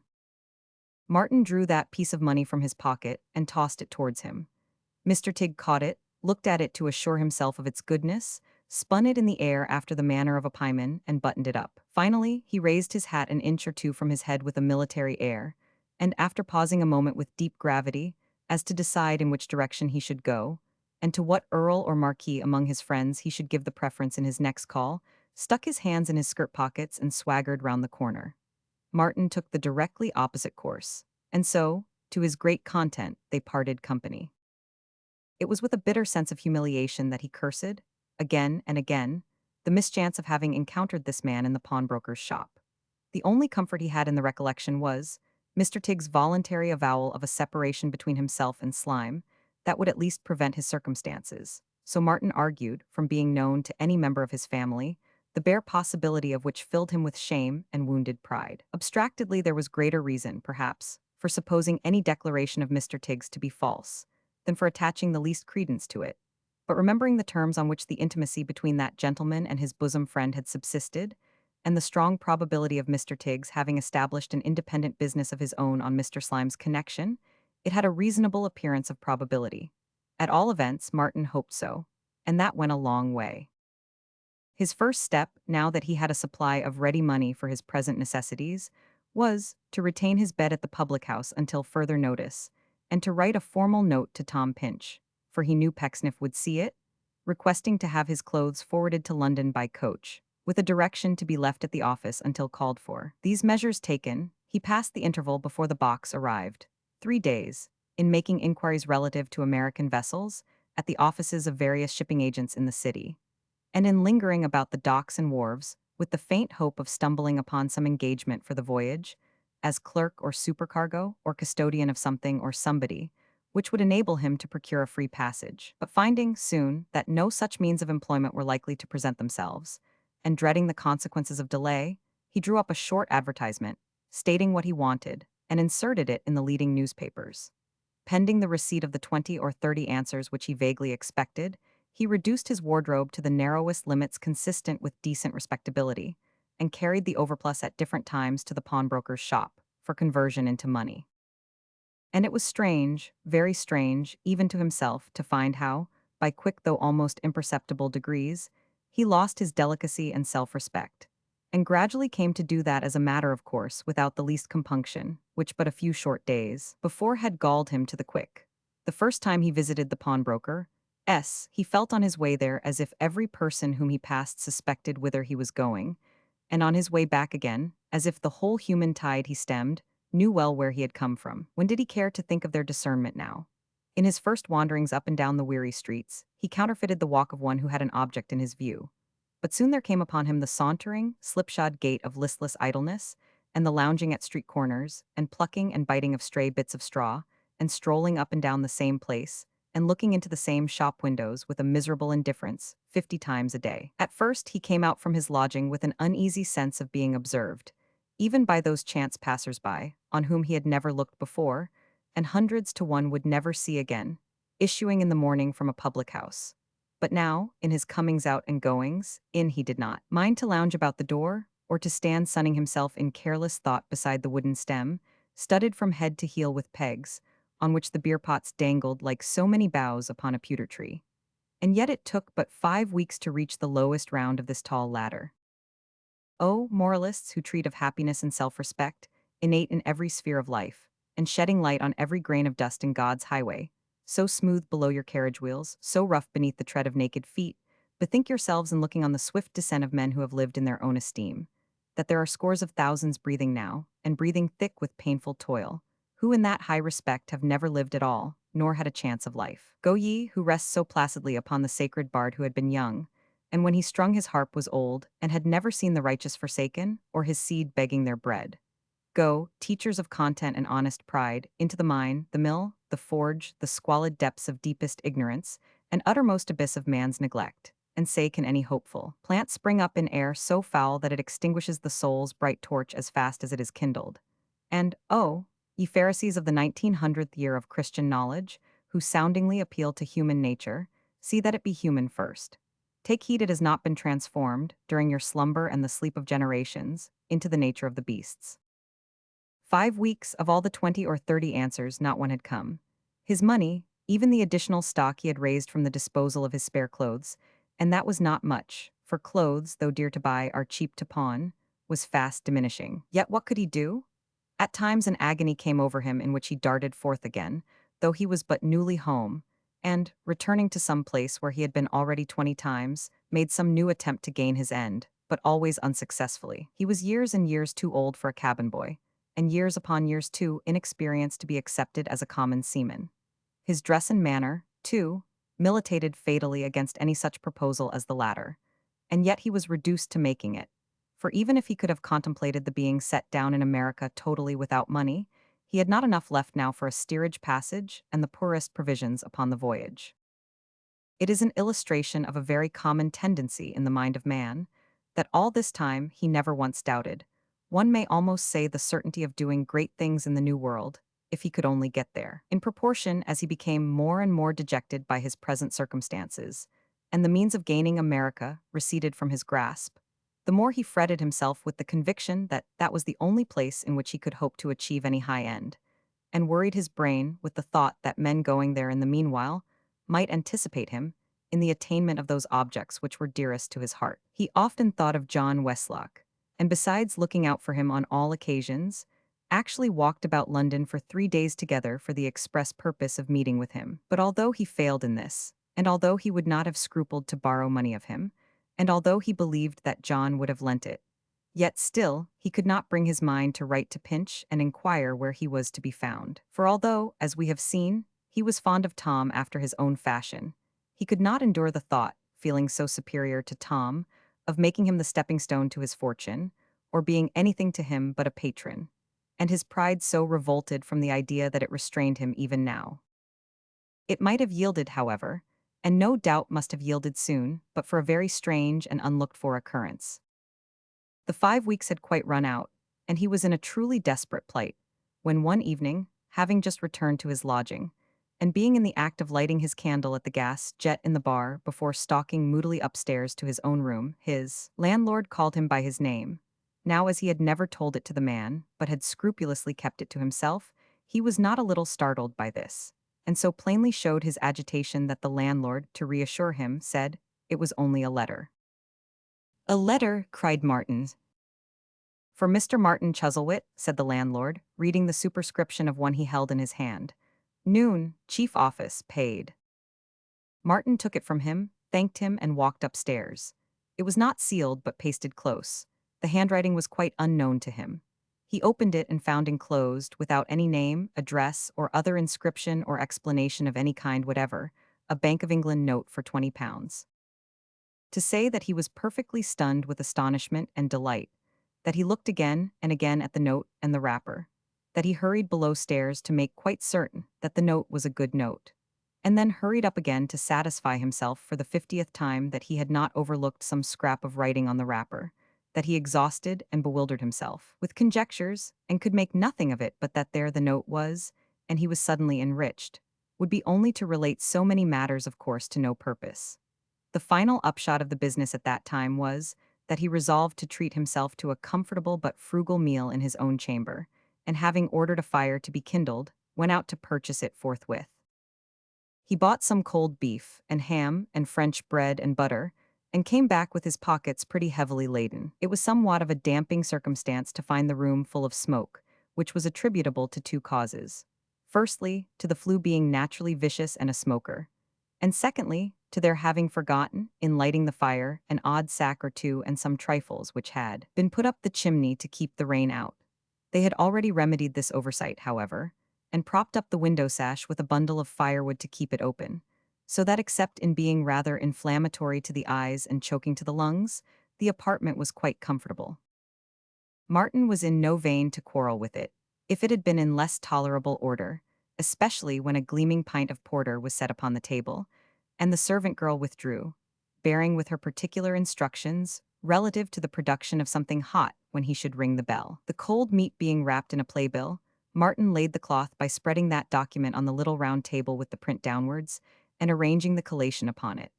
The foot of the bed, which was very close to the fire, answered for a sideboard, and when he had completed these preparations, he squeezed an old armchair into the warmest corner, and sat down to enjoy himself. He had begun to eat with great appetite, glancing round the room meanwhile with a triumphant anticipation of quitting it for ever on the morrow, when his attention was arrested by a stealthy footstep on the stairs, and presently by a knock at his chamber door, which, although it was a gentle knock enough, communicated such a start to the bundle of firewood that it instantly leaped out of window and plunged into the street. "More coals, I suppose," said Martin. "Come in." "It ain't a liberty, sir, though it seems so," rejoined a man's voice. "Your servant, sir. Hope you're pretty well, sir." Martin stared at the face that was bowing in the doorway, perfectly remembering the features and expression, but quite forgetting to whom they belonged. "Tapley, sir," said his visitor. "Him as formerly lived at the Dragon, sir, and was forced to leave in consequence of a want of jollity, sir." "To be sure," cried Martin. "Why, how did you come here?" "Right through the passage and up the stairs, sir," said Mark. "How did you find me out, I mean?" asked Martin. "Why, sir," said Mark, "I've passed you once or twice in the street, if I'm not mistaken, and when I was a-looking in at the beef and ham shop just now, along with a hungry sweep, as was very much calculated to make a man jolly, sir, I see you a-buying that." Martin reddened as he pointed to the table, and said, somewhat hastily, "Well, what then?" "Why then, sir," said Mark, "I made bold to foller, and as I told downstairs that you expected me, I was let up." "Are you charged with any message that you told them you were expected?" inquired Martin. "No, sir, I ain't," said Mark. "That was what you may call a pious fraud, sir, that was." Martin cast an angry look at him, but there was something in the fellow's merry face and in his manner, which with all its cheerfulness was far from being obtrusive or familiar, that quite disarmed him. He had lived a solitary life too, for many weeks, and the voice was pleasant in his ear. "Tapley," he said, "I'll deal openly with you. From all I can judge and from all I have heard of you through Pinch, you are not a likely kind of fellow to have been brought here by impertinent curiosity or any other offensive motive.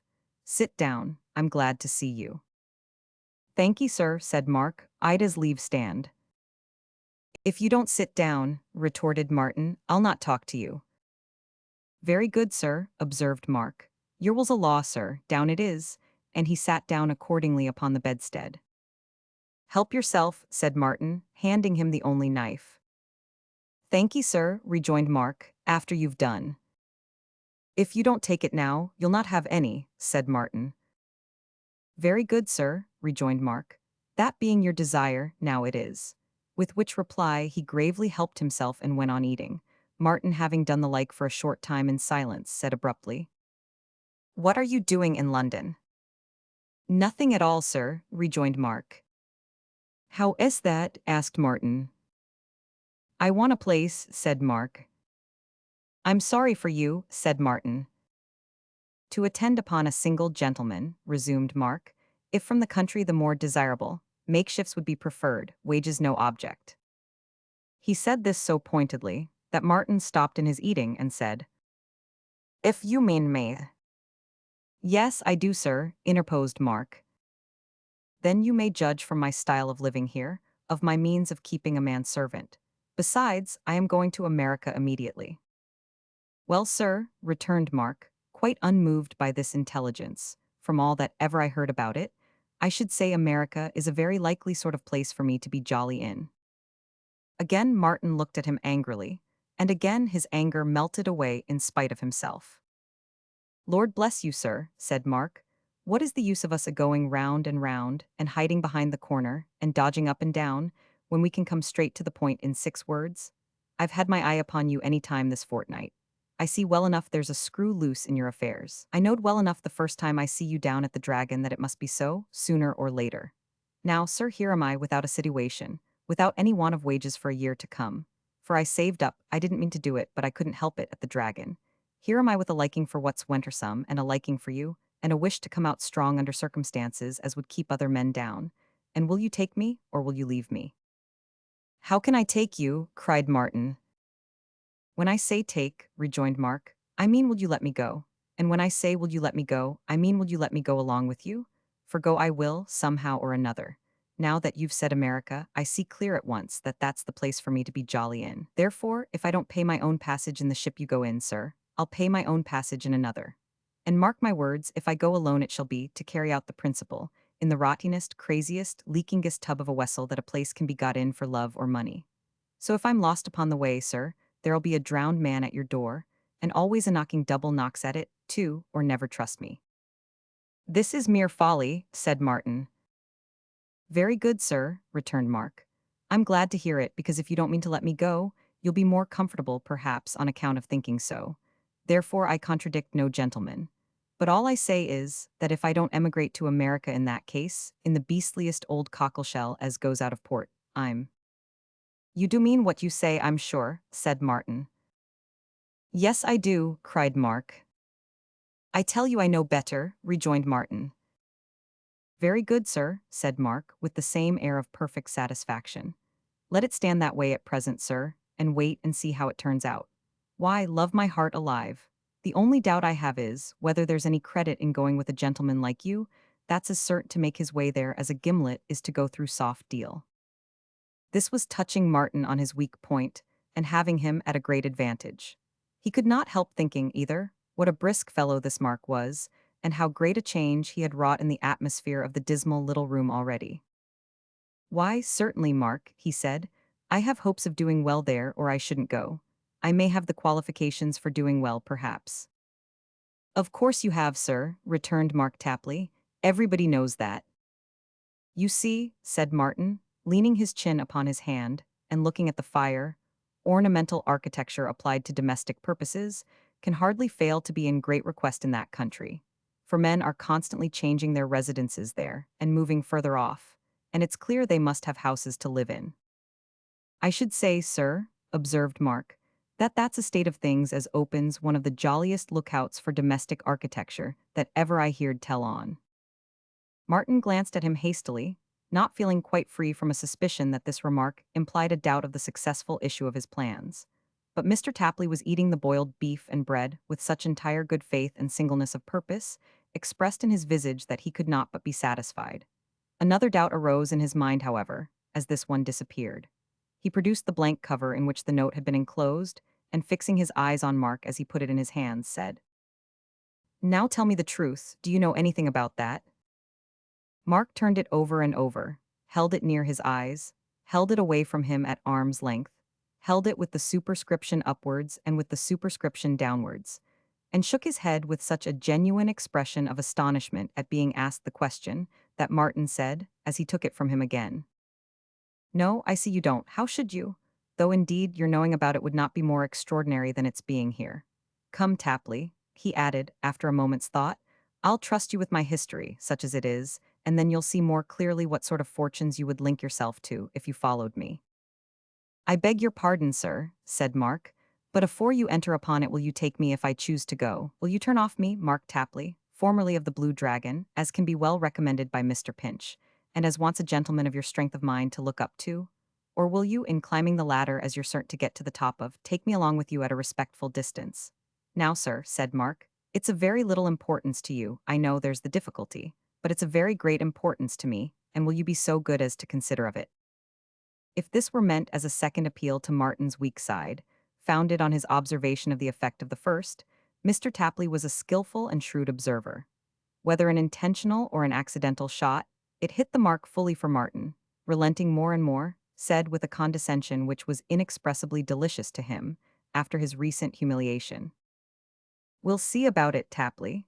You shall tell me in what disposition you find yourself tomorrow.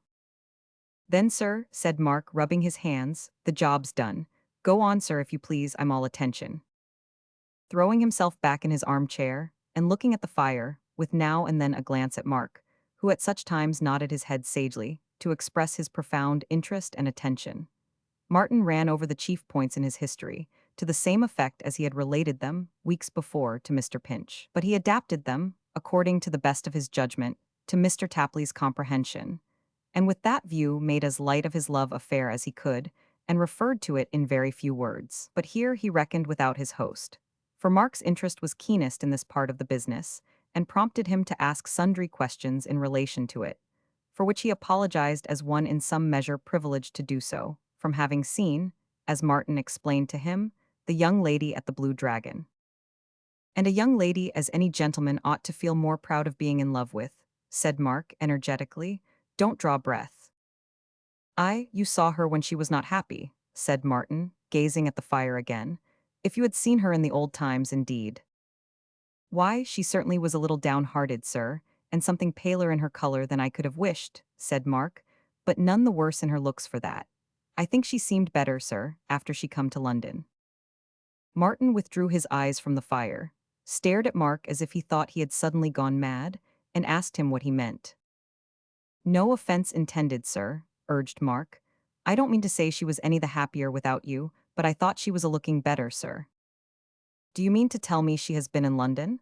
asked Martin, rising hurriedly and pushing back his chair. "Of course I do," said Mark, rising too, in great amazement from the bedstead. "Do you mean to tell me she is in London now?" "Most likely, sir. I mean to say she was a week ago." "And you know where?" "Yes," cried Mark, "what don't you?" "My good fellow," exclaimed Martin, clutching him by both arms, "I have never seen her since I left my grandfather's house." "Why then?" cried Mark, giving the little table such a blow with his clenched fist that the slices of beef and ham danced upon it, while all his features seemed, with delight, to be going up into his forehead, and never coming back again any more.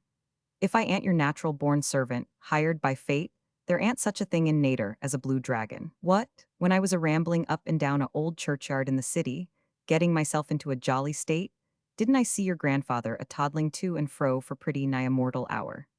Didn't I watch him into Todgers's commercial boarding house, and watch him out, and watch him home to his hotel, and go and tell him as his was the service for my money, and I had said so, afore I left the dragon? Wasn't the young lady sitting with him then?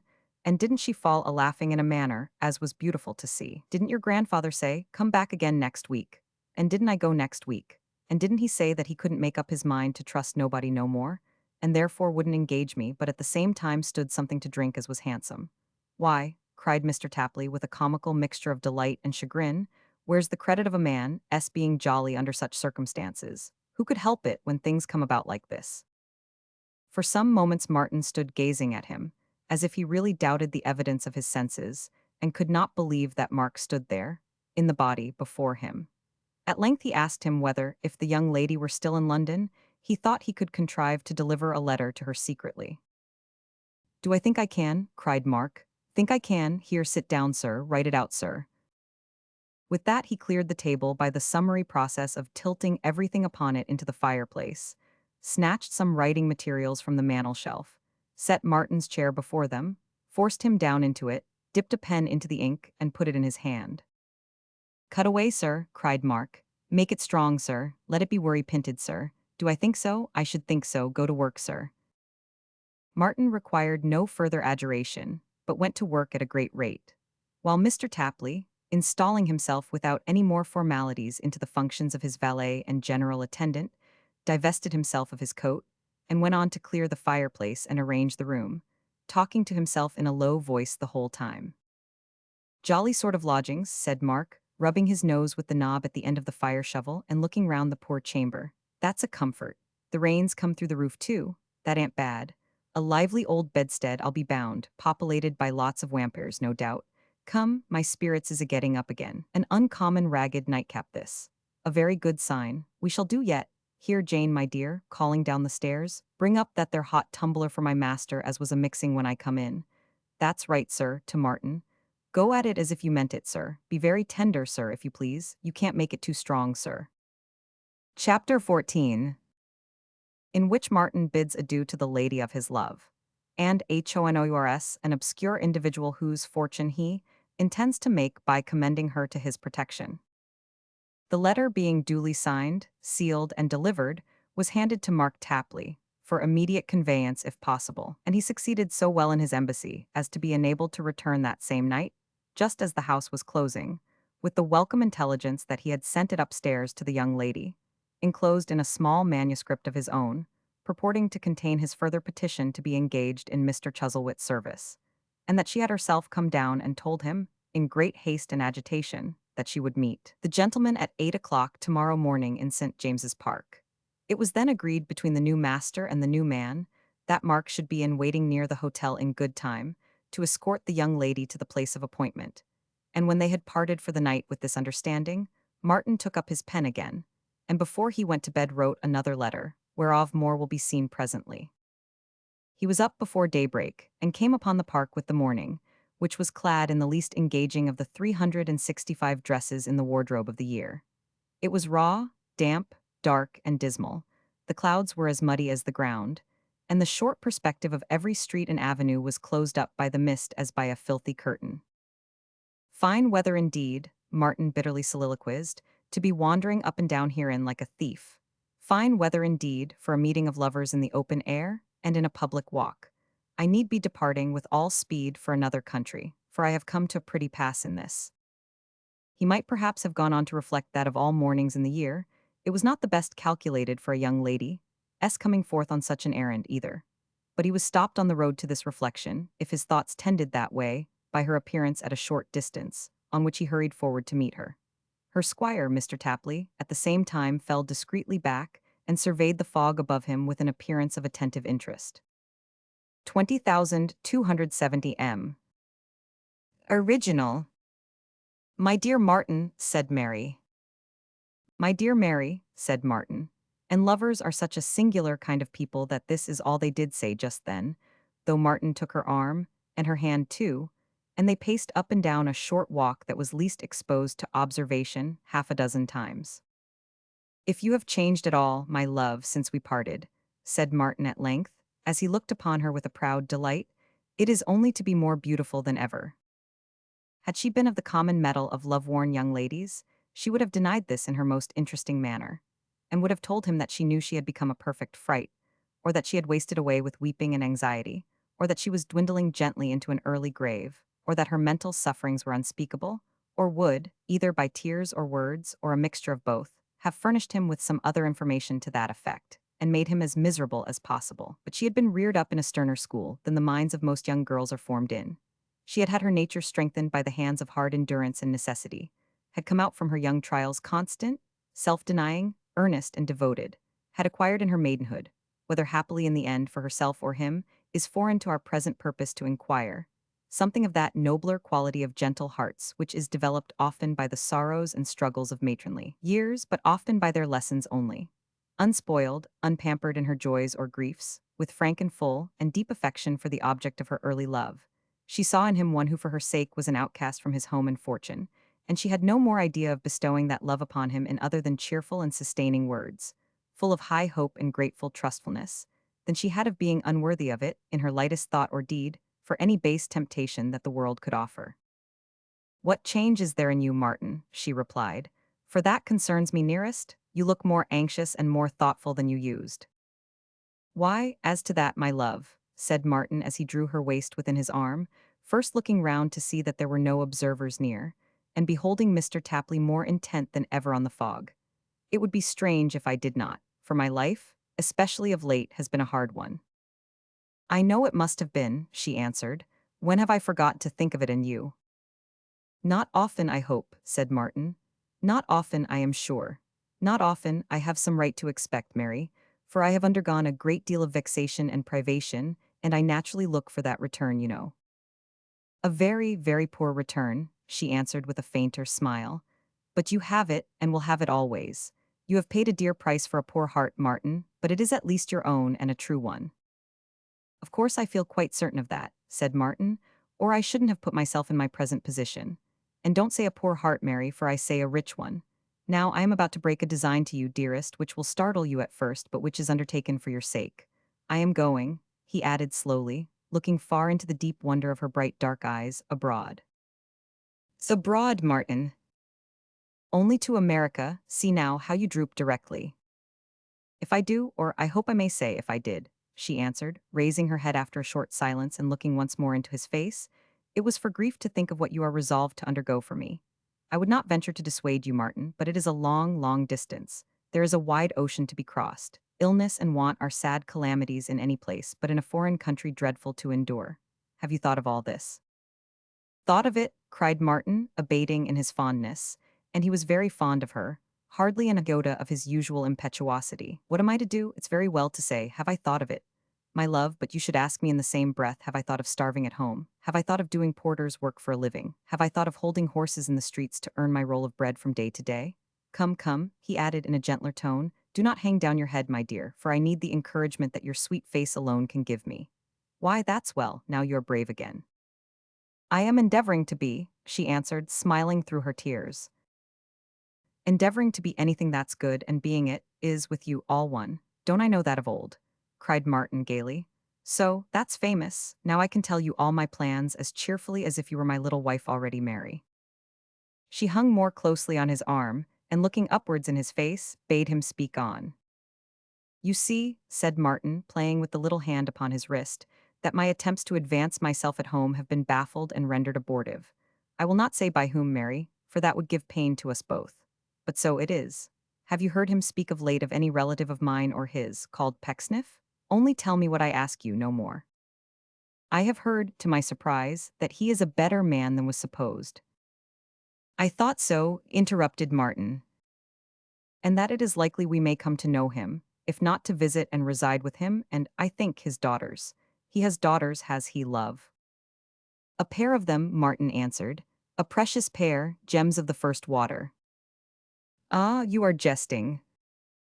There is a sort of jesting which is very much in earnest, and includes some pretty serious disgust, said Martin. I jest in reference to Mr. Pecksniff, at whose house I have been living as his assistant, and at whose hands I have received insult and injury, in that vein.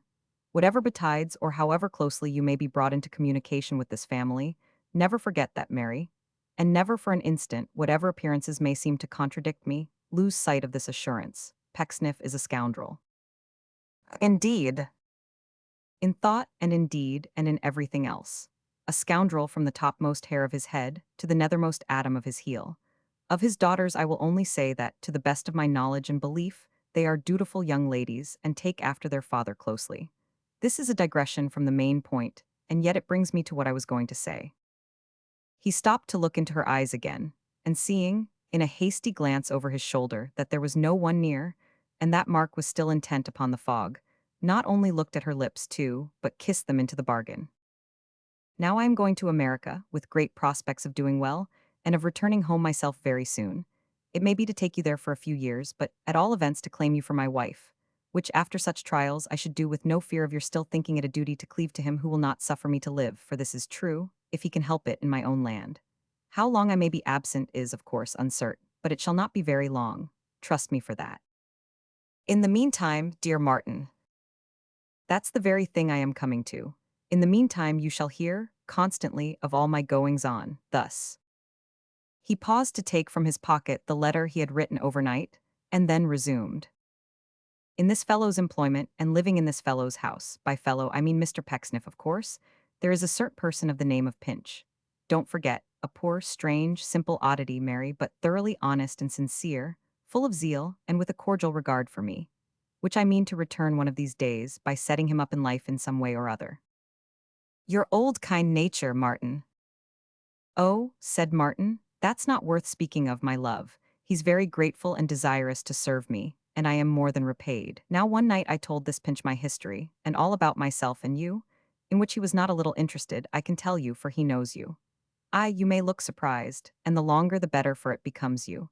But you have heard him play the organ in the church of that village before now, and he has seen you listening to his music, and has caught his inspiration from you too. Was he the organist? Cried Mary. I thank him from my heart. Yes, he was, said Martin, and is, and gets nothing for it either. There never was such a simple fellow, quite an infant, but a very good sort of creature, I assure you. I am sure of that, she said with great earnestness. He must be. Oh yes, no doubt at all about it, rejoined Martin in his usual careless way. He is, well, it has occurred to me, but stay. If I read you what I have written and intend sending to him by post tonight, it will explain itself. My dear Tom Pinch. That's rather familiar perhaps, said Martin, suddenly remembering that he was proud when they had last met, but I call him my dear Tom Pinch because he likes it and it pleases him. Very right and very kind, said Mary. Exactly so, cried Martin. It's as well to be kind whenever one can, and, as I said before, he really is an excellent fellow. My dear Tom Pinch, I addressed this under cover to Mrs. Lupin, at the Blue Dragon, and have begged her in a short note to deliver it to you, without saying anything about it elsewhere, and to do the same with all future letters she may receive from me. My reason for so doing will be at once apparent to you. I don't know that it will be, by the by, said Martin, breaking off, for he's slow of comprehension, poor fellow, but he'll find it out in time. My reason simply is that I don't want my letters to be read by other people, and particularly by the scoundrel whom he thinks an angel." "Mr. Pecksniff again?" asked Mary. "The same," said Martin, "will be at once apparent to you. I have completed my arrangements for going to America, and you will be surprised to hear that I am to be accompanied by Mark Tapley, upon whom I have stumbled strangely in London, and who insists on putting himself under my protection. Meaning, my love," said Martin, breaking off again, "our friend in the rear, of course." She was delighted to hear this, and bestowed a kind glance upon Mark, which he brought his eyes down from the fog to encounter and received with immense satisfaction. She said in his hearing, too, that he was a good soul and a merry creature, and would be faithful, she was certain. Commendations which Mr. Tapley inwardly resolved to deserve from such lips if he died for it. "Now, my dear Pinch," resumed Martin, proceeding with his letter, "I am going to repose great trust in you, knowing that I may do so with perfect reliance on your honor and secrecy, and having nobody else just now to trust in." "I don't think I would say that, Martin." "Wouldn't you? Well, I'll take that out. It's perfectly true, though. But it might seem ungracious, perhaps." "Oh, I don't mind Pinch," said Martin. "There's no occasion to stand on any ceremony with him. However, I'll take it out as you wish it and make the full stop at secrecy." "Very well. I shall not only—" This is the letter again, you know. "I understand. I shall not only enclose my letters to the young lady of whom I have told you, to your charge, to be forwarded as she may request, but I most earnestly commit her, the young lady herself, to your care and regard, in the event of your meeting in my absence. I have reason to think that the probabilities of your encountering each other, perhaps very frequently, are now neither remote nor few, and although in our position you can do very little to lessen the uneasiness of hers, I trust to you implicitly to do that much, and so deserve the confidence I have reposed in you. You see, my dear Mary," said Martin, "it will be a great consolation to you to have anybody, no matter how simple, with whom you can speak about me. And the very first time you talk to Pinch, you'll feel at once that there is no more occasion for any embarrassment or hesitation in talking to him than if he were an old woman. However that may be," she returned, smiling, "he is your friend, and that is enough." "Oh yes, he's my friend," said Martin, "certainly. In fact, I have told him in so many words that will always take notice of him and protect him, and it's a good trait in his character that he's grateful, very grateful indeed. You'll like him of all things, my love, I know. You'll observe very much that's comical and old-fashioned about Pinch, but you needn't mind laughing at him, for he'll not care about it. He'll rather like it indeed." "I don't think I shall put that to the test, Martin." "You won't if you can help it, of course," he said, "but I think you'll find him a little too much for your gravity. However, that's neither here nor there, and it certainly is not the letter, which ends thus. Knowing that I need not impress the nature and extent of that confidence upon you at any greater length, as it is already sufficiently established in your mind, I will only say, in bidding you farewell and looking forward to our next meeting, that I shall charge myself from this time, through all changes for the better, with your advancement and happiness as if they were my own. You may rely upon that. And always believe me, my dear Tom Pinch, faithfully your friend, Martin Chuzzlewit. P.S. I enclose the amount which you so kindly—" "Oh," said Martin, checking himself and folding up the letter, "that's nothing." At this crisis, Mark Tapley interposed, with an apology for remarking that the clock at the Horse Guards was striking. "Which I shouldn't have said nothing about, sir," added Mark, "if the young lady hadn't begged me to be particular in mentioning it." "I did," said Mary. "Thank you, you are quite right. In another minute I shall be ready to return. We have time for a very few words more, dear Martin, and although I had much to say, it must remain unsaid until the happy time of our next meeting. Heaven send it may come speedily and prosperously, but I have no fear of that." "Fear?" cried Martin. "Why, who has? What are a few months? What is a whole year? When I come gaily back, with a road through life hewn out before me, then indeed, looking back upon this parting, it may seem a dismal one. But now, I swear I wouldn't have it happen under more favorable auspices if I could, for then I should be less inclined to go and less impressed with the necessity." "Yes, yes, I feel that too. When do you go?" "Tonight, we leave for Liverpool tonight. A vessel sails from that port, as I hear, in 3 days. In a month or less we shall be there. Why, what's a month? How many months have flown by since our last parting?" "Long to look back upon," said Mary, echoing his cheerful tone, "but nothing in their course." "Nothing at all," cried Martin. "I shall have change of scene and change of place, change of people, change of manners, change of cares and hopes. Time will wear wings indeed. I can bear anything so that I have swift action, Mary. Was he thinking solely of her care for him, when he took so little heed of her share in the separation, of her quiet, monotonous endurance and her slow anxiety from day to day?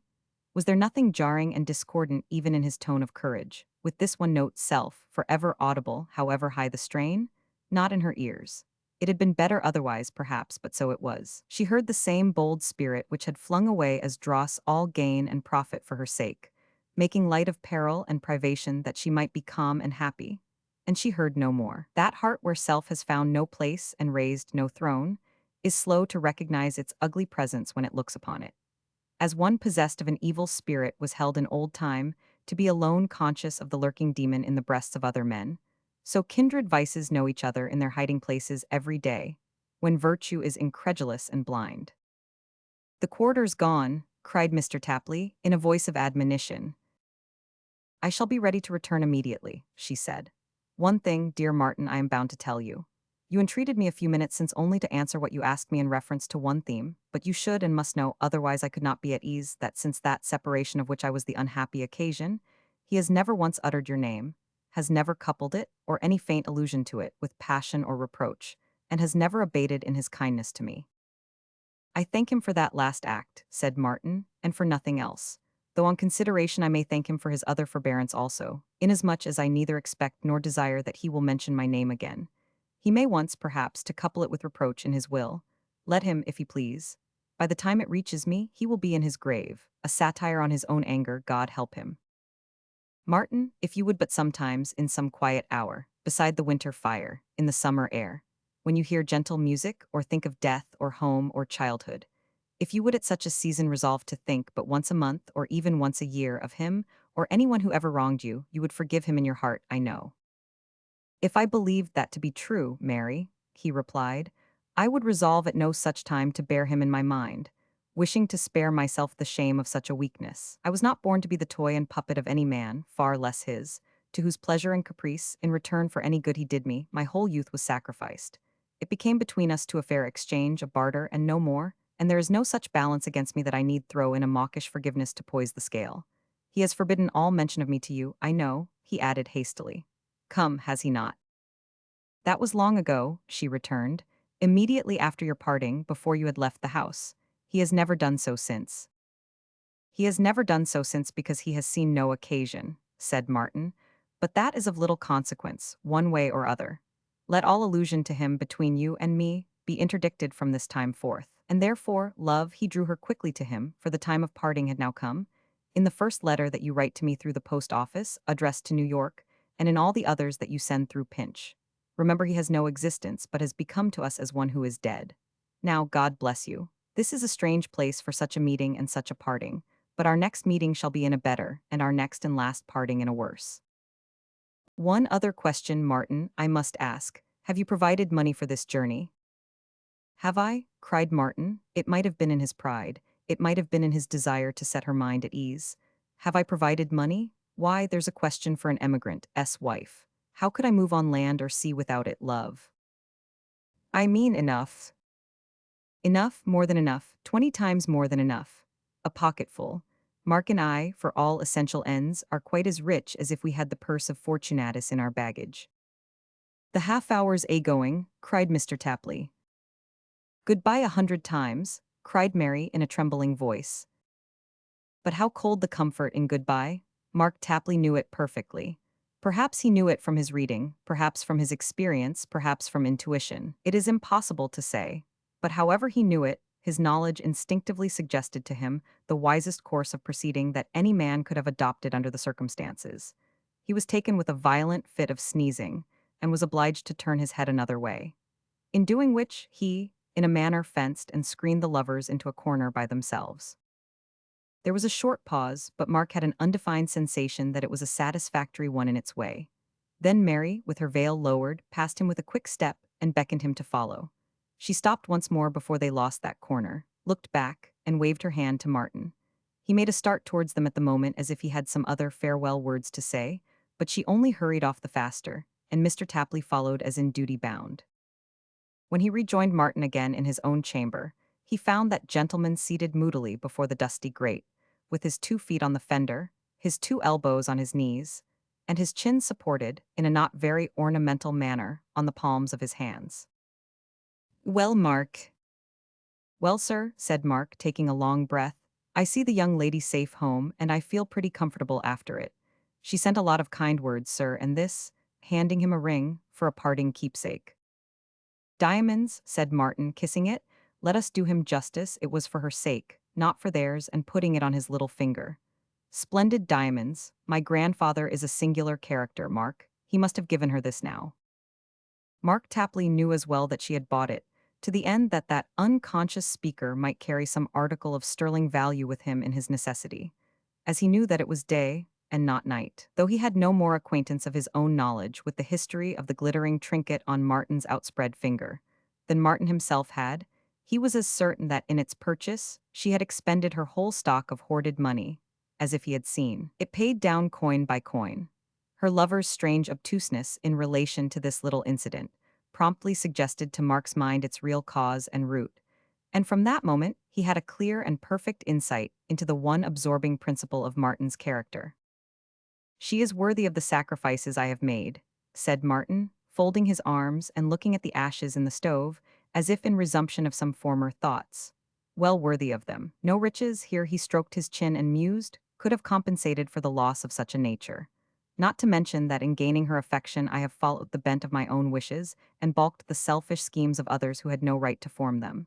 She is quite worthy, more than worthy of the sacrifices I have made. Yes, she is, no doubt of it." These ruminations might or might not have reached Mark Tapley, for though they were by no means addressed to him, yet they were softly uttered. In any case, he stood there, watching Martin with an indescribable and most involved expression on his visage, until that young man roused himself and looked towards him. When he turned away, as being suddenly intent upon certain preparations for the journey, and without giving vent to any articulate sound, smiled with surpassing ghastliness, and seemed by a twist of his features and a motion of his lips to release himself of this word. Jolly. Chapter 15. The burden whereof is Hail Columbia. A dark and dreary night, people nestling in their beds or circling late about the fire, want, colder than charity, shivering at the street corners, church towers humming with the faint vibration of their own tongues, but newly resting from the ghostly preachment. 1. The earth covered with a sable pall as for the burial of yesterday. The clumps of dark trees, its giant plumes of funeral feathers, waving sadly to and fro.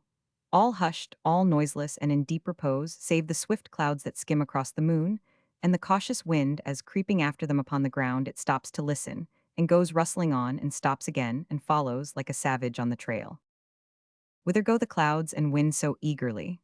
If, like guilty spirits, they repair to some dread conference with powers like themselves, in what wild regions do the elements hold counsel, or where unbend in terrible disport?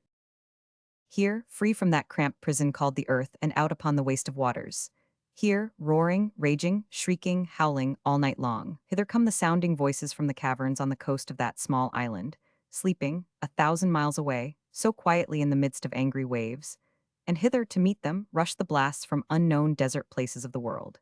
Here, in the fury of their unchecked liberty, they storm and buffet with each other, until the sea, lashed into passion like their own, leaps up in ravings mightier than theirs, and the whole scene is madness. On, over the countless miles of angry space rolled the long heaving billows. Mountains and caves are here, and yet are not, for what is now the one is now the other. Then all is but a boiling heap of rushing water, pursuit and flight and mad return of wave on wave, and savage struggle, ending in a spouting up of foam that whitens the black night. Incessant change of place and form and hue, constancy in nothing but eternal strife. On they roll, and darker grows the night, and louder howls the wind, and more clamorous and fierce become the million voices in the sea, when the wild cry goes forth upon the storm, a ship. Onward she comes, in gallant combat with the elements, her tall masts trembling and her timbers starting on the strain. Onward she comes, now high upon the curling billows, now low down in the hollows of the sea, as hiding for the moment from its fury, and every storm voice in the air and water cries more loudly yet, a ship. Still she comes striving on, and at her boldness and the spreading cry, the angry waves rise up above each other's hoary heads to look. And round about the vessel, far as the mariners on the decks can pierce into the gloom, they press upon her, forcing each other down and starting up and rushing forward from afar in dreadful curiosity. High over her they break, and round her surge and roar, and giving place to others, moaningly depart and dash themselves to fragments in their baffled anger. Still she comes onward bravely, and though the eager multitude crowd thick and fast upon her all the night, and dawn of day discovers the untiring train yet bearing down upon the ship in an eternity of troubled water, onward she comes, with dim lights burning in her hull, and people there asleep, as if no deadly element were peering in at every seam and chink, and no drowned seaman's grave, with but a plank to cover it, were yawning in the unfathomable depths below.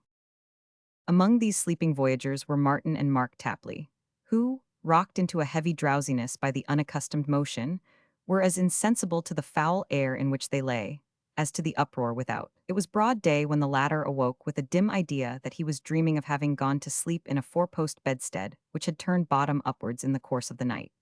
There was more reason in this, too, than in the roasting of eggs, for the first objects Mr. Tapley recognized when he opened his eyes were his own heels, looking down to him, as he afterwards observed, from a nearly perpendicular elevation.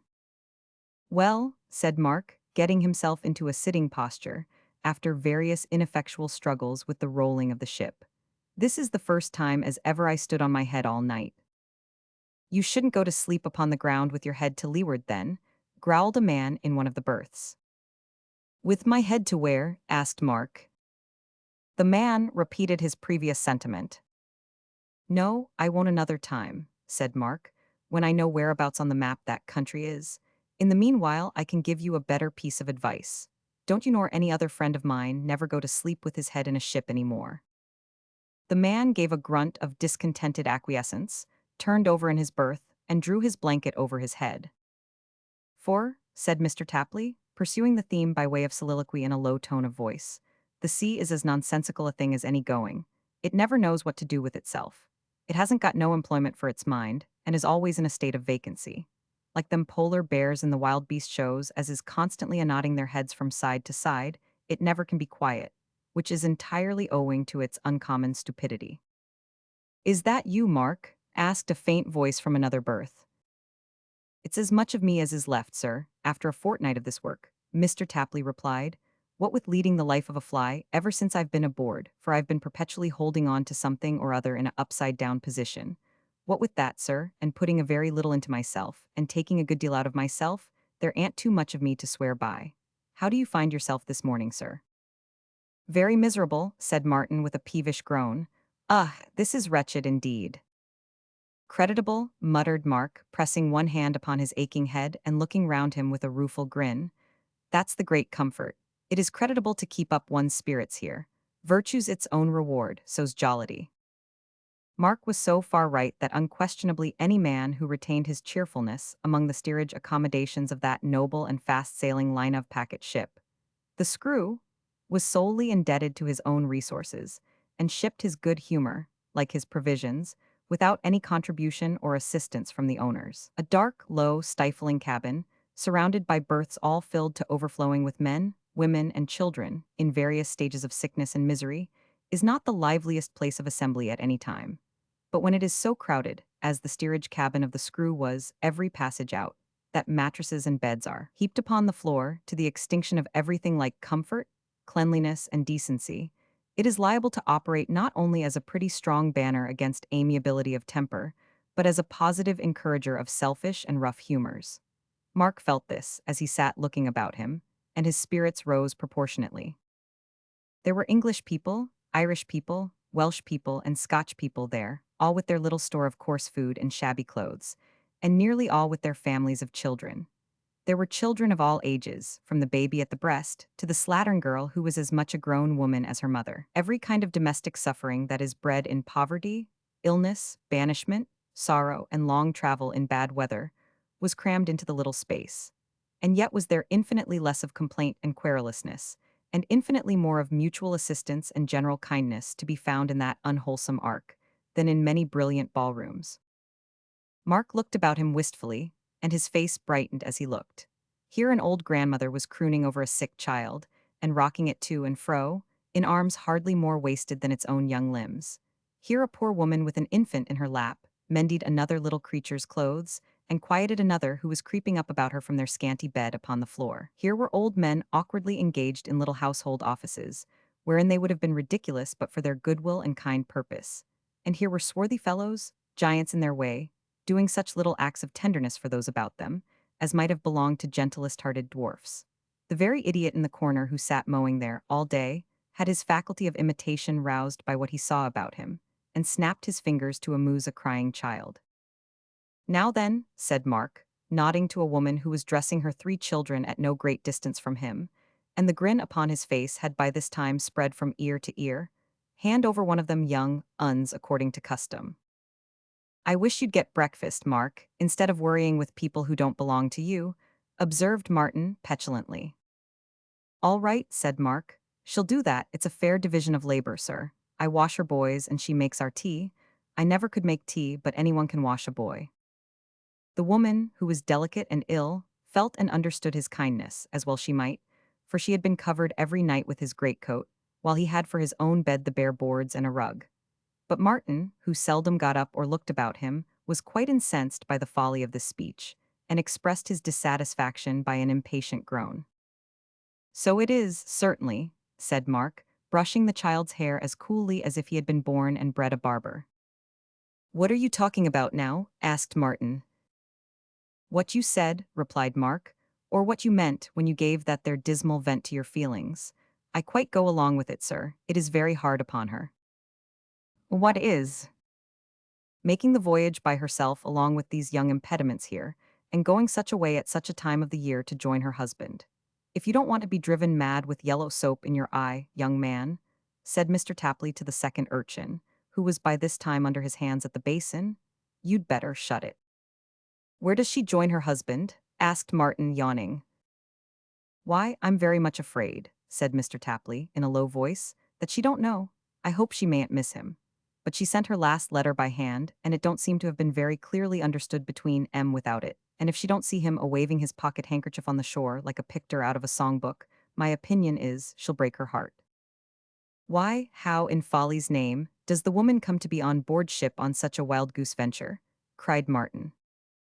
Mr. Tapley glanced at him for a moment as he lay prostrate in his berth, and then said, very quietly, "Ah, how indeed, I can't think. He's been away from her for 2 years. She's been very poor and lonely in her own country, and has always been looking forward to meeting him. It's very strange she should be here. Quite amazing, a little mad perhaps. There can't be no other way of accounting for it." Martin was too far gone in the lassitude of seasickness to make any reply to these words, or even to attend to them as they were spoken. And the subject of their discourse returning at this crisis with some hot tea, effectually put a stop to any resumption of the theme by Mr. Tapley, who, when the meal was over and he had adjusted Martin's bed, went up on deck to wash the breakfast service, which consisted of 2 half-pint tin mugs and a shaving pot of the same metal. It is due to Mark Tapley to state that he suffered at least as much from seasickness as any man, woman, or child on board, and that he had a peculiar faculty of knocking himself about on the smallest provocation, and losing his legs at every lurch of the ship, but resolved, in his usual phrase, to come out strong under disadvantageous circumstances. He was the life and soul of the steerage, and made no more of stopping in the middle of a facetious conversation to go away and be excessively ill by himself, and afterwards come back in the very best and gayest of tempers to resume it, than if such a course of proceeding had been the commonest in the world.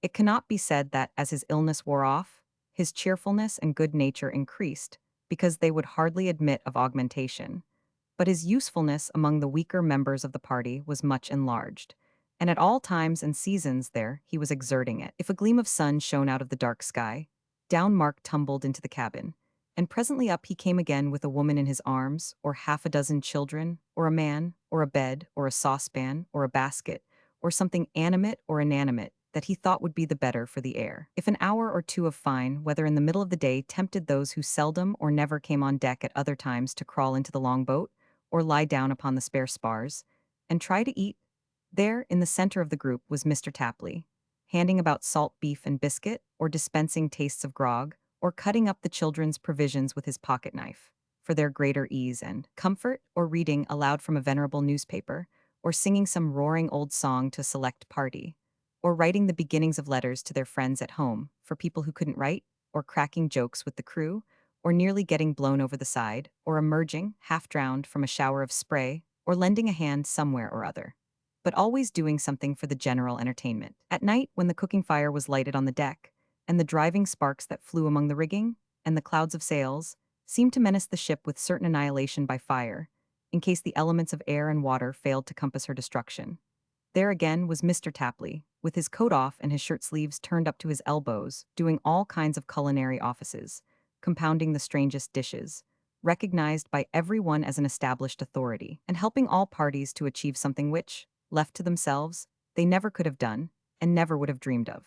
In short, there never was a more popular character than Mark Tapley became, on board that noble and fast-sailing line-of-packet ship, the Screw, and he attained at last to such a pitch of universal admiration that he began to have grave doubts within himself whether a man might reasonably claim any credit for being jolly under such exciting circumstances.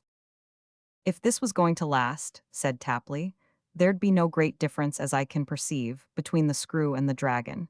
I never am to get credit, I think. I begin to be afraid that the fates is determined to make the world easy to me. Well, Mark, said Martin, near whose berth he had ruminated to this effect, when will this be over? Another week, they say, sir, returned Mark, will most likely bring us into port. The ship's going along at present, as sensible as a ship can, sir, though I don't mean to say as that's any very high praise. I don't think it is, indeed, groaned Martin.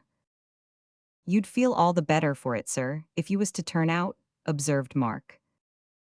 And be seen by the ladies and gentlemen on the afterdeck, returned Martin, with a scornful emphasis upon the words, mingling with the beggarly crowd that are stowed away in this vile hole.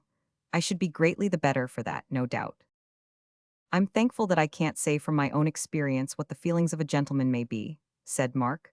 But I should have thought, sir, as a gentleman would feel a deal more uncomfortable down here than up in the fresh air, especially when the ladies and gentlemen in the after cabin know just as much about him as he does about them, and are likely to trouble their heads about him in the same proportion. I should have thought that, certainly. I tell you then, rejoined Martin, you would have thought wrong and do think wrong. Very likely, sir, said Mark with imperturbable good temper. I often do. As to lying here, cried Martin, raising himself on his elbow and looking angrily at his follower. Do you suppose it's a pleasure to lie here? All the madhouses in the world, said Mr. Tapley, couldn't produce such a maniac as the man must be who could think that. Then why are you forever goading and urging me to get up? Asked Martin. I lie here because I don't wish to be recognized, in the better days to which I aspire, by any purse-proud citizen, as the man who came over with him among the steerage passengers. I lie here because I wish to conceal my circumstances and myself, and not to arrive in a new world badged and ticketed as an utterly poverty-stricken man. If I could have afforded a passage in the after cabin, I should have held up my head with the rest. As I couldn't, I hide it. Do you understand that? I am very sorry, sir, said Mark. I didn't know you took it so much to heart as this comes to. Of course you didn't know, returned his master. How should you know unless I told you? It's no trial to you, Mark, to make yourself comfortable and to bustle about. It's as natural for you to do so under the circumstances as it is for me not to do so. Why, you don't suppose there is a living creature in this ship who can by possibility have half so much to undergo on board of her as I have. Do you? He asked, sitting upright in his berth and looking at Mark, with an expression of great earnestness not unmixed with wonder. Mark twisted his face into a tight knot, and with his head very much on one side, pondered upon this question as if he felt it an extremely difficult one to answer. He was relieved from his embarrassment by Martin himself, who said, as he stretched himself upon his back again and resumed the book he had been reading, "But what is the use of my putting such a case to you, when the very essence of what I have been saying is that you cannot by possibility understand it? Make me a little brandy and water, cold and very weak, and give me a biscuit, and tell your friend, who is a nearer neighbor of ours than I could wish, to try and keep her children a little quieter tonight than she did last night. That's a good fellow." Mr. Tapley set himself to obey these orders with great alacrity, and pending their execution, it may be presumed his flagging spirits revived. Inasmuch as he several times observed, below his breath, that in respect of its power of imparting a credit to jollity, the Screw unquestionably had some decided advantages over the Dragon. He also remarked that it was a high gratification to him to reflect that he would carry its main excellence ashore with him and have it constantly beside him wherever he went. But what he meant by these consolatory thoughts he did not explain.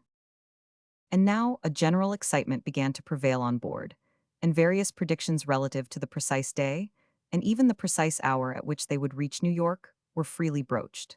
There was infinitely more crowding on deck and looking over the ship's side than there had been before, and an epidemic broke out for packing up things every morning, which required unpacking again every night. Those who had any letters to deliver, or any friends to meet, or any settled plans of going anywhere or doing anything, discussed their prospects 100 times a day. And as this class of passengers was very small, and the number of those who had no prospects whatever was very large, there were plenty of listeners and few talkers. Those who had been ill all along got well now, and those who had been well got better. An American gentleman in the after cabin, who had been wrapped up in fur and oilskin the whole passage, unexpectedly appeared in a very shiny, tall, black hat, and constantly overhauled a very little valise of pale leather, which contained his clothes, linen, brushes, shaving apparatus, books, trinkets, and other baggage. He likewise stuck his hands deep into his pockets and walked the deck with his nostrils dilated, as already inhaling the air of freedom which carries death to all tyrants, and can never, under any circumstances worth mentioning, be breathed by slaves. An English gentleman who was strongly suspected of having run away from a bank, with something in his possession belonging to its strong box besides the key, grew eloquent upon the subject of the rights of man, and hummed the Marseillaise hymn constantly. In a word, one great sensation pervaded the whole ship, and the soil of America lay close before them. So close at last, that, upon a certain starlight night they took a pilot on board, and within a few hours afterwards lay to until the morning, awaiting the arrival of a steamboat in which the passengers were to be conveyed ashore. Off she came, soon after it was light next morning, and lying alongside an hour or more, during which period her very firemen were objects of hardly less interest and curiosity than if they had been so many angels, good or bad, took all her living freight aboard. Among them Mark, who still had his friend and her 3 children under his close protection, and Martin, who had once more dressed himself in his usual attire, but wore a soiled, old cloak above his ordinary clothes, until such time as he should separate forever from his late companions.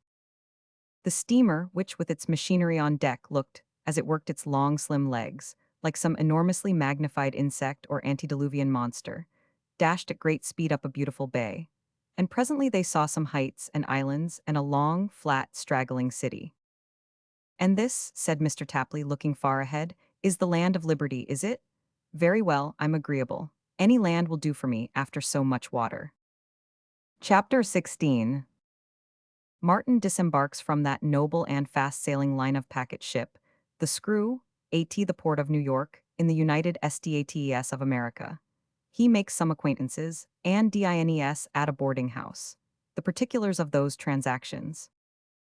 Some trifling excitement prevailed upon the very brink and margin of the land of liberty, for an alderman had been elected the day before, and party feeling naturally running rather high on such an exciting occasion, the friends of the disappointed candidate had found it necessary to assert the great principles of purity of election and freedom of opinion by breaking a few legs and arms, and furthermore pursuing one obnoxious gentleman through the streets with the design of hitting his nose. These good-humored little outbursts of the popular fancy were not in themselves sufficiently remarkable to create any great stir, after the lapse of a whole night, but they found fresh life and notoriety in the breath of the newsboys, who not only proclaimed them with shrill yells in all the highways and byways of the town, upon the wharves and among the shipping, but on the deck and down in the cabins of the steamboat, which, before she touched the shore, was boarded and overrun by a legion of those young citizens.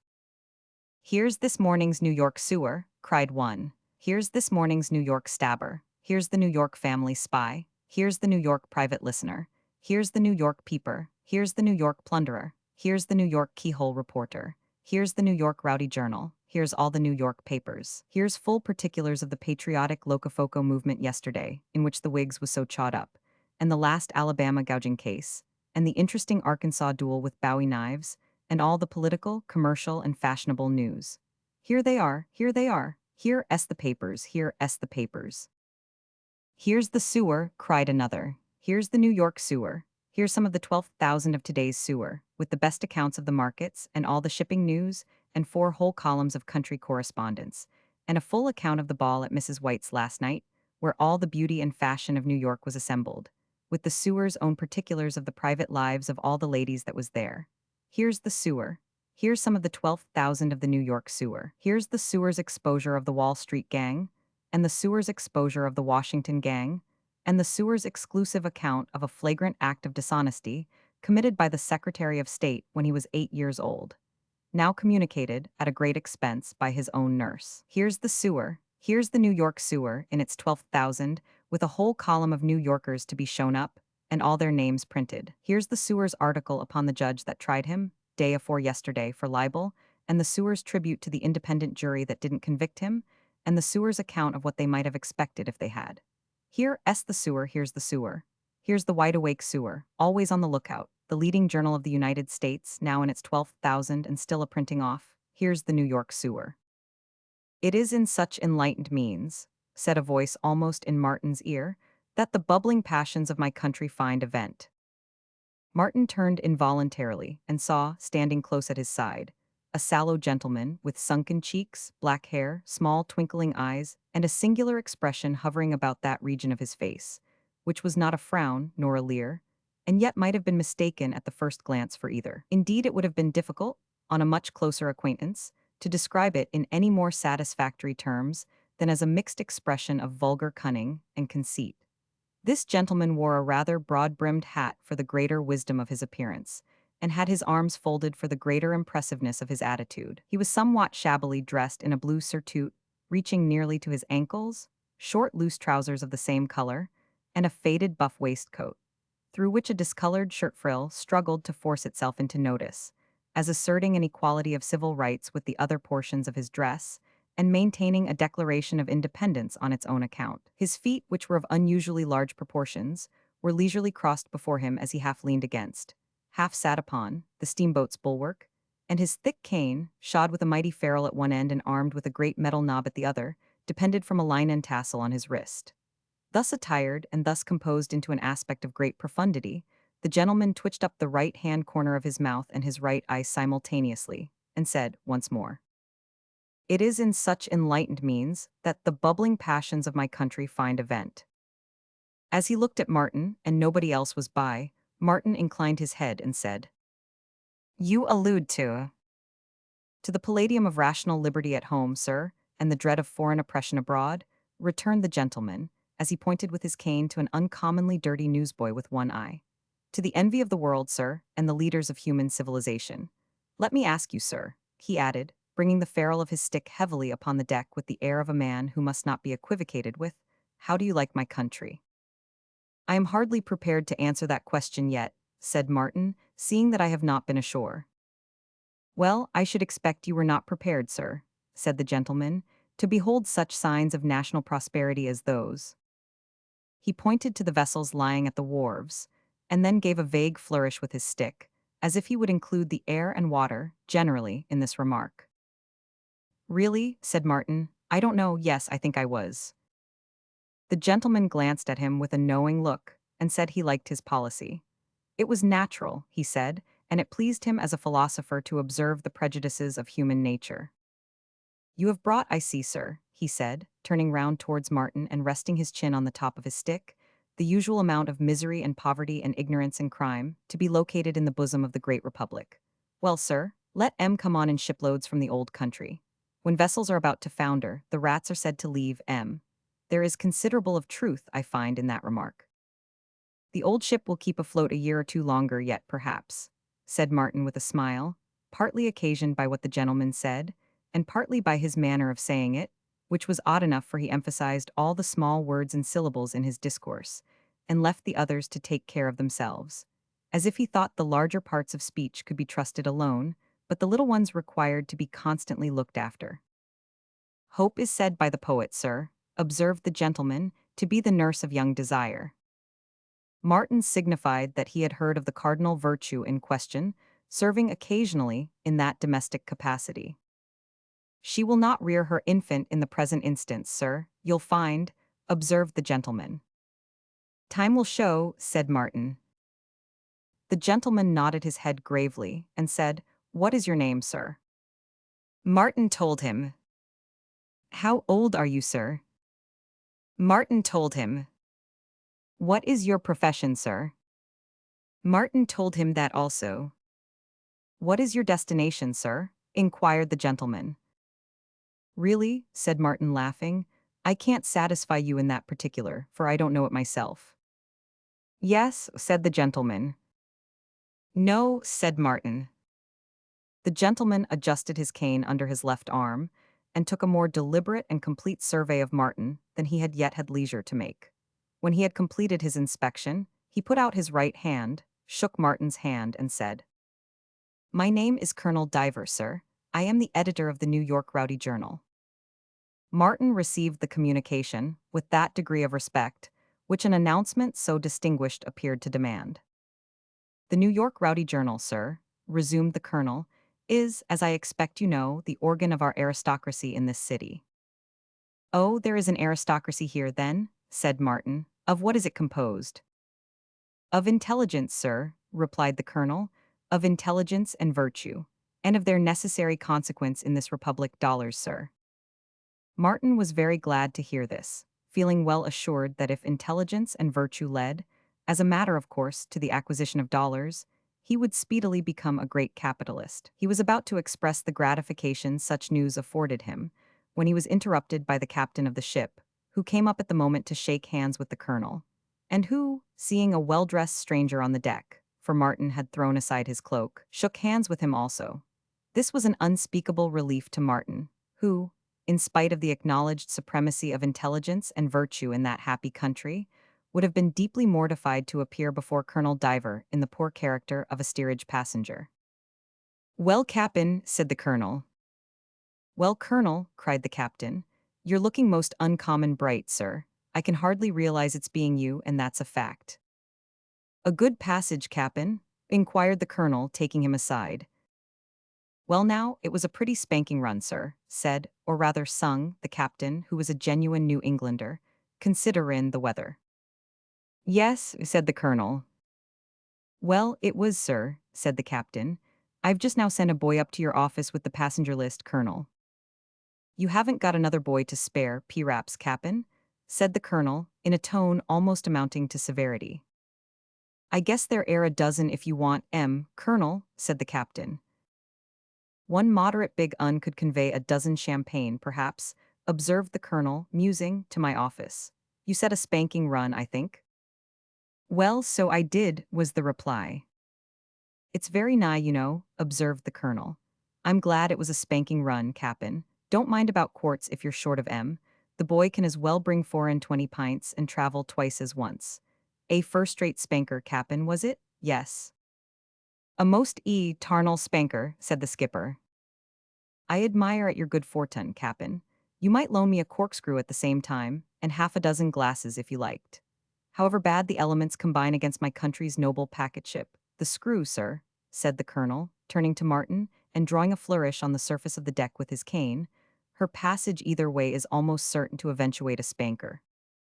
The captain, who had the sewer below at that moment, lunching expensively in one cabin, while the amiable stabber was drinking himself into a state of blind madness in another, took a cordial leave of his friend the colonel, and hurried away to dispatch the champagne, well knowing, as it afterwards appeared, that if he failed to conciliate the editor of the Rowdy Journal, that potentate would denounce him and his ship in large capitals before he was a day older, and would probably assault the memory of his mother also, who had not been dead more than 20 years.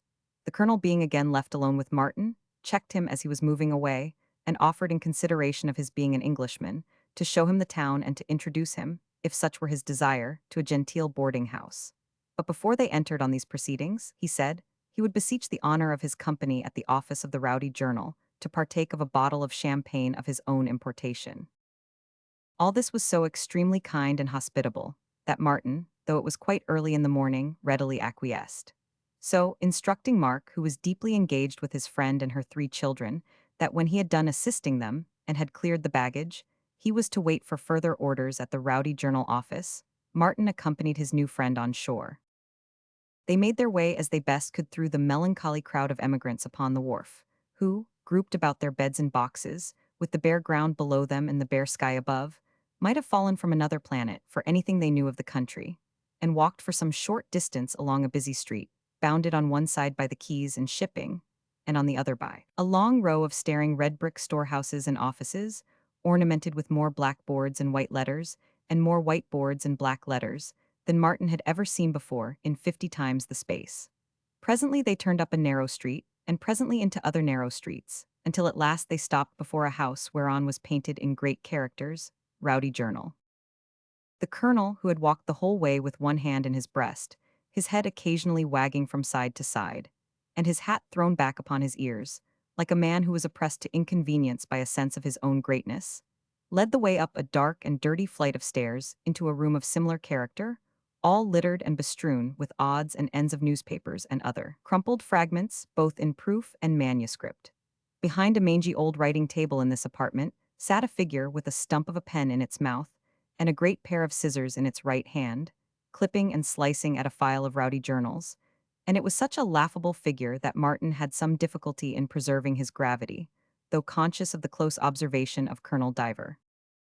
The individual who sat clipping and slicing as aforesaid at the Rowdy journals was a small young gentleman of very juvenile appearance, and unwholesomely pale in the face, partly, perhaps, from intense thought, but partly, there is no doubt, from the excessive use of tobacco, which he was at that moment chewing vigorously. He wore his shirt collar turned down over a black ribbon, and his lank hair, a fragile crop, was not only smoothed and parted back from his brow, that none of the poetry of his aspect might be lost, but had, here and there, been grubbed up by the roots, which accounted for his loftiest developments being somewhat pimply. He had that order of nose on which the envy of mankind has bestowed the appellation, snub, and it was very much turned up at the end, as with a lofty scorn. Upon the upper lip of this young gentleman were tokens of a sandy down, so very, very smooth and scant, that though encouraged to the utmost, it looked more like a recent trace of gingerbread than the fair promise of a mustache. And this conjecture, his apparently tender age went far to strengthen. He was intent upon his work. Every time he snapped the great pair of scissors, he made a corresponding motion with his jaws, which gave him a very terrible appearance.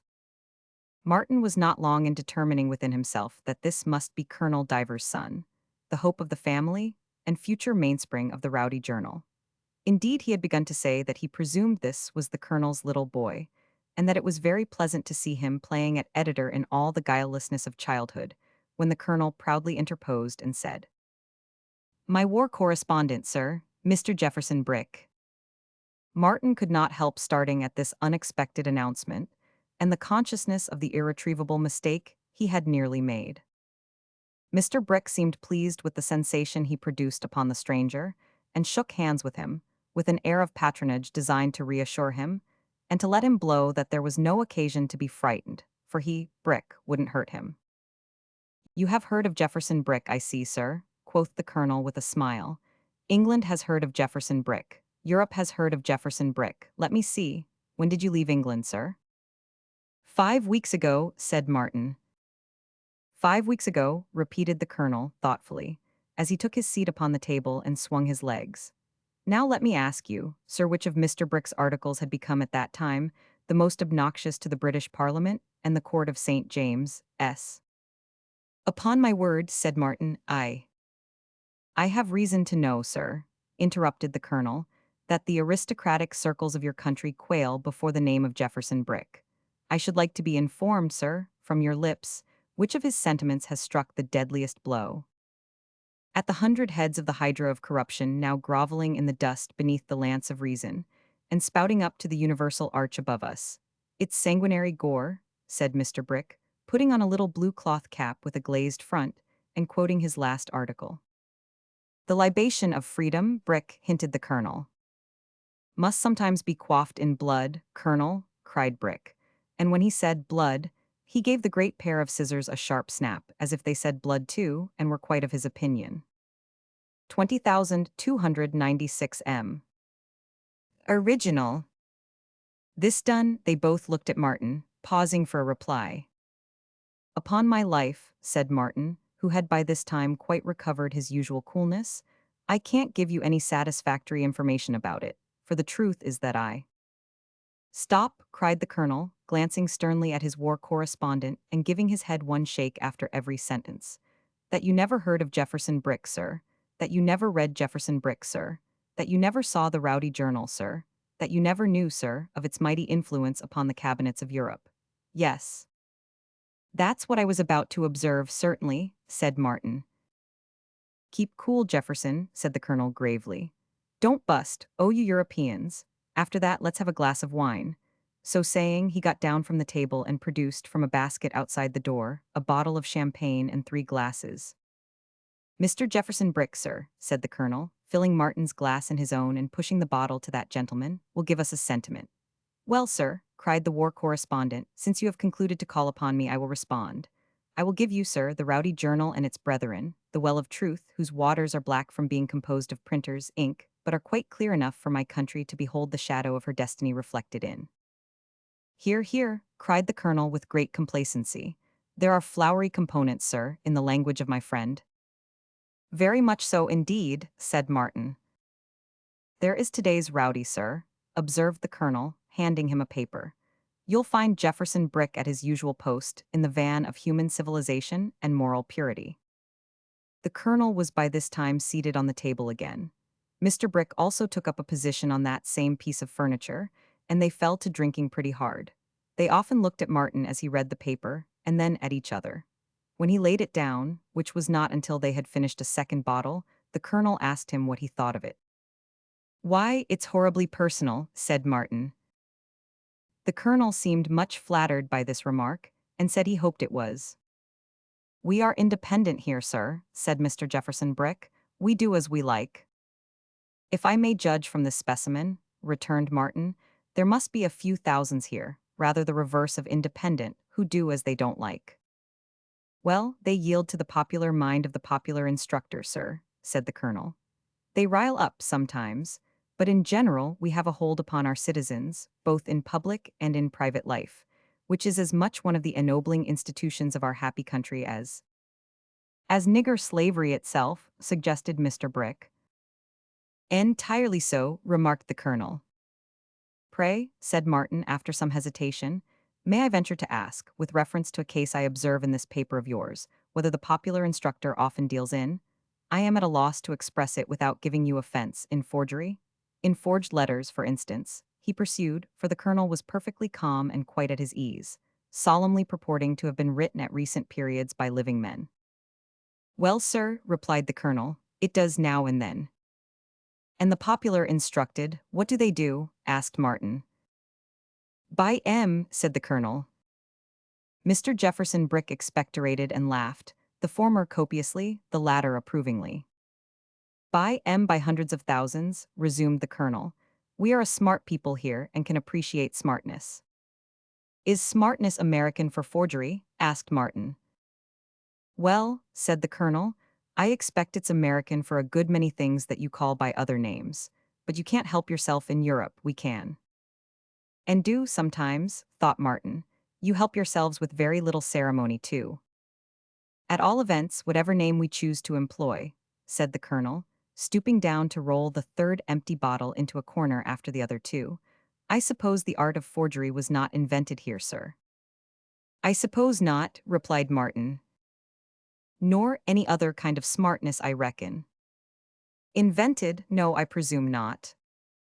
Well, said the colonel, then we got it all from the old country, and the old country is to blame for it, and not the new un. There's an end of that. Now, if Mr. Jefferson Brick and you will be so good as to clear, I'll come out last and lock the door.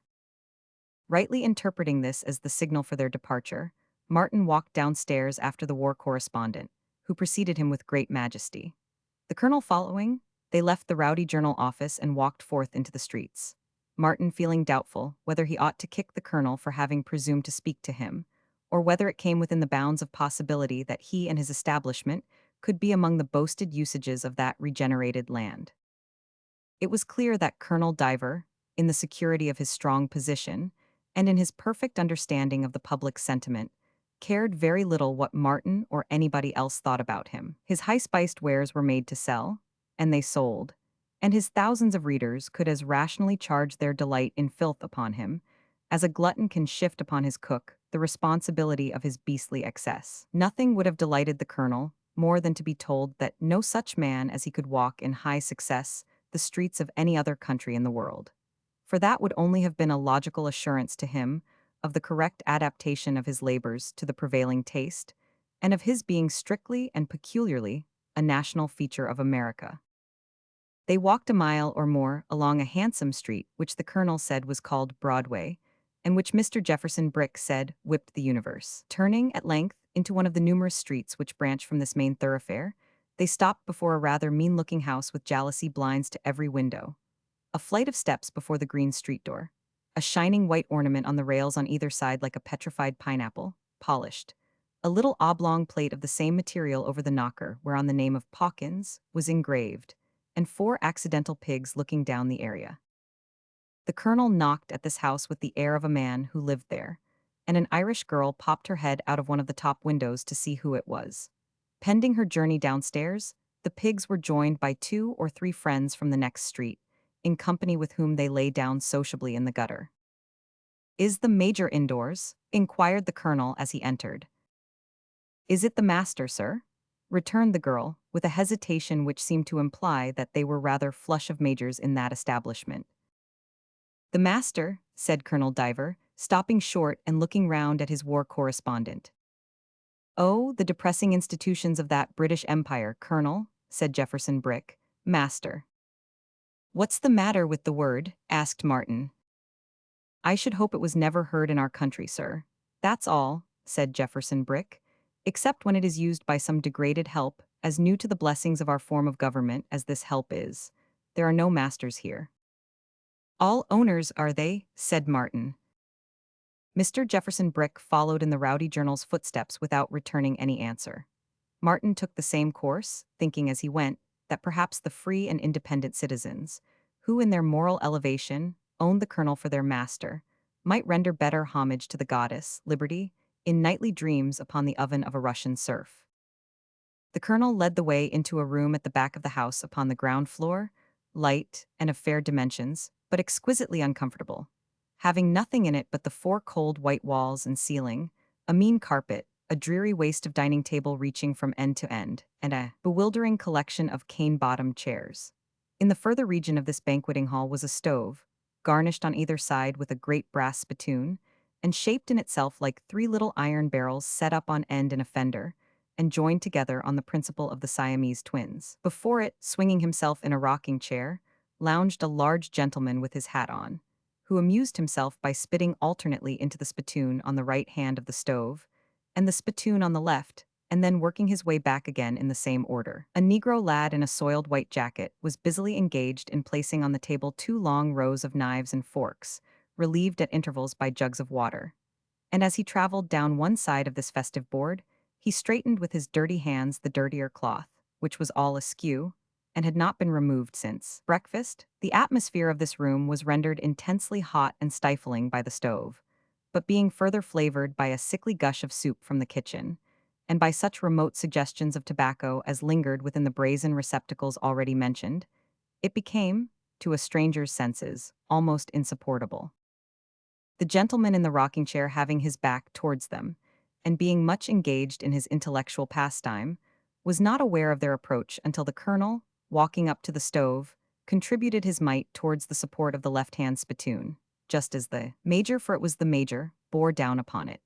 Major Pawkins then reserved his fire, and looking upward said, with a peculiar air of quiet weariness, like a man who had been up all night, an air which Martin had already observed both in the colonel and Mr. Jefferson Brick. "Well, Colonel, here is a gentleman from England, Major," the colonel replied, "who has concluded to locate himself here if the amount of compensation suits him." "I am glad to see you, sir," observed the major, shaking hands with Martin and not moving a muscle of his face. "You are pretty bright, I hope." "Never better," said Martin. "You are never likely to be," returned the major. "You will see the sun shine here." "I think I remember to have seen it shine at home sometimes," said Martin, smiling. "I think not," replied the major. He said so with a stoical indifference certainly, but still in a tone of firmness which admitted of no further dispute on that point.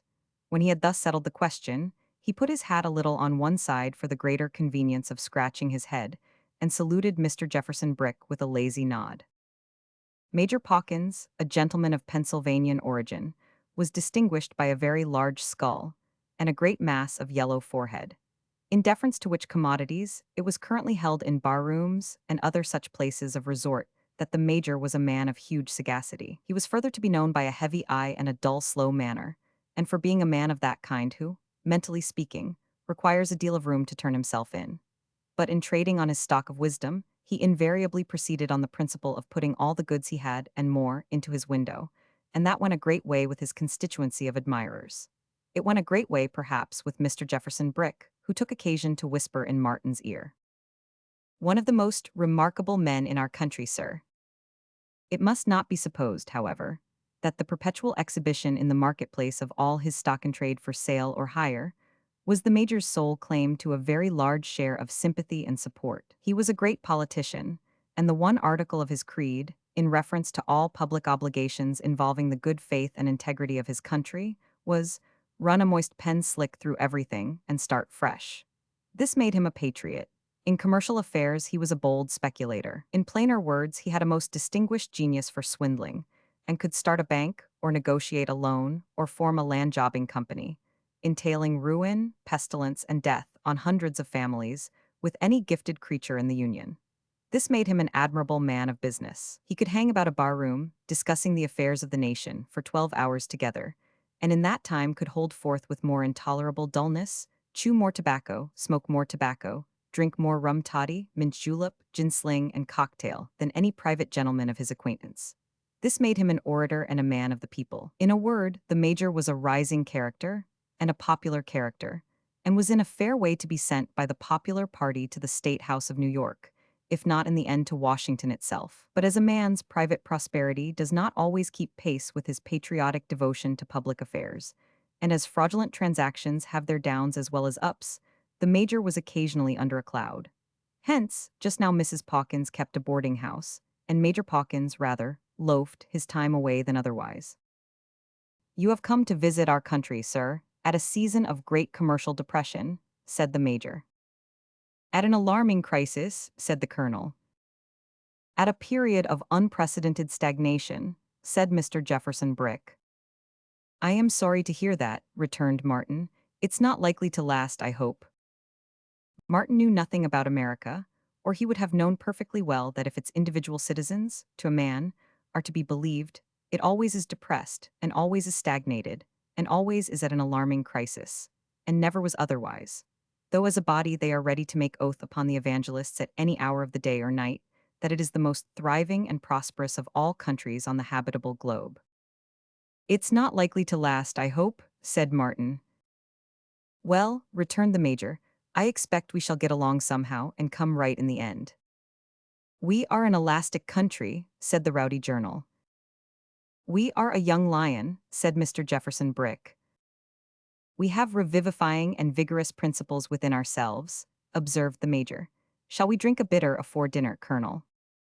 The colonel assenting to this proposal with great alacrity, Major Pawkins proposed an adjournment to a neighboring barroom, which, as he observed, was only in the next block. He then referred Martin to Mrs. Pawkins for all particulars connected with the rate of board and lodging, and informed him that he would have the pleasure of seeing that lady at dinner, which would soon be ready, as the dinner hour was 2 o'clock, and it only wanted a quarter now.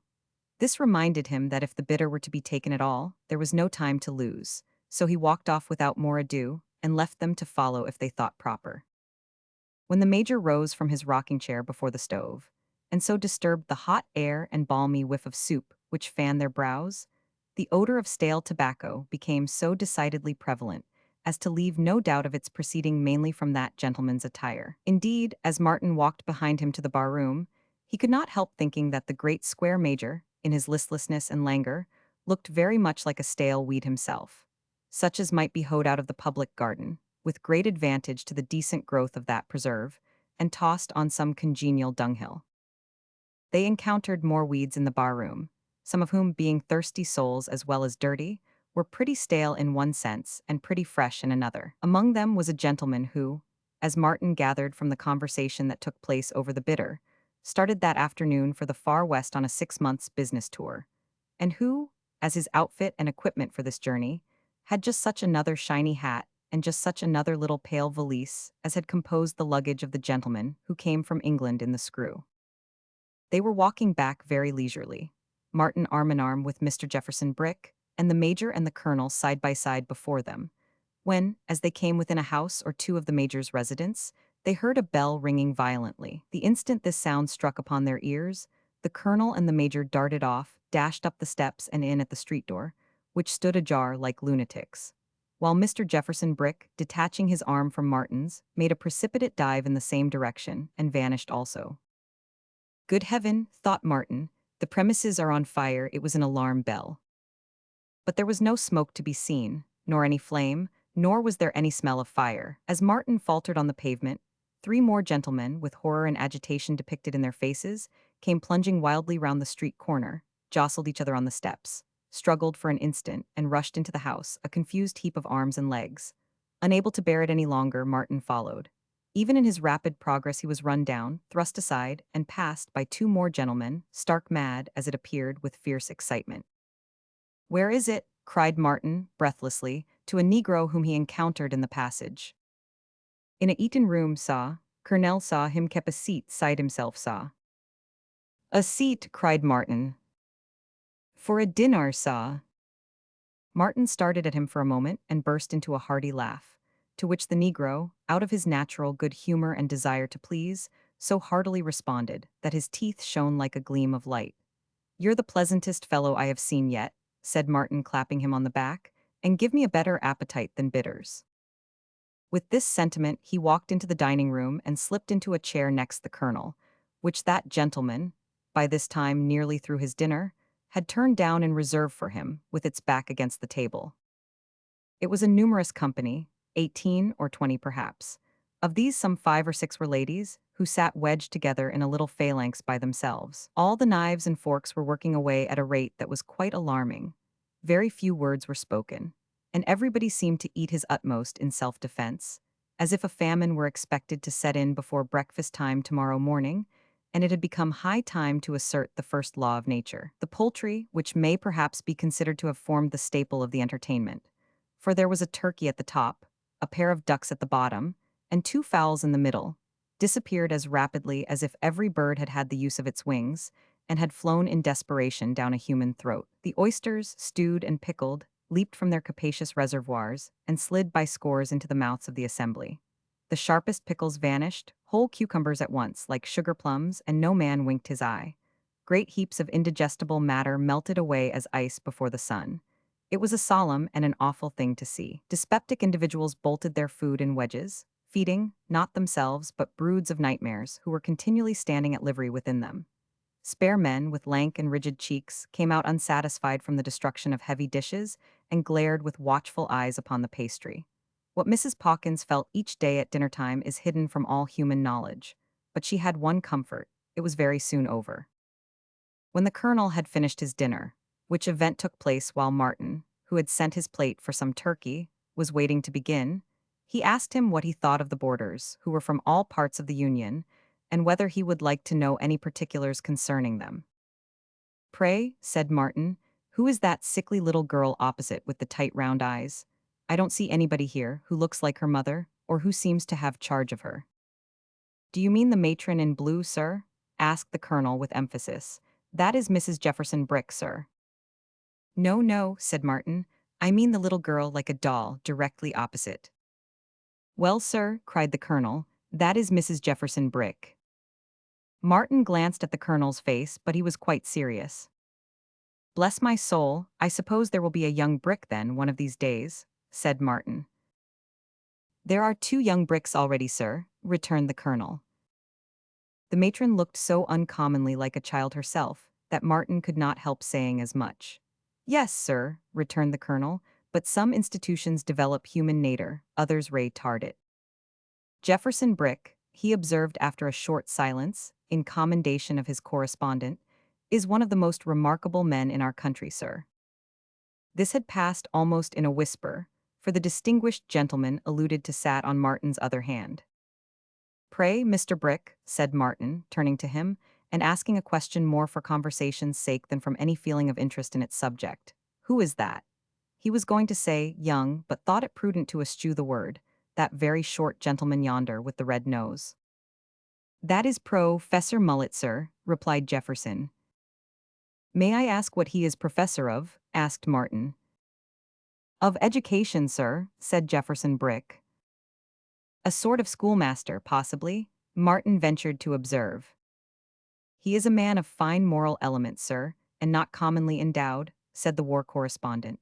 He felt it necessary, at the last election for president, to repudiate and denounce his father, who voted on the wrong interest. He has since written some powerful pamphlets, under the signature of Suitorbe, or Brutus Reversed. He is one of the most remarkable men in our country, sir. There seemed to be plenty of thought Martin, at any rate. Pursuing his inquiries, Martin found that there were no fewer than 4 majors present, 2 colonels, 1 general, and a captain, so that he could not help thinking how strongly officered the American militia must be, and wondering very much whether the officers commanded each other, or if they did not, where on earth the privates came from. There seemed to be no man there without a title, for those who had not attained to military honors were either doctors, professors, or reverends. 3 very hard and disagreeable gentlemen were on missions from neighboring states, one on monetary affairs, one on political, one on sectarian. Among the ladies there were Mrs. Pawkins, who was very straight, bony, and silent, and a wiry-faced old damsel, who held strong sentiments touching the rights of women, and had diffused the same in lectures. But the rest were strangely devoid of individual traits of character, insomuch that any one of them might have changed minds with the other, and nobody would have found it out. These, by the way, were the only members of the party who did not appear to be among the most remarkable people in the country. Several of the gentlemen got up, one by one, and walked off as they swallowed their last morsel, pausing generally by the stove for a minute or so to refresh themselves at the brass spittoons. A few sedentary characters, however, remained at table full a quarter of an hour, and did not rise until the ladies rose, when all stood up. "Where are they going?" asked Martin, in the ear of Mr. Jefferson Brick. "To their bedrooms, sir." "Is there no dessert or other interval of conversation?" asked Martin, who was disposed to enjoy himself after his long voyage. "We are a busy people here, sir, and have no time for that," was the reply. So the ladies passed out in single file, Mr. Jefferson Brick and such other married gentlemen as were left, acknowledging the departure of their other halves by a nod, and there was an end of them. Martin thought this an uncomfortable custom, but he kept his opinion to himself for the present, being anxious to hear, and inform himself by, the conversation of the busy gentlemen, who now lounged about the stove as if a great weight had been taken off their minds by the withdrawal of the other sex, and who made a plentiful use of the spittoons and their toothpicks. It was rather barren of interest, to say the truth, and the greater part of it may be summed up in one word: dollars. All their cares, hopes, joys, affections, virtues, and associations seemed to be melted down into dollars. Whatever the chance contributions that fell into the slow cauldron of their talk, they made the gruel thick and slab with dollars. Men were weighed by their dollars, measures gauged by their dollars, life was auctioneered, appraised, put up, and knocked down for its dollars. The next respectable thing to dollars was any venture having their attainment for its end. The more of that worthless ballast, honor and fair dealing, which any man cast overboard from the ship of his good name and good intent, the more ample stowage room he had for dollars. Make commerce one huge lie and mighty theft. Deface the banner of the nation for an idle rag, pollute it star by star, and cut out stripe by stripe as from the arm of a degraded soldier. Do anything for dollars, what is a flag to them? One who rides at all hazards of limb and life in the chase of a fox will prefer to ride recklessly at most times. So it was with these gentlemen. He was the greatest patriot, in their eyes, who brawled the loudest, and who cared the least for decency. He was their champion who, in the brutal fury of his own pursuit, could cast no stigma upon them for the hot knavery of theirs. Thus, Martin learned in the 5 minutes, straggling talk about the stove, that to carry pistols into legislative assemblies, and swords in sticks and other such peaceful toys, to seize opponents by the throat as dogs or rats might do, to bluster, bully, and overbear by personal assailment, were glowing deeds. Not thrusts and stabs at freedom, striking far deeper into her house of life than any sultan's scimitar could reach, but rare incense on her altars, having a grateful scent in patriotic nostrils, and curling upward to the 7th heaven of fame. Once or twice, when there was a pause, Martin asked such questions as naturally occurred to him, being a stranger, about the national poets, the theater, literature, and the arts. But the information which these gentlemen were in a condition to give him on such topics did not extend beyond the effusions of such master spirits of the time as Colonel Diver, Mr. Jefferson Brick, and others. renowned, as it appeared, for excellence in the achievement of a peculiar style of broadside essay called a screamer. "We are a busy people, sir," said one of the captains, who was from the West, "and have no time for reading mere notions. We don't mind if they come to us in newspapers along with almighty strong stuff of another sort, but darn your books." Here the general, who appeared to grow quite faint at the bare thought of reading anything which was neither mercantile nor political, and was not in a newspaper, inquired if any gentleman would drink some. Most of the company, considering this a very choice and seasonable idea, lounged out, one by one, to the bar-room in the next block. Thence they probably went to their stores and counting-houses, thence to the bar-room again, to talk once more of dollars, and enlarge their minds with the perusal and discussion of screamers, and thence each man to snore in the bosom of his own family. "Which would seem," said Martin, pursuing the current of his own thoughts, "to be the principal recreation they enjoy in common." With that, he fell musing again on dollars, demagogues, and bar-rooms, debating within himself whether busy people of this class were really as busy as they claimed to be, or only had an inaptitude for social and domestic pleasure. It was a difficult question to solve, and the mere fact of its being strongly presented to his mind by all that he had seen and heard was not encouraging. He sat down at the deserted board, and becoming more and more despondent, as he thought of all the uncertainties and difficulties of his precarious situation, sighed heavily. Now there had been at the dinner table a middle-aged man with a dark eye and a sunburnt face, who had attracted Martin's attention by having something very engaging and honest in the expression of his features, but of whom he could learn nothing from either of his neighbors, who seemed to consider him quite beneath their notice. He had taken no part in the conversation round the stove, nor had he gone forth with the rest. And now, when he heard Martin sigh for the third or fourth time, he interposed with some casual remark, as if he desired, without obtruding himself upon a stranger's notice, to engage him in cheerful conversation if he could. His motive was so obvious, and yet so delicately expressed, that Martin felt really grateful to him, and showed him so in the manner of his reply. "I will not ask you," said this gentleman with a smile, as he rose and moved towards him, "how you like my country, for I can quite anticipate your feeling on that point. But as I am an American, and consequently bound to begin with a question, I'll ask you how you like the Colonel." "You are so very frank," returned Martin, "that I have no hesitation in saying I don't like him at all. Though I must add that I am beholden to him for his civility in bringing me here, and arranging for my stay, on pretty reasonable terms, by the way," he added, remembering that the Colonel had whispered him to that effect before going out. "Not much beholden," said the stranger dryly. "The Colonel occasionally boards packet ships, I have heard, to glean the latest information for his journal, and he occasionally brings strangers to board here, I believe, with a view to the little percentage which attaches to those good offices, and which the hostess deducts from his weekly bill. I don't offend you, I hope?" he added, seeing that Martin reddened. "My dear sir," returned Martin as they shook hands, "how is that possible? To tell you the truth, I am." "Yes," said the gentleman, sitting down beside him. "I am rather at a loss, since I must speak plainly," said Martin, getting the better of his hesitation, "to know how this Colonel escapes being beaten." "Well, he has been beaten once or twice," remarked the gentleman quietly. "He is one of a class of men, in whom our own Franklin, so long ago as 10 years before the close of the last century, foresaw our danger and disgrace. Perhaps you don't know that Franklin, in very severe terms, published his opinion that those who were slandered by such fellows as this Colonel, having no sufficient remedy in the administration of this country's laws, or in the decent and right-minded feeling of its people, were justified in retorting on such public nuisances by means of a stout cudgel." "I was not aware of that," said Martin, "but I am very glad to know it, and I think it worthy of his memory, especially," here he hesitated again. "Go on," said the other, smiling as if he knew what stuck in Martin's throat. "Especially," pursued Martin, "as I can already understand that it may have required great courage, even in his time, to write freely on any question which was not a party one in this very free country." "Some courage, no doubt," returned his new friend. "Do you think it would require any to do so now?" "Indeed I think it would, and not a little," said Martin. "You are right, so very right, that I believe no satirist could breathe this air. If another Juvenal or Swift could rise up among us tomorrow, he would be hunted down. If you have any knowledge of our literature, and can give me the name of any man, American born and bred, who has anatomized our follies as a people, and not as this or that party, and who has escaped the foulest and most brutal slander, the most inveterate hatred and intolerant pursuit.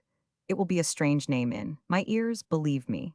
In some cases I could name to you, where a native writer has ventured on the most harmless and good-humored illustrations of our vices or defects, it has been found necessary to announce that in a second edition the passage has been expunged, or altered, or explained away, or patched into praise.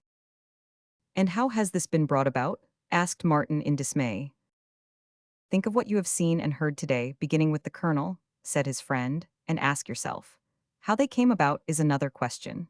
Heaven forbid that they should be samples of the intelligence and virtue of America, but they come uppermost and in great numbers and too often represent it. Will you walk? There was a cordial candor in his manner, and an engaging confidence that it would not be abused, a manly bearing on his own part, and a simple reliance on the manly faith of a stranger, which Martin had never seen before. He linked his arm readily in that of the American gentleman, and they walked out together.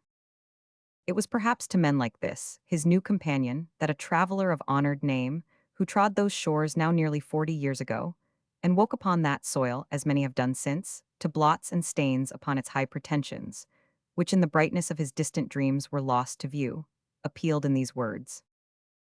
Oh, but for such, Columbia's days were done.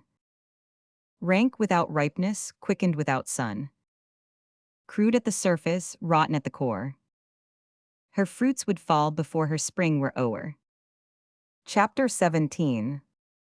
Martin enlarges his circle of acquaintances, increases his stock of wisdom, and has an excellent opportunity of comparing his own experiences with those of Lummy Ned of the Light Salisbury, as related by his friend Mr. William Simmons.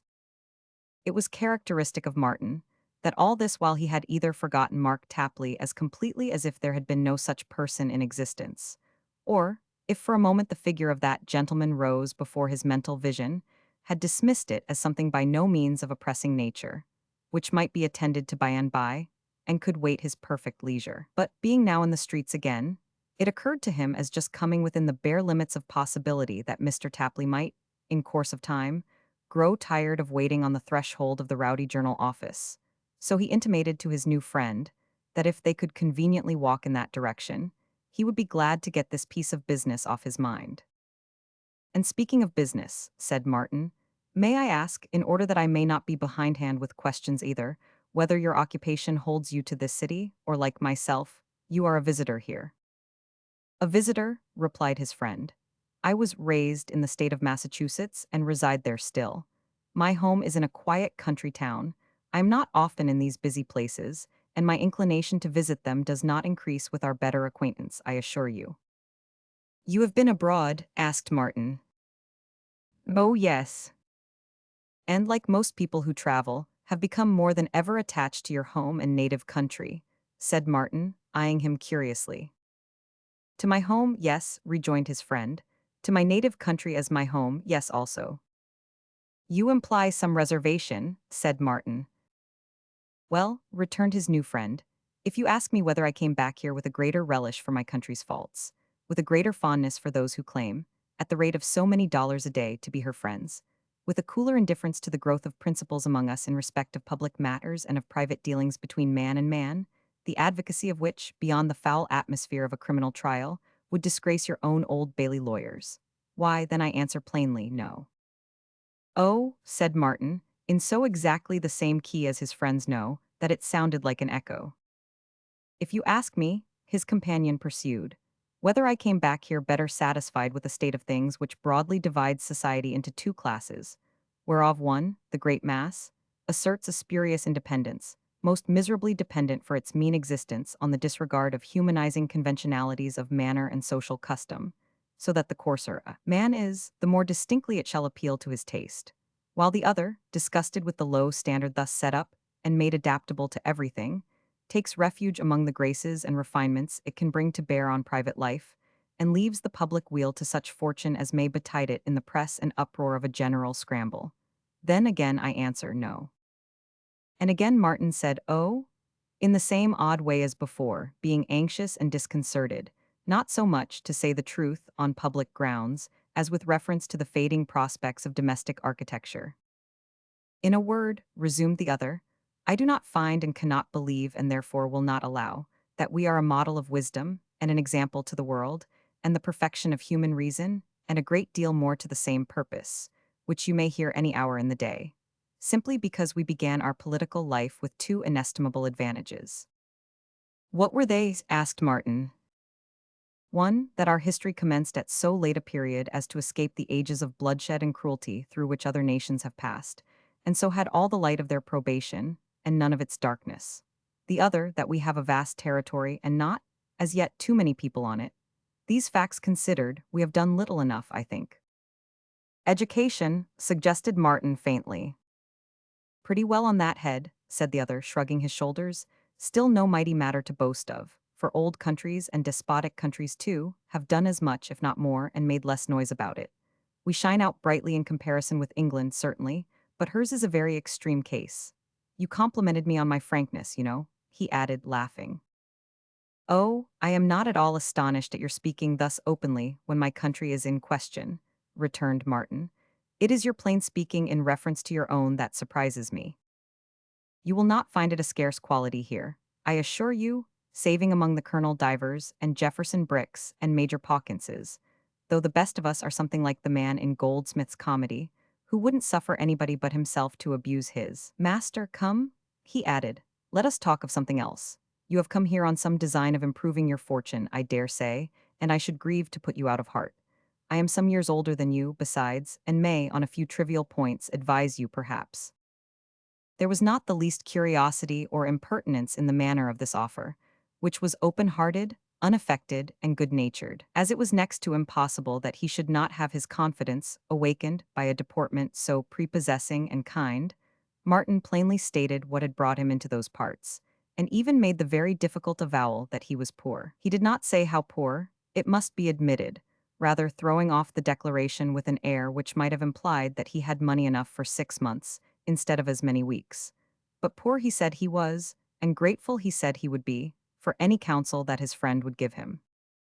It would not have been very difficult for anyone to see, but it was particularly easy for Martin, whose perceptions were sharpened by his circumstances, to discern that the stranger's face grew infinitely longer as the domestic architecture project was developed. Nor, although he made a great effort to be as encouraging as possible, could he prevent his head from shaking once involuntarily, as if it said in the vulgar tongue, upon its own account, no go. But he spoke in a cheerful tone, and said that although there was no such opening as Martin wished, in that city, he would make it matter of immediate consideration and inquiry where one was most likely to exist. And then he made Martin acquainted with his name, which was Bevan, and with his profession, which was physic, though he seldom or never practiced, and with other circumstances connected with himself and family, which fully occupied the time, until they reached the Rowdy Journal office. 20,313 M. Original. Mr. Tapley appeared to be taking his ease on the landing of the first floor, for sounds as of some gentleman established in that region whistling Rule Britannia, with all his might and main, greeted their ears before they reached the house. On ascending to the spot from whence this music proceeded, they found him recumbent in the midst of a fortification of luggage, apparently performing his national anthem for the gratification of a gray-haired black man who sat on one of the outworks, a portmanteau, staring intently at Mark, while Mark, with his head reclining on his hand, returned the compliment in a thoughtful manner and whistled all the time. He seemed to have recently dined, for his knife, a case bottle, and certain broken meats in a handkerchief lay near at hand. He had employed a portion of his leisure in the decoration of the Rowdy Journal door, whereon his own initials now appeared in letters nearly half a foot long, together with the day of the month in smaller type, the whole surrounded by an ornamental border and looking very fresh and bold. I was a'most afraid you was lost, sir, cried Mark, rising and stopping the tune at that point where Britons generally are supposed to declare, when it is whistled, that they never, never, never. Nothing gone wrong, I hope, sir. No, Mark, where's your friend? The mad woman, sir, said Mr. Tapley. Oh, she's all right, sir. Did she find her husband? Yes, sir, leastways she's found his remains, said Mark, correcting himself. The man's not dead, I hope. Not altogether dead, sir, returned Mark, but he's had more fevers and agues than is quite reconcilable with being alive, When she didn't see him awaiting for her, I thought she'd have died herself, I did. Was he not here then? He wasn't here. There was a feeble old shadow come a-creeping down at last, as much like his substance when she knowed him, as your shadow when it's drawn out to its very finest and longest by the sun, is like you. But it was his remains, there's no doubt about that. She took on with joy, poor thing, as much as if it had been all of him. Had he bought land? Asked Mr. Bevan. Ah, he'd bought land, said Mark, shaking his head, and paid for it too. Every sort of natural advantage was connected with it, the agent said, and there certainly was one, quite unlimited. No end to the water. It's a thing he couldn't have done without, I suppose, observed Martin peevishly. Certainly not, sir. There it was, anyway, always turned on, and no water rate. Independent of 3 or 4 slimy old rivers close by, it varied on the farm from 4 to 6 foot deep in the dry season. He couldn't say how deep it was in the rainy time, for he never had anything long enough to sound it with. Is this true? Asked Martin of his companion. Extremely probable, he answered. Some Mississippi or Missouri lot, I dare say. However, pursued Mark, he came from I don't know where and all, down to New York here, to meet his wife and children, and they started off again in a steamboat this blessed afternoon, as happy to be along with each other as if they were going to heaven. I should think they was, pretty straight, if I may judge from the poor man's looks. And may I ask, said Martin, glancing, but not with any displeasure from Mark to the Negro, who this gentleman is, another friend of yours? Why, sir, returned Mark, taking him aside and speaking confidentially in his ear, he's a man of color, sir. Do you take me for a blind man? Asked Martin, somewhat impatiently, that you think it necessary to tell me that, when his face is the blackest that ever was seen? No, no, when I say a man of color, returned Mark, I mean that he's been one of them as there's pictures of in the shops. A man and a brother, you know, sir, said Mr. Tapley, favoring his master with a significant indication of the figure so often represented in tracts and cheap prints. A slave, cried Martin in a whisper. Ah, said Mark in the same tone. Nothing else, a slave. Why, when that there man was young, don't look at him while I'm a-telling it, he was shot in the leg, gashed in the arm, scored in his live limbs like crimped fish, beaten out of shape, had his neck galled with an iron collar and wore iron rings upon his wrists and ankles. The marks are on him to this day. When I was having my dinner just now, he stripped off his coat and took away my appetite. Is this true? Asked Martin of his friend who stood beside them. I have no reason to doubt it, he answered, shaking his head. It very often is. Bless you, said Mark. I know it is from hearing his whole story. That master died, so did his second master from having his head cut open with a hatchet by another slave, who, when he'd done it, went and drowned himself. Then he got a better one. In years and years he saved up a little money and bought his freedom, which he got pretty cheap at last on account of his strength being nearly gone and he being ill. Then he come here. And now he's a-saving up to treat himself afore he dies to one small purchase. It's nothing to speak of. Only his own daughter, that's all, cried Mr. Tapley, becoming excited. Liberty forever, hurrah, hail Columbia. Hush, cried Martin, clapping his hand upon his mouth, and don't be an idiot. What is he doing here? Waiting to take our luggage off upon a truck, said Mark. He'd have come for it by and by, but I engaged him for a very reasonable charge out of my own pocket, to sit along with me and make me jolly. And I am jolly. And if I was rich enough to contract with him to wait upon me once a day, to be looked at, I'd never be anything else. The fact may cause a solemn impeachment of Mark's veracity, but it must be admitted nevertheless, that there was that in his face and manner at the moment, which militated strongly against this emphatic declaration of his state of mind. Lord love you, sir, he added, they're so fond of liberty in this part of the globe, that they buy her and sell her and carry her to market with M. They've such a passion for liberty that they can't help taking liberties with her. That's what it's owing to. Very well, said Martin, wishing to change the theme.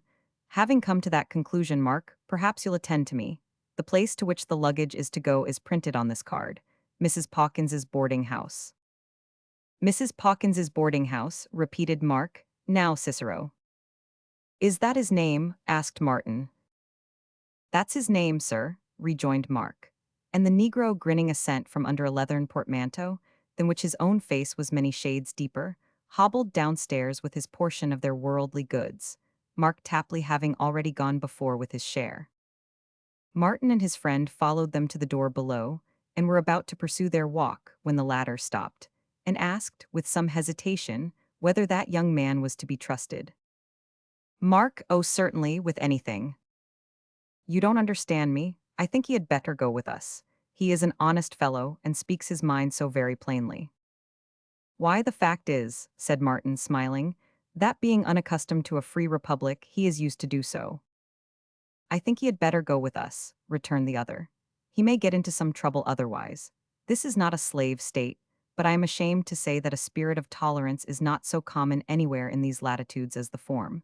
We are not remarkable for behaving very temperately to each other when we differ, but to strangers? No, I really think he had better go with us. Martin called to him immediately to be of their party, so Cicero and the truck went one way, and they three went another. They walked about the city for 2 or 3 hours, seeing it from the best points of view, and pausing in the principal streets, and before such public buildings as Mr. Bevan pointed out. Night then coming on apace, Martin proposed that they should adjourn to Mrs. Pawkins's establishment for coffee. But in this he was overruled by his new acquaintance, who seemed to have set his heart on carrying him, though it were only for an hour, to the house of a friend of his who lived hard by. Feeling, however disinclined he was, being weary, that it would be in bad taste and not very gracious to object that he was unintroduced, when this open-hearted gentleman was so ready to be his sponsor, Martin, for once in his life at all events, sacrificed his own will and pleasure to the wishes of another, and consented with a fair grace. So traveling had done him that much good already. Mr. Bevan knocked at the door of a very neat house of moderate size, from the parlor windows of which lights were shining brightly into the now dark street. It was quickly opened by a man with such a thoroughly Irish face that it seemed as if he ought, as a matter of right and principle, to be in rags, and could have no sort of business to be looking cheerfully at anybody out of a whole suit of clothes.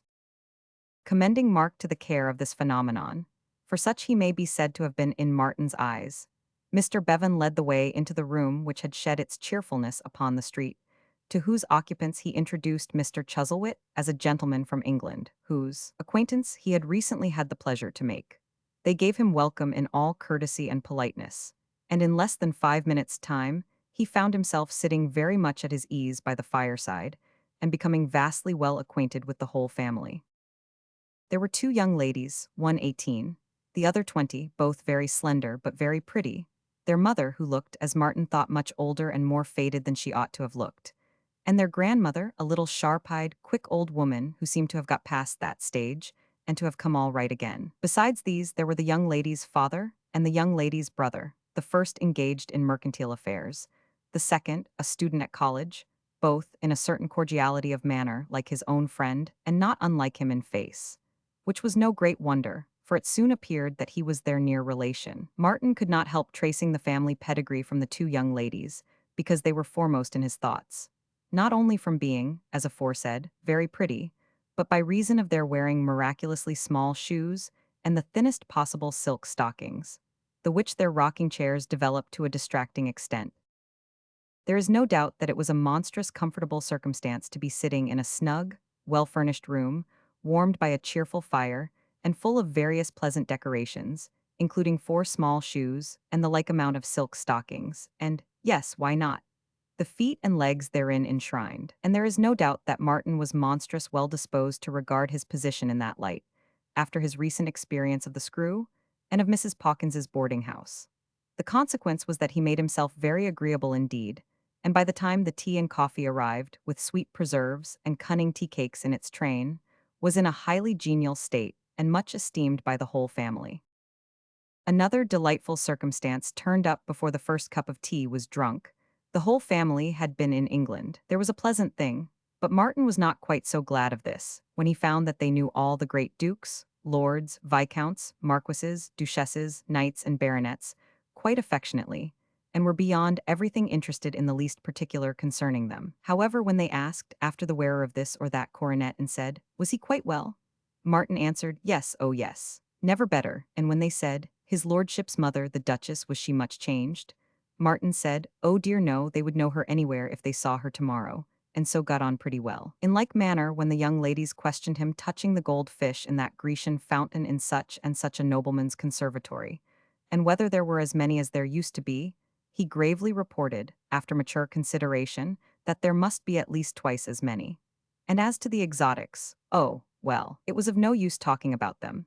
They must be seen to be believed, which improved state of circumstances reminded the family of the splendor of that brilliant festival, comprehending the whole British peerage and court calendar, to which they were specially invited, and which indeed had been partly given in their honor, and recollections of what Mr. Norris the father had said to the Marquis, and of what Mrs. Norris the mother had said to the Marchioness, and of what the Marquis and Marchioness had both said, when they said that upon their words and honors they wished Mr. Norris the father and Mrs. Norris the mother, and the Mrs. Norris the daughters, and Mr. Norris Jr., the son, would only take up their permanent residence in England, and give them the pleasure of their everlasting friendship, occupied a very considerable time.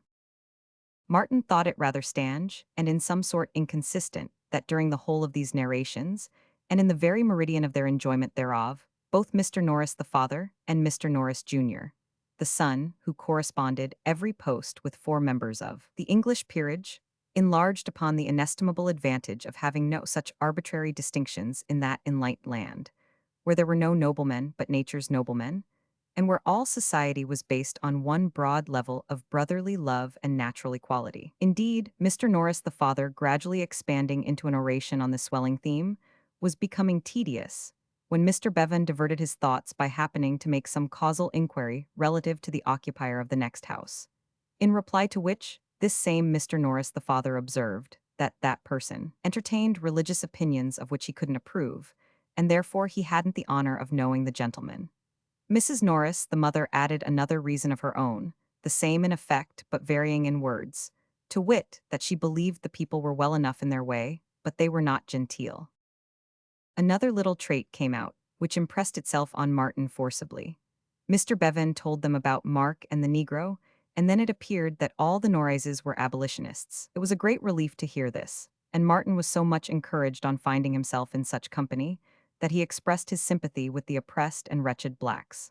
Now, one of the young ladies, the prettiest and most delicate, was mightily amused at the earnestness with which he spoke, and on his craving leave to ask her why, was quite unable for a time to speak for laughing. As soon, however, as she could, she told him that the Negroes were such a funny people, so excessively ludicrous in their manners and appearance, that it was wholly impossible for those who knew them well to associate any serious ideas with such a very absurd part of the creation. Mr. Norris the father, and Mrs. Norris the mother, and Miss Norris the sister, and Mr. Norris Jr. the brother, and even Mrs. Norris Senior the grandmother, were all of this opinion, and laid it down as an absolute matter of fact, as if there were nothing in suffering and slavery, grim enough to cast a solemn air on any human animal, though it were as ridiculous physically as the most grotesque of apes, or morally as the mildest Nimrod among tuft-hunting republicans.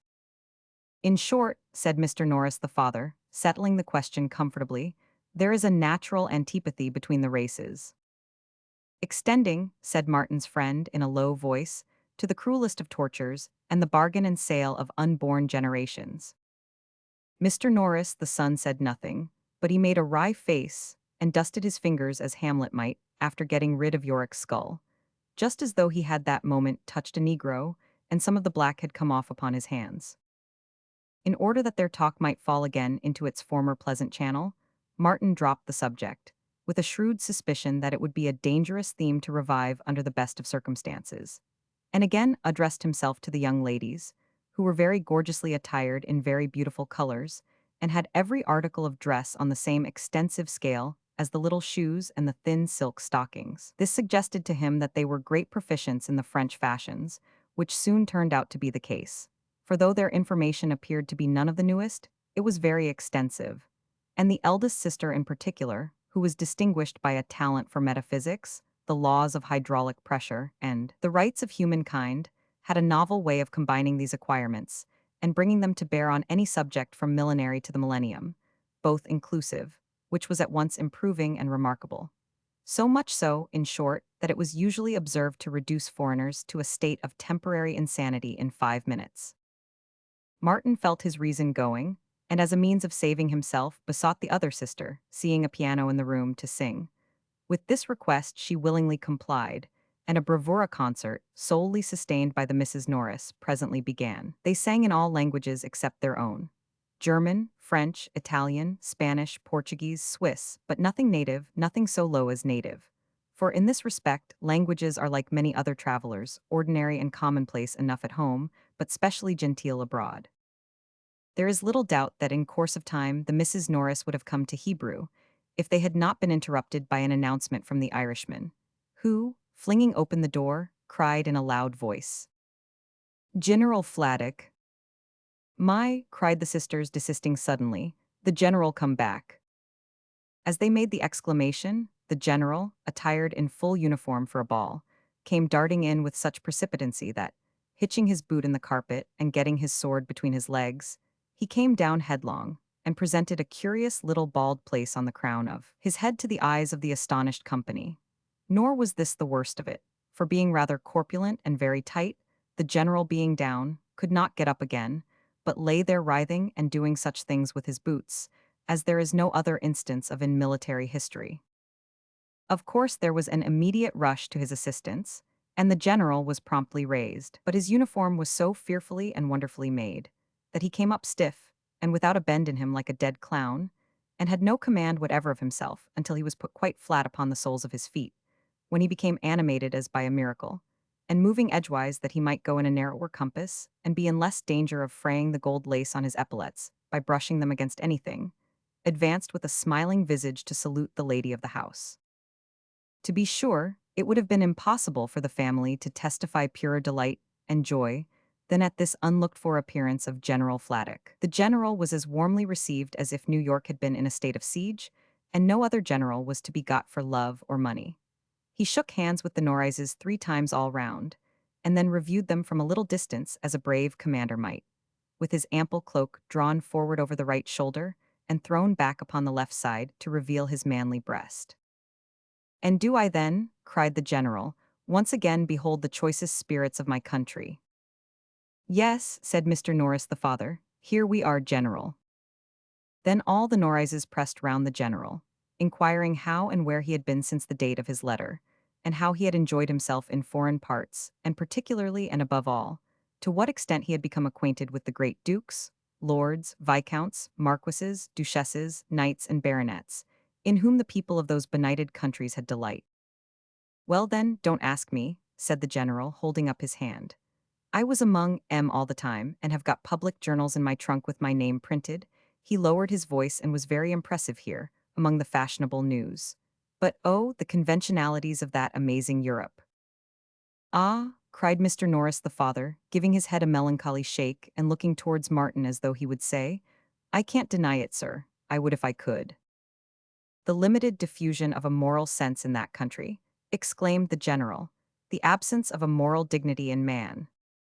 "Ah," sighed all the Norrises, quite overwhelmed with despondency. "I couldn't have realized it," pursued the general, "without being located on the spot. Norris, your imagination is the imagination of a strong man, but you couldn't have realized it without being located on the spot." "Never," said Mr. Norris. "The exclusiveness, the pride, the form, the ceremony," exclaimed the general, emphasizing the article more vigorously at every repetition. "The artificial barriers set up between man and man, the division of the human race into court cards and plain cards, of every denomination, into clubs, diamonds, spades, anything but heart." "Ah," cried the whole family, "too true, general." "But stay," cried Mr. Norris the father, taking him by the arm. "Surely you crossed in the screw, general." "Well, so I did," was the reply. "Possible," cried the young ladies, "only think." The general seemed at a loss to understand why his having come home in the screw should occasion such a sensation, nor did he seem at all clearer on the subject when Mr. Norris, introducing him to Martin, said, "A fellow passenger of yours, I think." "Of mine," exclaimed the general, "no." He had never seen Martin, but Martin had seen him, and recognized him, now that they stood face to face, as the gentleman who had stuck his hands in his pockets towards the end of the voyage, and walked the deck with his nostrils dilated. Everybody looked at Martin. There was no help for it, the truth must out. "I came over in the same ship as the general," said Martin, "but not in the same cabin. It being necessary for me to observe strict economy, I took my passage in the steerage." If the general had been carried up bodily to a loaded cannon, and required to let it off that moment, He could not have been in a state of greater consternation than when he heard these words. He, Fladdock in full militia uniform, Fladdock the general, Fladdock, the caressed of foreign noblemen, expected to know a fellow who had come over in the steerage of line of packet ship, at the cost of £4.10, and meeting that fellow in the very sanctuary of New York fashion, and nestling in the bosom of the New York aristocracy. He almost laid his hand upon his sword. A death-like stillness fell upon the Norrises. If this story should get wind, their country relation had, by his imprudence, forever disgraced them. They were the bright particular stars of an exalted New York sphere. There were other fashionable spheres above them, and other fashionable spheres below, and none of the stars in any one of these spheres had anything to say to the stars in any other of these spheres. But through all the spheres it would go forth that the Norrises, deceived by gentlemanly manners and appearances, had, falling from their high estate, received a dollarless and unknown man. O guardian eagle of the pure republic, had they lived for this. "You will allow me," said Martin, after a terrible silence, "to take my leave. I feel that I am the cause of at least as much embarrassment here as I have brought upon myself. But I am bound, before I go, to exonerate this gentleman, who, in introducing me to such society, was quite ignorant of my unworthiness, I assure you." With that he made his bow to the Norrises, and walked out like a man of snow, very cool externally, but pretty hot within. "Come, come," said Mr. Norris the father, looking with a pale face on the assembled circle as Martin closed the door. "The young man has this night beheld a refinement of social manner, and an easy magnificence of social decoration, to which he is a stranger in his own country. Let us hope it may awake a moral sense within him. If that peculiarly transatlantic article, a moral sense, for, if native statesmen, orators, and pamphleteers are to be believed, America quite monopolizes the commodity. If that peculiarly transatlantic article be supposed to include a benevolent love of all mankind, certainly Martin's would have borne, just then, a deal of waking. As he strode along the street, with Mark at his heels, his immoral sense was in active operation, prompting him to the utterance of some rather sanguinary remarks, which it was well for his own credit that nobody overheard. He had so far cooled down, however, that he had begun to laugh at the recollection of these incidents, when he heard another step behind him, and turning round encountered his friend Bevan, quite out of breath. He drew his arm through Martin's, and entreating him to walk slowly, was silent for some minutes. At length he said, "I hope you exonerate me in another sense." "How do you mean?" asked Martin. "I hope you acquit me of intending or foreseeing the termination of our visit, but I scarcely need ask you that."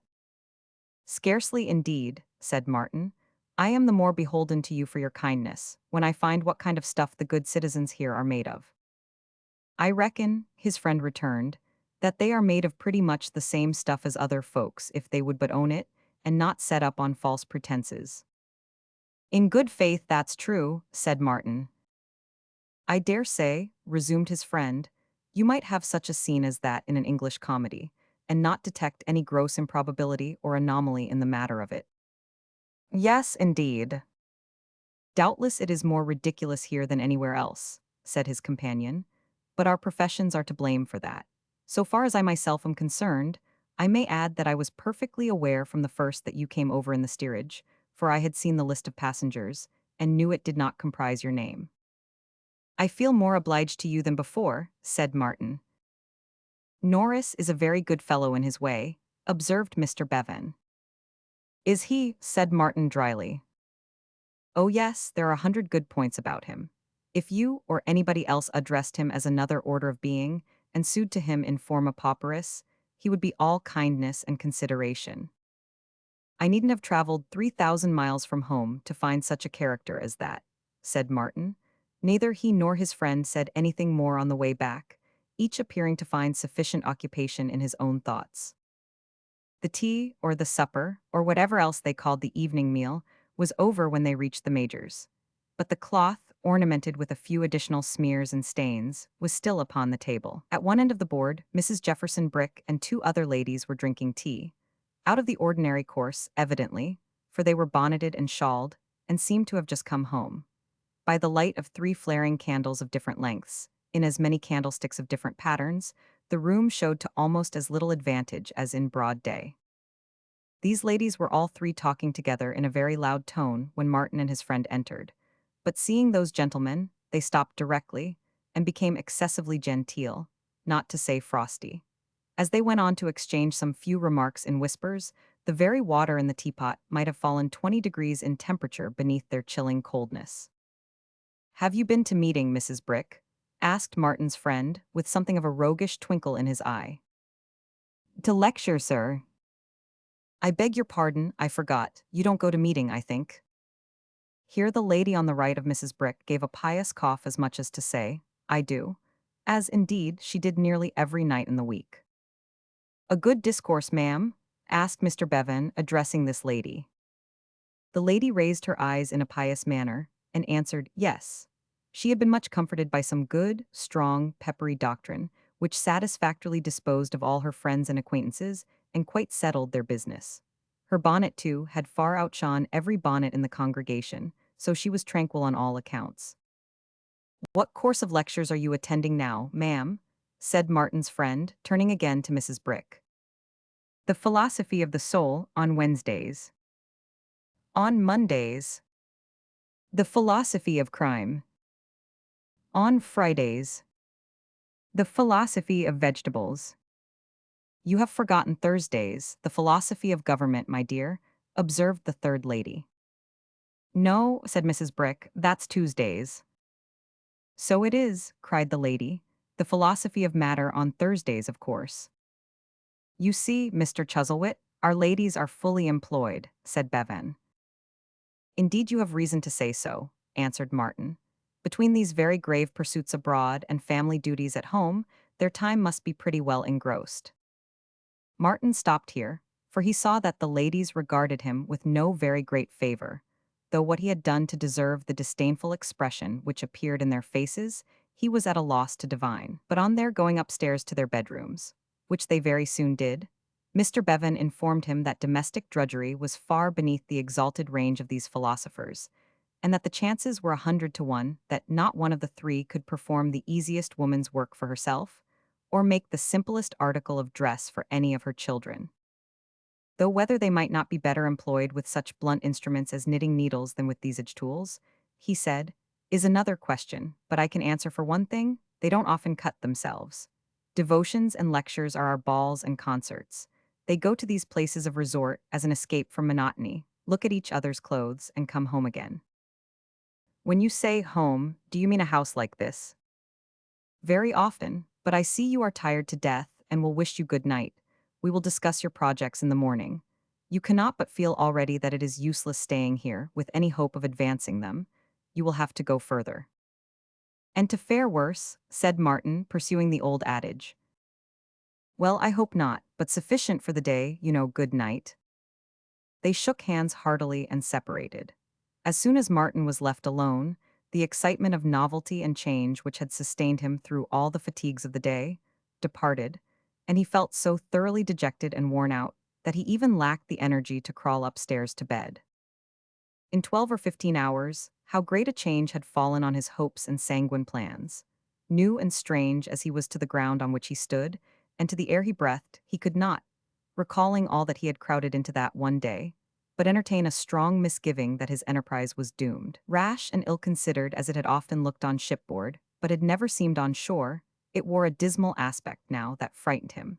Whatever thoughts he called up to his aid, they came upon him in depressing and discouraging shapes and gave him no relief. Even the diamonds on his finger sparkled with the brightness of tears, and had no ray of hope in all their brilliant luster. He continued to sit in gloomy rumination by the stove, unmindful of the boarders who dropped in one by one from their stores and counting-houses, or the neighboring bar-rooms, and after taking long pulls from a great white water-jug upon the sideboard, and lingering with a kind of hideous fascination near the brass spittoons, lounged heavily to bed, until at length Mark Tapley came and shook him by the arm, supposing him asleep. "Mark," he cried, starting. "All right, sir," said that cheerful follower, snuffing with his fingers the candle he bore. "It ain't a very large bed, yourn, sir, and a man as wasn't thirsty might drink, afore breakfast, all the water you've got to wash in, and afterwards eat the towel. But you'll sleep without rocking tonight, sir." "I feel as if the house were on the sea," said Martin, staggering when he rose, "and am utterly wretched." "I'm as jolly as a sandboy myself, sir," said Mark. "But Lord, I have reason to be. I ought to have been born here, that's my opinion. Take care how you go, for they were now ascending the stairs. You recollect the gentleman aboard the screw as had the very small trunk, sir? The valise, yes. Well, sir, there's been a delivery of clean clothes from the wash tonight, and they're put outside the bedroom doors here. If you take notice as we go up, what a very few shirts there are, and what a many fronts, you'll penetrate the mystery of his packing. But Martin was too weary and despondent to take heed of anything, so had no interest in this discovery. Mr. Tapley, nothing dashed by his indifference, conducted him to the top of the house, and into the bedchamber prepared for his reception, which was a very little narrow room with half a window in it, a bedstead like a chest without a lid, 2 chairs, a piece of carpet such as shoes are commonly tried upon at a ready-made establishment in England, a little looking-glass nailed against the wall, and a washing table with a jug and ewer that might have been mistaken for a milk pot and slop basin.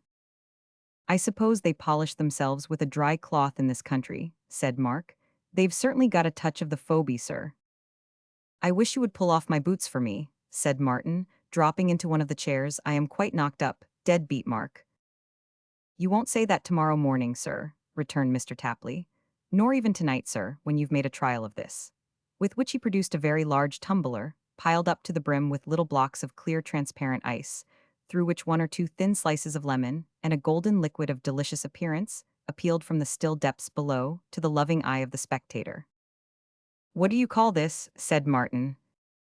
But Mr. Tapley made no answer, merely plunging a reed into the mixture, which caused a pleasant commotion among the pieces of ice, and signifying by an expressive gesture that it was to be pumped up through that agency by the enraptured drinker. Martin took the glass with an astonished look, applied his lips to the reed, and cast up his eyes once in ecstasy. He paused no more until the goblet was drained to the last drop. There, sir, said Mark, taking it from him with a triumphant face. If ever you should happen to be dead beat again, when I ain't in the way, all you've got to do is to ask the nearest man to go and fetch a cobbler. To go and fetch a cobbler, repeated Martin. This wonderful invention, sir, said Mark, tenderly patting the empty glass, is called a cobbler. Sherry cobbler when you name it long, cobbler when you name it short. Now you're equal to having your boots took off and are, in every particular worth mentioning, another man. Having delivered himself of this solemn preface, he brought the bootjack. Mind, I am not going to relapse, Mark, said Martin, but, good heaven, if we should be left in some wild part of this country without goods or money. Well, sir, replied the imperturbable Tapley, from what we've seen already, I don't know whether, under those circumstances, we shouldn't do better in the wild parts than in the tame ones. Oh, Tom Pinch, said Martin in a thoughtful tone, what would I give to be again beside you, and able to hear your voice, though it were even in the old bedroom at Pecksniff's? Oh, dragon, echoed Mark cheerfully. If there weren't any water between you and me, and nothing faint-hearted like in going back, I don't know that I might say the same.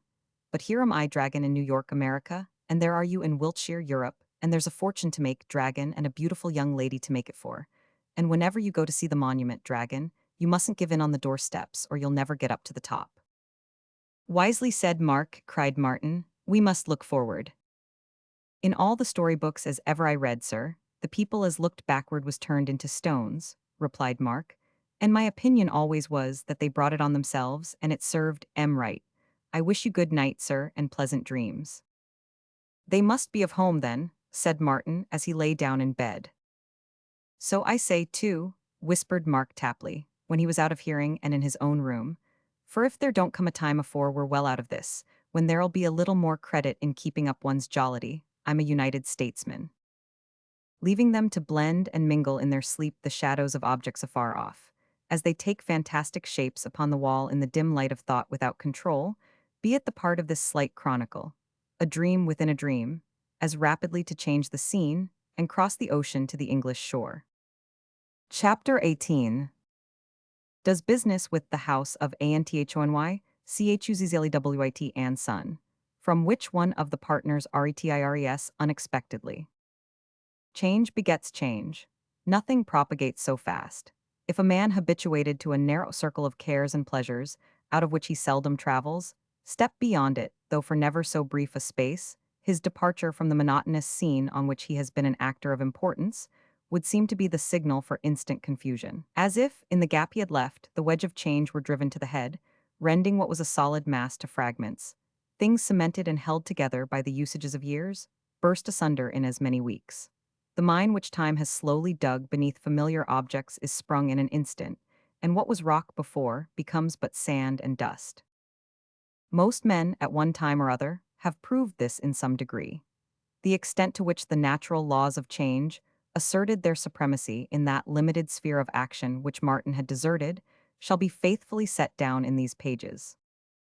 "What a cold spring it is," whimpered old Anthony, drawing near the evening fire. "It was a warmer season, sure, when I was young." "You needn't go scorching your clothes into holes, whether it was or not," observed the amiable Jonas, raising his eyes from yesterday's newspaper. "Broadcloth ain't so cheap as that comes to." "A good lad," cried the father, breathing on his cold hands and feebly chafing them against each other. "A prudent lad, he never delivered himself up to the vanities of dress. No, no." "I don't know but I would, though, mind you, if I could do it for nothing," said his son as he resumed the paper. "Ah," chuckled the old man, "if indeed, but it's very cold." "Let the fire be," cried Mr. Jonas, stopping his honored parent's hand in the use of the poker. "Do you mean to come to want in your old age that you take to wasting now?" "There's not time for that, Jonas," said the old man. "Not time for what?" bawled his heir. "For me to come to want, I wish there was." "You always were as selfish an old blade as need be," said Jonas in a voice too low for him to hear, and looking at him with an angry frown. "You act up to your character. You wouldn't mind coming to want, wouldn't you? I dare say you wouldn't. And your own flesh and blood might come to want too, might they, for anything you cared? Oh, you precious old flint." After this dutiful address, he took his teacup in his hand, for that meal was in progress, and the father and son and Chuffy were partakers of it. Then, looking steadfastly at his father, and stopping now and then to carry a spoonful of tea to his lips, he proceeded in the same tone, thus: "Want, indeed, you're a nice old man to be talking of want at this time of day. Beginning to talk of want, are you? Well, I declare, there isn't time? No, I should hope not, but you'd live to be a couple of hundred if you could, and after all be discontented. I know you." The old man sighed, and still sat cowering before the fire. Mr. Jonas shook his Britannia metal teaspoon at him, and taking a loftier position, went on to argue the point on high moral grounds. "If you're in such a state of mind as that," he grumbled, but in the same subdued key, "why don't you make over your property? Buy an annuity cheap and make your life interesting to yourself and everybody else that watches the speculation. But no, that wouldn't suit you. That would be natural conduct to your own son, and you like to be unnatural and to keep him out of his rights. Why, I should be ashamed of myself if I was you, and glad to hide my head in the what you may call it." Possibly this general phrase supplied the place of grave, or tomb, or sepulchre, or cemetery, or mausoleum, or other such word which the filial tenderness of Mr. Jonas made him delicate of pronouncing. He pursued the theme no further, for Chuffy, somehow discovering, from his old corner by the fireside, that Anthony was in the attitude of a listener, and that Jonas appeared to be speaking, suddenly cried out like one inspired. "He is your own son, Mr. Chuzzlewit, your own son, sir." Old Chuffy little suspected what depth of application these words had, or that, in the bitter satire which they bore, they might have sunk into the old man's very soul, could he have known what words here hanging on his own son's lips, or what was passing in his thoughts. But the voice diverted the current of Anthony's reflections and roused him. "Yes, yes, Chuffy, Jonas is a chip of the old block. It is a very old block now, Chuffy," said the old man with a strange look of discomposure. "Precious old," assented Jonas. "No, no, no," said Chuffy. "No, Mr. Chuzzlewit, not old at all, sir." "Oh, he's worse than ever, you know," cried Jonas, quite disgusted. "Upon my soul, father, he's getting too bad. Hold your tongue, will you?" "He says you're wrong," cried Anthony to the old clerk. "Tut, tut," was Chuffy's answer. "I know better. I say he's wrong. I say he's wrong. He's a boy, that's what he is. So are you, Mr. Chuzzlewit, a kind of boy? Ha, ha, ha, you're quite a boy to many I have known. You're a boy to me. You're a boy to hundreds of us. Don't mind him." With which extraordinary speech, for in the case of Chuffy, this was a burst of eloquence without a parallel, the poor old shadow drew through his palsied arm his master's hand, and held it there, with his own folded upon it, as if he would defend him. "I grow deafer every day, Chuff," said Anthony, with as much softness of manner, or, to describe it more correctly, with as little hardness as he was capable of expressing. "No, no," cried Chuffy. "No, you don't. What if you did? I've been deaf this 20 year." "I grow blinder, too," said the old man, shaking his head. "That's a good sign," cried Chuffy. "Ha, ha, the best sign in the world, you saw too well before."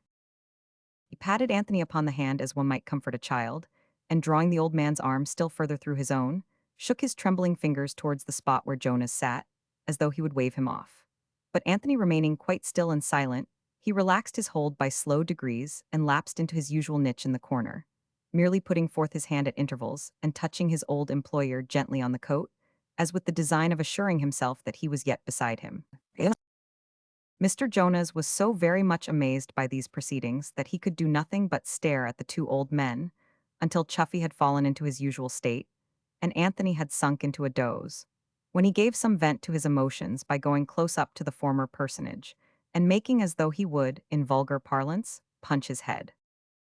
"They've been carrying on this game," thought Jonas in a brown study, "for the last 2 or 3 weeks. I never saw my father take so much notice of him as he has in that time.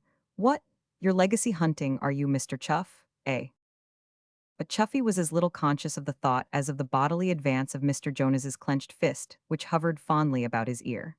When he had scowled at him to his heart's content, Jonas took the candle from the table, and walking into the glass office, produced a bunch of keys from his pocket. With one of these he opened a secret drawer in the desk, peeping stealthily out, as he did so, to be certain that the two old men were still before the fire. "All is right as ever," said Jonas, propping the lid of the desk open with his forehead and unfolding a paper. "Here's the will, Mr. Chuff. £30 a year for your maintenance, old boy, and all the rest to his only son, Jonas. You needn't trouble yourself to be too affectionate. You won't get anything by it, what's that?" It was startling, certainly. A face on the other side of the glass partition looking curiously in, and not at him but at the paper in his hand. For the eyes were attentively cast down upon the writing, and were swiftly raised when he cried out. Then they met his own, and were as the eyes of Mr. Pecksniff. Suffering the lid of the desk to fall with a loud noise, but not forgetting even then to lock it, Jonas, pale and breathless, gazed upon this phantom. It moved, opened the door, and walked in. "What's the matter?" cried Jonas, falling back. "Who is it? Where do you come from? What do you want?" "Matter?" cried the voice of Mr. Pecksniff, as Pecksniff in the flesh smiled amiably upon him. "The matter, Mr. Jonas." "What are you prying and peering about here for?" said Jonas, angrily. "What do you mean by coming up to town in this way and taking one unawares? It's precious odd a man can't read the newspaper in his own office without being startled out of his wits by people coming in without notice. Why didn't you knock at the door?" "So I did, Mr. Jonas," answered Pecksniff, "but no one heard me. I was curious," he added in his gentle way as he laid his hand upon the young man's shoulder, "to find out what part of the newspaper interested you so much, but the glass was too dim and dirty." Jonas glanced in haste at the partition. Well, it wasn't very clean. So far he spoke the truth. "Was it poetry now?" said Mr. Pecksniff, shaking the forefinger of his right hand with an air of cheerful banter. "Or was it politics? Or was it the price of stock? The main chance, Mr. Jonas, the main chance, I suspect." "You ain't far from the truth," answered Jonas, recovering himself and snuffing the candle. "But how the deuce do you come to be in London again?" "Echoed. It's enough to make a man stare, to see a fellow looking at him all of a sudden, who he thought was 60 or 70 miles away." "So it is," said Mr. Pecksniff. "No doubt of it, my dear Mr. Jonas, for while the human mind is constituted as it is—" "Oh, bother the human mind," interrupted Jonas with impatience. "What have you come up for?" "A little matter of business," said Mr. Pecksniff, "which has arisen quite unexpectedly." "Oh," cried Jonas, "is that all? Well, here's father in the next room. Hallo, father, here's Pecksniff. He gets more addlepated every day he lives, I do believe," muttered Jonas, shaking his honored parent roundly. "Don't I tell you Pecksniff here, stupid head?" The combined effects of the shaking and this loving remonstrance soon awoke the old man, who gave Mr. Pecksniff a chuckling welcome, which was attributable in part to his being glad to see that gentleman, and in part to his unfading delight in the recollection of having called him a hypocrite. As Mr. Pecksniff had not yet taken tea, indeed he had, but an hour before, arrived in London, the remains of the late collation, with a rasher of bacon, were served up for his entertainment, And as Mr. Jonas had a business appointment in the next street, he stepped out to keep it, promising to return before Mr. Pecksniff could finish his repast. "And now, my good sir," said Mr. Pecksniff to Anthony, "now that we are alone, pray tell me what I can do for you. I say alone because I believe that our dear friend Mr. Chuffy is, metaphysically speaking, shall I say a dummy?" asked Mr. Pecksniff with his sweetest smile and his head very much on one side. "He neither hears us," replied Anthony, "nor sees us." "Why then," said Mr. Pecksniff, "I will be bold to say, with the utmost sympathy for his afflictions, and the greatest admiration of those excellent qualities which do equal honor to his head and to his heart, that he is what is playfully termed a dummy. You were going to observe, my dear sir." "I was not going to make any observation that I know of," replied the old man. "I was," said Mr. Pecksniff mildly. "Oh, you were, what was it?"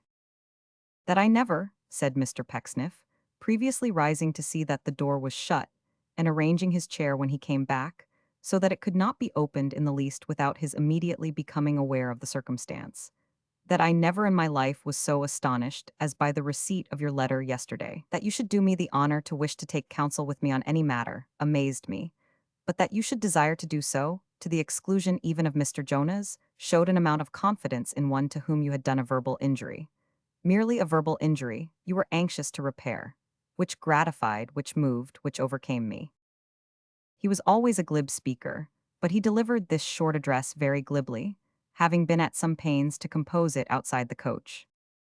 Although he paused for a reply, and truly said that he was there at Anthony's request, the old man sat gazing at him in profound silence and with a perfectly blank face. Nor did he seem to have the least desire or impulse to pursue the conversation, though Mr. Pecksniff looked towards the door, and pulled out his watch, and gave him many other hints that their time was short, and Jonas, if he kept his word, would soon return. But the strangest incident in all this strange behavior was that of a sudden, in a moment, so swiftly that it was impossible to trace how, or to observe any process of change, his features fell into their old expression, and he cried, striking his hand passionately upon the table, as if no interval at all had taken place, "Will you hold your tongue, sir, and let me speak?"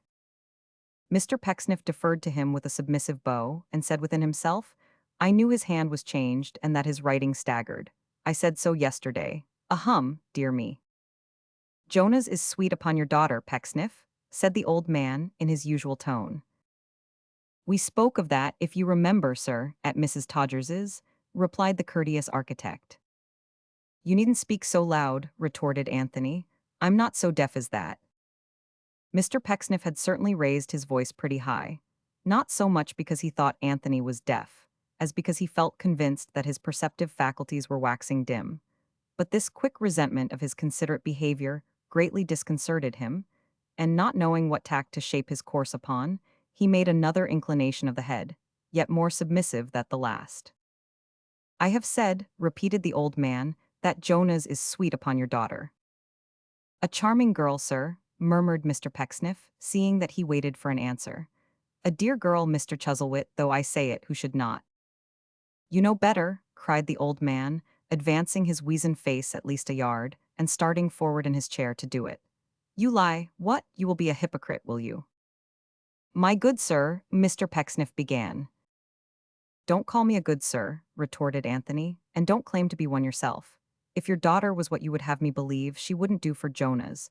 Being what she is, I think she will. He might be deceived in a wife. She might run riot, contract debts, and waste his substance. Now when I am dead." His face altered so horribly as he said the word, that Mr. Pecksniff really was fain to look another way. "It will be worse for me to know of such doings than if I was alive, for to be tormented for getting that together, which even while I suffer for its acquisition, is flung into the very kennels of the streets, would be insupportable torture." "No," said the old man hoarsely, "let that be saved at least. Let there be something gained and kept fast hold of when so much is lost." "My dear Mr. Chuzzlewit," said Pecksniff, "these are unwholesome fancies, quite unnecessary, sir, quite uncalled for, I am sure. The truth is, my dear sir, that you are not well." "Not dying, though?" cried Anthony, with something like the snarl of a wild animal. "Not yet, there are years of life in me. Why, look at him," pointing to his feeble clerk. "Death has no right to leave him standing, and to mow me down." Mr. Pecksniff was so much afraid of the old man, and so completely taken aback by the state in which he found him, that he had not even presence of mind enough to call up a scrap of morality from the great storehouse within his own breast. Therefore he stammered out that no doubt it was, in fairness and decency, Mr. Chuffy's turn to expire, and that from all he had heard of Mr. Chuffy, and the little he had the pleasure of knowing of that gentleman, personally, he felt convinced in his own mind that he would see the propriety of expiring with as little delay as possible. "Come here," said the old man, beckoning him to draw nearer. "Jonas will be my heir, Jonas will be rich and a great catch for you. You know that, Jonas is sweet upon your daughter." "I know that too," thought Mr. Pecksniff, "for you have said it often enough." "He might get more money than with her," said the old man, "but she will help him to take care of what they have. She is not too young or heedless and comes of a good hard griping stock. But don't you play too fine a game. She only holds him by a thread, and if you draw it too tight, I know his temper, it'll snap. Bind him when he's in the mood, Pecksniff, bind him. You're too deep. In your way of leading him on, you'll leave him miles behind. Bah, you man of oil, have I no eyes to see how you have angled with him from the first?" "Now I wonder," thought Mr. Pecksniff, looking at him with a wistful face, "whether this is all he has to say." Old Anthony rubbed his hands and muttered to himself, complained again that he was cold, drew his chair before the fire, and, sitting with his back to Mr. Pecksniff and his chin sunk down upon his breast, was, in another minute, quite regardless or forgetful of his presence. Uncouth and unsatisfactory as this short interview had been, it had furnished Mr. Pecksniff with a hint which, supposing nothing further were imparted to him, repaid the journey up and home again. For the good gentleman had never, for want of an opportunity, dived into the depths of Mr. Jonas's nature, and any recipe for catching such a son-in-law, much more one written on a leaf out of his own father's book, was worth the having. In order that he might lose no chance of improving so fair an opportunity, by allowing Anthony to fall asleep before he had finished all he had to say, Mr. Pecksniff, in the disposal of the refreshments on the table, a work to which he now applied himself in earnest, resorted to many ingenious contrivances for attracting his attention, such as coughing, sneezing, clattering the teacups, sharpening the knives, dropping the loaf, and so forth. But all in vain, for Mr. Jonas returned, and Anthony had said no more. "What, my father asleep again?" he cried as he hung up his hat and cast a look at him. "Ah, and snoring only here." "He snores very deep," said Mr. Pecksniff. "Snores deep," repeated Jonas. "Yes, let him alone for that. He'll snore for 6 at any time." "Do you know, Mr. Jonas," said Pecksniff, "that I think your father is, don't let me alarm you, breaking." "Oh, is he though?" replied Jonas with a shake of the head which expressed the closeness of his dutiful observation. "Ecode, you don't know how tough he is. He ain't upon the move yet." "It struck me that he was changed, both in his appearance and manner," said Mr. Pecksniff. "That's all you know about it," returned Jonas, seating himself with a melancholy air. "He never was better than he is now. How are they all at home? How's Charity?" "Blooming, Mr. Jonas, blooming." "And the other one, how's she?" "Volatile trifler," said Mr. Pecksniff, fondly musing. She is well. Roving from parlor to bedroom, Mr. Jonas, like a bee, skimming from post to pillar, like the butterfly, dipping her young beak into our currant wine, like the hummingbird. Ah, were she a little less giddy than she is, and had she but the sterling qualities of Cherry, my young friend." "Is she so very giddy then?" asked Jonas. "Well, well," said Mr. Pecksniff with great feeling, "let me not be hard upon my child. Beside her sister Cherry she appears so. A strange noise that, Mr. Jonas." "Something wrong in the clock, I suppose," said Jonas, glancing towards it. "So the other one ain't your favorite, ain't she?" The fond father was about to reply, and had already summoned into his face a look of most intense sensibility, when the sound he had already noticed was repeated. "Upon my word, Mr. Jonas, that is a very extraordinary clock," said Pecksniff. It would have been if it had made the noise which startled them, but another kind of timepiece was fast running down, and from that the sound proceeded. A scream from Chuffy, rendered 100 times more loud and formidable by his silent habits, made the house ring from roof to cellar, and looking round, they saw Anthony Chuzzlewit extended on the floor, with the old clerk upon his knees beside him.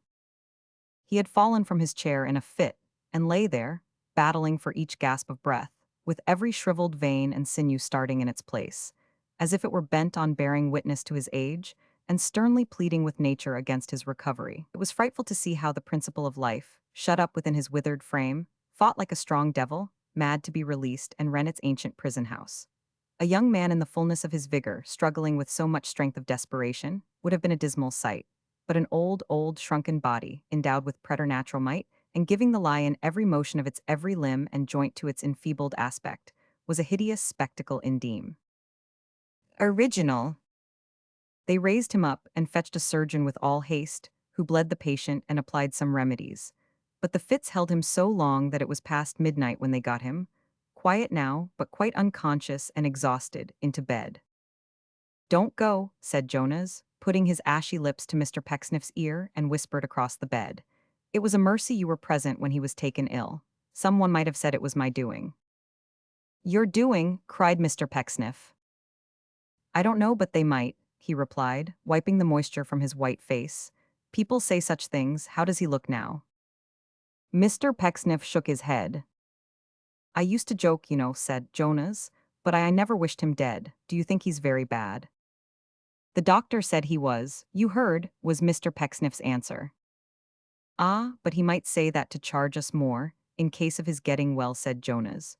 "You mustn't go away, Pecksniff. Now it's come to this, I wouldn't be without a witness for £1,000. Chuffy said not a word and heard not a word. He had sat himself down in a chair at the bedside, and there he remained, motionless, except that he sometimes bent his head over the pillow and seemed to listen. He never changed in this, though once in the dreary night Mr. Pecksniff, having dozed, awoke with a confused impression that he had heard him praying, and strangely mingling figures, not of speech but arithmetic, with his broken prayers. Jonas sat there too all night, not where his father could have seen him, had his consciousness returned, but hiding, as it were, behind him, and only reading how he looked in Mr. Pecksniff's eyes. He, the coarse upstart who had ruled the house so long, that craven cur who was afraid to move and shook so that his very shadow fluttered on the wall. It was broad, bright, stirring day when, leaving the old clerk to watch him, they went down to breakfast. People hurried up and down the street, windows and doors were opened. Thieves and beggars took their usual posts. Workmen bestirred themselves, tradesmen set forth their shops, bailiffs and constables were on the watch. All kinds of human creatures strove, in their several ways, as hard to live as the one sick old man who combated for every grain of sand in his fast-emptying glass, as eagerly as if it were an empire.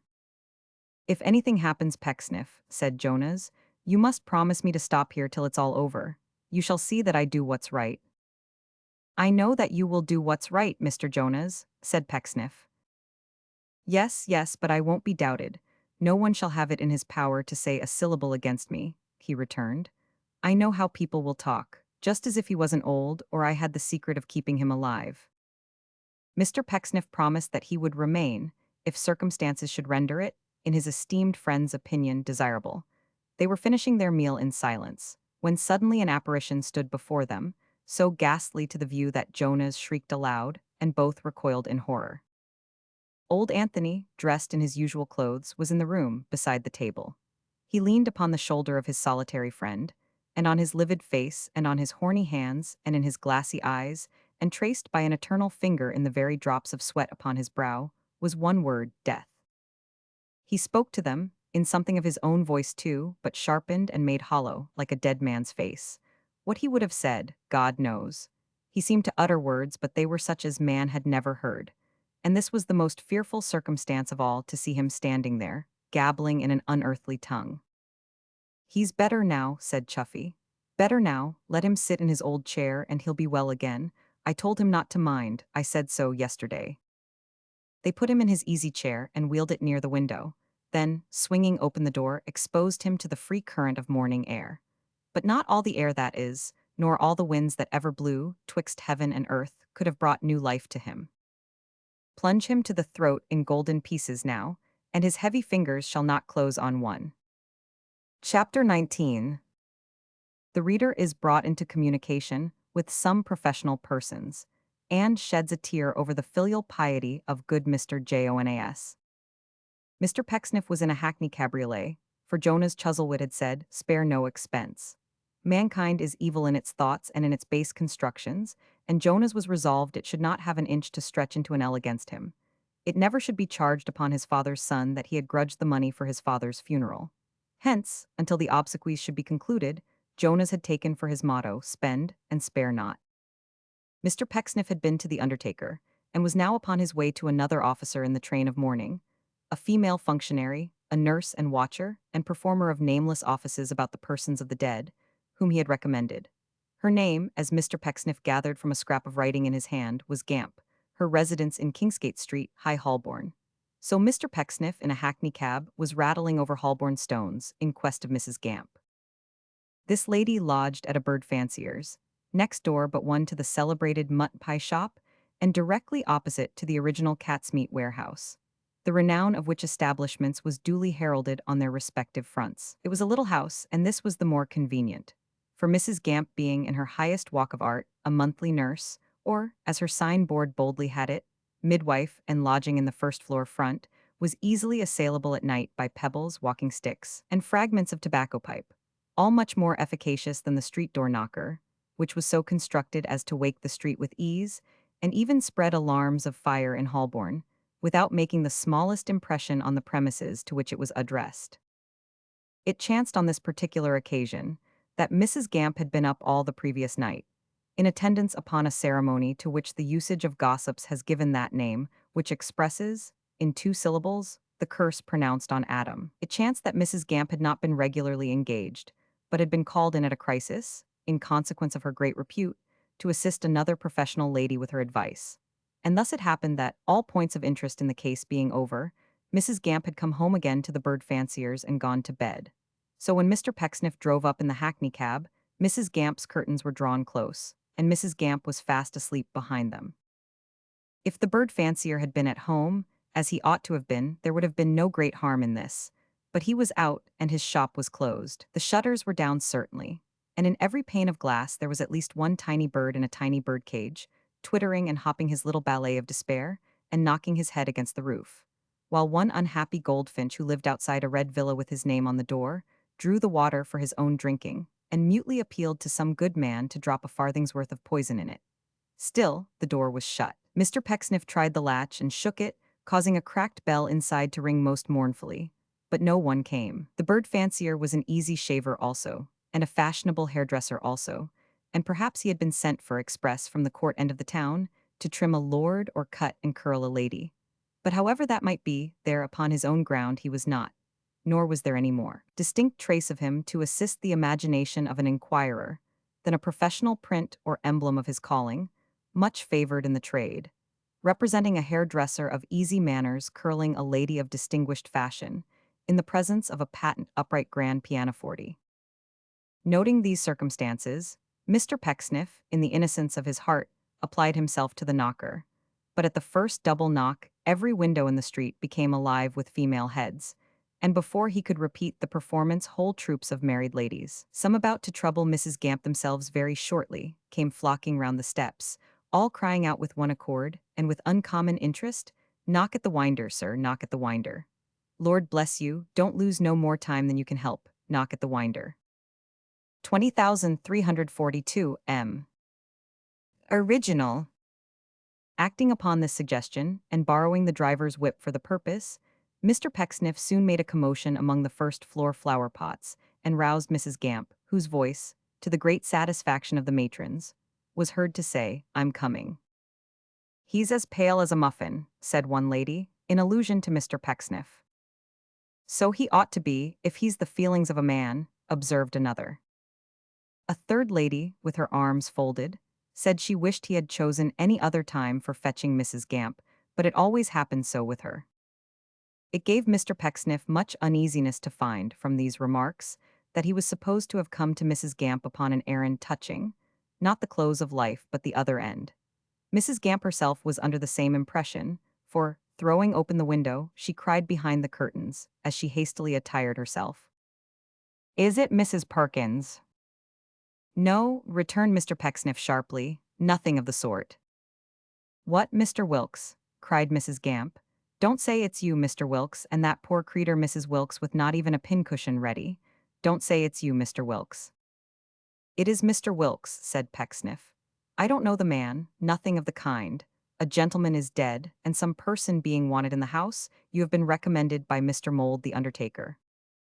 As she was by this time in a condition to appear, Mrs. Gamp, who had a face for all occasions, looked out of the window with her morning countenance, and said she would be down directly. But the matrons took it very ill that Mr. Pecksniff's mission was of so unimportant a kind, and the lady with her arms folded rated him in good round terms, signifying that she would be glad to know what he meant by terrifying delicate females with his corpses, and giving it as her opinion that he was quite ugly enough to know better. The other ladies were not at all behindhand in expressing similar sentiments, and the children, of whom some scores had now collected, hooted and defied Mr. Pecksniff quite savagely.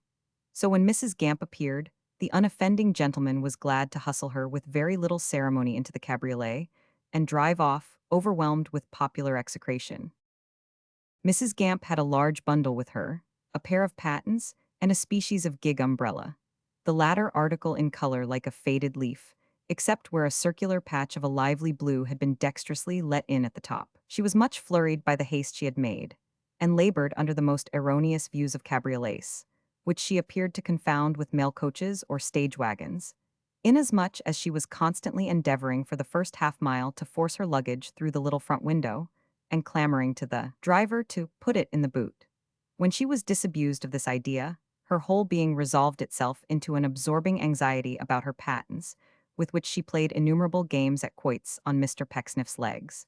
It was not until they were close upon the house of mourning that she had enough composure to observe.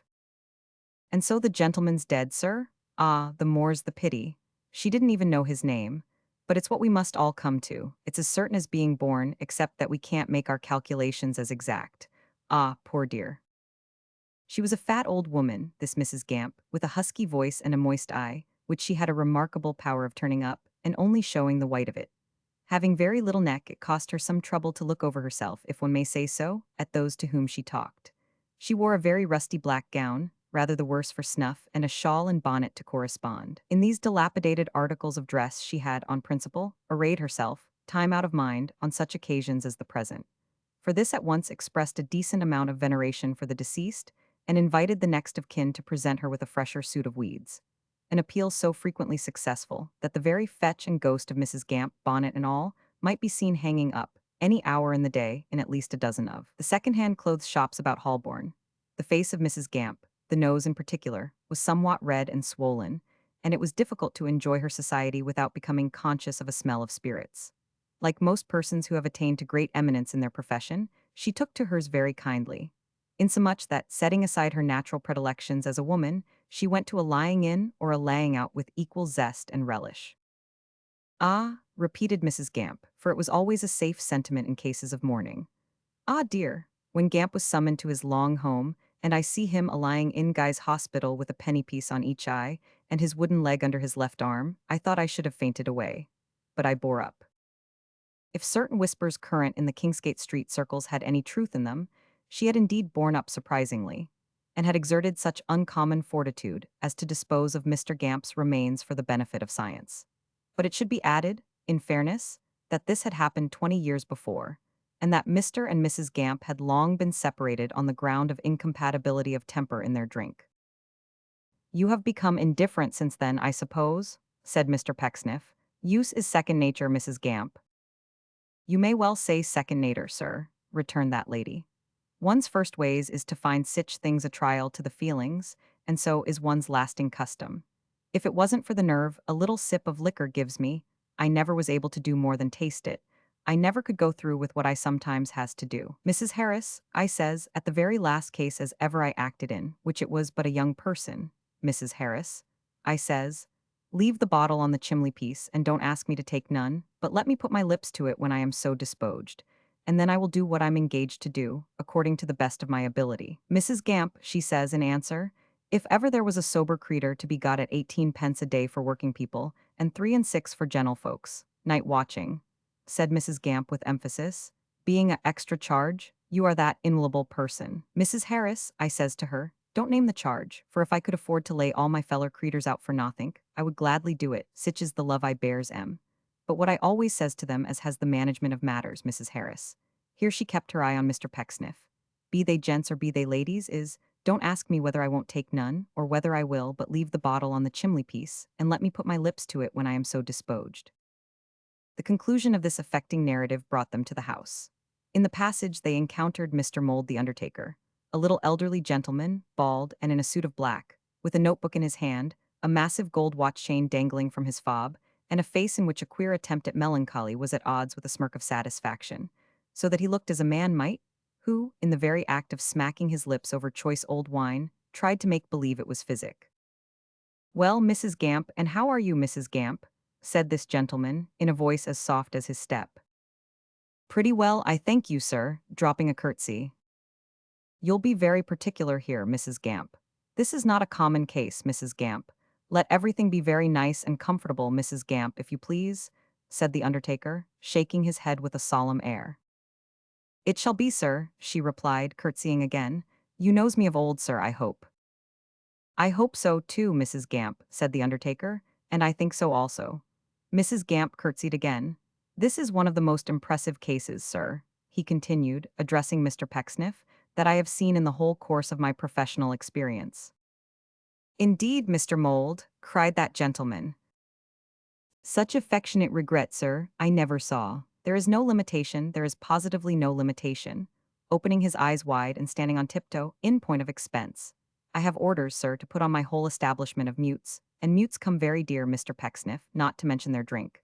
To provide silver-plated handles of the very best description, ornamented with angels' heads from the most expensive dyes.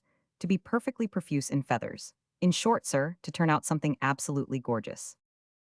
"My friend Mr. Jonas is an excellent man," said Mr. Pecksniff.